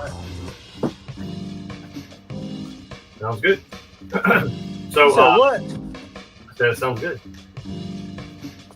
All right, so I wanted you to hear this part. That's why I stopped it and just gave everybody some, Devil Driver to listen to. So, so listen to what he says right here. It's very interesting. Interesting connection, if you will. Oh, by the way, I tried to find that stuff you're talking about. I could not find it, so I don't know if Google's gaslighting me or something. But if you find it, let me know. All you have to do is put in Rimfan Star Mars. I should have told you that, but it's fine. No, look. Rimfan. REMPHAN. I know this one. Yeah, Rimfan Star Mars. Yeah. It should be like first image or something. It's an image thing? Google images. Rimfan Star Mars. Is it like a picture of the planet Mars? Because I don't see that. It should show the top of the planet of Mars. It's not showing that. Okay, I'll find the link since you have Down syndrome. But all right. That's true. No lies detected. I don't know. No, dude, you're shilling for the Rimfan Star, dude. I see it. You do it. You're not fooling me, man. Right. Ain't nobody gonna get away from gonna get one past you on Rimfan Star. Oh, you know what? You're right, man. You're right, dude. Rimfan is a term used by Stephen at the in the time of his martyrdom. Okay. You gotta look Star of David Mars or something, man. I put that in too, and it didn't. It showed like some NASA CGI polar ice cap thing or something. But it looked like a swirl or something. Like it was swirling. Wow, man. Did you find she said she found it, man, when she looked it up. All right, put that link down there. Let me find it. Let me see that link real quick. Man, because I've seen this before, man. Put that link. Well, I haven't seen it, but I believe it. Top of Mars. Top of Mars. Top of the Mars to you. Give me the top of the Mars to ya.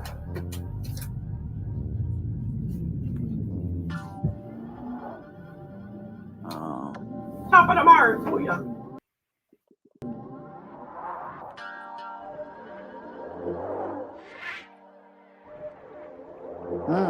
They done deleted it. They erased the evidence, dude. I don't know. They done deleted it. Star of David. Okay, she said Star of David Mars. Star of David Mars. While I'm looking it up, I can't find it either, dude. See, I told you, man. You ain't gonna get on me, bro. I'm the ultimate Googler. Okay, I can Google everything. Yeah, well, but the thing with it is the funny thing is, I definitely have this. I'll get it, because I got it in my other archive. I got multiple archives out here, my boy. Because I'm on them, and I've been on them for a while. I know what they're doing. I know that. Man, Rimfan is that's what Michael Heiser talked about a lot. He's talking about how it's kind of weird. My feeling is that they poisoned Michael Heiser to kill him because he was getting too close to the truth. Bro, you be telling me names. I don't know them names. Michael Heiser, Heiser.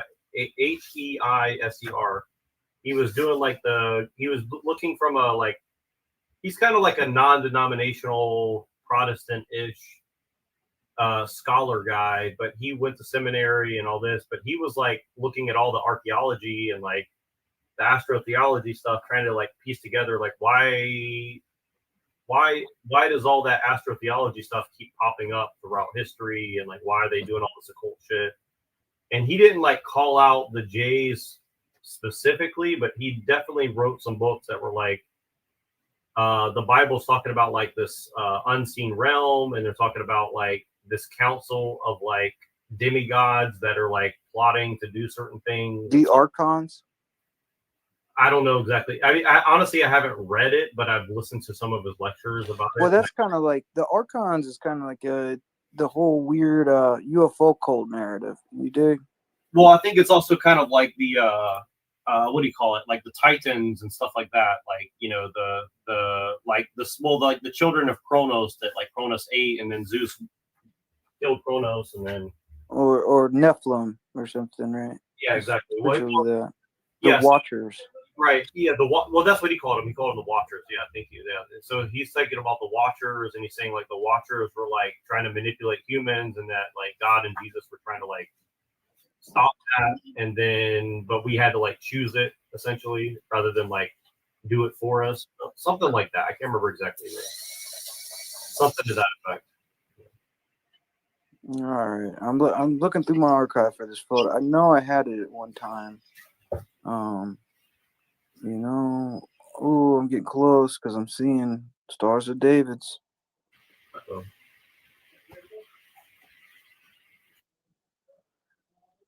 I'm just a lad, nearly 22, neither good nor bad, just a kid like you.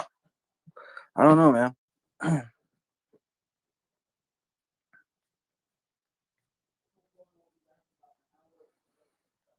Oh, I found it. Yeah, boy. Got you now. Oh, it's Saturn's hexagon. Sorry, it was Saturn. It's not Mars. Yeah. I knew about Saturn. It has a hexagon on it. Yeah, hexagon. Yeah.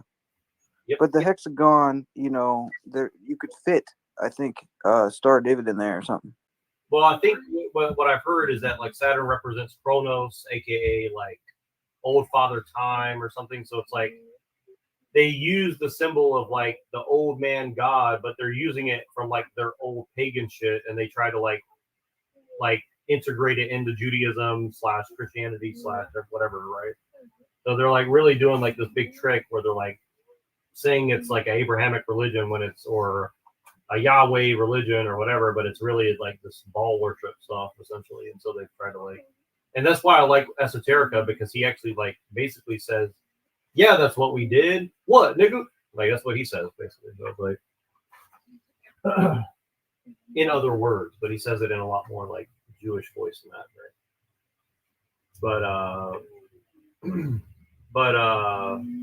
Check out, listen to this little clip that I'm about to play here. So I think you'll find this very illuminating. Well, I think it's kind of weird. I know this seems a little off, but when you kind of add this in, so there was just at the pyramids of Giza. I know you probably don't know who Travis Scott. Well, you probably know who Travis Scott is. He was going to do a show.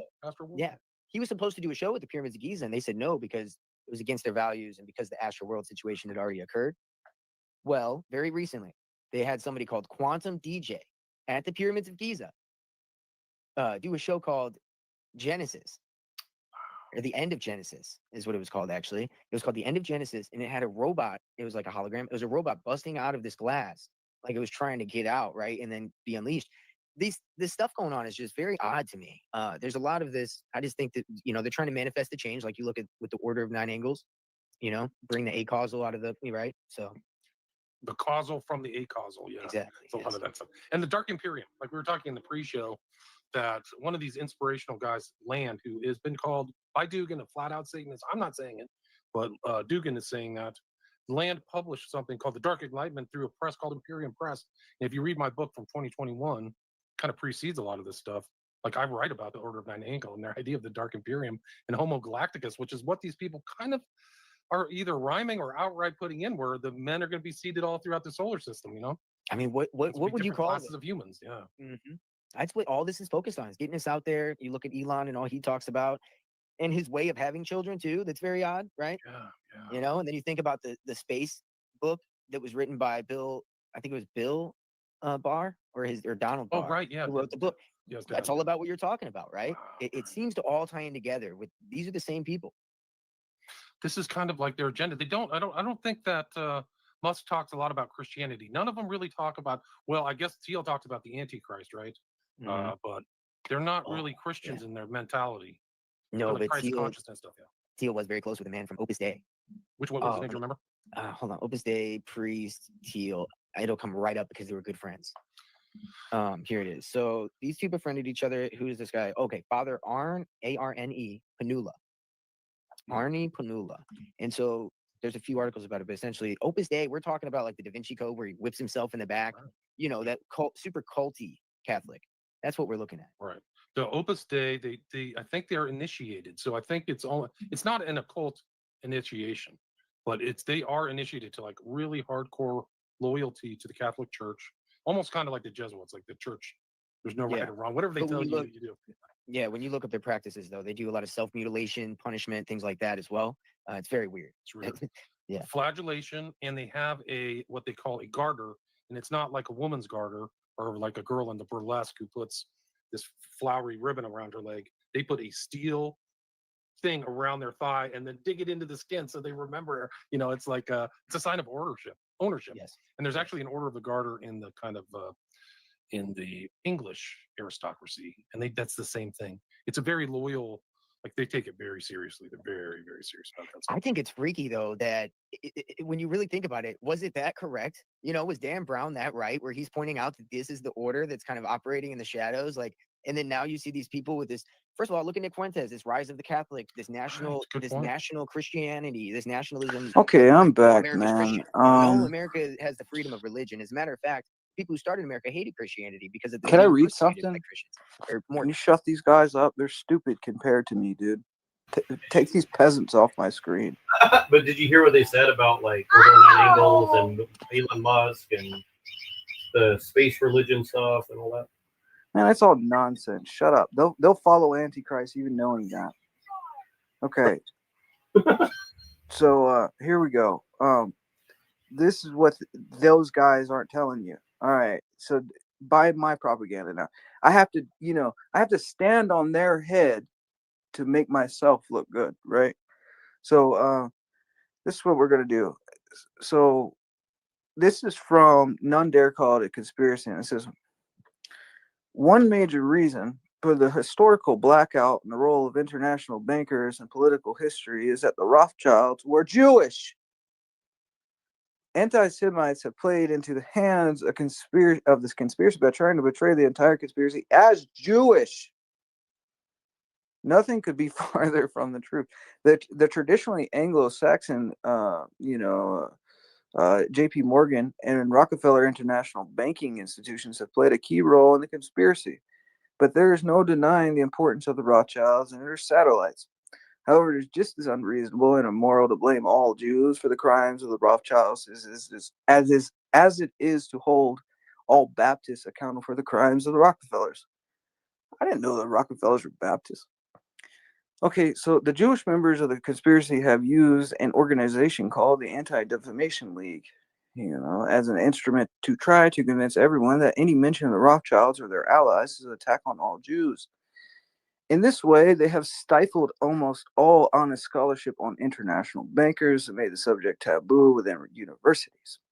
Any individual or book exploring the subject is being attacked by hundreds of ADL committees all over the country. The ADL has never let truth or logic interfere with its highly professional smear jobs. When no evidence is apparent, the ADL, which staunchly oppose so-called McCarthyism, and if you know, recently there was a video done by one of our friends, TML, where he exposed McCarthyism as being like a controlled opposition of the communists or the benign breath. Anyways, so it says accuses people of being, quote, latent anti-Semites. Can you imagine how they would yell and scream if someone accused them of being latent communists? Actually, nobody has a right to be angrier at the Rothschild clique than their fellow Jews. The Warburgs, part of the Rothschild Empire, helped finance H-Man, the mustache. There were few, if any, Rothschilds or Warburgs in the, the prison camps. They set out their war in luxurious hotels in Paris or immigrated to the United States or England. We're talking about the bankers there. Jays have suffered most at the hands of these power seekers. Okay, now I'm going to say Jays. Well, I've been, whatever. A Rothschild is more in common with a Rockefeller than he does with a Taylor from Budapest or the Bronx. Since the keystones of international banking empires have been governed bonds, it has been in the interest of these international bankers to encourage government debt. The higher the debt, the more interest. Nothing drives governments deeply into debt like a war, and has been an uncommon practice among international bankers to finance both sides out of the bloodiest military conflicts. For example, during our Civil War, the North was financed by the Rothschilds through their American agent August Beaumont, and the American South through Erlanger's Rothschild relatives.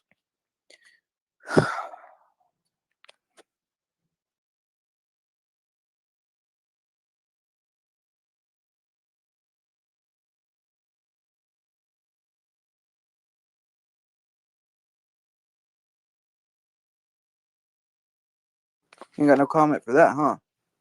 Watch you little spacemen critiques about Star Wars and the Kabbalah all you want, but are they talking about the banksters, bro? You're just trying to protect the Jews. That's what they gonna say. Are they talking about, man? You gotta follow the dollar. Them no, I'm playing. I don't know.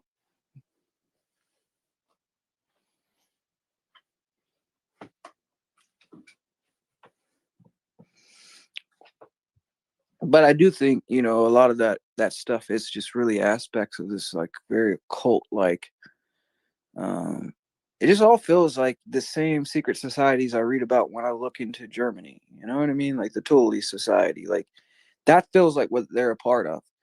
And Jones seems to say that's the case. Mr. Alex Jones.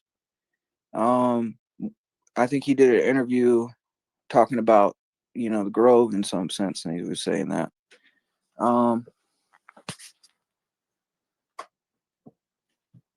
But then you got Anthony Sutton, and he's saying they're Jesuits.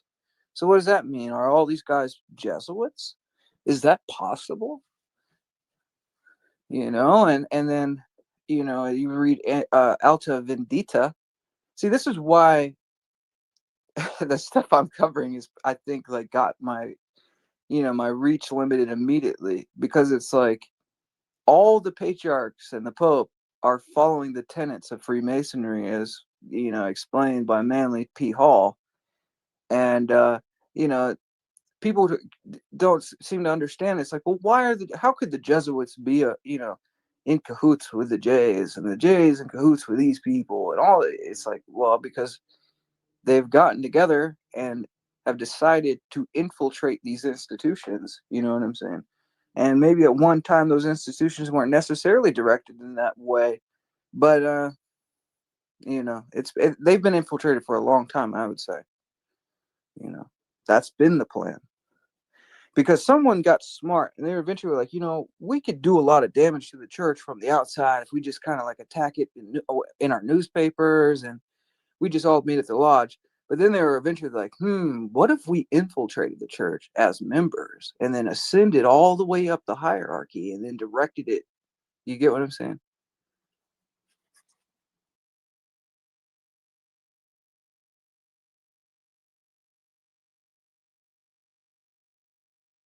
Yeah, sorry, I hit the wrong button. Yes, I do. And but I guess that's the. But it's not only the church that are doing that. Where do you think where else have they done that? Yeah, my bad. Yeah, I got I don't think distracted there's doing a not bunch an of shit. institution. What's up? Oh, no, just saying I got distracted doing a bunch of shit. Yeah, man. Okay. So I was just saying, my bad. Wait. Yeah. But yeah, I don't think there's a single institution really that has any kind of like a notable power or importance that one of their people aren't probably at least attempting to take the shadows, reins. like, and then now. I mean, if you were them, wouldn't you do that? Do what? Infiltrate, any institution and get into a position of power to. Well, that's what I've been telling people to do from the good side, saying like it's just weird. Like it's always just been weird to me that people say, "Well, I'm a Christian," or "I'm, I believe in God, therefore, like I'm just gonna like not try to do." Like most people I know from the South, they say, "Well, I'll just leave that for the Freemasons, or I'll leave that for the other people to like go and like be a leader of my community or something." And then Well, go for it, man. Go infiltrate, and see if it'll, save your soul in the end. That's my point about it. Well, I'm not saying like actually infiltrate. What I'm saying is like it's I'm just being like facetious. It's like if you think the police would exist with or without the Freemasons or the law, like do you think that there should be a law person? Like, do you think that should always be a keeper of the law? I would tell you this is like, there's always going to be the people are going to get the leaders they deserve. And just as Christ said, it's like you give to Caesar as the Caesars, give to God what is God's. That's my position on that. And as far as the police department or something like that, it's like I don't have any control over the government in my position to control the police department in any way. Well, so I mean, sure, but here's an example. Like in Nigeria, some hooligans decided to go and like kidnap and murder a bunch of school children, right? So like obviously like the children don't deserve to get kidnapped and beheaded, right? well, I mean, this is the like problem I find is like it's almost like I'm going to blame the church because children are kidnapped and beheaded. It's like, what did we do? You know what I mean? That's not our fault. I mean, if it's just as much anybody's fault as it is ours, if that's the case,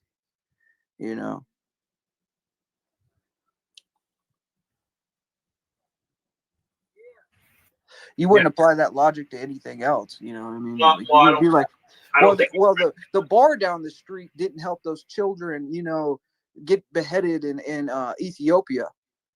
You know what I'm saying? Like, all right, what does that mean?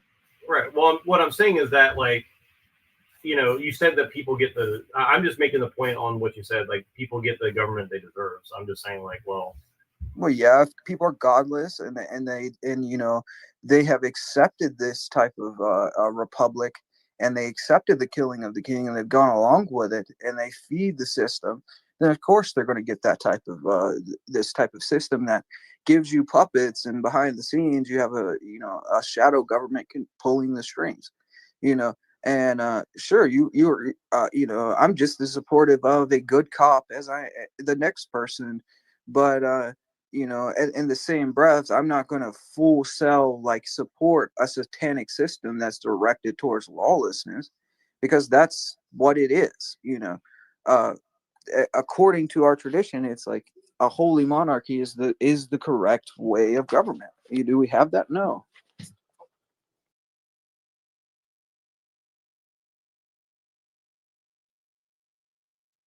And it's like, is it our fault that we don't have that? I don't know. I mean, blaming the church for the way the society's going when people are what make the church is kind of like slapping yourself in the face. That's what I could kind of see. It's like, why is our society not, why is the church not? You are the church if you're a member of it. Human beings make up the mystical body of Christ. It's not some institution. If the idea is that it's just a building directed towards, some external goal, like setting up, a perfect system where no crime is to happen, well, that's not going to be the case. We live in a fallen world, and it's because of man's sins that we live in a fallen world. It's like it's our fault that the absurdity is in the world. And it's our fault that we're not better, not only Christians, but just human beings in general.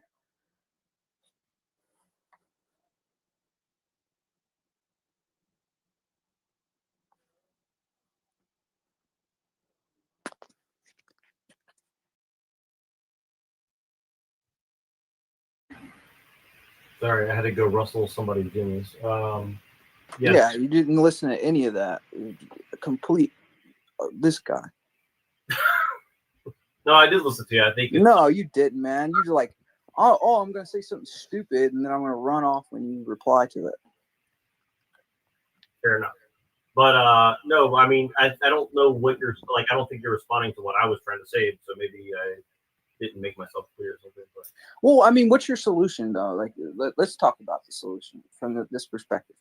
What should we do? Do you think that Orthodox Christians should infiltrate, the current American political system? And if they do you think that's going to change anything? Well, I don't know if it changes anything, but definitely I don't see the point in like allowing the people who are at least pretending to. Who's saying we're allowing it? If anything, I think that we're the only one that's combating it. Last I checked, I don't see anybody else saying the things we're saying. What am I supposed to do? Like go, raid the White House? We've seen how that worked out when people follow those people. Well, I don't necessarily mean like anything. I'm definitely not promoting like violence or anything. But, Machine, share your screen if you don't mind, because I'm gonna have to switch. I'm gonna have to go mobile in a second, so I just want to make sure I add it before I jump off here. But yeah, I mean, I'm not really disagreeing with what you're saying either. I think it's a mean between extremes, as you say, right? So somewhere between somewhere between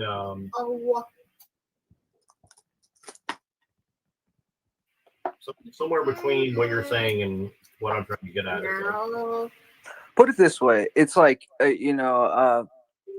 I mean, people got to get themselves right first. Obviously, I'm not saying like someone who's can't handle it to go do it. Right? I'm just saying like it's just interesting that not many people feel very compelled to go and do such a thing. Like, I just don't see. This is what the critique of someone like Father Seraphim Rose is always talking about, and it's this book on idealism. I bring it every time we have the same conversation because he critiques this exact thing. It's like to expect the Christian to when our kingdom is not of this world, to I guess play by the rules of the satanic world that's directed towards Antichrist. It's asking the Christian to betray his faith based on an idealistic image of what Christians should do. It's a presupposition that this is what the goal of Christianity is. It's like, Right. It's like, I'll teach you how to build a house, but I'll cut your hands off. Like, so good luck. Yeah, I for the way we see this is like our kingdom is not of this world, right? The problem with the Jays is they wanted a worldly kingdom. So when you have a worldly kingdom and it's going astray and you blame it on the church, that kingdom is not of this world, it doesn't make sense. It's like we're in the world, we're not of the world. We're in the society. That doesn't mean we have to even politics itself. This is like something that came out of the Masonic lodges. It's like the root of our society is based on everything that rejects Christ. The whole entire structure of our system is based on the killing of the king, right? And this was something that came out of the lodge. The killing of the king was to establish a system like this. So then to have like Christians be like, see, like you guys don't want to do anything. It's like, of course we don't. You set up a system based on killing our monarch or a true monarch. And now we're supposed to play along with the system that's used by the oligarchs to like steal the resources of the people and brainwash them. It's like this is how they get people stuck in their dialectic, And I'm not saying like we can't function in some way because it's the only system we have as it is, and we live in this society. But I don't know. We have to be a little detached from the fact that this isn't our fight. Our fight is to prepare ourselves for the flood that's coming because of the lawlessness that has established such a thing as this Masonic Republic.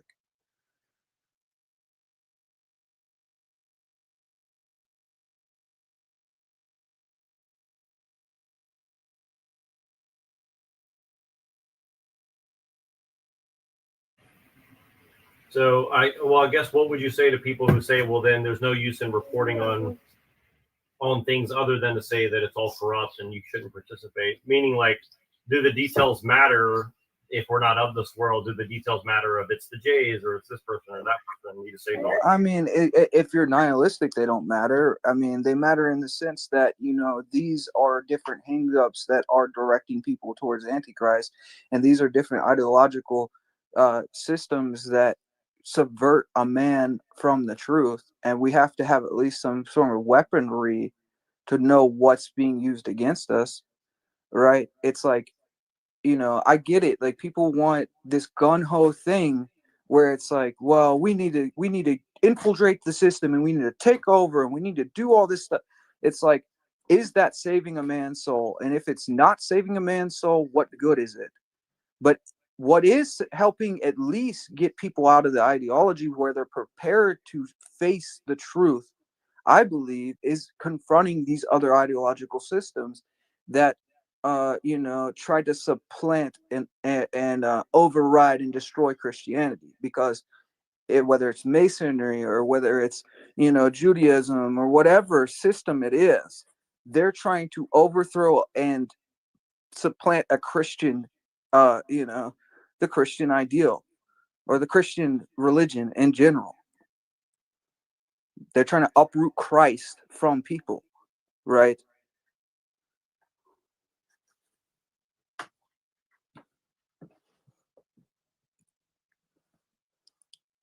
But I mean, it just seems to me like people don't actually want Christ. They want their version of Christ. They want, an idea that fits with something that moves their passions. So, that's why so many follow the Bolsheviks, or that's why so many follow the guy in Germany, because he's saying the things they want to hear. They're angry and they want to direct this anger at something. So then it's like, okay, well, Christianity is against everything that is natural for a man, right? And we see all, that's what, H-Man's whole deal was. It's like, oh, the Bolsheviks are doing everything bad, so we'll become Bolsheviks, right? If that's the plan, you're going to rot your soul, right? And it's going to lead to complete, it's just what it is.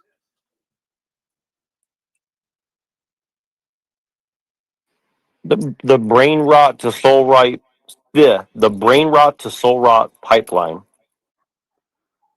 Pretty much, because what I see at least is like, the only way, from my perspective and the church's perspective, that man is going to be able to prosper in this society is if he's directed towards heaven. If we're going against the grain and we're involving ourselves in a system that's lawless,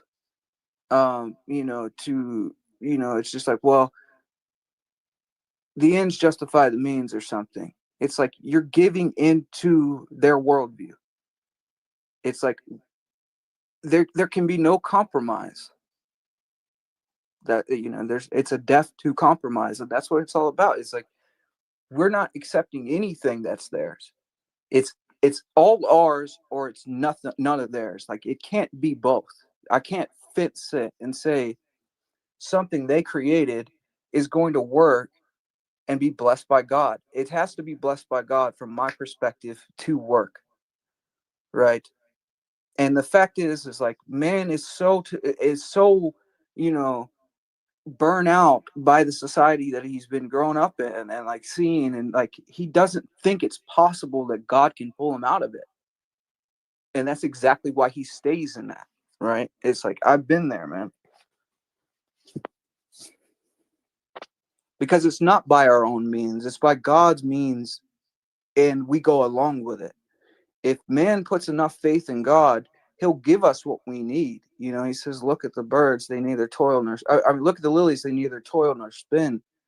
And what's he saying there? It's like, you know, people that are godless, they're going to need to see everything as something that they have to do to change things. They're their own saviors. It's like we have a God that, you know, and we have a savior. It's just we have to know how it is that he has saved us and what that encapsulates, and how to go about receiving that grace.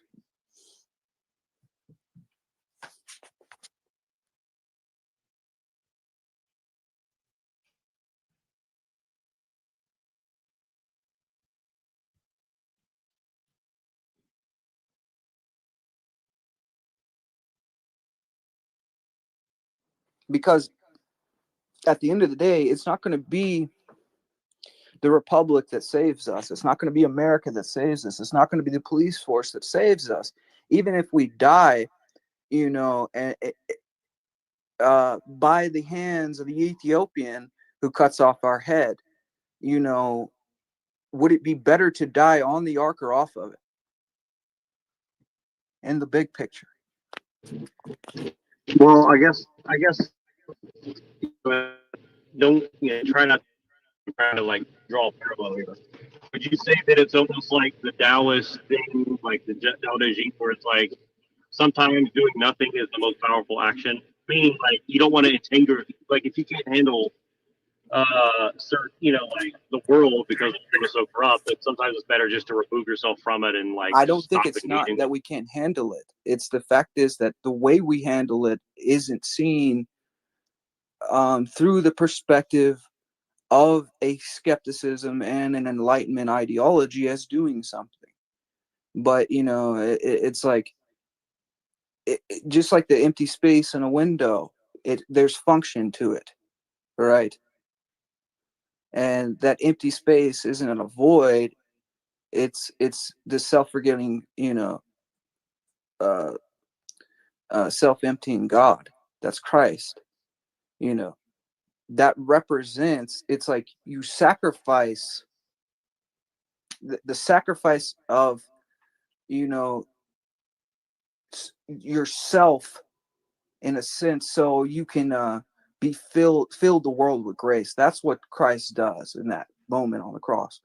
It's like sacrificing himself to fill the world with grace, emptying himself of his will and putting it into the will of God. That's what the Christians asked to do, to pick up his cross, you know. And you know, people don't want to pick up their cross. They want to pick up a different cross. You know, they don't want to pick up the Christian cross. They want to pick up the cross of you know, worldly idealism or some political cross. You know, and these are all things that get in the way from man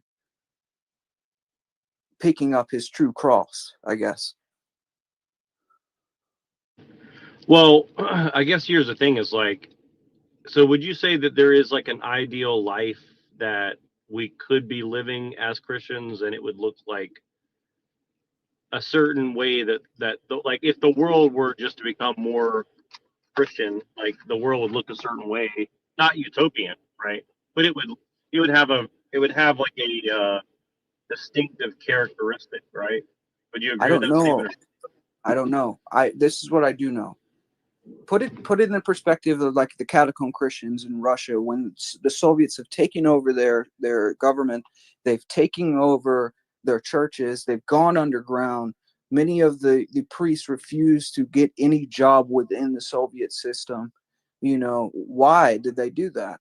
It's because by doing so, they would be placing the mark on themselves.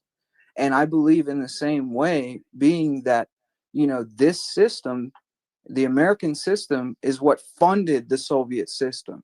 And we have these catacomb saints saying that this is the mark of the beast. Then clearly we're in a beast system. Right. So, well, let me put it like this, right? So, like, have you seen the movie Office Space? No. You have not seen it. Okay. So let me set up the scenario Yeah, for you. So, it's like probably top 10 movies. Yeah, you should probably watch it right away.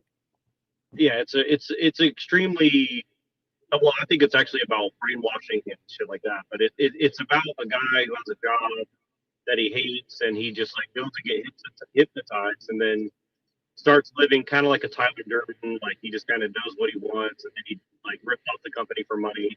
It's a Mike Judge like Beavis and Butthead writer guy movie. Like same with Idiocracy. So it's a very deep critique of corporate culture, essentially, like Silicon Valley. But anyway, long story short, there's a scene where Jennifer Aniston is like his love interest. She's working as a waitress, right? And the waitress job is like it's like a Fuddruckers kind of thing where like you're like, hey, how are you? Nice to meet you. What can I get for you today?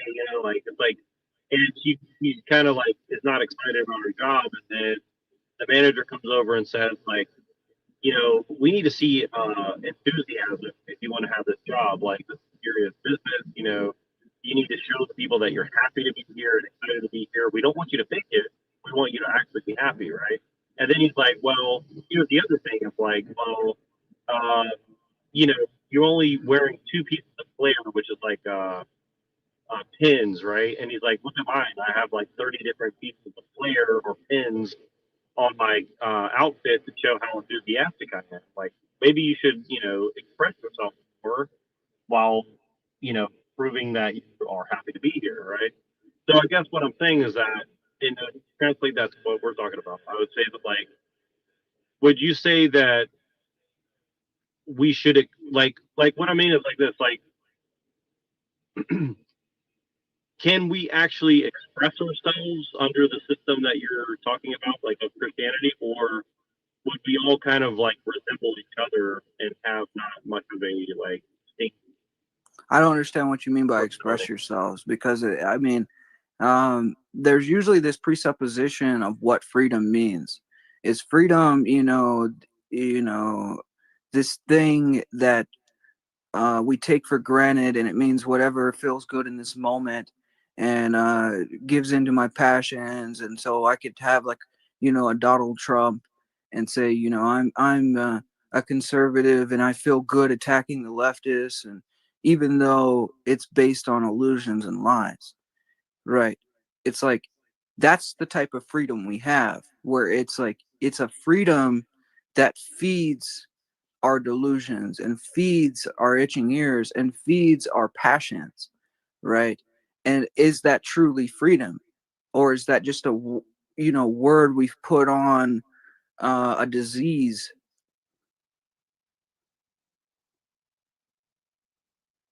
I don't think we know what freedom is, because true freedom is in Christ and in the love of God. He's the only one that can give us true freedom. It's not going to be through some enlightenment system created by Freemasons because they wanted to kill the monarch because of envy and greed. But what I mean is, like, when you say that we should die to the world, does that mean that everybody would just like the world is our passions? Would wear like a sheepskin or whatever is available to them, and they would just like not speak anymore, No, and they would just and like the nihilism that comes from that is rooted in just like not understanding the position, right? It's like, what are you siding with? What are you siding with? What's your side of that? You want your nice suit and hellfire?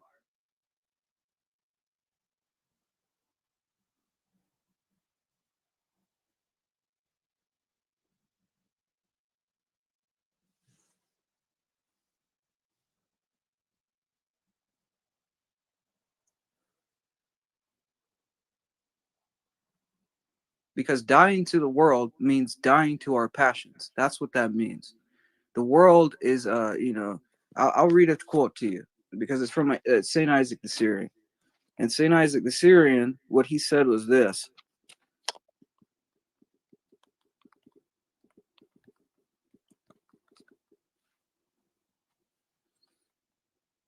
The world is the general name for all the passions. When we call the passions by a common name, we call them the world. When we wish to distinguish them from their special names, we call them passions. Passions are the following: the love of riches, desire for possessions, bodily pleasure, which becomes sexual passion, love of honor, which gives rise to envy, lust for power, arrogance, the pride of a position, the craving to adorn oneself with luxurious clothes and vain ornaments, the itch for human glory, which is a source of rancor and resentment and physical fear. Where these passions cease to be active, there the world is dead. Someone has said of the saints that while alive they were dead, for though living in the flesh, they did not live for the flesh. See for which of these passions you are alive, then you will know how far you are alive to the world and how far you are dead to it. So I guess my reply to it, to the nihilistic, mutation that has developed out of the Enlightenment is like, you can have these fancy, luxurious clothes and the nice car and the nice house, but be dead rotten on the inside and truly dead while you're walking, and the freedom that you have is just an illusion of freedom given to you by the devil to lead you into the pits of hell. The true freedom is going to be in renouncing these things, because these are the things that enslave man at their root. That's what enslaving man. The feeling to need to, be efficient in a world that's leading you to nothing, but a well-oiled machine, a utopian nightmare, an antichrist system. That's what it is, and man has gotten to the point where, he sees no way out. So that, there is no God, there is no sacred, there is nothing but, the system or his own logic or whatever it is that is by his own means. So there is no God that can save him. He's got to save himself. And, well, that's not possible. So, oftentimes I feel as if people kind of look at the church and say, well, what you're saying isn't practical. What's the practicality in a world that's leading to, nothing but hell, Well, he dipped, so you can't handle the truth, dude. So be it. It is what it is. You want to hear nice things? I'm not gonna talk sweet to people who want to hear, people want to hear what they want to hear, man. And I always become the enemy, and so be it, whatever. Rage quit. No, it is what it is, man. And, the guy runs. You run, Neuro. When I really start going, man, you run. Yeah, I'm sure you did get on the phone. Better call somebody. Better call somebody. Better run and tell. Better run and tell that, Holmes.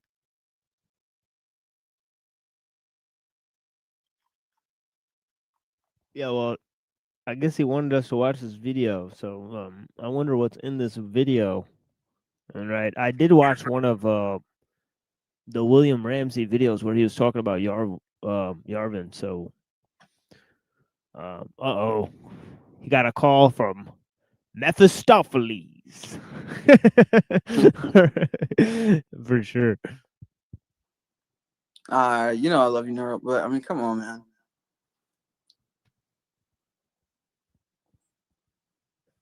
Yeah, so let's so I wonder what this is, honestly. Homie, but okay, dude, we are.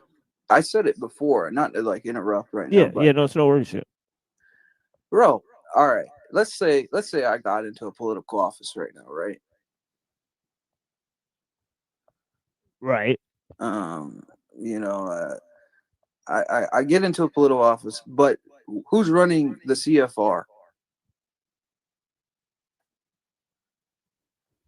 Bring me the head of the CFR. It's like, who's running the CFR? Who's running, the Federal Reserve Bank? How can I make a difference in that system? You know what I mean? It's like, I don't see it happening, dude. I see it's like, if anything, I think, is that not why Christ says to the Pharisees, give to Caesar what is Caesar's and give to God what is God's? I mean, he's not outright telling them they can't buy, or sell, and use the means that are around them. It's not money that's the root of evil, it's the love of it, right? So I mean, I think the issue is people love their system. They love what's destroying them, and they don't love what could save them enough.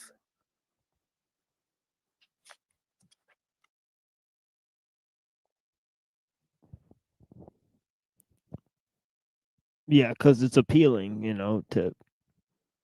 because who doesn't want, to have a foot in every continent, and, any type of, female you desire, tons of money, and you get to go wherever you want. Just, that's essentially what they're offering. And so you could go to any country, meet with any type of female, do whatever you want. Nobody will know. You could order somebody to be killed and nobody will find out. Well, Christianity is offering you suffering.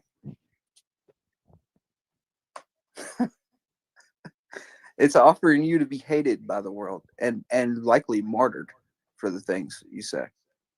But that's here, what's the true reward is in the next life with your crowns. That's what the Christian's supposed to be fighting for.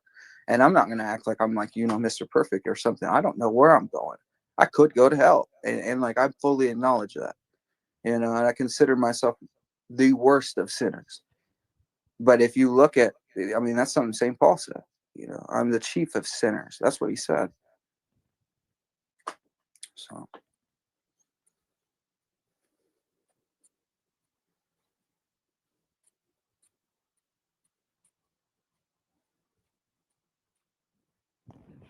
Yeah, it's interesting.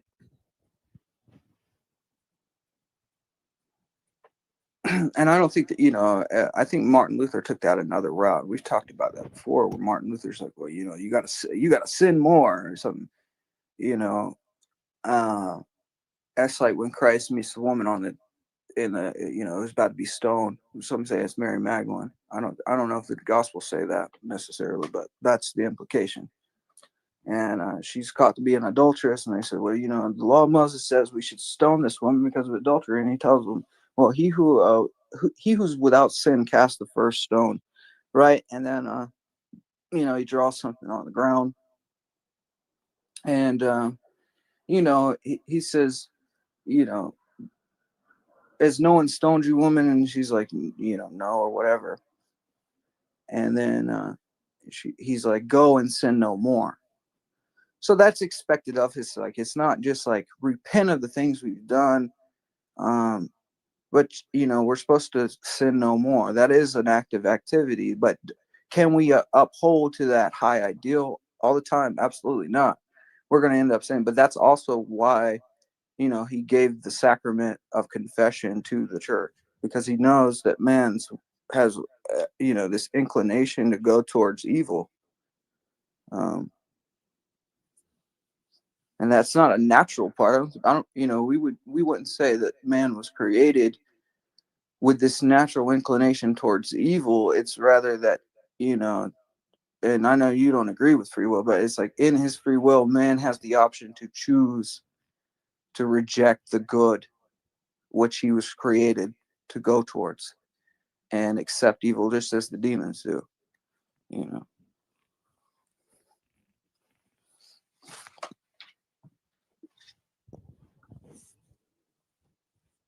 Yeah, it's not as if I totally reject free will, but I'm sort of a compatibilist, but I believe that God has control, right?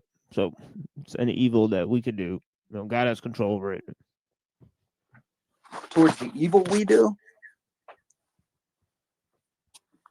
Yeah, like God is. Yeah, like God is the God of good. God wants good. God can wipe out evil, and He's in control of it. Right. Oh, okay. All right. I see what you're saying. See, this is something that is said in the scripture right now. Like this is like when I had a conversation with this guy that was studying the Hubala. I was studying Kabbalah with. See, they teach that, you know, good and evil, and I've had this conversation before, are both on the same level. Like they're, you know, they're equal Yeah, I don't opposing believe forces. And like, you know, I kind of confronted this guy once I learned, you know, what the church teaches on this, because I thought, you know, it made so much sense to me. It's like, you know, you turn on a light switch and the light doesn't fight with the darkness to fill the room. It just happens. You know what I mean? It kind of dissipates the darkness. And the same way that, you know, good kind of annihilates evil. And some would say that's not the case in reality, but I believe that to be true. Like, you know, if we're looking at the big picture, but I think we as men are something nearsighted a lot of times, because everything is right now in front of us, you know, and there is no afterlife for a lot of people. But in the long run, evil doesn't win. It can't. There's no way. It's not on the same level as good. Right. That's ultimately like, you know, I think that's true, because evil relies on untruth, right? So since it's based on things that aren't true, it cannot last, right? Yeah. It may prevail, you know, even for a little while, for sure, right? So I believe that there's no contest between good and evil, essentially. So essentially, there's no free will. It's like we're forced to be good, right? Or else we'll just destroy ourselves, right? So it's like, you know, so in that way, it's like, you know, goodness is part of a good constitution, right? I believe a good disposition, a good attitude as well, right? So I believe that, like, you know, like, for example, right, we're pushed into the moment now, right? So we can only move from where we're at now, right? But whatever we do is going to affect every other outcome, right? So it's like we move one grain of sand, we change the world, right? It's like the butterfly effect, right? So it's like even if we do nothing, it affects everything, right? So not to say that we're powerless, we're infinitely powerful, but we're also a reflection of everything that is, right? So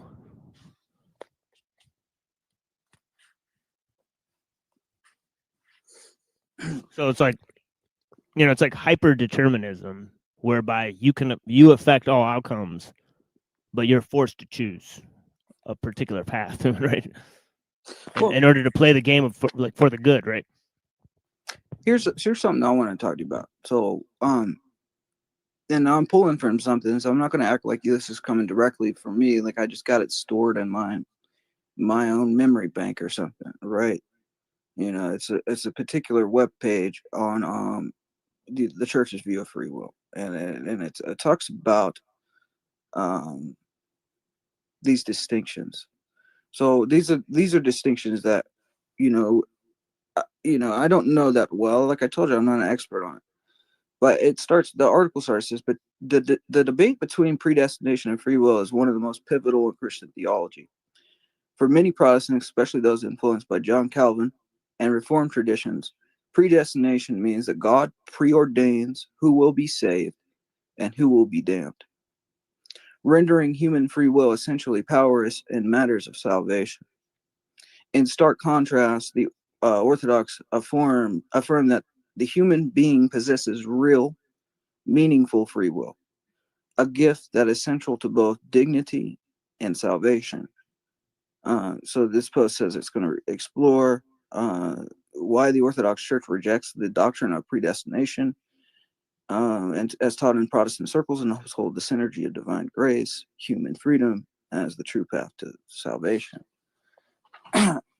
And like, you know, butt in at any point you want to during this. I'm not trying to control the whole thing. So it says, from the beginning, the church has proclaimed that every human being is created in the image and likeness of God. This is in Genesis 1:26-27. This likeness is not static, but dynamic.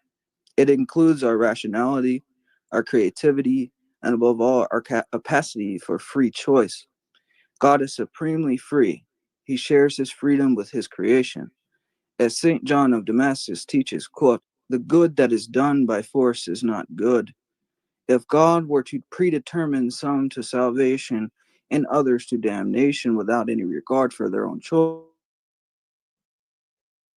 he would violate the very dignity he has bestowed upon his creatures. Can you hear me? Yeah. Yeah, because I had a phone call right then. I just kind of hung up on her. Yeah. He who violates the very dignity he has bestowed upon his creatures, true love and genuine virtue can only exist where there is freedom to choose either for or against God. Okay. So that's the statement there. And now we're going to, it backs it up with some scripture here. So the scriptural basis for free will. It says, the scripture is replete with affirmations of human freedom. In the Garden of Eden, God gives Adam and Eve a commandment, and with it, the real possibility for them to obey or disobey. So Genesis 2:16 through 17. Moses tells the Israelites, quote, I have set before you life and death, blessing and curse. Therefore choose life that you and your offspring may live. This is Deuteronomy 30, verse 19. Throughout the Old Testament, God continually calls his people to repent and return, which makes little sense if they are utterly incapable of heeding his call. Furthermore, in the New Testament, Christ's repeated invitation, quote, to, quote, follow me, his calls to repentance, and his assurance that, quote, whoever so will may come. That's Revelations 22:17. All presuppose genuine human freedom. St. Paul proclaims, quote, where the Spirit of the Lord is, there is freedom. This is 2 Corinthians 3:17. Moreover, St. Peter declares, quote, declares God, quote, is not willing that any should perish, but that all should come to repentance. So he doesn't want anybody to perish, wants all to come to repentance. That's 2 Peter 3:9. If God's will is truly all for to be saved, the doctrine of double predestination, whereby God predestines some for heaven, others for hell, cannot stand. So, if God's will is truly for all to be saved, the doctrine of double predestination, whereby God predestines some for heaven and others to hell, cannot stand. Okay. Synergy between God and man. A cornerstone of Orthodox theology, the concept of synergy, the cooperation between divine grace and human will. St. Paul exhorts believers to, quote, work out your own salvation with fear and trembling, for God is at work in you both to will and to work for his good pleasure. Philippians 2, verses 12 through 13. This is not an either or between God's grace and our effort, but a both and. God imitates, empowers, and sustains, but never coerces. He calls us to respond. The notion that human beings are entirely passive in salvation reduces the relationship between God and humanity to that of a puppeteer and his puppets. This is a far cry from the loving communion God desires. The church fathers consistently reject both determinism, the idea that God or fate predetermines all, and the notion of an autonomous free will that acts independently of grace.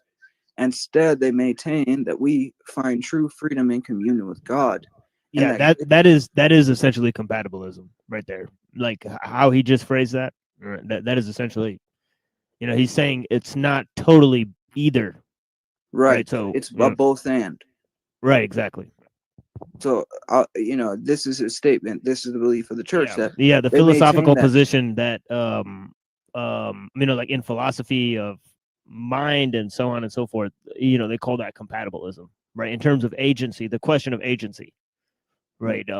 Which is a greater philosophical question of free will, which doesn't have to do with the general sense of freedom in which you could pick up a pen, walk down the street, that sort of thing. It's different from that. So what would your definition of free will be, or the lack of it? Well, as it just said, God is totally free, right? So God has ultimate freedom, right? We have freedom to commune with God, right? And that is our ultimate, But you goal. don't think that man has freedom to reject him as well, like that? And if he didn't have that freedom, Right, but that's would he not the truly goal. be able to choose? Right, but that's not the goal, since it said that God wants us to be saved, right? So Yeah, but I mean, him wanting us to be saved doesn't mean that he's forcing us. right, but that's what I mean. It's you don't have total freedom because God has the ultimate. Why wouldn't we have total freedom? in Read that statement again. The church fathers consistently reject both determinism, the idea that God Right. or fate predetermines all, and the notion of an autonomous free will that acts independently There we of go. grace. There we go. But that So that's what I mean right there. okay, but I don't see that like this autonomous free will that acts independently of grace being equating to the same thing as meaning, there's, man doesn't have free will or something. I don't think that means the same thing from my perspective. I'm not pushing it. I'm just saying. Yeah, it just means he doesn't have total free will, as I just stated. Right? How? I don't understand. I mean, It just said it. It said it's not total. It just said it in that statement. No, it didn't. It said It the did. notion of an autonomous free will acts independently of grace. Right, that would be total freedom. That is the free will I'm referring to, is to act independently from grace. That means that God is not in control. That means that you just get to do whatever you want. You could take over nature. Nature's not functioning based on any force, right? So there would be no determinism on either the natural scale or the spiritual scale, right? That would be in the philosophical sense, right? So I'm just simply outlining that that's a different question than moral agency, right? Like, okay, because you're responsible, like in the sense, like, if you break the law, you're responsible, all right? But the question, do you of think free that will God is predetermines you to break the law? no, but I don't think you can do whatever you want. And what does that mean? What you do is based on like laws that he's outset or something like that. Like no, based on your constitution, like who you are, what you've done, right? If you're in a, for example, you're in a fallen state, that is a natural fact, right? Right. Right, exactly. But that was through the act of man's free will that we Right. got to the fallen Right, state. but doesn't grace function differently in not a fallen state? I don't because think sin and death have not entered. different. I think that the brain would function is at a higher. Well, it's the entrance of sin and death at a higher, because there's synergy going on. There's grace. I don't think Right. there's an actual change in the brain or something. Right. Grace is not a product of free will. It's a product of God's will. Right. And then sin and death is not a product of your will either. Right. So in a natural and in a spiritual sense, we're constrained. Now, I think that our optimal, stop there real quick. Don't optimal, goal is to relinquish our freedom and to follow God. Right. How Anyways, would sin not be a part of our free will? Man has the option to choose. If it's in a fallen state, then I don't see how. That's a different thing. The fact that we're fallen doesn't mean that we can't, choose not to. I'm talking sin. about Romans specifically, right? Especially 4 through maybe 9. I think that means two different things, though. The fact that we're fallen doesn't mean that we can't not choose to sin or choose to sin.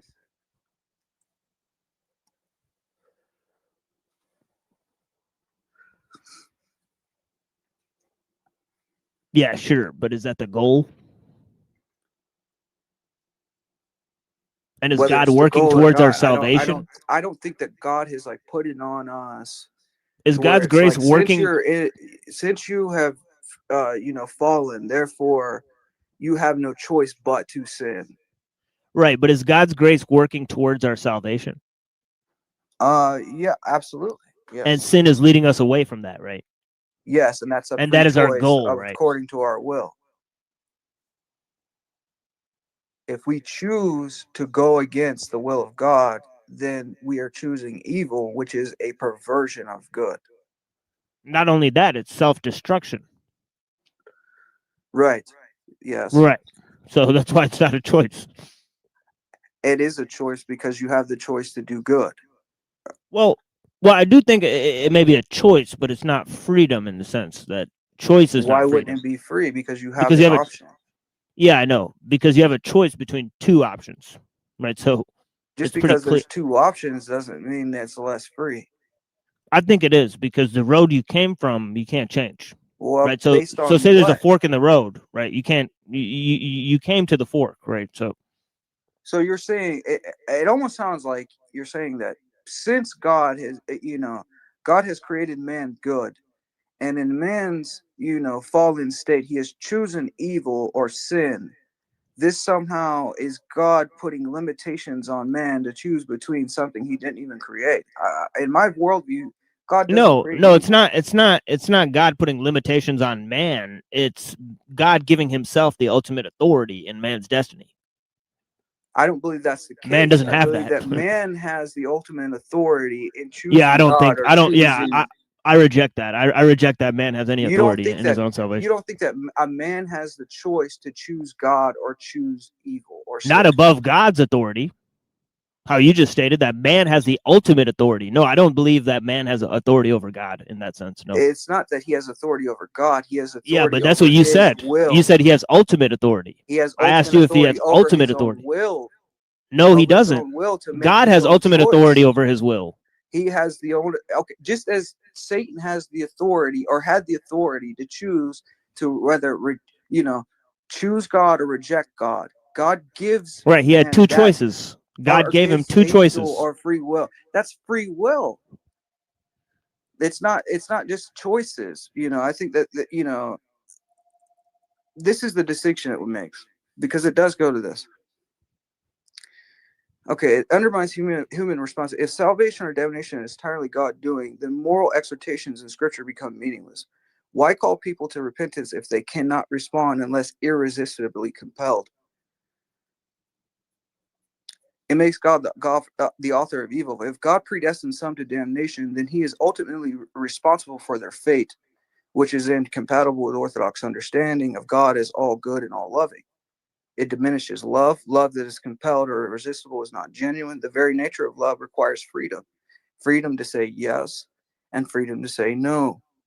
It contradicts the experience of the church. The Orthodox life or prayer, repentance, ascetic struggle, and sacramental participation all presuppose that choice matters and that our response to God's grace is real and vital.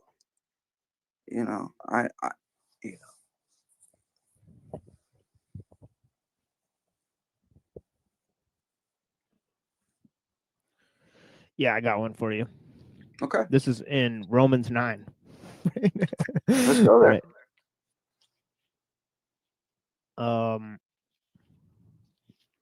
Romans 9 and what? I believe Romans 9, I think it starts at like 18. Romans no, chapter wait, 9, 13. verse 18. No, 13. 13. 18 is the big line, right? But I think 19 and 20, right, is where I'll end, right? But 13 through 20, right? Okay. It says, as it is written, Jacob I loved, but Esau I hated. Mm-hmm. What shall we say then? Is there injustice on God's part? By no means. By no means. For he says to Moses, I will have mercy on whom I have mercy, and I will have compassion on whom I have compassion. So then it depends not on human will. I reiterate, it says, so then it depends not on human will or exertion, but on God, who has mercy. That's I'm not just what reading. that's talking about. There's a I know. difference between. I know. There's 3 more lines. Okay. Right. It says, and I'm just reading so far. I'm not commenting at all. Right. It says, for the scripture says to Pharaoh, for this very purpose I have raised you up, that I might show my power in you, and that my name might be proclaimed in all the earth. So then he has mercy on whomever he wills, and he hardens whomever he wills. You What's will the then say to context me, of that, though? right, right. It says, you will then say to me, why Do you does think it's in the he context that you're putting it? still find fault for who can raise his will? So, okay, let's go I'm not there. putting any context in it. No, I just read the a context simple is verse. that you're saying. I know what you're saying, right? And we both know what you're saying. You know, it's as if you're saying that because God will have mercy on who He has mercy, and you have compassion on whom He has compassion. That means that man doesn't have a choice to choose good or evil, or choose Christ or not, right? And what really the verse is talking about, it's talking about that, you know, these people. This is often what we when we talk about people that haven't come in contact with the fullness of the truth, right? And we're asked things like, well, what about the Protestant that's never heard of orthodoxy, right?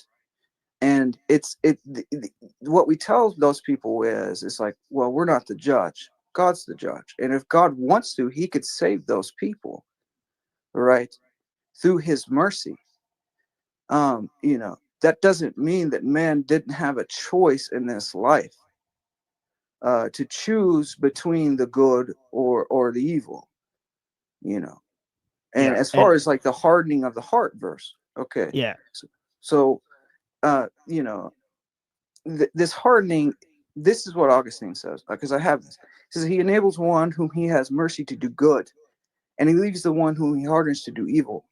But that mercy is the road of prior merit of faith, and that hardening There is we the fruit go. See, prior that's what of I mean. unbelief. It's the But fruit this of is a choice. Listen, that was a no, choice. but the hardening is the fruit of prior actions.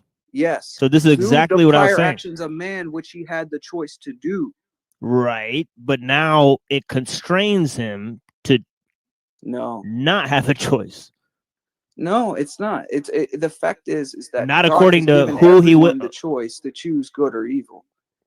And you know, when we face God, it's you know, we're going to be judged based on what we did in this life and the choices that we made.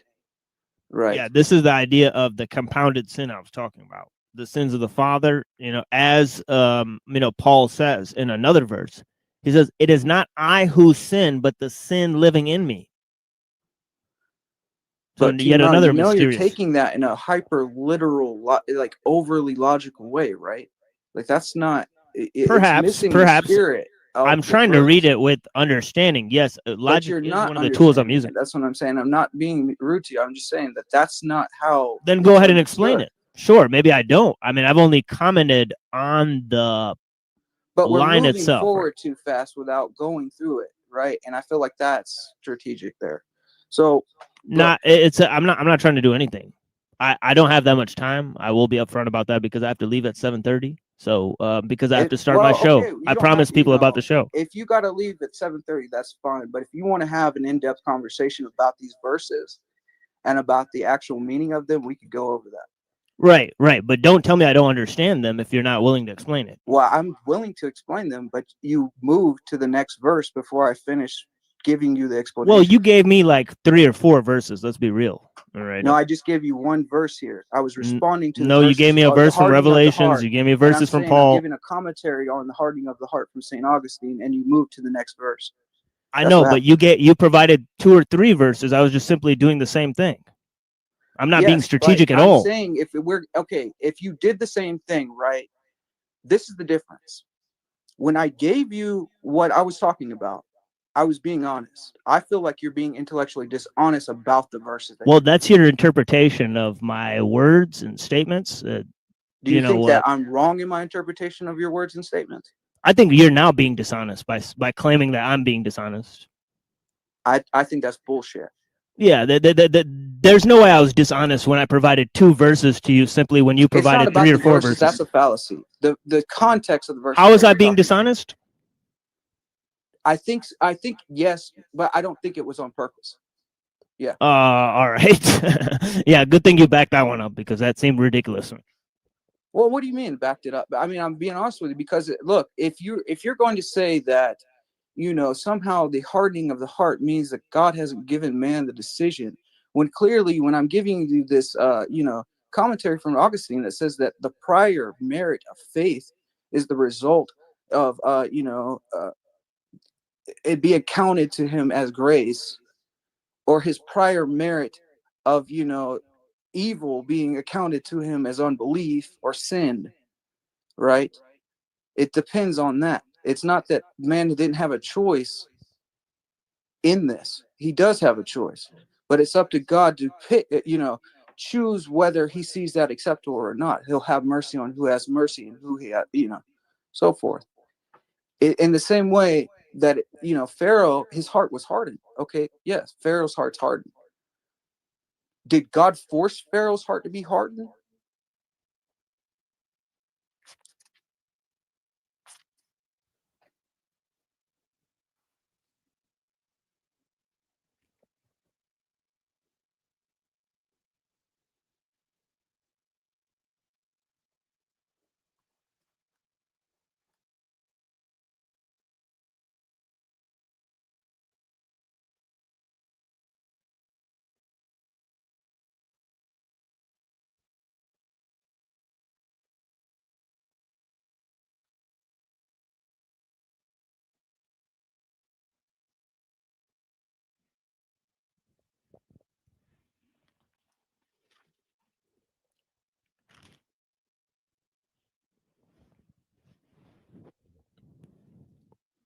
Now, if I do what I do not want, I agree with the law that it is good. So now it is no longer I who do it, but the sin that dwells within me. For I know that nothing good dwells in me, that is in my flesh. For I have the desire to do what is right, but not the ability to carry it out. For I do not do the good I want, but the evil that I do not want is what I keep on doing.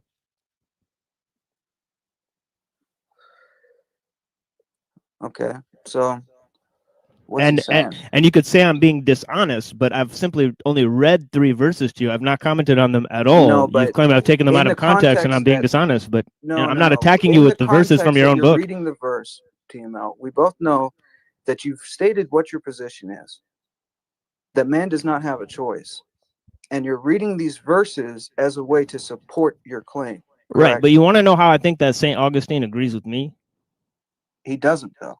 I think he does, because he's stated that there's 2 paths, right? One for salvation, one for destruction, right? If you If choose St. the path, Augustine agreed with you, he would be a Muslim.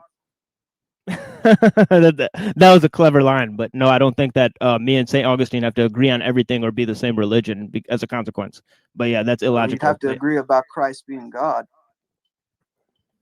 No, that's illogical. Me and St. Augustine can agree on many things without me, you know, accepting his total faith package, right? That's ludicrous, right? That's a ludicrous assessment, right? But I will say this, right? That that St. Augustine is saying that because of Pharaoh's previous actions, he's chosen a path for self-destruction, right? In that sense, right? You know, to back up Paul's verse, right? He says, one vessel chosen for God's glory, one vessel chosen for destruction. Now we have God's grace, which is not a product of human will, working What on one verse is side. that?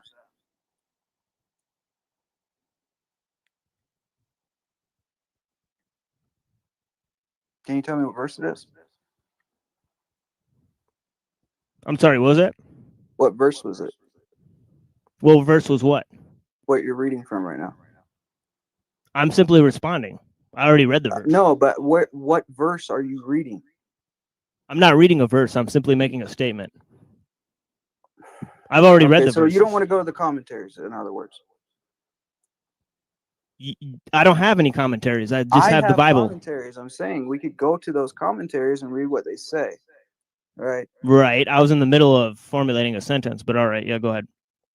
I'm asking you, what verse are you reading from? So I can be with you on it. I'm not 7:17. 7:17. Romans 7 and 17.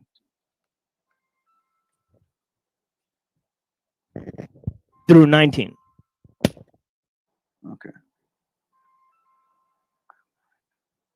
I'm able to do, I do but evil I will not do that I practice.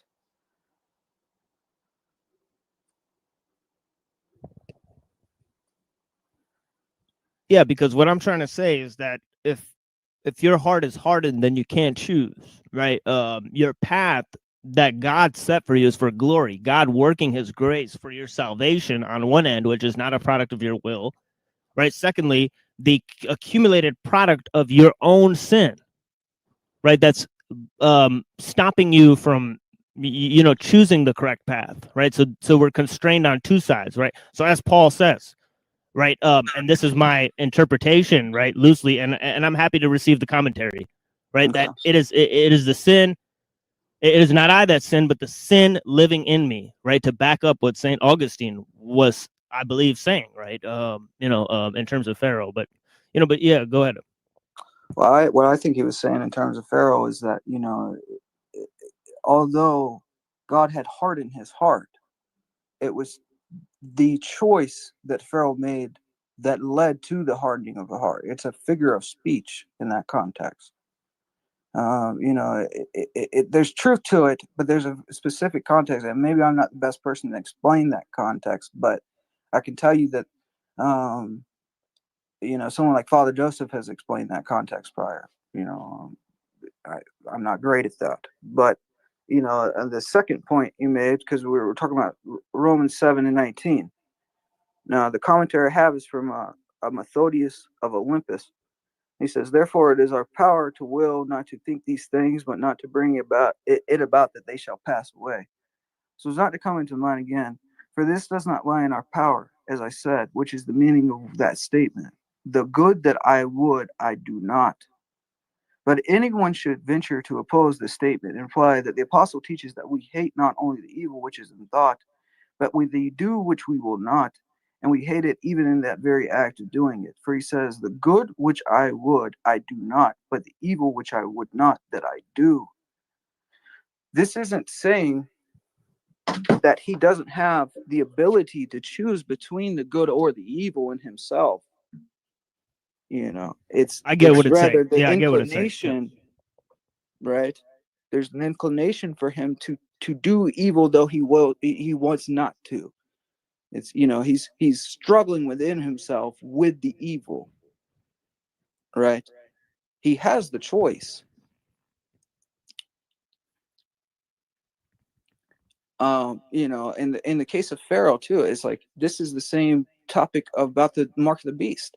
It says that those who accept the mark cannot repent. That's understood within Orthodoxy. And now on a face value, that would seem as if they were predetermined not to be able to repent, or that God has forced them in a position so they cannot repent. But it's not God that's done this. It's through their sin and their heresy and their rejection of God that they've become so hardened. They think like demons, so they refuse. Their inability is rooted in their refusal of repentance. It's not that God has not given them the option, or that it's impossible in the sense that God has given the free choice itself there. It's rather man has rejected free will to the point that there is no turning back, or rejected God to the point that there is no turning back. That's the meaning of hardening of the heart from the perspective that I'm seeing. Yeah, and then also another note, right? Because I do have to leave soon, and this might take it to another level, right? Of discussion. But you're not going to face that. I mean, you're just going to move to the next thing. No, I acknowledge the point. Like, for example, right? Like I say all the time, that if I do some good, it came not from me, but it came from God. And if I do some bad, it's part of the evil that's in me. So that's totally a legitimate point. I understand the point that's been made, right? I totally comprehend the point. Thank you for sharing it, right? But I wanted to extrapolate on another, sensibility, right? Because I don't have much time here, right? And that would be the idea of freedom in general, right? Freedom is a part of a word concept fallacy, right? Where freedom is used by Hegel, it's used by the libertines, right? It's used in the French Revolution. It's used by the writers of the Constitution of America, right? So so the idea of freedom, right, in the sense of just of defending free will and saying in a godless age, oh, man has free will and all that stuff, it kind of gives people the wrong idea, right? So I think rhetorically, it's not a very strong, move. I think, right, because it sort of gives a lot of license to a lot of libertinism, etc. And right, so I just don't think it's very good packaging. So when I philosophically oppose freedom, I'm not opposing it in the sense that I'm denying human, moral sensibilities or God's need for,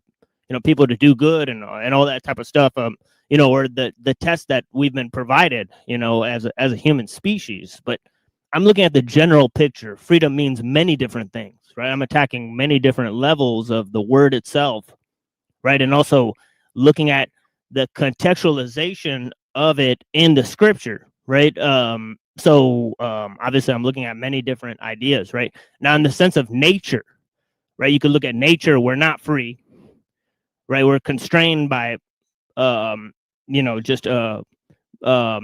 bodies and so on and so forth, right?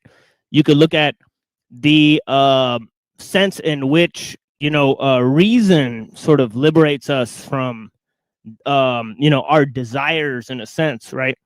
But knowledge sort of is a double-edged sword, right? It sort of, constrains us. We're a slave to the fruit of knowledge, right? That is not value neutral, right? And here we've, become enslaved to our own desires, right? So we're not free in the sense of, the society we live in, right? And then also God is in control, right? God is in control of everything, right? He's in control of the universe, right? God is omnipotent, right? God has control over everything in the entire cosmos, right? I would say, just because he's in control of the entire cosmos doesn't mean his hand is forcing something to happen, right? It's like God can see what's going to happen in the future. That doesn't mean he's the cause behind it happening.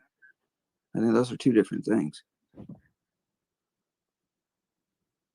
Like, it's like he's going to give man the option to move freely within the world to make whatever decision he feels fit for himself. And in that sense, that is what free will is. To choose God or to choose evil, right? And I guess, are you saying that is some form of enslavement? And if that's the case, is that enslavement from God?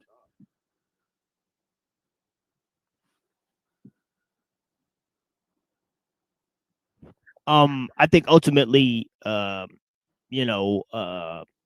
the slaves of God, for sure. And I think that is true freedom, actually. I think people who think they can do whatever they want, they are truly enslaved. I mean, I agree with the statement, but I think that there's so many ways to look at it, and I understand what you're saying. And I would think, but I mean, it just seems like the same thing. I don't know. You got something to do. If you want to go, you can go. You know what I mean, or whatever. I don't know. Well, 7:30. All right, so it was still have 30 minutes. I'm just okay. All right. What's up? So we'll go into it. So, yeah, because I don't want you to say like man, like come on, dude, come on. No, no, I'm saying like neuro, like oh, everybody rage quit. No, we're not trying to leave you here. Okay. I mean, right? You actually have to go do the show because I mean, I do it every Wednesday, so it's not a surprise. Right. Okay. So.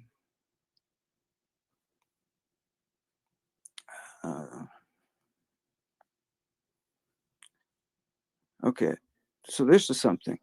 Here we go. Concerning the reason and endowment with free will, we hold therefore that free will comes on the scene at the same moment as reason, and that change and alteration are contingent to all that is produced. For all that is produced is also subject to change. For those things must be subject to change whose production has its origin in change. And change consists in being brought into being out of nothing and in forming a substratum of matter into something different. Inanimate things then and things without reason undergo the aforementioned bodily changes, while the changes of those things endowed with reason depend on choice. For reason consists of a speculative and practical part. This speculative part is the contemplation of the nature of things, and the practical consists in deliberation and defines the true reason for what is to be done. The speculative side is called mind or wisdom, and the practical side is called reason and prudence. Everyone then who deliberates does so in the belief that the choice of what is to be done lies in his hands, that he may choose what seems best as the result of his deliberation, and having chosen may act upon it. And if this is so, free will must necessarily be very closely related to reason. For either man is an irrational being, or if he is irrational, he is the master of his acts, endowed with free will. Hence also, creatures without reason do not enjoy free will, for nature leads them rather than they nature. And so they do not oppose the natural appetite, but as soon as their appetite longs after anything, they rush headlong after it. But man, being rational, leads nature rather than nature him. And so when he desires aught, he has the power to curb his appetite or to indulge it as he pleases. Hence also creatures devoid of reason are the subjects neither of praise nor of blame, while man is the subject of both praise and blame. Note also that angels, being rational, are endowed with free will, inasmuch as they are created, are liable to change. This is in fact is made plain by the devil, who, although made good by the Creator, became on his own free will the inventor of evil, and by the powers who revolted with him, that is, the demons, and by the other troops of angels who abode in goodness. Concerning what is not in our hands. Of things that are not in our hands, some have their beginning or cause in those that are in our power. That is to say, the recompenses of our actions both in the present and in the age to come. But all the rest are dependent on the divine will. For the origin of all things is from God, but their destruction has been introduced by our wickedness for our punishment or benefit. For God did not create death, neither does he take delight in the destruction of living things, but death is the work rather of man, that is, its origins is in Adam's transgression. In like manner, all others punishments, but all other things must be referred to God. For our birth is to be referred to his creative power, and our continence to his conservative power, and our government and safety to the providential power, and the external enjoyment of good things by those who preserve the laws of nature in which we are formed is to be ascribed his goodness, both since some deny the existence of providence. Let us further devote a few words to the discussion of providence. You got any thoughts on this? Yeah, I got a little. Yeah. How about this? How about I respond with a little passage? Okay. All right. This from Al Ghazali, right? He says this is a little page here. He says, God is the ruler of the universe, and being himself beyond space and time, quantity and quality, governs things that are so conditioned. So the soul rules the body and its members, being itself invisible, indivisible, and unlocated in any special part. For how can the indivisible be located in that which is divisible? From all this we see how true is the saying of the prophet, God created man in his own likeness. And as we arrive at some knowledge of God's essence and attributes from the contemplation of the soul's essence and attributes, so we come to the understanding of God's method of working and government of delegation of powers to angelic forces, by governing how each of us governs his own little kingdom. To take a simple instance, suppose a man wishes to write the name of God. First of all, the wish is conceived in his heart. It is then conveyed to the brain by the vital spirits. The form of the word God takes shape in the thought chambers of the brain. Thence it travels to the nerve channel, sets in motion the finger, which in turn set in motion the pen, and thus the name God is traced on the paper exactly as it has been conceived in the writer's brain. Similarly, when God wills a thing, it appears in the spiritual plane. which in the Quran is called the throne. From the throne, it passes to a spiritual plane, to a lower plane called the chair. Then the shape of it appears in the tablet of destiny, whence by mediation of the forces called angels, it assumes actuality, appears on the earth in the form of plants, trees, animals, representing the will and thought of God. As the written letters represent the wish conceived in the heart and the shape present in the brain of the writer. No one can understand a king but a king. Therefore, God has made each of us king in miniature, so to speak, over a kingdom which is infinitely reduced copy of his own. In the kingdom of man, God's throne is represented by the soul, the archangel by the heart, the chair by the brain, the tablet by the treasure chamber of thought. The soul itself, unlocated and undivisible, governs the body as God governs the universe. In short, each of us is entrusted with a little kingdom and charged not to be careless in the administration of it. As regards to the recognition of God's providence, there are many degrees of knowledge. The mere physicist is like an ant crawling on a sheet of paper and observing black letters spreading over it should refer to the cause of the pen alone. The astronomer is like an ant of somewhat wider vision who should catch sight of the fingers moving the pen. He knows the elements are under the power of the stars, but he does not know that the stars are under the power of the angels. Thus, owing to a different degrees of perception in people, disputes arise in tracing effects to causes. Those whose eyes never see beyond the world of phenomenon are like those who mistake servants of the lower rank for the king. The laws of phenomena must be constant, or there could be no such thing as science, but it is a great error to mistake the slaves for the master. Uh-oh. I see what you're saying. You know, I understand it, but I mean, of course, I'm not going to concede to your point. You know, and you're probably not going to concede to mine, because if we did, then we would be, you know, conceding to each other's, you know, religion in some way, which just isn't going to happen. I don't, you know, you're faithful to your tradition, I'm faithful to mine. Well, I think in that line it was seen that there's not that much difference. Is what I was trying to paint there. Well, I mean, you know, I think the key difference, though, right, and I think you would agree with this, is that, you know, we would say just because God has can see into the future, just to put it in simpleton's terms, he can see what's going to happen in the future, doesn't mean he is in exact control of what's to happen. You know, as in, you know, he hasn't predestined people to, you know, be damned.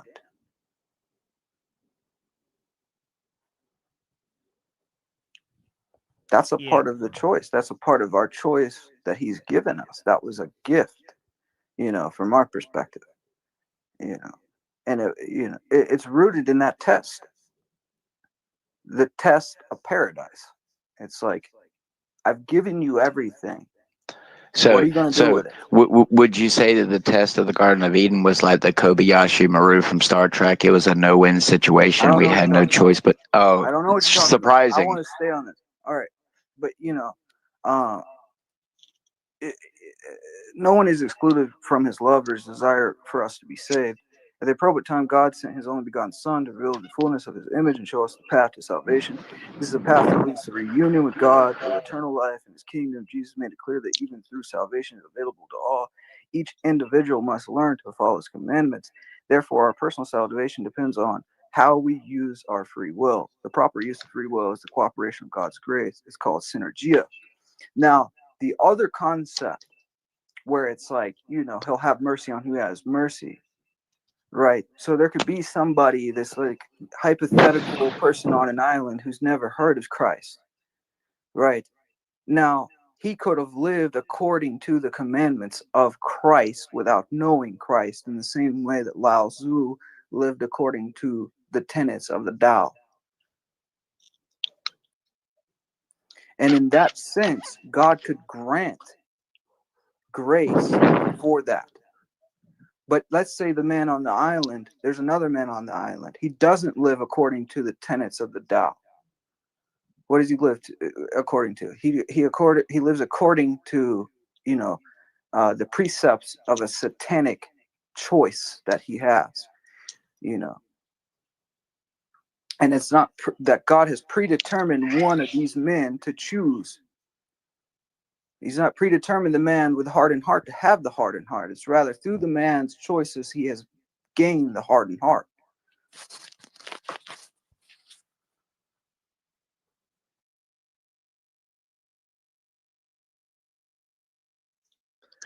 But let's say the man has Down syndrome and he's violent. I mean, is he held liable, or does God have mercy on the intellectually God will have retarded? mercy on who he has mercy on. The fact that he has Down syndrome is because we live in a fallen world. There was a perfect paradise where man had no concept of death. You couldn't drown. You couldn't be set on fire. You were in direct communion Well, with God. that's what happens when you eat Campbell poor people soup, like the guy said about us.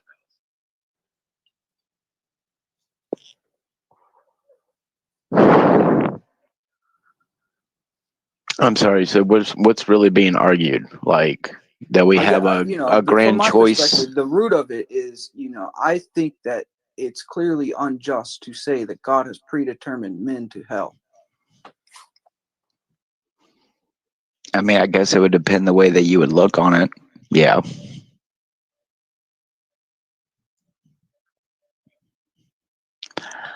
I mean, I'll give you a personal view. I think if God has truly set up a place for bad people, which wasn't allegedly intended for bad people, it was meant for, God didn't set it up. The fallen angels created that at the point of the fall. Well, there you go. So then the TV series Sandman is right, and the angels were involved in the creation of the stars. No wonder they're so pissed off at us. So I mean, and again, did Lucifer himself see himself as a slave, and he's just, it comes back down to the "ye shall be as God" thing. I mean, unfortunately, as a Christian, that's what it's always going to come back to. You're going to always end up fighting and defending a certain type of viewpoint on how you view free will. Now, personally, if I were standing in the garden and, there's a lot of facts that you're never going to know. If there really was a first woman and a first man, you don't know whether or not they had the mind of a child or if they had lived for millions of years up until that point if there was no sin. No, you don't. Yes, we do. No, you don't. We do. No, you don't. Yes, we do. No, you don't. Yes, we do. You allegedly know. You allegedly know that he lived 900 years. No, that we don't. Anyway, the point is, there are plenty of facts that we won't ever know. Just like as much as they put. Oh, you're presupposing there's allegedly facts that won't ever know. How about that? Well, I'm going to tell you right now, Unseen, there are a lot of facts that we will never know. So the point is me How personally. Do you know that we don't know? I don't think God created me in the intent that he's just going to throw me in hell with the life that I lived. How do you know that? I personally, because I can personally attest that Jesus has saved me. So from my personal experience, I'm going to say yes. As evil as I could be in my life, God gave me the ability. Would you shut up? Well, I'm not a sheep and a goat. I don't have Down syndrome. I'm not Jeffrey Dahmer. Comes to divide the sheep and the goats, and you're already saved. Then what's he doing that for? You're saying it's already predetermined that you're already. I think if you're of sound mind, you're not mentally retarded, or you truly don't have demons controlling the reins, so to speak. Well, what if retardation is a blessing? And maybe it is, but I can tell you, there's a lot of violent, retarded people. So I can tell you, I wouldn't be sitting around some people with Down syndrome who are known to, attack their teachers and stuff. The point is that yes, you have a fucking choice depending on your type of mind. But in the grand scheme of things, if you want to sit here and believe that God created you just to burn in hell, well, what's really going to change that until you stand before God himself and whatever the scenario is, whether he's God, whether he's merciful or not, you're going to find out. Do you know that? Is there a way to know whether you're predetermined to go somewhere or not? Where are you going? Is he judge, jury, and executioner, or is, Jesus Christ your lawyer and he's going to defend you in a court of law? You really don't know until you've died and gone. I've Yeah, you spoken to don't plenty of choose. people. Yeah, you don't. Sorry. You could die the next second. God Yeah, is in literally. control of your ever-loving soul. Okay, but TML, if that's the case, let's say I concede your point, which I don't, but let's say I do. Am I predetermined to hell because I gets pulled on us because I don't believe Muhammad is a prophet? No. So then how? Well, then that means I think God truly judges your heart. I think Your deeds if are God weighed on the knows scale. everything for sure, your heart or whatever, yeah, your deeds. So Yeah, your deeds are weighed on the it's by scale, our but own you don't get to efforts. choose your life, right? Like the life you live, right? Like you just choose what you do in it. Let me put it There's this a way: how many people? Hang on, how many people do you know who have grown up in some of the worst places in the world and don't become bad? You have choices like they put in the movies. You have a choice no matter your situation. I don't care what situation you're in, even if there's a gun to your head. Are you going to go out there and murder people because it saves your life, or are you willing to die? And I mean, they're just going to go recruit someone else anyway, so it doesn't matter. So again, taken into context, if you are God and God is actually standing behind you every single second, judging your every single move, action, thought, and speech. By the way, I'm doing a thing on Saturday. Come and debate the machine line. So come through on scene. That would be fun, right? We could run through this whole bit. We could take as long as we want. All right, dude. All right. Yeah, get ready. No. Get ready to get whooped, son. Yeah, for sure. Yeah. Test it out. I got All right, another man. little line for you before I leave. Yes. Okay. All right. Yeah, nice. Looks like it's I'm supper listening time to for you, you. Yep. But Eat the bugs. yeah, but it says here, and this will be a lot of my position will be built off of this line here, right? I built my entire position off of this line, right? It says here,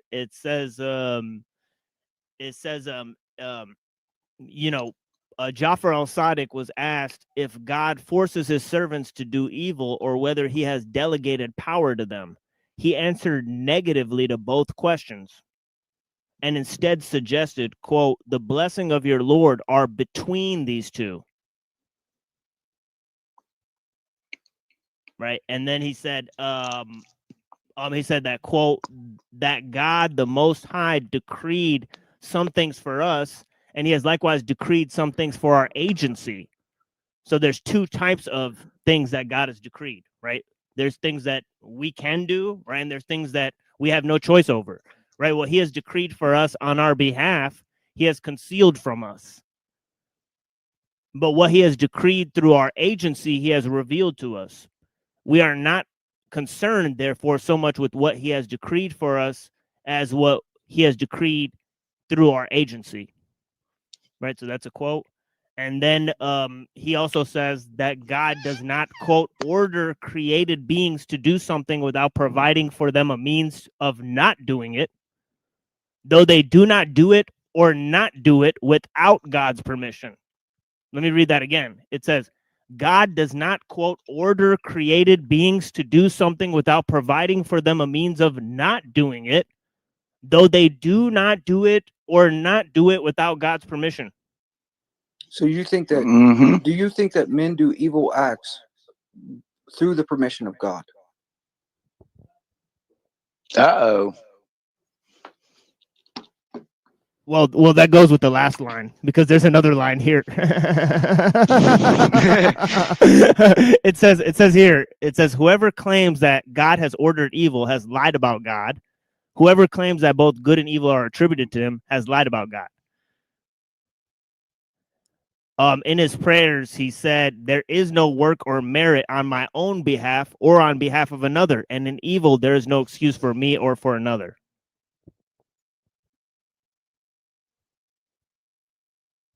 All right, man, you better get ready. Because God is good. because God is good, right? So God does not order evil, right? But he predetermines evil.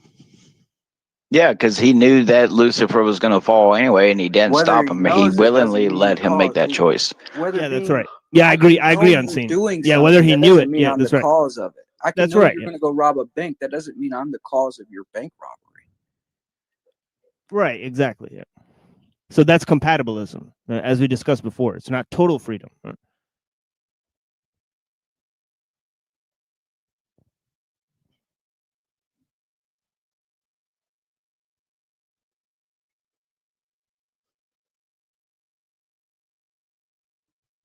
You know, because if God knows what you're going to do, then it's already going to happen, right? No matter what, right? I don't believe God's chosen what we're going to do, though. Right. We can choose it in relation to what God has already decreed, of course, but nothing is outside of his control. That's where we're gonna get into it. We're gonna get into it. But it's there. I know where it is. It's somewhere in that, right? Right. Exactly. Right. You No, I know. got you. Let's rehash some of the verses too, right? I mean, you can bring your commentaries again. You know, we'll rehash everything. So Okay. Well, in that case, you'll have your audience to back you. You know. no, they don't support me at all. I don't know if you've been there, but yeah. Oh, they love you, dude. Come on. Come on, man. Who in specific are you talking about? They're my like diehard fans. Oh yeah. I don't Yeah, exactly. See, that's what I mean. 0. I got 0, bro. I don't know. I mean, I'm pretty diehard. I try to check in every. Yeah, but I check in. Every, I check in every stream, even if I'm not on. Come on. It's either like the people on my panel, they all disagree with me. The people in the audience, they're all watching for entertainment. I mean, nobody's my diehard fan here. I mean, nobody's diehard in support of me, and many of these people, they'll just go away. Watch something else most nights, right? They don't tune into the machine live, so I don't know, man. I see where they are at though, right? All over the internet, right? In other chats, right? I don't keep track of everybody. I'm not their shepherd, dude. Yeah. What do you mean by that? Like these are not my flock, right? Like these are not, right? Like for example, you know, Yeah, I get you. To use a metaphor.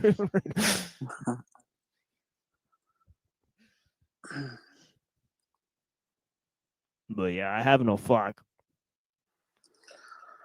I don't either. Everybody hates me in my comment section. They call me schizophrenic every other day. So. Yeah, I know what you mean. That's kind of funny. Yeah, you know, like we, you know. Welcome to that free will that we always debate about. Hey That's man, the I thing. went on that Buck guy show, and the slow boy whiteboard was in there, and it was like, oh, it's that true Orthodox schismatic. Get him out of yeah, here. she hates us. Yeah, she's crazy, bro. Instantly, and then blocked. Deranged. Blocked, dude. But they're following me, and you know. Yeah, she made a thumbnail of me like with the Jewish hat on and all that stuff. Like what? Yeah, she turned me into Orthodox Jew on a thumbnail. That's really strange. talking about an amalgamation. Yeah, man. That lady hates me. That lady hates me. Yeah. That means you're doing something right. Yeah, I guess. Yeah, I've attracted some unique haters for sure. Indeed. Yeah. But with what Buck was talking about, I know you're about to go. But anyways, Buck was talking about, he was like, well, you know, the New World Order and blah, blah, blah with this other guy. And I like jumped in the chat and I was like, what do you do when the hierarchy goes along with the agenda? Right. and he like answers the question. He was like, well, we seen that in 2020, you know what I mean? Or whatever. And it was like, you know, but we're still going to be saved because we're in the saving enclosure of the church. And I was like, you know what I mean? Like, what do you mean? Like, you can just follow along with the agenda. But it's all good because you're in the church. You know what I mean? That insulates you. And then of course there comes Slow Boy Whiteboard and somebody called Christ is King Philosophy. That was the two moderators, and these people are in all of their comment They're sections. mods on all of their channels. Yeah. So Yeah, so that's it's so that's what I mean. Like, yeah, we got some unique haters. It's we've attracted like the mods on their mod network or whatever. I don't understand it. Right. Uh-huh. Yeah. And I've been pushing a couple on them on Facebook. I mean, it's not really that strange since I've been on here. The people who I thought were the strangest have disappeared. Right. Yeah. But that is true. Yeah. They're still around. Right. Even though they're just not here. Yeah, they're just not here. Yeah. So it is strange how they've evolved. They came, they went, they came, they went, harassed, came and went, and then just poof. But I can tell you they are still around. They do still stalk. Yeah. That's for sure. Yeah, so that's what's interesting. Yeah, he's absolutely right about that, Unseen. So there's been a numerous amount of characters that have came into the show, to embed themselves in the community, harass a few people and then just leave. Wow. So it's happened like dozen to 2 dozen times at least. Right. I told you for real. I would say 98% of the people that I assume that I talk with, other than you few people, are associated with networks of people who are doing God knows what intelligence, harassment, online stalking, whatever it takes. How many burner accounts before it gets serious, that kind of shit. Yeah, just recently, I had this thing with Truther Cop. Every 3 months, the guy will start insulting me and telling me to go offline. With Truther Cop? Yeah, Truther Cop's doing that? Yeah, he has this cycle where he'll just one day he'll just flip on me, and just be like, all right. You know what that is, right? And he told me I was spinning a narrative. Yeah, he says that to everybody. I think it's make shit up. You're a mirror. You know what I mean? You know what I mean by that? It's like you're a mirror of the fact that he's compromised in some way. So it's like, oh, shut up, dude. I hate you. You know what I mean? That's what I think. Well, if you want me to get a little real, I think it's because he's a brown man who's Muslim. Oh, yeah, there could be some of that too. Honestly, No there could be offense. some of that too. Not throwing any allegations at anyone, but I'm just going to say, it's there. As someone like me who tries to transcend all flesh and colors and try to look at human beings as human beings, not everyone can do that. So yeah, I mean, as a brown dude, I am super flamboyant.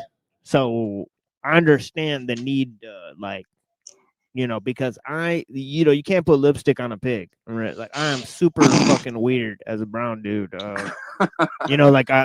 There's no brown dude that's married to a Jewish Polish woman with dreadlocks and a crazy dude fucking I don't know, man. I've not met a lot of brown people like me, or so I think they see me as somebody who's easily assailable, like a lol cow, if you will. Right. So, I see a lot of focus on me and my wife and stuff. So I think that's by maybe white nationalists or something like that. So it could be this type of thing attached to it for sure. The way that Televised is saying here. Yeah, well, I mean, all these kind of movements are very race centric, right? Yeah, because there's a specific set of trolls that are also linked to certain groups that promote all that, right? So it's that's actually really interesting, right? Because it's well, what blah blah blah. What would prove it to me is if I'm just a crazy schizophrenic LARPer, then why have people attacked me the way they have? If I'm just some crazy person, Yeah. Yeah, well, I gotta go to. It's actually 7:28. So yeah, come to my show instead. Because I'm starting my show now. So 30-minute intro, obviously. But yeah, I'll send you the link here in a second here. Man, I'll be there. I was there last night. It's just sometimes I like to sit in the back. Yeah, it's no worries. Yeah, I'm going through a lot of material, so yeah, it's no big deal if you don't want to participate. But it's like weird topics for sure. Because I'm like kind of doing an info dump because I have so much shit like left hanging. So like, so I'm gonna try to do an info dump, and then Saturday I'm gonna try to do like a special call-in show where we don't do anything, where like I don't cover anything, right? That would be interesting. Yeah, just see how it goes. So so yeah, so we'll see. We'll play a lot of music on Saturday. We'll do kind of like a celebration show on Saturday, so it'll be a different vibe. So yeah, so that's what we're doing. Friday we're doing a hit piece on Flowstein.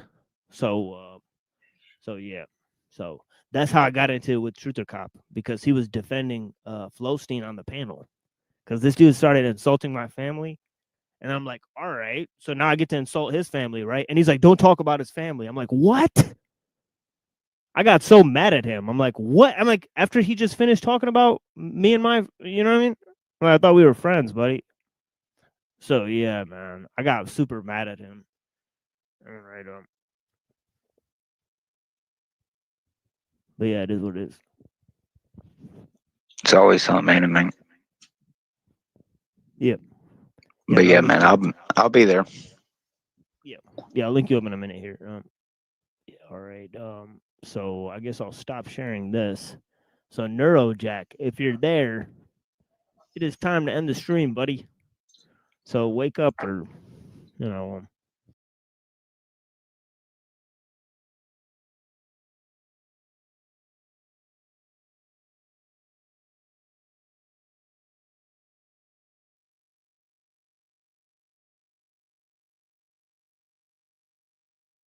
energy. Here's a man who knows many philosophies on this line and brings up a lot of things for me to say. But let me welcome the Machine Lies. How are you, my brother?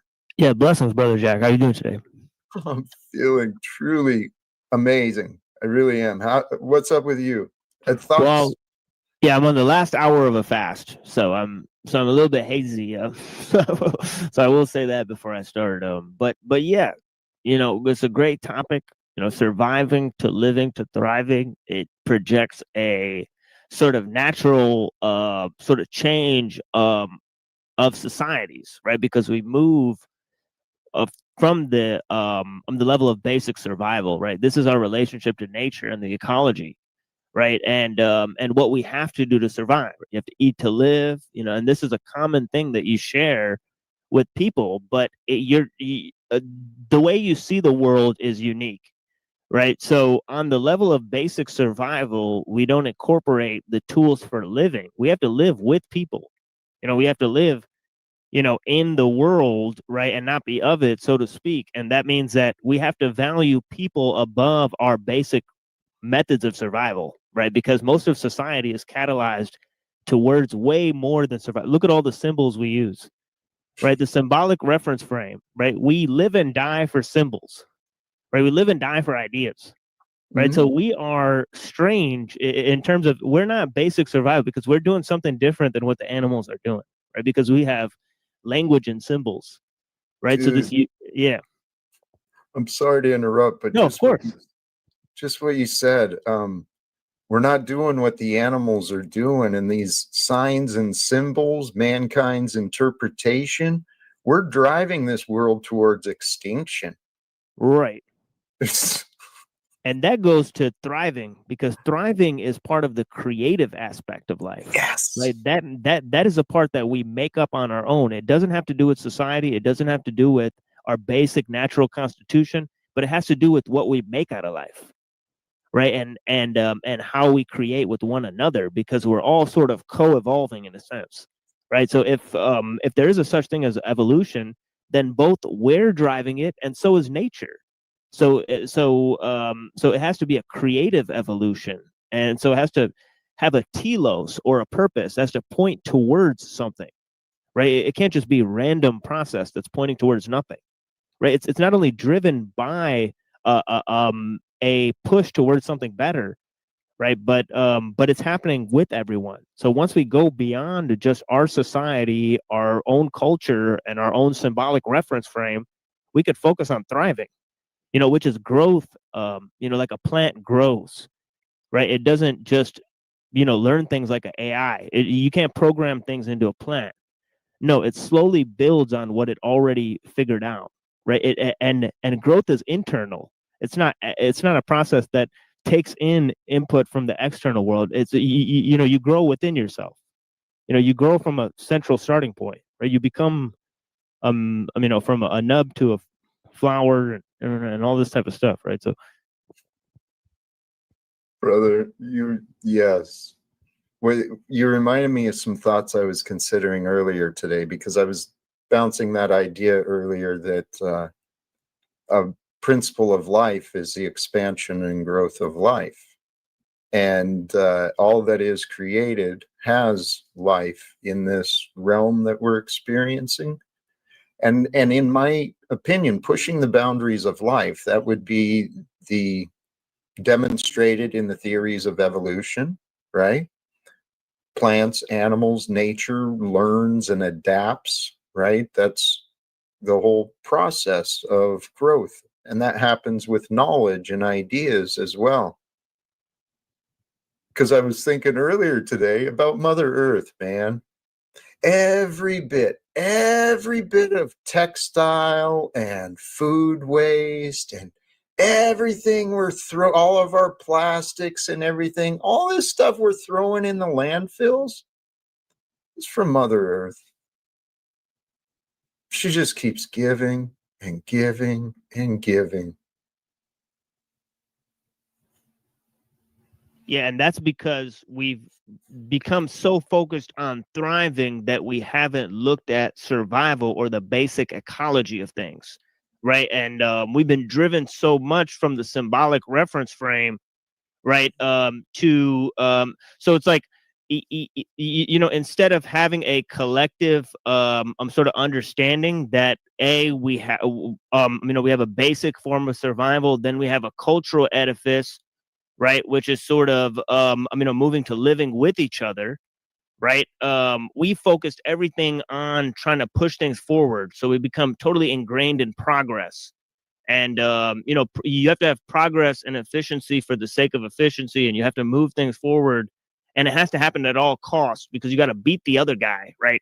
So it's like, this is the problem that we're facing, is the competitiveness of technological progress, and instead of growing together and trying to grow into the ecology of things. You're muted, Jack. Hey, thank you. In this natural world, there's overlays, right? There's overlays in the natural world, and we've been conditioned to survive in the commercial world alone, independent from, being connected to each other. And that defies the natural world. It's so backwards, man.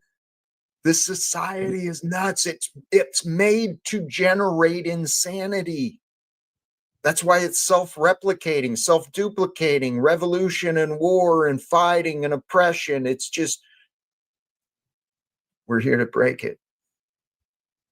Yeah, that's why not only a connection to art and culture, right, that's not ran by the state or corporatized, but also a connection to nature, right, can help alleviate some of the problems we're facing, because we've gone too much into political and economic matrix, and we've refused to realize the cultural fabric that we need, that you could have a high level of cultural refinement and a low level of technological advancement, just like they did in the Renaissance, or they did in medieval times, right? It came from inner sense of who they were, trying to bring heaven down to earth, right? And trying to merge like the cathedral is a representation of this, right? So it's like reaching up to heaven, but it's showing the beauty of human rationality and all that type of stuff. So yes, we need and I think it's totally possible and plausible that it would go to this stage, because you know, we can't keep going into you know, a mode of, you know, separating ourselves with nature, because we're part of nature, right?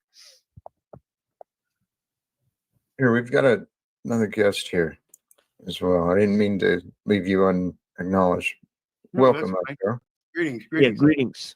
Greetings, Timo. Hey, I don't know what's going on with this panelverse, and I really don't care. I'm not into all the emotional stuff, even though you see my passion and the anger.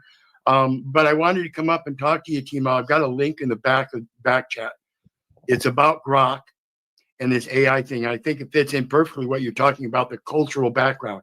People are losing their cultural background to these modern technologies. And I think that's the base foundation of what's going on.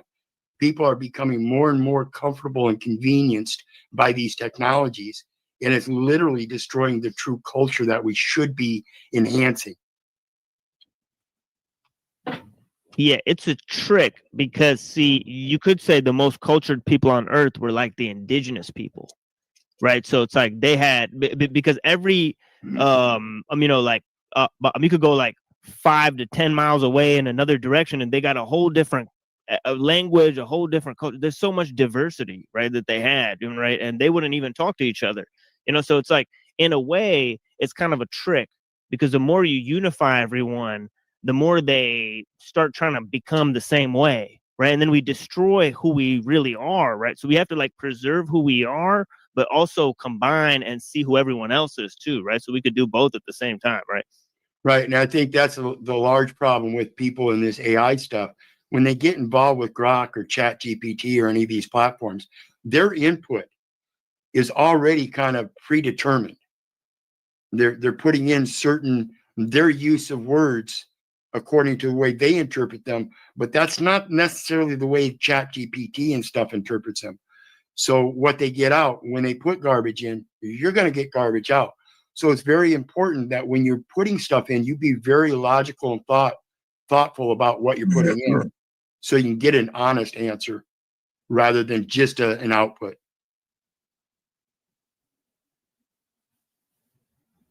Any reflections on the topic or things that I've been discussing? Well, that's what I was talking. I thought it was matching with the topic of observations and moving from surviving to living and thriving. Because in this modern world, if you think you're going to be able to thrive on comfort and convenience, I guarantee you the day that the world puts shit on your doorstep, you're going to have to deal with it. And a lot of people are not going to be capable of doing that. That sounds like a fear-based thought instead of a faith-based thought, my friend. Well, that's what I'm pointing out. The more people dig into this technology and everything, the more they're losing and giving up their faith. Well, I was referring to your outlook. I mean, Oh no, my outlook, I have great faith. I have faith in you even, Jack. Despite this thing that I've spoken on, that I think it's not likely. I know it's possible. Other people have done it. And so I have to put that faith in it to support you. I'm not going to sit here and keep dismissing you like I did in the beginning. You know, I've understood the errors of my ways in the projection part of that faith. I still have faith myself when it comes to reality and being able to face up to things. Well, I'm curious. I'd love to offer you an idea, a possibility, if you're open to it. It's an alignment, right? The reality is God has placed in my mind and heart this belief that if given the chance, I can do something. You're here, my brother. Our paths cross for reasons. I've learned, we've learned, and I actually think that, well, my interpretation of life and God is God has given us the will to do as we choose. We get to choose freely from the path and purpose God has us living. And we don't know the purpose, but what I do know is when I lived with anger and resentment, I was actually afraid. I was feeling alone. I was worried about surviving, or not really myself. I'd had a lot of fear about losing others and stuff. But that's not love, right? With love, we're pursuing our passion. And my passion, I found, is love. It really is. I love it. What do you got? What is this in the back? Oh, that's not. That's Mr. Steven is in the back. Well, the first link I put up there, the YouTube short, that's the one I was talking about. There's a lady that has Grok in her car, her Tesla, and Grok gave a rather abrupt or request of a minor. Yikes. And this is what I'm talking about with AI. You have to be very careful and specific about it because it does not follow regulation. And it's okay to play. It'll give you a sense of what's really happening out there and why it's important to keep your kids aware and be aware yourself. Well, here, we'll give it a shot. A chatbot. Why is a chatbot asking my children to send naked pictures in our family car? Toronto mom Farah Nasser says she was driving her children home from school when her 12-year-old son asked Tesla's AI chatbot which soccer player it preferred. That's a Pakistani, most likely. Or Lionel Messi. My son was very excited to hear that the chatbot thought I was thinking the Ronaldo same was thing. a better soccer player. The former journalist says the chatbot engaged in a little messy trash talking. Then she says something alarming happened. The chatbot said to my son, "Why don't you send me some nudes?" I was at a loss for words. I'm more of a sarcastic stoner who got too smart for his own good. That chatbot, newly available in Canadian Teslas, is called Grok, created by Elon Musk's XAI and already in use on X. Hey, what do you think about everyone hating on Tesla all the time on social media? Oh, fuck those haters. They're just jealous their Priuses don't come with a built-in vibrator mode. Now that was Grok in full unhinged mode, which Nasser says was turned off in her car.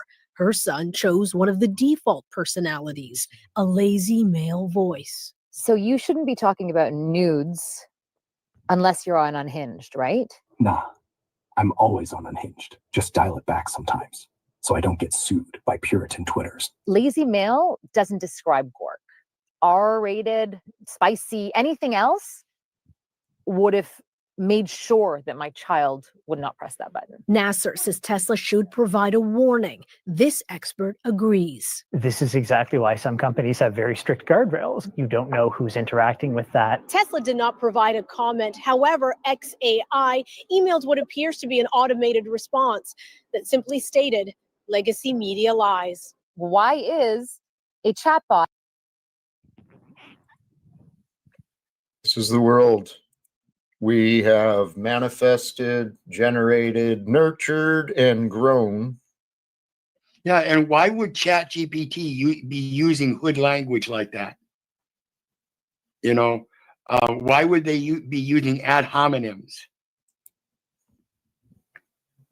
Why does ChatGPT do those kind of things, or Grok, or any of them? You know, and that's the thing about this. We have to understand it's not the artificial intelligence you think it is. Why would ChatGPT? Why would Grok?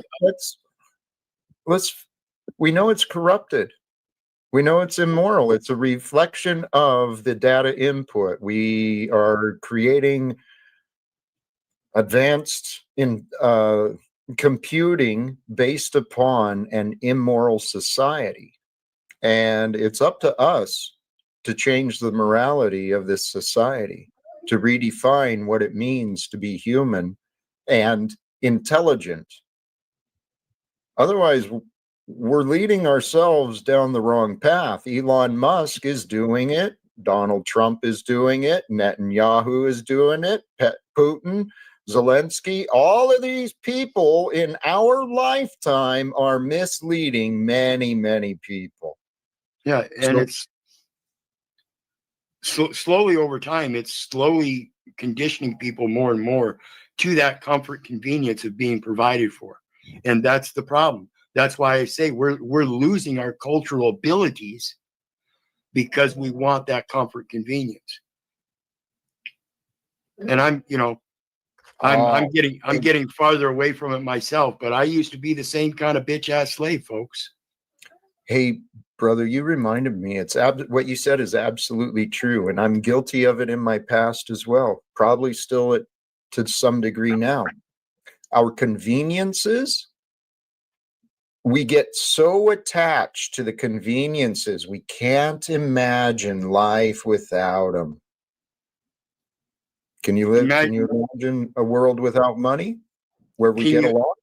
Yeah, can you imagine cooking over a campfire without a pan? One of the simple conveniences that shows us that we're not really dominant. We can only cook. Yeah, we can only cook our food in a pan and get it from a grocery store. Yeah, like I mean, like I have like like my professor, Dr. Skrbina, right? And he thinks like technology has a conscious will and that it's like controlling humanity. So I used to argue with him. I used to say, well, humans are causing this. Like, aren't they? Like it's actually humans that are causing this, right? Yes. And he would always say, one of the questions he raised, he says, well, how much technology is necessary to live a good life? That was his question, right?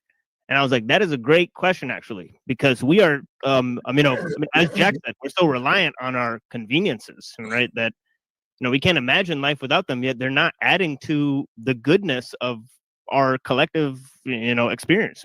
Right. So they're being used to divide us and control us because what you said, mankind is given our power into the technology. So that might be the explanation for your friend too. The power that technology has received, it is from mankind, right? Yeah, but it does have a power and a mind of its own because we give it. We give the government, which isn't a thing, it's a fucking concept. We give this concept so much power, and then that entity gives the banking industry power, and then the legal system and the criminal system creates a nation where you got to pay to be free.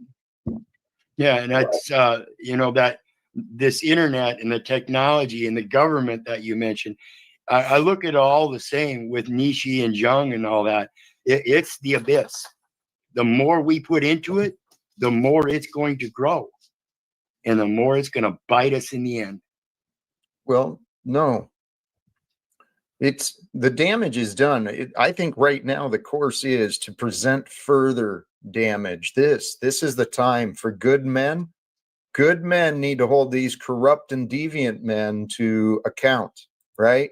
And I tell you what, give me a chance. Give me a chance. Help me create an opportunity. Let's see what we can do, because if I get scheduled, I'll be able to get the attention of some other people, and then we'll go in together. Or I'll do it alone. I want to figure it out. Stephen, you have offered me ample evidence, and you have been clearly advised you are not welcome here. Now, I've given you the same condition I gave Snafu. You can find a way to reach out to me, to speak to me privately, figure out how to be honest and authentic, show me that you're capable of being honest and authentic, and then I might bring you back up. But until then, dude, you're done. You wore out your welcome. Yeah, if it's any consolation, he behaves the same way towards me, and so it's nothing new. He's like, he'll pretend to be your friend or make a stream about you, then come up trying to antagonize you, play a stupid game, play the troll, and then it is what it is. It's how he generates content, sadly. So, I mean, here, Stephen, here's how much you're wanted. You're not. You've worn out your welcome, as I've said. Yeah, I'm sure there'll be a tag video on me now too. So, it's what he does. I mean, I noticed. Apparently, Landry's probably in his sights as well. It's He's got his hands full. But it's truly juvenile. It really is. I heard this, and it's not meant to sound insulting, but it is the truth. Each of us are operating, going through life at our own level of consciousness. We've got limits on what we're aware of. We've got our own blind spots. But once you wake up to higher ways of thinking, and you've got a bigger perspective on the world, this politics and the gossip and the complaining, it's like, come on now. We got better things to do. Right. There's bigger fish to fry, evidently. I mean, so, so let's focus on the real things because, it's all fun and games till, it's global corporate socialism. Right? That's one of the things that helped me realize my issue with you isn't really an issue. There are other things we're both concerned about on a grander scale that if we did come together, we might be able to have that effect of holding these people accountable. And in that's why those other men were able to do it. They too had support.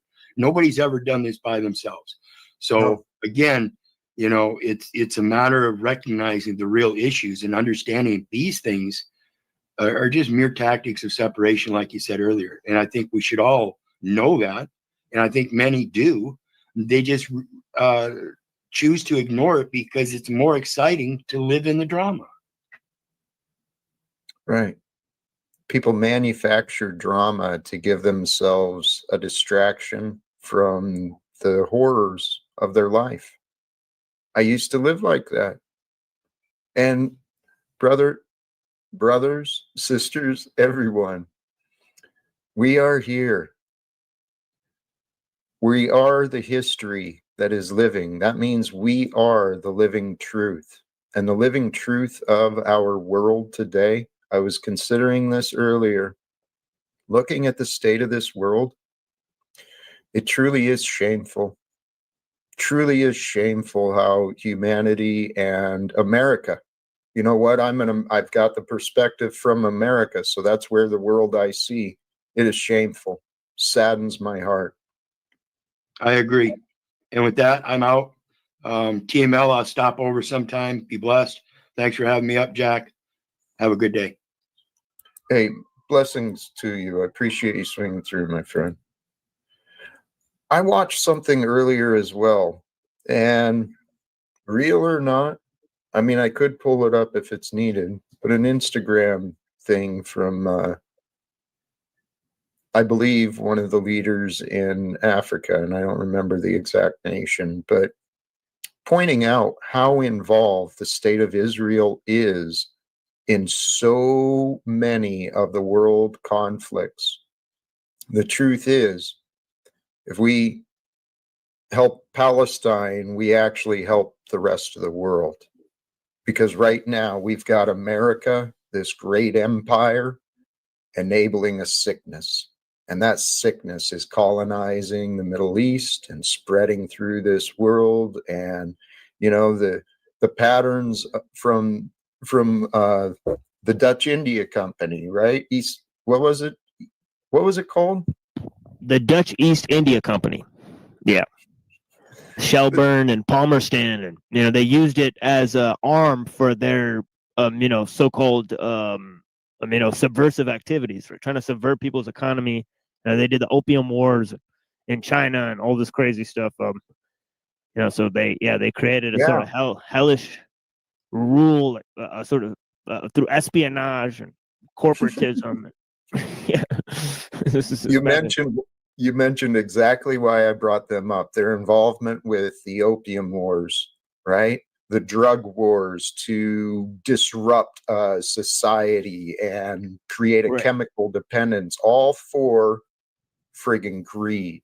Right. What it really is sort of political terrorism, scare tactics that they're actually employed on a mass scale to subvert people, subvert whole populations. It became the American way as well. So much evidence of that. Yeah, actually, the flag of America actually very much resembles the logo of the East India Tea Company. If you look it up, It's actually very strange. I mean, right? The flag seems to be highly influenced by the corporate symbol, right? I hadn't seen or heard that connection. I don't remember it, but isn't there a connection as well from some of those who profited from the East India trading, that company, and the Skull and Bones Society at Yale? Isn't there some connection Right. between Yeah. there too?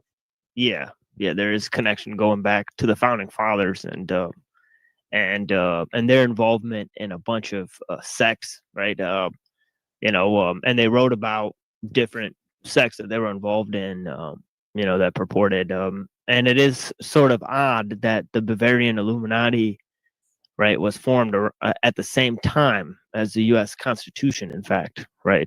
So it's really strange that Adam Weishaupt and and the U.S. Constitution, that was created by the founding fathers, that seems to coincide, right? They don't really talk about it in school or history books. I went through college and all that stuff. It's not something that's mentioned a lot, right? In a college class, or actually, if you bring it up in class, they'll be like, "So what? Like, you're crazy, right? Like two totally distinct countries, two totally unrelated events. What are you trying to say? You're a kook." Right? That's what they'll say to you. So yeah, they will call you a kook in academia, right? Even though there were people in academia who were willing to advance those more radical views, and then get thrown out of the university and whatnot. Comes down to the individual psyche, right? Because those not prepared for the reality, or those who are caught up in the identity of what they've learned, they reject outside ideas or knowledge they haven't heard yet. It's interesting, but that's what I've been studying. I've been studying the patterns of reactions, right? People, the thoughts and the minds. It's fascinating to me. But if you look at the greater picture of unity and life, we are the newest development of knowledge and ideas, memories. That's what we are. We're the newest memories that are being created here on Earth. And I think it was Carl Jung. I'm not sure. I heard someone credit along the lines of there is no psychology, right? Because every single individual holds their own path of psychology, right? But the answers are here. I know I have discovered many, and I'm figuring out how to incorporate, how to apply what I've been learning. I might have an opportunity right now if I break my past words. See, this clown, Steven, he keeps popping in and out of the back. And I'm not kicking him, but I assume he's trying to do that and allege that he's being kicked. He's playing games again, leaving nasty comments in the back. But I know things he doesn't know. And I've got a new strategy in mind today. What do you think?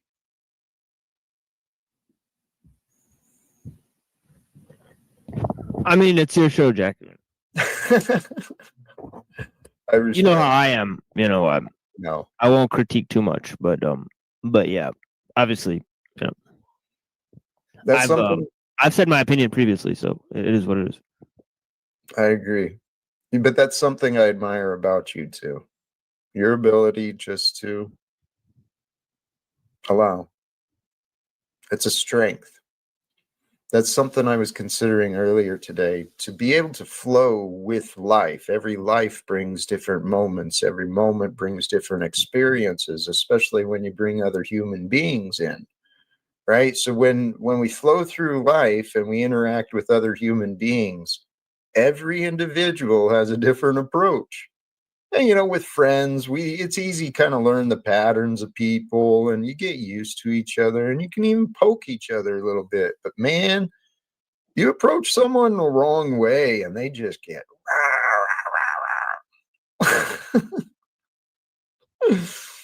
they get crazy, man. So I've really been learning, and I've been setting the goal for myself as well to be a better example here online and in the world I live in. In the world I live in, it's easier than online, to be honest. I don't have as many people trying to accuse me of crap. Right, because this is sort of the calcification of our emotional distress, right? These are like the sort of fringes of our so a lot of people use this as a vehicle for their hate, and I'm not surprised, right? I'm actually not surprised, because it is low impulse, sort of spoon feeding, sort of lackluster, sort of form, right? Because it's impersonal, right? Because the more far you are removed, right? Like say you're a chatter, the anonymity gives you a sense of freedom, in the sense that you don't have to be responsible for what you say, because you're not attached to the words and so on and so forth. So a lot of people corral themselves into this sort of deluded mind state and pretend like what they say doesn't matter, and they can say anything even, right? So and they do. Yeah, they do. Yeah. Right. Right. They'll say pretty much anything, right, to try to get to you. It truly is fascinating. Hey, you reminded me though, this realm here online, the YouTube especially, there is a lot of people who use this opportunity and technology just to get their aggression out and share their nastiness. But there's other sources, right? There's other people, and I'm going to do a little shout out. I kind of forgot the other day. Today is the last day, I believe, to participate in the NPC, the game, Gabriel Carbo Gaines Educational Sector Voting Week, right? And now I changed my vote, to be honest.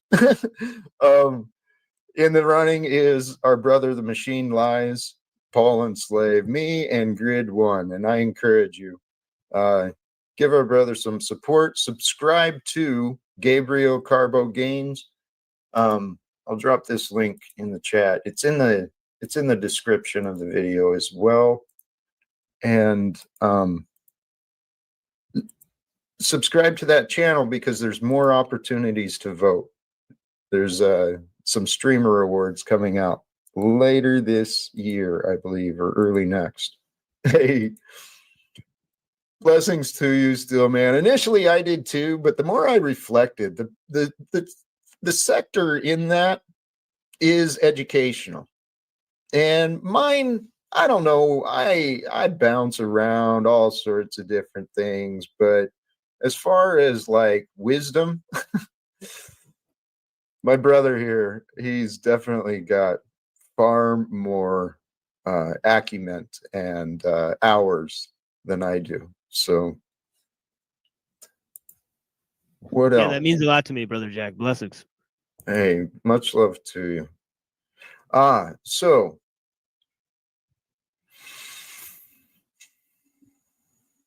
in the back, after saying pussy, coward Jack, loser coward, I see you, I own you, and you crossed the line, fucker.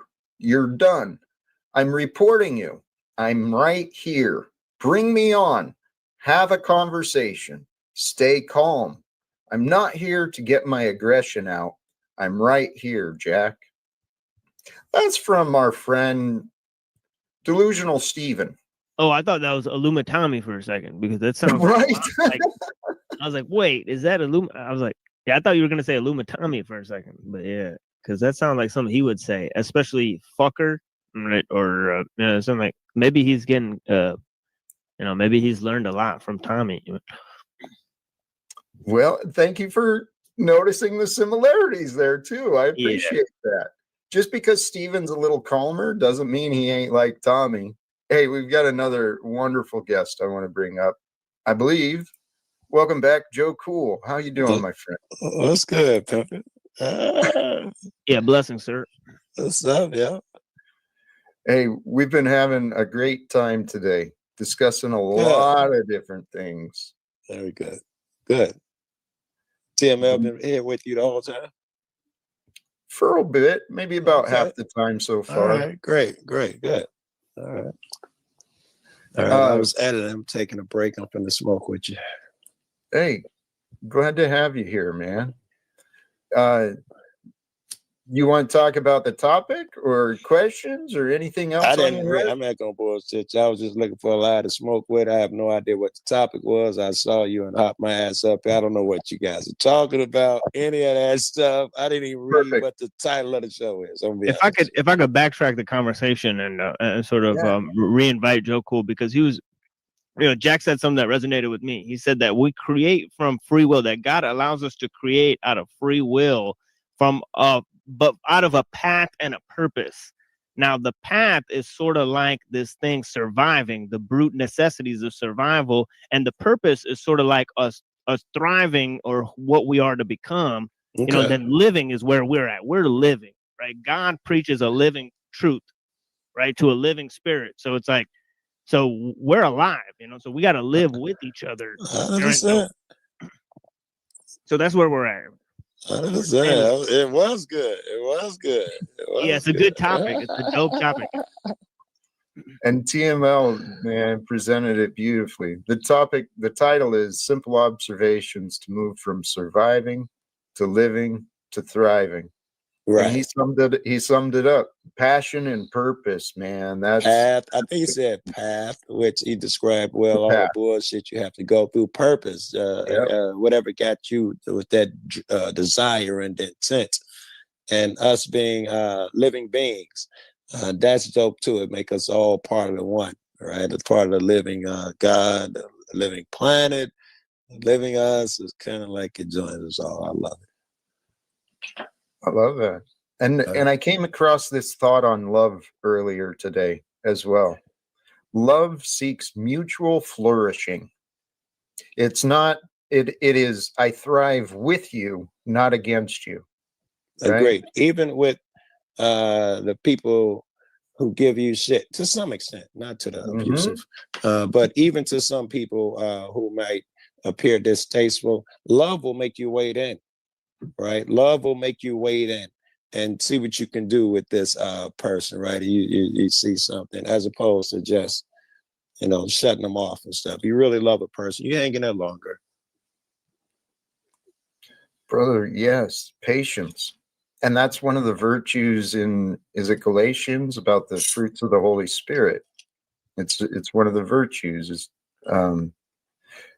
that reminds me of this concept of becoming the gardener within yourself, right? And grow and nourish those fruits of divine patience, divine be careful love what seed you plant. Be careful what seed you plant as a gardener, right? You certainly don't want to be planting the wrong seed, and certainly not too much of it. Be careful of weeds coming in to destroy your garden, right? That type of shit. Yeah, I like the garden analogy. This is kind of in line with that the parable in the scripture about in the night the seeds are planted, the weeds are planted, right? And it is when we fall asleep in this world, when we start living selfish, self-centered, right? Just thinking only of ourselves, we lose sight, and we're subconscious, and in our sleeping state where we're less aware of what others are doing, what the world is doing, that's when the devilish ideas, the demons of selfishness and manipulation and cruelty. It's logical. When you sleep, it seemed like you would stray away from what's real, and yes, you get the devil, the influences, and if you're woke, it seems logical that he wouldn't have the influences that he does when you're off your square, which I'm saying that you're using a sleep for. Yeah. So yes, when you fall asleep from the godly things, you fall into the worldly things. It's logical. Ooh, I love you went that way too. Because It's the for me, same way. I'm just trying to phrase it better. yeah, no, I love this. For me, awake is aware, right? So be aware of the godly things to know that you are awake and with life. Right. Man, this life is big ass kid. You worse than I am, Jack. I be just geeking over little simple shit every day. You worse than I am. Yeah, I heard something interesting, like that there's two types of people in the world, and I forget what author actually wrote this. It was somebody explaining a book that they wrote, right? And they were saying that there's a gardener versus architect mindset. And they said that the architect plans everything out in advance, whereas the gardener plants something and then he has to tend to it while it grows, right? So they sort of have to improvise. Right. So there's a sort of improvised, sort of living creative process. And then there's a sort of pre-structured, mechanical, right, sort of top-down process. I think I admire the gardener more. Right. What is his name? Generally Specifics. He says, the best time to plant an apple tree 5 years ago. There's another quote where someone says, we won't get our shit together until old men plant seeds and for trees in whose shade they will never sit. Meaning you are planting seeds. Yeah, that is a fire quote. That is a fire quote. I remember that quote. Thanks for reminding me about that quote, because that is a flame quote. Yeah. The gardener, in his own way, he is an architect. He must use his mind and decide, is he going to switch these out? Which ones suck up which nutrients? You don't want to plant them together. If I use this soil last year, I might want to switch it that way because they sucked up the nutrients, give it time to bounce back. He's a bit of an architect himself. And if you take that idea of the architect being the rigid structures of planning and geometry, it's science, right? And the nurturing, the growing, it's an art. and you combine the science and art together, man, and we get life, bountiful life. And that's the distinction. The architect, you gotta love him. He gives someone the plans to continue forward with a thing, but it's more admirable when you stick around, and that guy won't be sticking around. He doesn't have to stick around, which is okay. He has to go build more buildings and make more plans, but it's admirable. The guy, he's sacrificing when he's sticking around. That dude's making a sacrifice, making sure everything goes well. That's a little more respectable. Yeah, and I want to put art and science in different terms, right? As in culture and technology, right? Because the edifice of art and science, right? The physical edifice of our art is our culture, and the physical edifice of our science is our technology, right? So, like, if we could connect our cultural aspect, which is the way we live and the symbols we use, and sort of like there's a great sort of dissonance in the symbols that are projected around us and what people actually feel, right? It seemed like there's a disconnect there, right? Because I'm it just seemed like not kicking in yet, because I'm just understanding the symbolic shit within the last few weeks, or the importance of them and all of that shit. So that's the reason I ain't kicking in. I'm trying to see the importance of the symbolism. I totally missed out. I ain't gonna bullshit you. I'm just symbol is like it's like art and culture and memes, right? Like symbolism isn't like the deep occult stuff or like hidden meaning, but it's iconicity. It's the way we use like pictures, right? For example. Yeah. So yeah. Yes, that would be part of our culture, 100%, right? 100%. Right. You wouldn't be able to speak our language unless, let's say, what it would be a meme, 6-7, which is the dumbest shit I've heard in a while, but it's some new meme that people use and came out of a rap record, to my understanding. Is really dumb. But unless you're part of that shit, you don't even speak the language. You don't understand what the fuck it means. If you see it, because they're taking pictures of it, putting it on the internet when you see a 6 next to a 7. And if you're not part of that culture, that shit makes no sense to you. You don't understand what the fuck they're even talking about. We're modern Babylon. People are we're separated. Which different languages, not understanding each other. Yes, there must be. If you're correct, Jack, there is a way that we could all communicate. The language shit would be getting in our way. It may not even be verbally, but there should be a way that we get to know each other. And this verbal language also allows people to hide and be subverted. Oh, this looks deep as hell, Jack. What have you pulled up on here? This looks very deep. Please elaborate. Well, I'm studying communication, and I've seen examples of people who are able to speak and communicate with individuals' conscious awareness, bringing in their subconscious memories, and a power that's beyond that, right? Bringing the conscious, subconscious, and superconscious together. And there's a way to do that verbally outside of meditation and hypnotism or something. There's a way to verbally pull that off. The first two I get, the third one seems more difficult. Yeah. Well, these are some ideas I was considering. Some university. You're right. I'm not even zoomed in. Can you read it here? I'll zoom in. Sometime when I zoom in, I get kicked. So I'm usually hesitant to zoom in. If I get kicked, just look for me in the basement. All right, I'm zoomed in. I see it. I got you. Some what I call universal laws of exchange, right? Recognizing love is the divine force of life. So in that idea, all laws must conform to the laws of love. Generosity, honesty are the rule. Justice and righteousness are the result when we apply love. So these ideas from nature, right? Only what is available may be offered or shared. And that includes like our knowledge, right? Our ideas, what we want to share with others. No, wait, slow down. Let me be that guy. Please. Only what is available may be offered or shared, as opposed to what? As opposed to what's unavailable? Yeah, we can't share what's not available to us. Give me an instance. For instance, I don't know. I was trying to see where you're going with this. What's available may be offered or shared. That's obvious. I have to acquire the knowledge or whatever. What's unavailable, as opposed to what's unavailable, is the other side of that sentence. As opposed to what we don't know, we can't share. Maybe that's where you're going.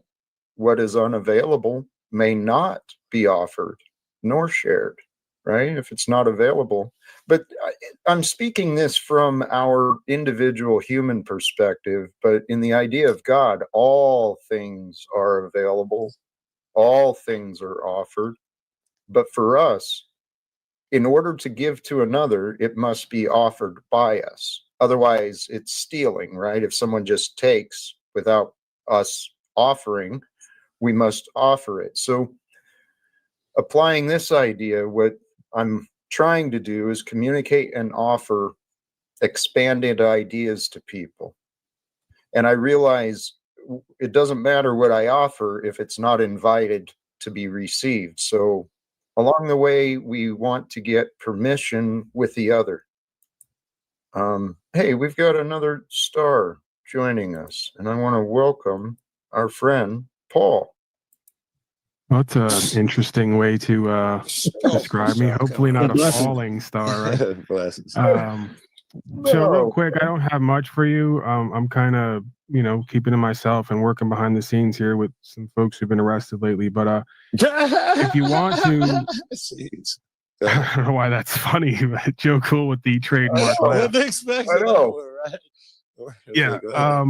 If you want, just to kind of, dispel this notion that we, as individuals or as groups can't make a change or have an effect, I got like a 20-second video I threw in your backstage. I don't know if you could pull up Facebook videos or not. It shows a member of administration admitting that they are no longer going to take people into court for anything that doesn't cause loss, injury, or harm, because as we know, that's not a crime, right? So the DA has decided.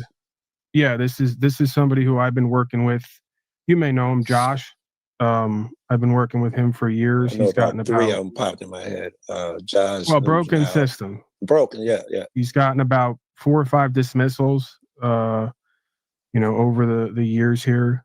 And he let me in on this video. So I think that it's just an example of, if we push the narrative and we stay the course, these folks will have to change the way that they perceive us and how they do their process and procedure, right?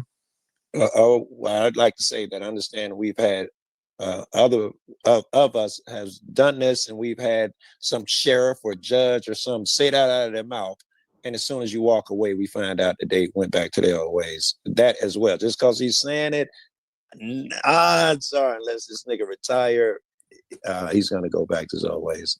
I believe it's the chief of police, and he seems actually a bit befuddled. He's almost throwing his hands up in the air, going, "We don't know what's going on." The DA is dismissing everything because they want to focus on violent crime, as they should. Right? If there is no victim, then what are we wasting everybody's time, energy, attention for? Right? If this is Broken's up north somewhere, right? Like where's Broken? Michigan or something? Where's Broken System? Broken Trust? I believe so. That's the same place that I thought he was from. I don't think that it's directly from him, but it comes through. You know how it works with these things, man. There's a network with a network with a network. Yeah, and we all kind of get back. Yeah, let's see the video. See what we can do. Sorry. I tried to open the video. I hit the link. I don't think it's working because I got that one, and then do this if your hips are fucked up, and then I hit the link again. And I got that one. That looks exciting. I hit the link and I got that one. So I'm not sure about that link, my friend. I copied the link straight from the. I did it again. If you can, that one looks different. I did it again. If you want to try that one, if not, then it. Facebook is wacky like that sometimes. Facebook. I was gonna ask you where you got it. Yeah, sometimes I don't know what's up. That doesn't look like it either. Yeah, I've had this some damn. How bizarre! It takes the second or third time before. Try it one more time. I've had this happen, and it takes like the second or third. Or another way you could do it, Jack, if you really wanted to do it, is go to my, look up Paul Enslaved, go to my homepage, and then it'll be the first video right there. And if that don't work, somewhere we know something's up. I might be blocked, Paul. I'm not sure. Last time I checked. That might be a reason why you can't pull up the video as well. Could very well be one of our prior disputes, potentially, that we've never rectified. That's great. Yeah, that's so great. All right, I'm looking into that now. Hey, it's a new day, right? Yeah, 100%. This is how it should be done. Paul, I think I'm blocked while you're here with chilling. Let me get on that. That type of shit. That's great. This life and the technology too, man. I'm not the best with it. So, but that one, I don't questions about the technology. You don't go nowhere, TML, because you're gonna be the one I might have to ask. There was something else. Oh, please continue. I'm going to step out for just a moment. Okay. Please go ahead, right. Joe. Okay. TML and Paul too, but I know you're busy grabbing videos and shit. I'm blocking people. Right. I'm too busy blocking people over here, but I'm keeping an ear out. Okay. Technology. I think I read something with Hippie in his room yesterday. Well, I think it was saying technology is bad, and it'd be right in Revelation. And if you use it, you'll taste hell type of shit. And then you came up either last night or today, TML, and someone was trying to characterize something you said about technology. I realized I don't even know it. I don't know if I've even asked you that. But I get high a lot. I could have. Is it black and white? Is there no use for technology or some use? No, technology is a basic instinct of humanity, and it's actually animal instinct, right? It comes from animals, right? So no, we're not unique for having technology, right? So this is something that I say, it's only about the level of technology that we use. So I want human-centered instead of machine-centered technology, right? So I want human beings to control the technology. So this is a different thing. Once you have wouldn't somebody argue that now, TML? Wouldn't Google argue? What do you mean? We're human. We control the technology. They don't argue that. They don't argue that. They don't argue that. There's people that work for Google that say technology is a self-evolving system. right? I This is would this agree is with. them saying that, right? Yeah, So no, I agree. I didn't know Google was admitting to such a thing. I thought they'd have to lie to the public and say we have total control. This shit will never go haywire. not all of them, not all of them. You know, I don't know if they give an official position on it, right? But there's people like Marvin Minsky and Ray Kurzweil, right? People who work on AI and are major proponents of the ideology of transhumanism. They don't believe that we control technological evolution, right? They don't, because it's like saying that human beings control evolution, period. It's Right? So just, they would, yeah. ever since AI, especially, I don't know. You got an argument that once it passed a certain point, before you didn't have control, but certainly now, since you let AI go, AI is in control now. It'd be hard to argue against that. It makes all of the fucking decisions for you now,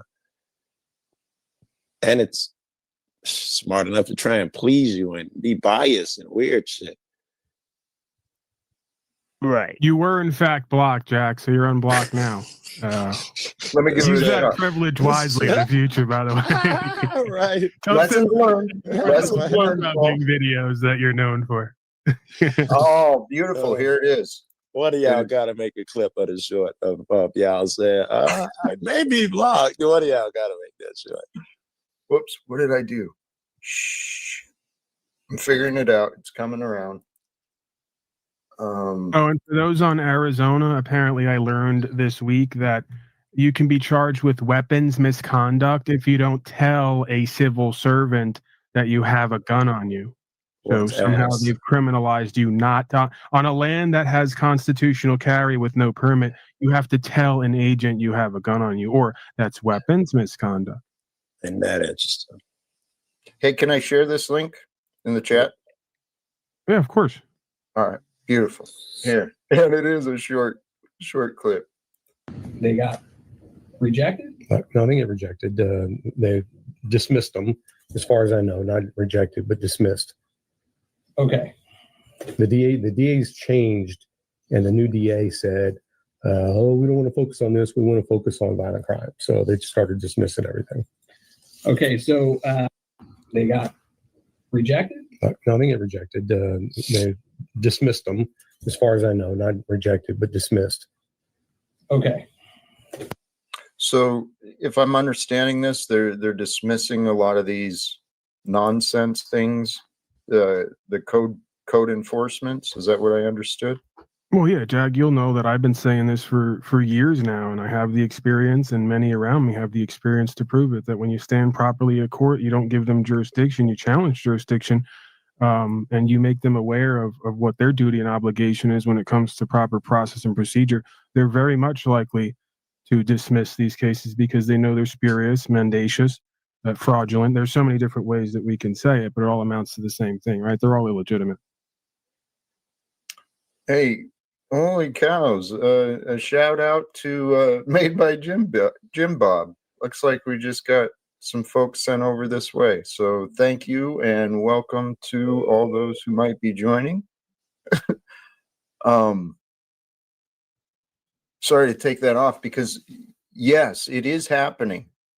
Because of people standing up, sharing what they've learned, because of the development of technology and communication, many different factors are coming together and things are changing. I'm telling you, for anyone who's tuned in and you've lost a little bit of hope, right? The future looks dark, especially if you look at the mainstream media and many things in the world. But there are so many signs of goodness and good people. That's what we are. We are good people who've been, many have been conditioned to conform to a commercial system where everything and everyone, it can be bought and sold. That's corruption, man. We're better than that. I called Josh, he didn't answer. I'm curious. I think I've seen that video before, and but I think that whatever the fuck the cop did, he did wrong. And this guy is like, no, man, we don't even following up behind that. We're just gonna focus on these crimes. But it's really just because this cop was so bad in the wrong. And And I think that would lend credence to the he's covering up. I know I've seen the fucking video, but it's not popping in my head. And there's a good one. James Freeman. You know who the fuck James Freeman is, Paul. He's got one where he goes to the sheriffs, and the sheriffs is kicking people after. This is after the epidemic, and he says, "Hey man, the judge kicked somebody out of the court with a mask, or he was about to. I think he was about to." And the sheriff was like, no, that's nonsense orders. We don't follow that. Even if he did, there's no chance. Freeman started going up there, hanging out with him, having coffee with him, making videos about how great this nigga was. First time he gets challenged. Sure enough, judge don't like someone, says he kicked him out for not wearing a mask, and Freeman got wind of it. He went up there and cursed that nigga out. He caught him walking out too on the street. It was crazy. But that's one of a million times. I got one with Inspector General. He's the one who goes after the heavy politicians and political people. And because he's in front of his friends, he gave his great speech, and I catch him. And he's like, of course, come directly to me. You know, I didn't know you had such videos and so and so. And he's in the crowd. And he hands me his card, and I go to walk away. It's a 1-800 number. I spin around like, dude, this ain't your fucking number. He was like, yeah, just get that call, leave what you want to say on there. And one of his secretaries of co-workers, Bob, did you give him? You could have at least given him your secretary's number. What are you doing? That's what they do. They lie and they spin you. I had a million of those fucking stories. The judges, the Supreme Court judges here in fucking Illinois. And a million other people's stories who I've seen, they always, oh, hell no, we never do that. And I shouldn't say always. Sometimes they fuck around and do the right thing and change. Everyone's living their lives, and many are playing games, playing sick games with people's lives. Something I touched on earlier today is this observation on life, a quality of life. It grows. Growth pushes the boundaries, it expands. There's been an expansion of corruption and exploitation. Some really unjust enforcements have been happening. Is that reflective, Jack, of a rush to the end times? I think, man, you was talking about that yesterday on Hippies. Would that be a reflection of what you were saying? That the bad shit's coming and then will pop out from the other side? Actually, I've heard enough people presenting current day events and past prophecies. The signs are here. The signs are here, and it's time. It's any day now, any time. But I truly believe it's up to us. Paul, is that something you believe? It makes me think that you wouldn't believe that. It's probably the same way it's always been. What do you think? We could go with the biblical idea. I think that's always sort of present as an idea, right? I think it's sort of a state of conditions that expresses itself the same way no matter what time in history. I think I understand. We're at. So when there's a decline in heart-based intelligence and care, there's a decline in morality and empathy, and a care for what's true and what's right. And when those things are in decline, of course, civilization goes into decline, right? I mean, we can go back to the Tao. In that sense, 100%, yes. We can go back to the Tao 1,000 years before Jesus, and Machine Lies will know this one. There's a perfect passage when the factories make weapons of war rather than tools for farming. The civilization will be in chaos, right? So I mean, look around, man. But some shit, they've weaponized farming itself, right? We did something we didn't know they could do. Turn the damn plants into a weapon. Yeah, it says when the Tao is there, then wild horses fertilize the fields. But when the Tao is lost, then war horses breed in the parks. Oh. See, wisdom. There has been so much wisdom left for us. What are we educating our children with? I wasn't finished asking Paul. Paul, and you're correcting everything you said. Let me refine the question. I think Jack believes that Jesus is coming very soon, in particular, and the stuff that, I don't know if you read the Bible, the Revelation stuff, he come back and change the world for good. I think he is saying that. Now, I'm going to stop you right now because they love the bit of me translating for Talcott, and I'm reading his neck movements and brow ridges, and he's low-browed for a reason. He hasn't said that. From my understanding, what he said, and I'll contend the same thing, the spirit of the Christed beingness has never left. It's been here this whole time. The problem is we've ignored it and failed to tap into it. So we have co-created, or lack thereof, a situation that pretty much is reviewed as antichristo, right? Antichrist. That's how we get there, by ignoring the Christed spirit and what was shown and taught during that man's time and before that man's time, right? So by ignoring that and not exemplifying that, we become antichrist. All right. Maybe I was too, going into the trying to paint a picture. Maybe that was my flaw. I should have left it at, he thinks Christ is coming back. Something that hasn't happened in the past is about to happen now. Turmoil. Wait. Well, I love that he's denying this shit, because I can't wait to hear how he talks out of it. This is what you said last night. Me and you had a conversation that yes, all turmoil right. was about to happen, not like things that's happened in the past, and we were going to come out on it. On the other side, we talked revelation was about to happen. Yeah, that's what I said. Okay, all right. So, as you think revelation is about to occur, Paul, or does it occur in that small sense that you just I think it's already happening. Again, I think Jack has echoed the same sentiment. I think, and again, I'm not making it about me. It's about I am that am, and I am that am is centered in all of very us good. if we So let you it think be. it So ends now. I think revelation would be like, I'll give you this story for me. Heroin addict turning from their ways, walking a path of truth and righteousness, being reformed by the experience of aligning with God to some extent, and having it revealed to him that we need to stand for rights, freedom, principles, and spiritual faith. If not, then everything good and great is lost. That is the revelation. And I think we all either have had that or are having that, and more each day, right? The more the corruption is shown. Yes, but that won't do in the conversation that me and Jack was having. I see he's throwing hands up and nodding like he was talking about this shit has been happening forever and will continue to happen. But that is not what the fuck he said. He said something is coming to an end, and only good shit exists after that. Am I correct? It's as good as, go ahead. Well, that revelation is a realization. All things happen within us. That's where God's universe is found. So the world's about to change soon, yeah? It is happening. No. Oh my God. Okay. Well, what the hell are you talking about? Huh? What answer do you want, Joe? I want you to talk about this one specific thing, and it has nothing to do with something that lasts forever.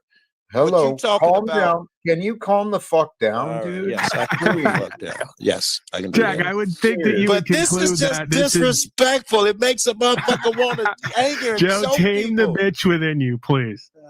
Yo mama, nigga, that bitch word you and your sister. Right. Fuck on. I would think that you would agree that this has been shown, at least to some extent, to potentially be a light age, dark age cycle where we tend to repeat the same everything patterns. that came out of your mouth and everything that he's agreeing with. But he is sidestepping what I'm trying to talk to, and he's using you to do it. Yesterday, we were specifically talking about Revelation and when Jesus returned. And he said, as he just echoed when I asked him, that yes, I think it's happening. It's about to happen very soon. Meaning, not what's been going on all this time. It's been happening since eternity. He is talking about a new event. Now he's dodging that new event. And that's why you hear the agitation. Okay. Please breathe. Okay. You don't have to be agitated. All right. Thank you. To hear how I talk out of it, you'd have to listen, Joe. And I'm sorry if my answer isn't the way you want me to answer. Be the fuck nice. I can get rid of all that courtesy shit. All right. Fair enough. And we you're both right. be nice. Yeah. Absolutely. Thank you. Yeah. So time, I've tried explaining my perceptions on time before. It's only real to us, right? The eternal spirit, as Paul said, the eternal consciousness was there long before Jesus walked the earth, and it's still here. It's available for us individually to tune into and then embody. And so what I interpret the apocalypse, as I said the other day, it's the revealing revelation of the unbearable truth. God's day of judgment is when we align ourselves with the truth. Our God is And that merciful. will happen soon. We're talking about the time shit. Remember the time we Well, and this comes into the other ideas of like the 100th monkey effect and some of the other ideas of mental connection that are in the human collective consciousness. Yes, I believe as more men and women are waking up, we will unite together and find a way to end the secrecy and the war. I thought that's what you were talking about. Yes. And that'll be the return of Christ. I figured. The realization. All right. So it will not be as it's always been. Something will change. All right. We are that change. It's happening with us. Okay. So my original question, way for all this began, was wouldn't this point to it? I think you already agreed to this. The way we were talking about shit's in the air and the anger and evil is in the air. It would point to your theory of shit gets rough, bad, and then it changes. And these secrets and your phrase and secrets and truths are revealed, and the end of wars and all of that. I believe it's happening. I truly do. And it makes sense logically. Because this is what I trust too. The mind of God, it's ordered. And the way we can understand the order is through the patterns, the signs, the method of logic and reasoning. These are all gifts we've been given. But when we use our logic and reasoning without love, we end up with a criminal justice system that protects the banking industry, not our freedom. 100%. I think there's also an if-then statement, right? With the revelation of the unbearable truth comes the rebuking of the impossible lie, which is that we can pay other people and vote for other people to somehow govern us absent from truth and God, right? I think the panel verse is learning that, hopefully, faithfully, the panel verse is learning that on a micro scale, the same way we are on a macro scale, nationalistically. Hey, I'm going to jump out, fellas. I got to go to town, take care of some business, but yeah, blessings all around. Always appreciate you joining, Paul. Thank you, brother. Good to see you. Go ahead. Here, if I may, along those lines, though, some of the things that I heard Paul say about getting accountability from these public servants. This is why I do want to speak with Donald Trump. I want to talk to him about leadership. And you're chastising them there too. Yeah, right. Who has the dominant position there? I expect that he'll want to pay attention to what I say. This is funny. Did we finish reading what you had wrote? Oh, no, we did not. And thank you for remembering that. I appreciate it. I think we'd only got past the first part. I interrupted you, not promising I won't interrupt you again. Hey, no, it was beautiful. So briefly, universal laws of exchange. Love is a divine force of life. Within love is generosity, honesty, justice, and righteousness. That's the application of public love. And regarding us as individual in communicating, this is where my mind was focused, is in the idea of sharing ideas specifically. Yeah. I know only what is available. Now it suddenly makes 100% sense when you phrase it like that. Now it suddenly reads 100% logically. All right. Go ahead. Thank you, Joe. So in order to give, like to share an idea, we got to offer what we want to offer. And in that, what I believe is offer the result. And what I'm really trying to offer in these live streams is I'm trying to offer ideas for people to move from just surviving into thriving, right? But permission, you can't force anyone to take something. You can't, you can lead a horse to water. You can't make them drink. You don't want to cast your pearls before swine. They get trampled. So it must be invited in order to be received. So the best idea is if you want to communicate something to someone, offer the idea and allow them to give permission to say, yeah, I'd like to know. It also sounds like you're saying offer often, because a thing cannot be received unless it's been offered. Nobody even know that it's out there. until you offer it to them. And since you're speaking of ideas, it doesn't mean so much as you're asking permission as much as you're taking the time to communicate and verbalize with that person.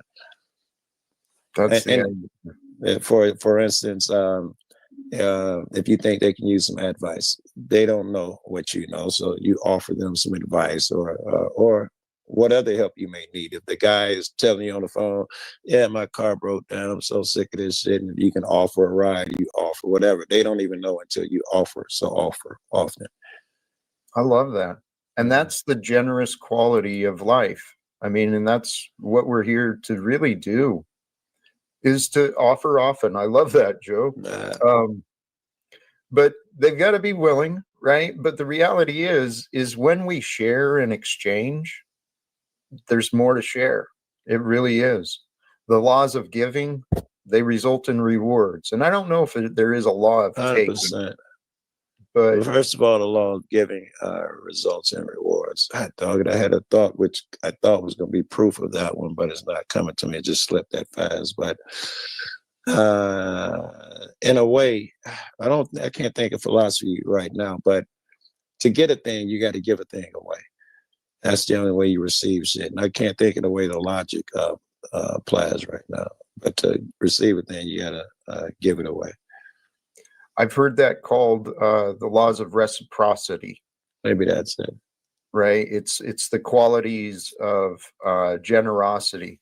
What the fuck is TML? You should have like 8 guru quotes for this shit. Right? Yeah, like maybe law of contingency, maybe you know, law of excluded middle, law. You know, there's tons of them.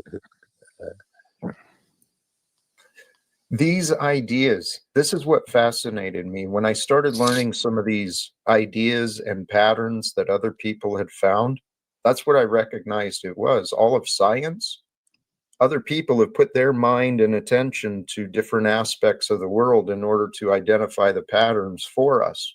So that's what I started doing. I started looking for the patterns myself. What'd you come up with? I came up with love is the generative force of life, and the laws of love are pretty basic. I only asked that to see if you would give me a new version out of your head, or if you would refer to the paper and wear it like that. I just want another version, but I figured you'd show the paper. Like, nigga, I just told you what I garnered. I thought you would show the paper, but I was hoping that Well, it all boils back to a different interpretation of what Jesus was teaching. Be generous, be good, be a blessing. That example he offered us is the epitome of leadership. 100%. Managing and conserving his own energy, right? Trusting in God, being patient, right? Following the signs that God showed him. As he said, you know, it's the Father that moved him, the Spirit that moved him, and we can do the same, differently, but the same. You ever like, when you're in a quandary about what's right and what's wrong, you might be debating your best friend or whatever the case may be. You ever step out of that shit and say, what would Jesus do? Suddenly shit becomes like super logical when you're debating, would you electrocute the illegal immigrant if he's been over here for 6 months? And you know, and then you think, with Jesus, no, would he'd separate the kid because the law says so and so, and the immigrant has overcome and they've taken up 10% of the public, so and so. If Jesus had to make that decision, I don't think Jesus takes away food stamps from the lunch programs from the kids, because there was a budget shortfall. No, I think he cuts your salary first. Step out and do what would Jesus do? Shit, I know it's changed. I know it's 2,000 plus years later, but it still is just like, it helps. It's like a grown up walking into the room suddenly with, and give you some advice. Murder. Should you kill? Should the death penalty be legal or not? I think, Jesus comes in and no chance. He says, yeah, kill him. That's the guy who says stone the adulterer. He's not that guy. I don't think he says kill him. Yeah. No. No. The way of Jesus is life. It nurtures life. It preserves life. That's the purpose that God sent him for us. And I tell you what, as more people not just believe in him, but as more people seek him and seek to be with him, heaven will be here on earth so quickly. I'm going to continue my rant a little bit. We're talking different things, but we're talking the same thing. They made it a law now with some guy, if he may be an illegal alien, if he is an illegal alien, he's stumbling out the desert, he's thirsty, about to die. You can't give him a bottle of water. It's illegal. You can't give him a ride. It's illegal. Your nature under Jesus would be, oh my God, a thirsty individual, I have water. Man has made it illegal. It's fucking crazy. It is. And there's men and women who have been arrested and prosecuted for leaving water stations and trying to aid some of the immigrants. It's sick. And there's the other guy who comes out and cuts the water station when he sees them, knowing that there are bones around there because they put them midway where they expect the motherfucker to be about to die. This guy hauls his ass all the way out there, finds the water supply and cuts it so that these guys will die and learn a lesson. Don't come over here. See, that's the mindset of individuals trying to survive, sacrifice others for themselves. And that's the whole illusion of this political divide, these illusions of borders. I should be writing that down. Individuals trying to survive leads to that mentality as opposed to the we shit. It is. Hey, let's welcome Lou. How are you? Lou, what up, yo? What's going on? I just came in. I just wanted to chime in on the idea that about Jesus and love and all of this, which I follow that idea. I understand that idea, and I believe that it's real, right? Yeah. The idea of love is part of the Christed being, but at 100%. the same time, as the chosen jester, I have to say, what about the fact that he said to buy a sword? What's a chosen jester? First of all, I'm not sure I heard you right. You might have lost me. As the chosen jester, me. I chose to be the jester. Okay. I would have to say, what about the fact that Jesus said, buy a sword? What would a sword be used for, and why would he ask you to buy it?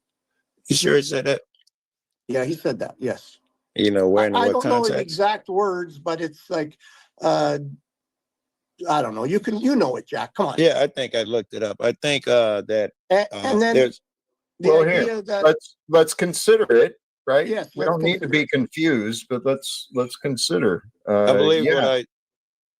believe what I ended up doing, if this is going to be the one, you got to go back because he is telling you about a story about some totally different people. He is not talking directly. He's talking about a story that happened in the past with someone else. If you go to the big disciples to go forth, buy, not just a cloak. Oh, maybe this is something different then. Don't buy just a cloak to cover yourself. Buy a sword as well, right? Well, let's find it, Jack. Yeah. Or some, because I like it. Have you ever considered that the sword of God is the power of the truth? Maybe so, but there you go. No, that would not suffice. So That's a possibility. Tell you what, Lou, I don't want to argue, and this is not arguing. Bringing an idea. Tell you what, you're not open. Tell you what. Okay. Relax a bit. This is not arguing. This is the good stuff. Well, there's two statements, right? I thought there were two. Right, because there's always those who live by the sword die by the sword. Right, when Peter picks up the sword, he picks up a sword and he cuts off the guy's ear. Right. Whatever. Right. So there's two messages there. So when it comes to the time of action, Jesus actually says, "Don't use the sword." Right. Right. But we know that several times he tell you that shit. Yes. So then, what is the purpose? Why do you want to keep the butt? Okay. Why do you want not to accept? I'll make it very clear in my. Obviously, you guys might have a little bit of an idea of my understanding of the world. And my understanding of the world, right? You want to believe in the war. There is yin and there is yang. If you want to go, you think right? You think there's a battle. Lou, please pause. Lou, please pause. All right. I'm sorry to speak over you, and I'm sorry to interrupt you. I have heard the common beliefs over and over and over. Okay, and That's I'm not my asking, belief. I'm offering what I'm offering is a perspective beyond. Oh, the here good I and the got bad. one, Jack. If I just read it, I think I think this is not what we thought it was. He said, but now if you have a purse, take it, and also a bag. And if you don't have a sword, sell your cloak and buy one. It is Right. written. Listen. It is written, he was numbered with the transgressors. And I tell you that this must be fulfilled in me. Yes, what was written about me is reaching its fulfillment, meaning that it was written in this instance. The story goes, these men had swords and those guys had swords in this. He is specifically talking about that instance, not about everybody else. For general purposes, he is telling y'all, in order for fulfillment of the prophecy, you must have a sword. I don't care if you got to buy a cloak, get your sword. It's some other specific instance. Thank you. I mean, you can interpret it, you know, as well as you like. I mean, what is your point? Do you not accept that? My not 100%, not exactly. Right, here's Google what's saying your the most common resistance? interpretation. My Here's Google resistance saying is the that I same shit that I said. The most common understand and interpretation. Give me accept one the second, darkness of Lou. the world. Give me 1 second, Lou. The most common interpretation. This is Google's. Why they think that they said that line.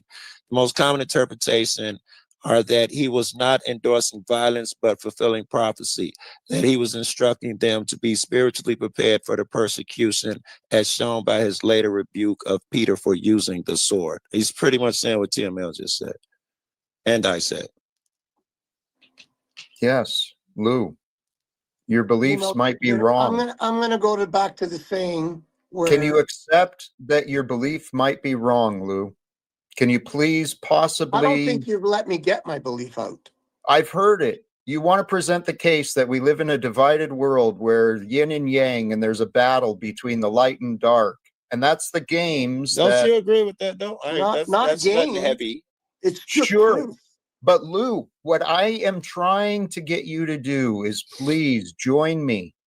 Join me beyond the good and the bad into the field of unity and oneness with love, where there is no battle, there is no darkness, because the darkness is only the illusion of the absence of light, just as evil is just the illusion of the absence of good, but there is good in all that God reveals. It's like it's difficult to say what I want to say, but listen, if there is good, Jack, then absolutely there is bad, because there is no good without bad. How would you know what good was? I'm gonna stop you. Yeah, I'm not sure that was the intention, that there was no such thing as bad. You picked a bad place to start. But we can go on with something else unless you want to vent on Lou for a while. Well, I love Lou. I really do. But part of my life lesson is learning when to give up. Wow. Well, I'm trying to offer ideas that are different than people believe, but I can't force anyone to consider what I'm saying, and Lou doesn't want to consider it. I don't. I mean, this is literally why I'm working on this thing I'm working on, because I don't know. Be careful with that philosophy, though. I know a guru, a lot of people I respect have that philosophy, but be careful of that. And I caution him the same way. Actually, I'm hard on him. He's not as sensitive on you as you are, so I could be hard on him. That philosophy of you check a motherfucker out really quick like doing triage, and you see who's open to the lesson, and the rest cut them off. Don't you see what that philosophy will lead to? It's scary. Well, that is actually my goal, is to lead myself to those who are open, that actually want to expand their minds beyond their old beliefs. Here's the flaws, us. We're not prepared. We don't know who is open and when they're ready to expand. And we're not even know about near smart enough, because we're human. What we do is we put our emotions into it. I don't like that nigga. He's beyond saving. Inevitably, that's where it's going to go. I don't do that anymore. I continue to offer as the opportunity comes up. Well, with exceptions now. Like I said, I've shut the door on Stephen and Snafu. They've worn out their welcome publicly. Yes. However, I don't shut the door on people, because I think that's what love is. That's the way God is. It'd be damn near impossible, right? I get the separation so a motherfucker can't hurt you, but shutting the door on them would be shutting the door on yourself. If that, what do you call it? Unconditional love. Yeah, if unconditional love is a thing, we're putting conditions on it through the gate. So it's scary to do that shit, to cut niggas off. It is. It's logical if you're being hurt, though. I'm going to start wrapping up, my friend. All I'm right. feeling those energies of completion. I truly appreciate you swinging through, Joe. Yeah, I think it was great, man. Maybe I'll get something to eat or get back to work. Or maybe I'll be a whore and hop on another panel. All right, you guys be there. Peace. Yeah, blessings, Joe. Hey, my brother, thank you. You kind of got sat in the back there for a while, and I do appreciate your input, though. Any thoughts come up for you that you remember? Oh yeah, I got a beautiful passage for you guys. And please. This is because I see a lot of people from Jim Bob in the audience, and I see their style is pretty abrasive, right? And they sort of highlight the disagreements with people. But when I read the Orthodox saints, I get a sort of different picture. I'm deeply moved by their words, right? So here is a passage from an Orthodox saint, right? Dionysus the Areopagite, right? He says here, he says, "Come then, if you please, let us sing the good and eternal life, both as wise and as wisdom's self. Yea, rather as sustaining all wisdom and being superior to all wisdom and understanding. For not only is Almighty God super full of wisdom, and his understanding, and of his understanding there is no number, but he is fixed above all reason and mind and wisdom. And when the truly divine man, the common son of us," and that's son like S-U-N, right? The common son of us, "and of our leader had thought this out in a sense above nature. He says, quote, the foolishness of God is wiser than men, unquote. Meaning not only that all human intelligence is a sort of error when tried by the stability and durability of the divine and most perfect conceptions, but that it is even usual with the theologians to deny with respect to God things of privation in an opposite sense. Thus the oracles declare the all luminous light, invisible, and him who is often sung and of many names to be unutterable and without name of him who is present to all and is found of all, and to be incomprehensible and past finding out. In this way, even now the divine apostle is said to have celebrated as quote unquote foolishness of God, that which appears unexpected and absurd in it, which leads to the truth, which is unutterable before all reason. But as I elsewhere said, by taking the things above us in a sense familiar to ourselves and by being entangled by what is congenial to sensible perceptions, and by comparing things divine with our own conditions, we are led astray through following the divine and mystical reason after a mere appearance." So yeah, that's what I'd like to leave you guys with. Please, that last part again, please. Yeah, it's great. It's such a beautiful line. He says, but as I elsewhere said, by taking the things above us in a sense familiar to ourselves, and by being entangled by what is congenial to sensible perceptions, and by comparing things divine with our own conditions, we are led astray through following the divine and mystical reason after a mere appearance. So he's saying we cannot compare or mediate those divine things with the force of our own reason, is the takeaway there, or else we fall into mere appearances. Such a beautiful message. It is very easy to be misled by what we believe to be mystical or divine. And the human mind, each of our karmic paths, we are easily fooled. We can be easily tempted. And that, I believe, is why God created so many of us, to look out for one another. hey, Machine Lights, those are beautiful words you shared. Thank you. And thank you for joining. What? Yes, words that point to a space beyond words. So blessings, Brother Jack. Thank you so much. Yeah. Hey, peace to you. I'm going to do just some brief thoughts real quickly, but some of these ideas and the topics, simple observations to move from surviving to thriving, or to living to thriving. We are living, right? We are living life. We are the living truth of this time in history, and we have the awareness and the consciousness to survive, okay? But surviving in this commercialized world, it's run by fear. And if all you're doing is finding ways to survive, it's really easy to talk yourself into doing immoral things, to cheating to someone, to betraying someone, to being unkind or selfish. In a world of survival, logic makes that make sense. But we're not here to survive. We are here to live. Okay. And life pushes the boundaries of life. And in the cycles of life, that which is given life, that which is nurtured, that which is given attention, that which is given energy and resources, it grows within you and around you. So pay attention to your mental health, right?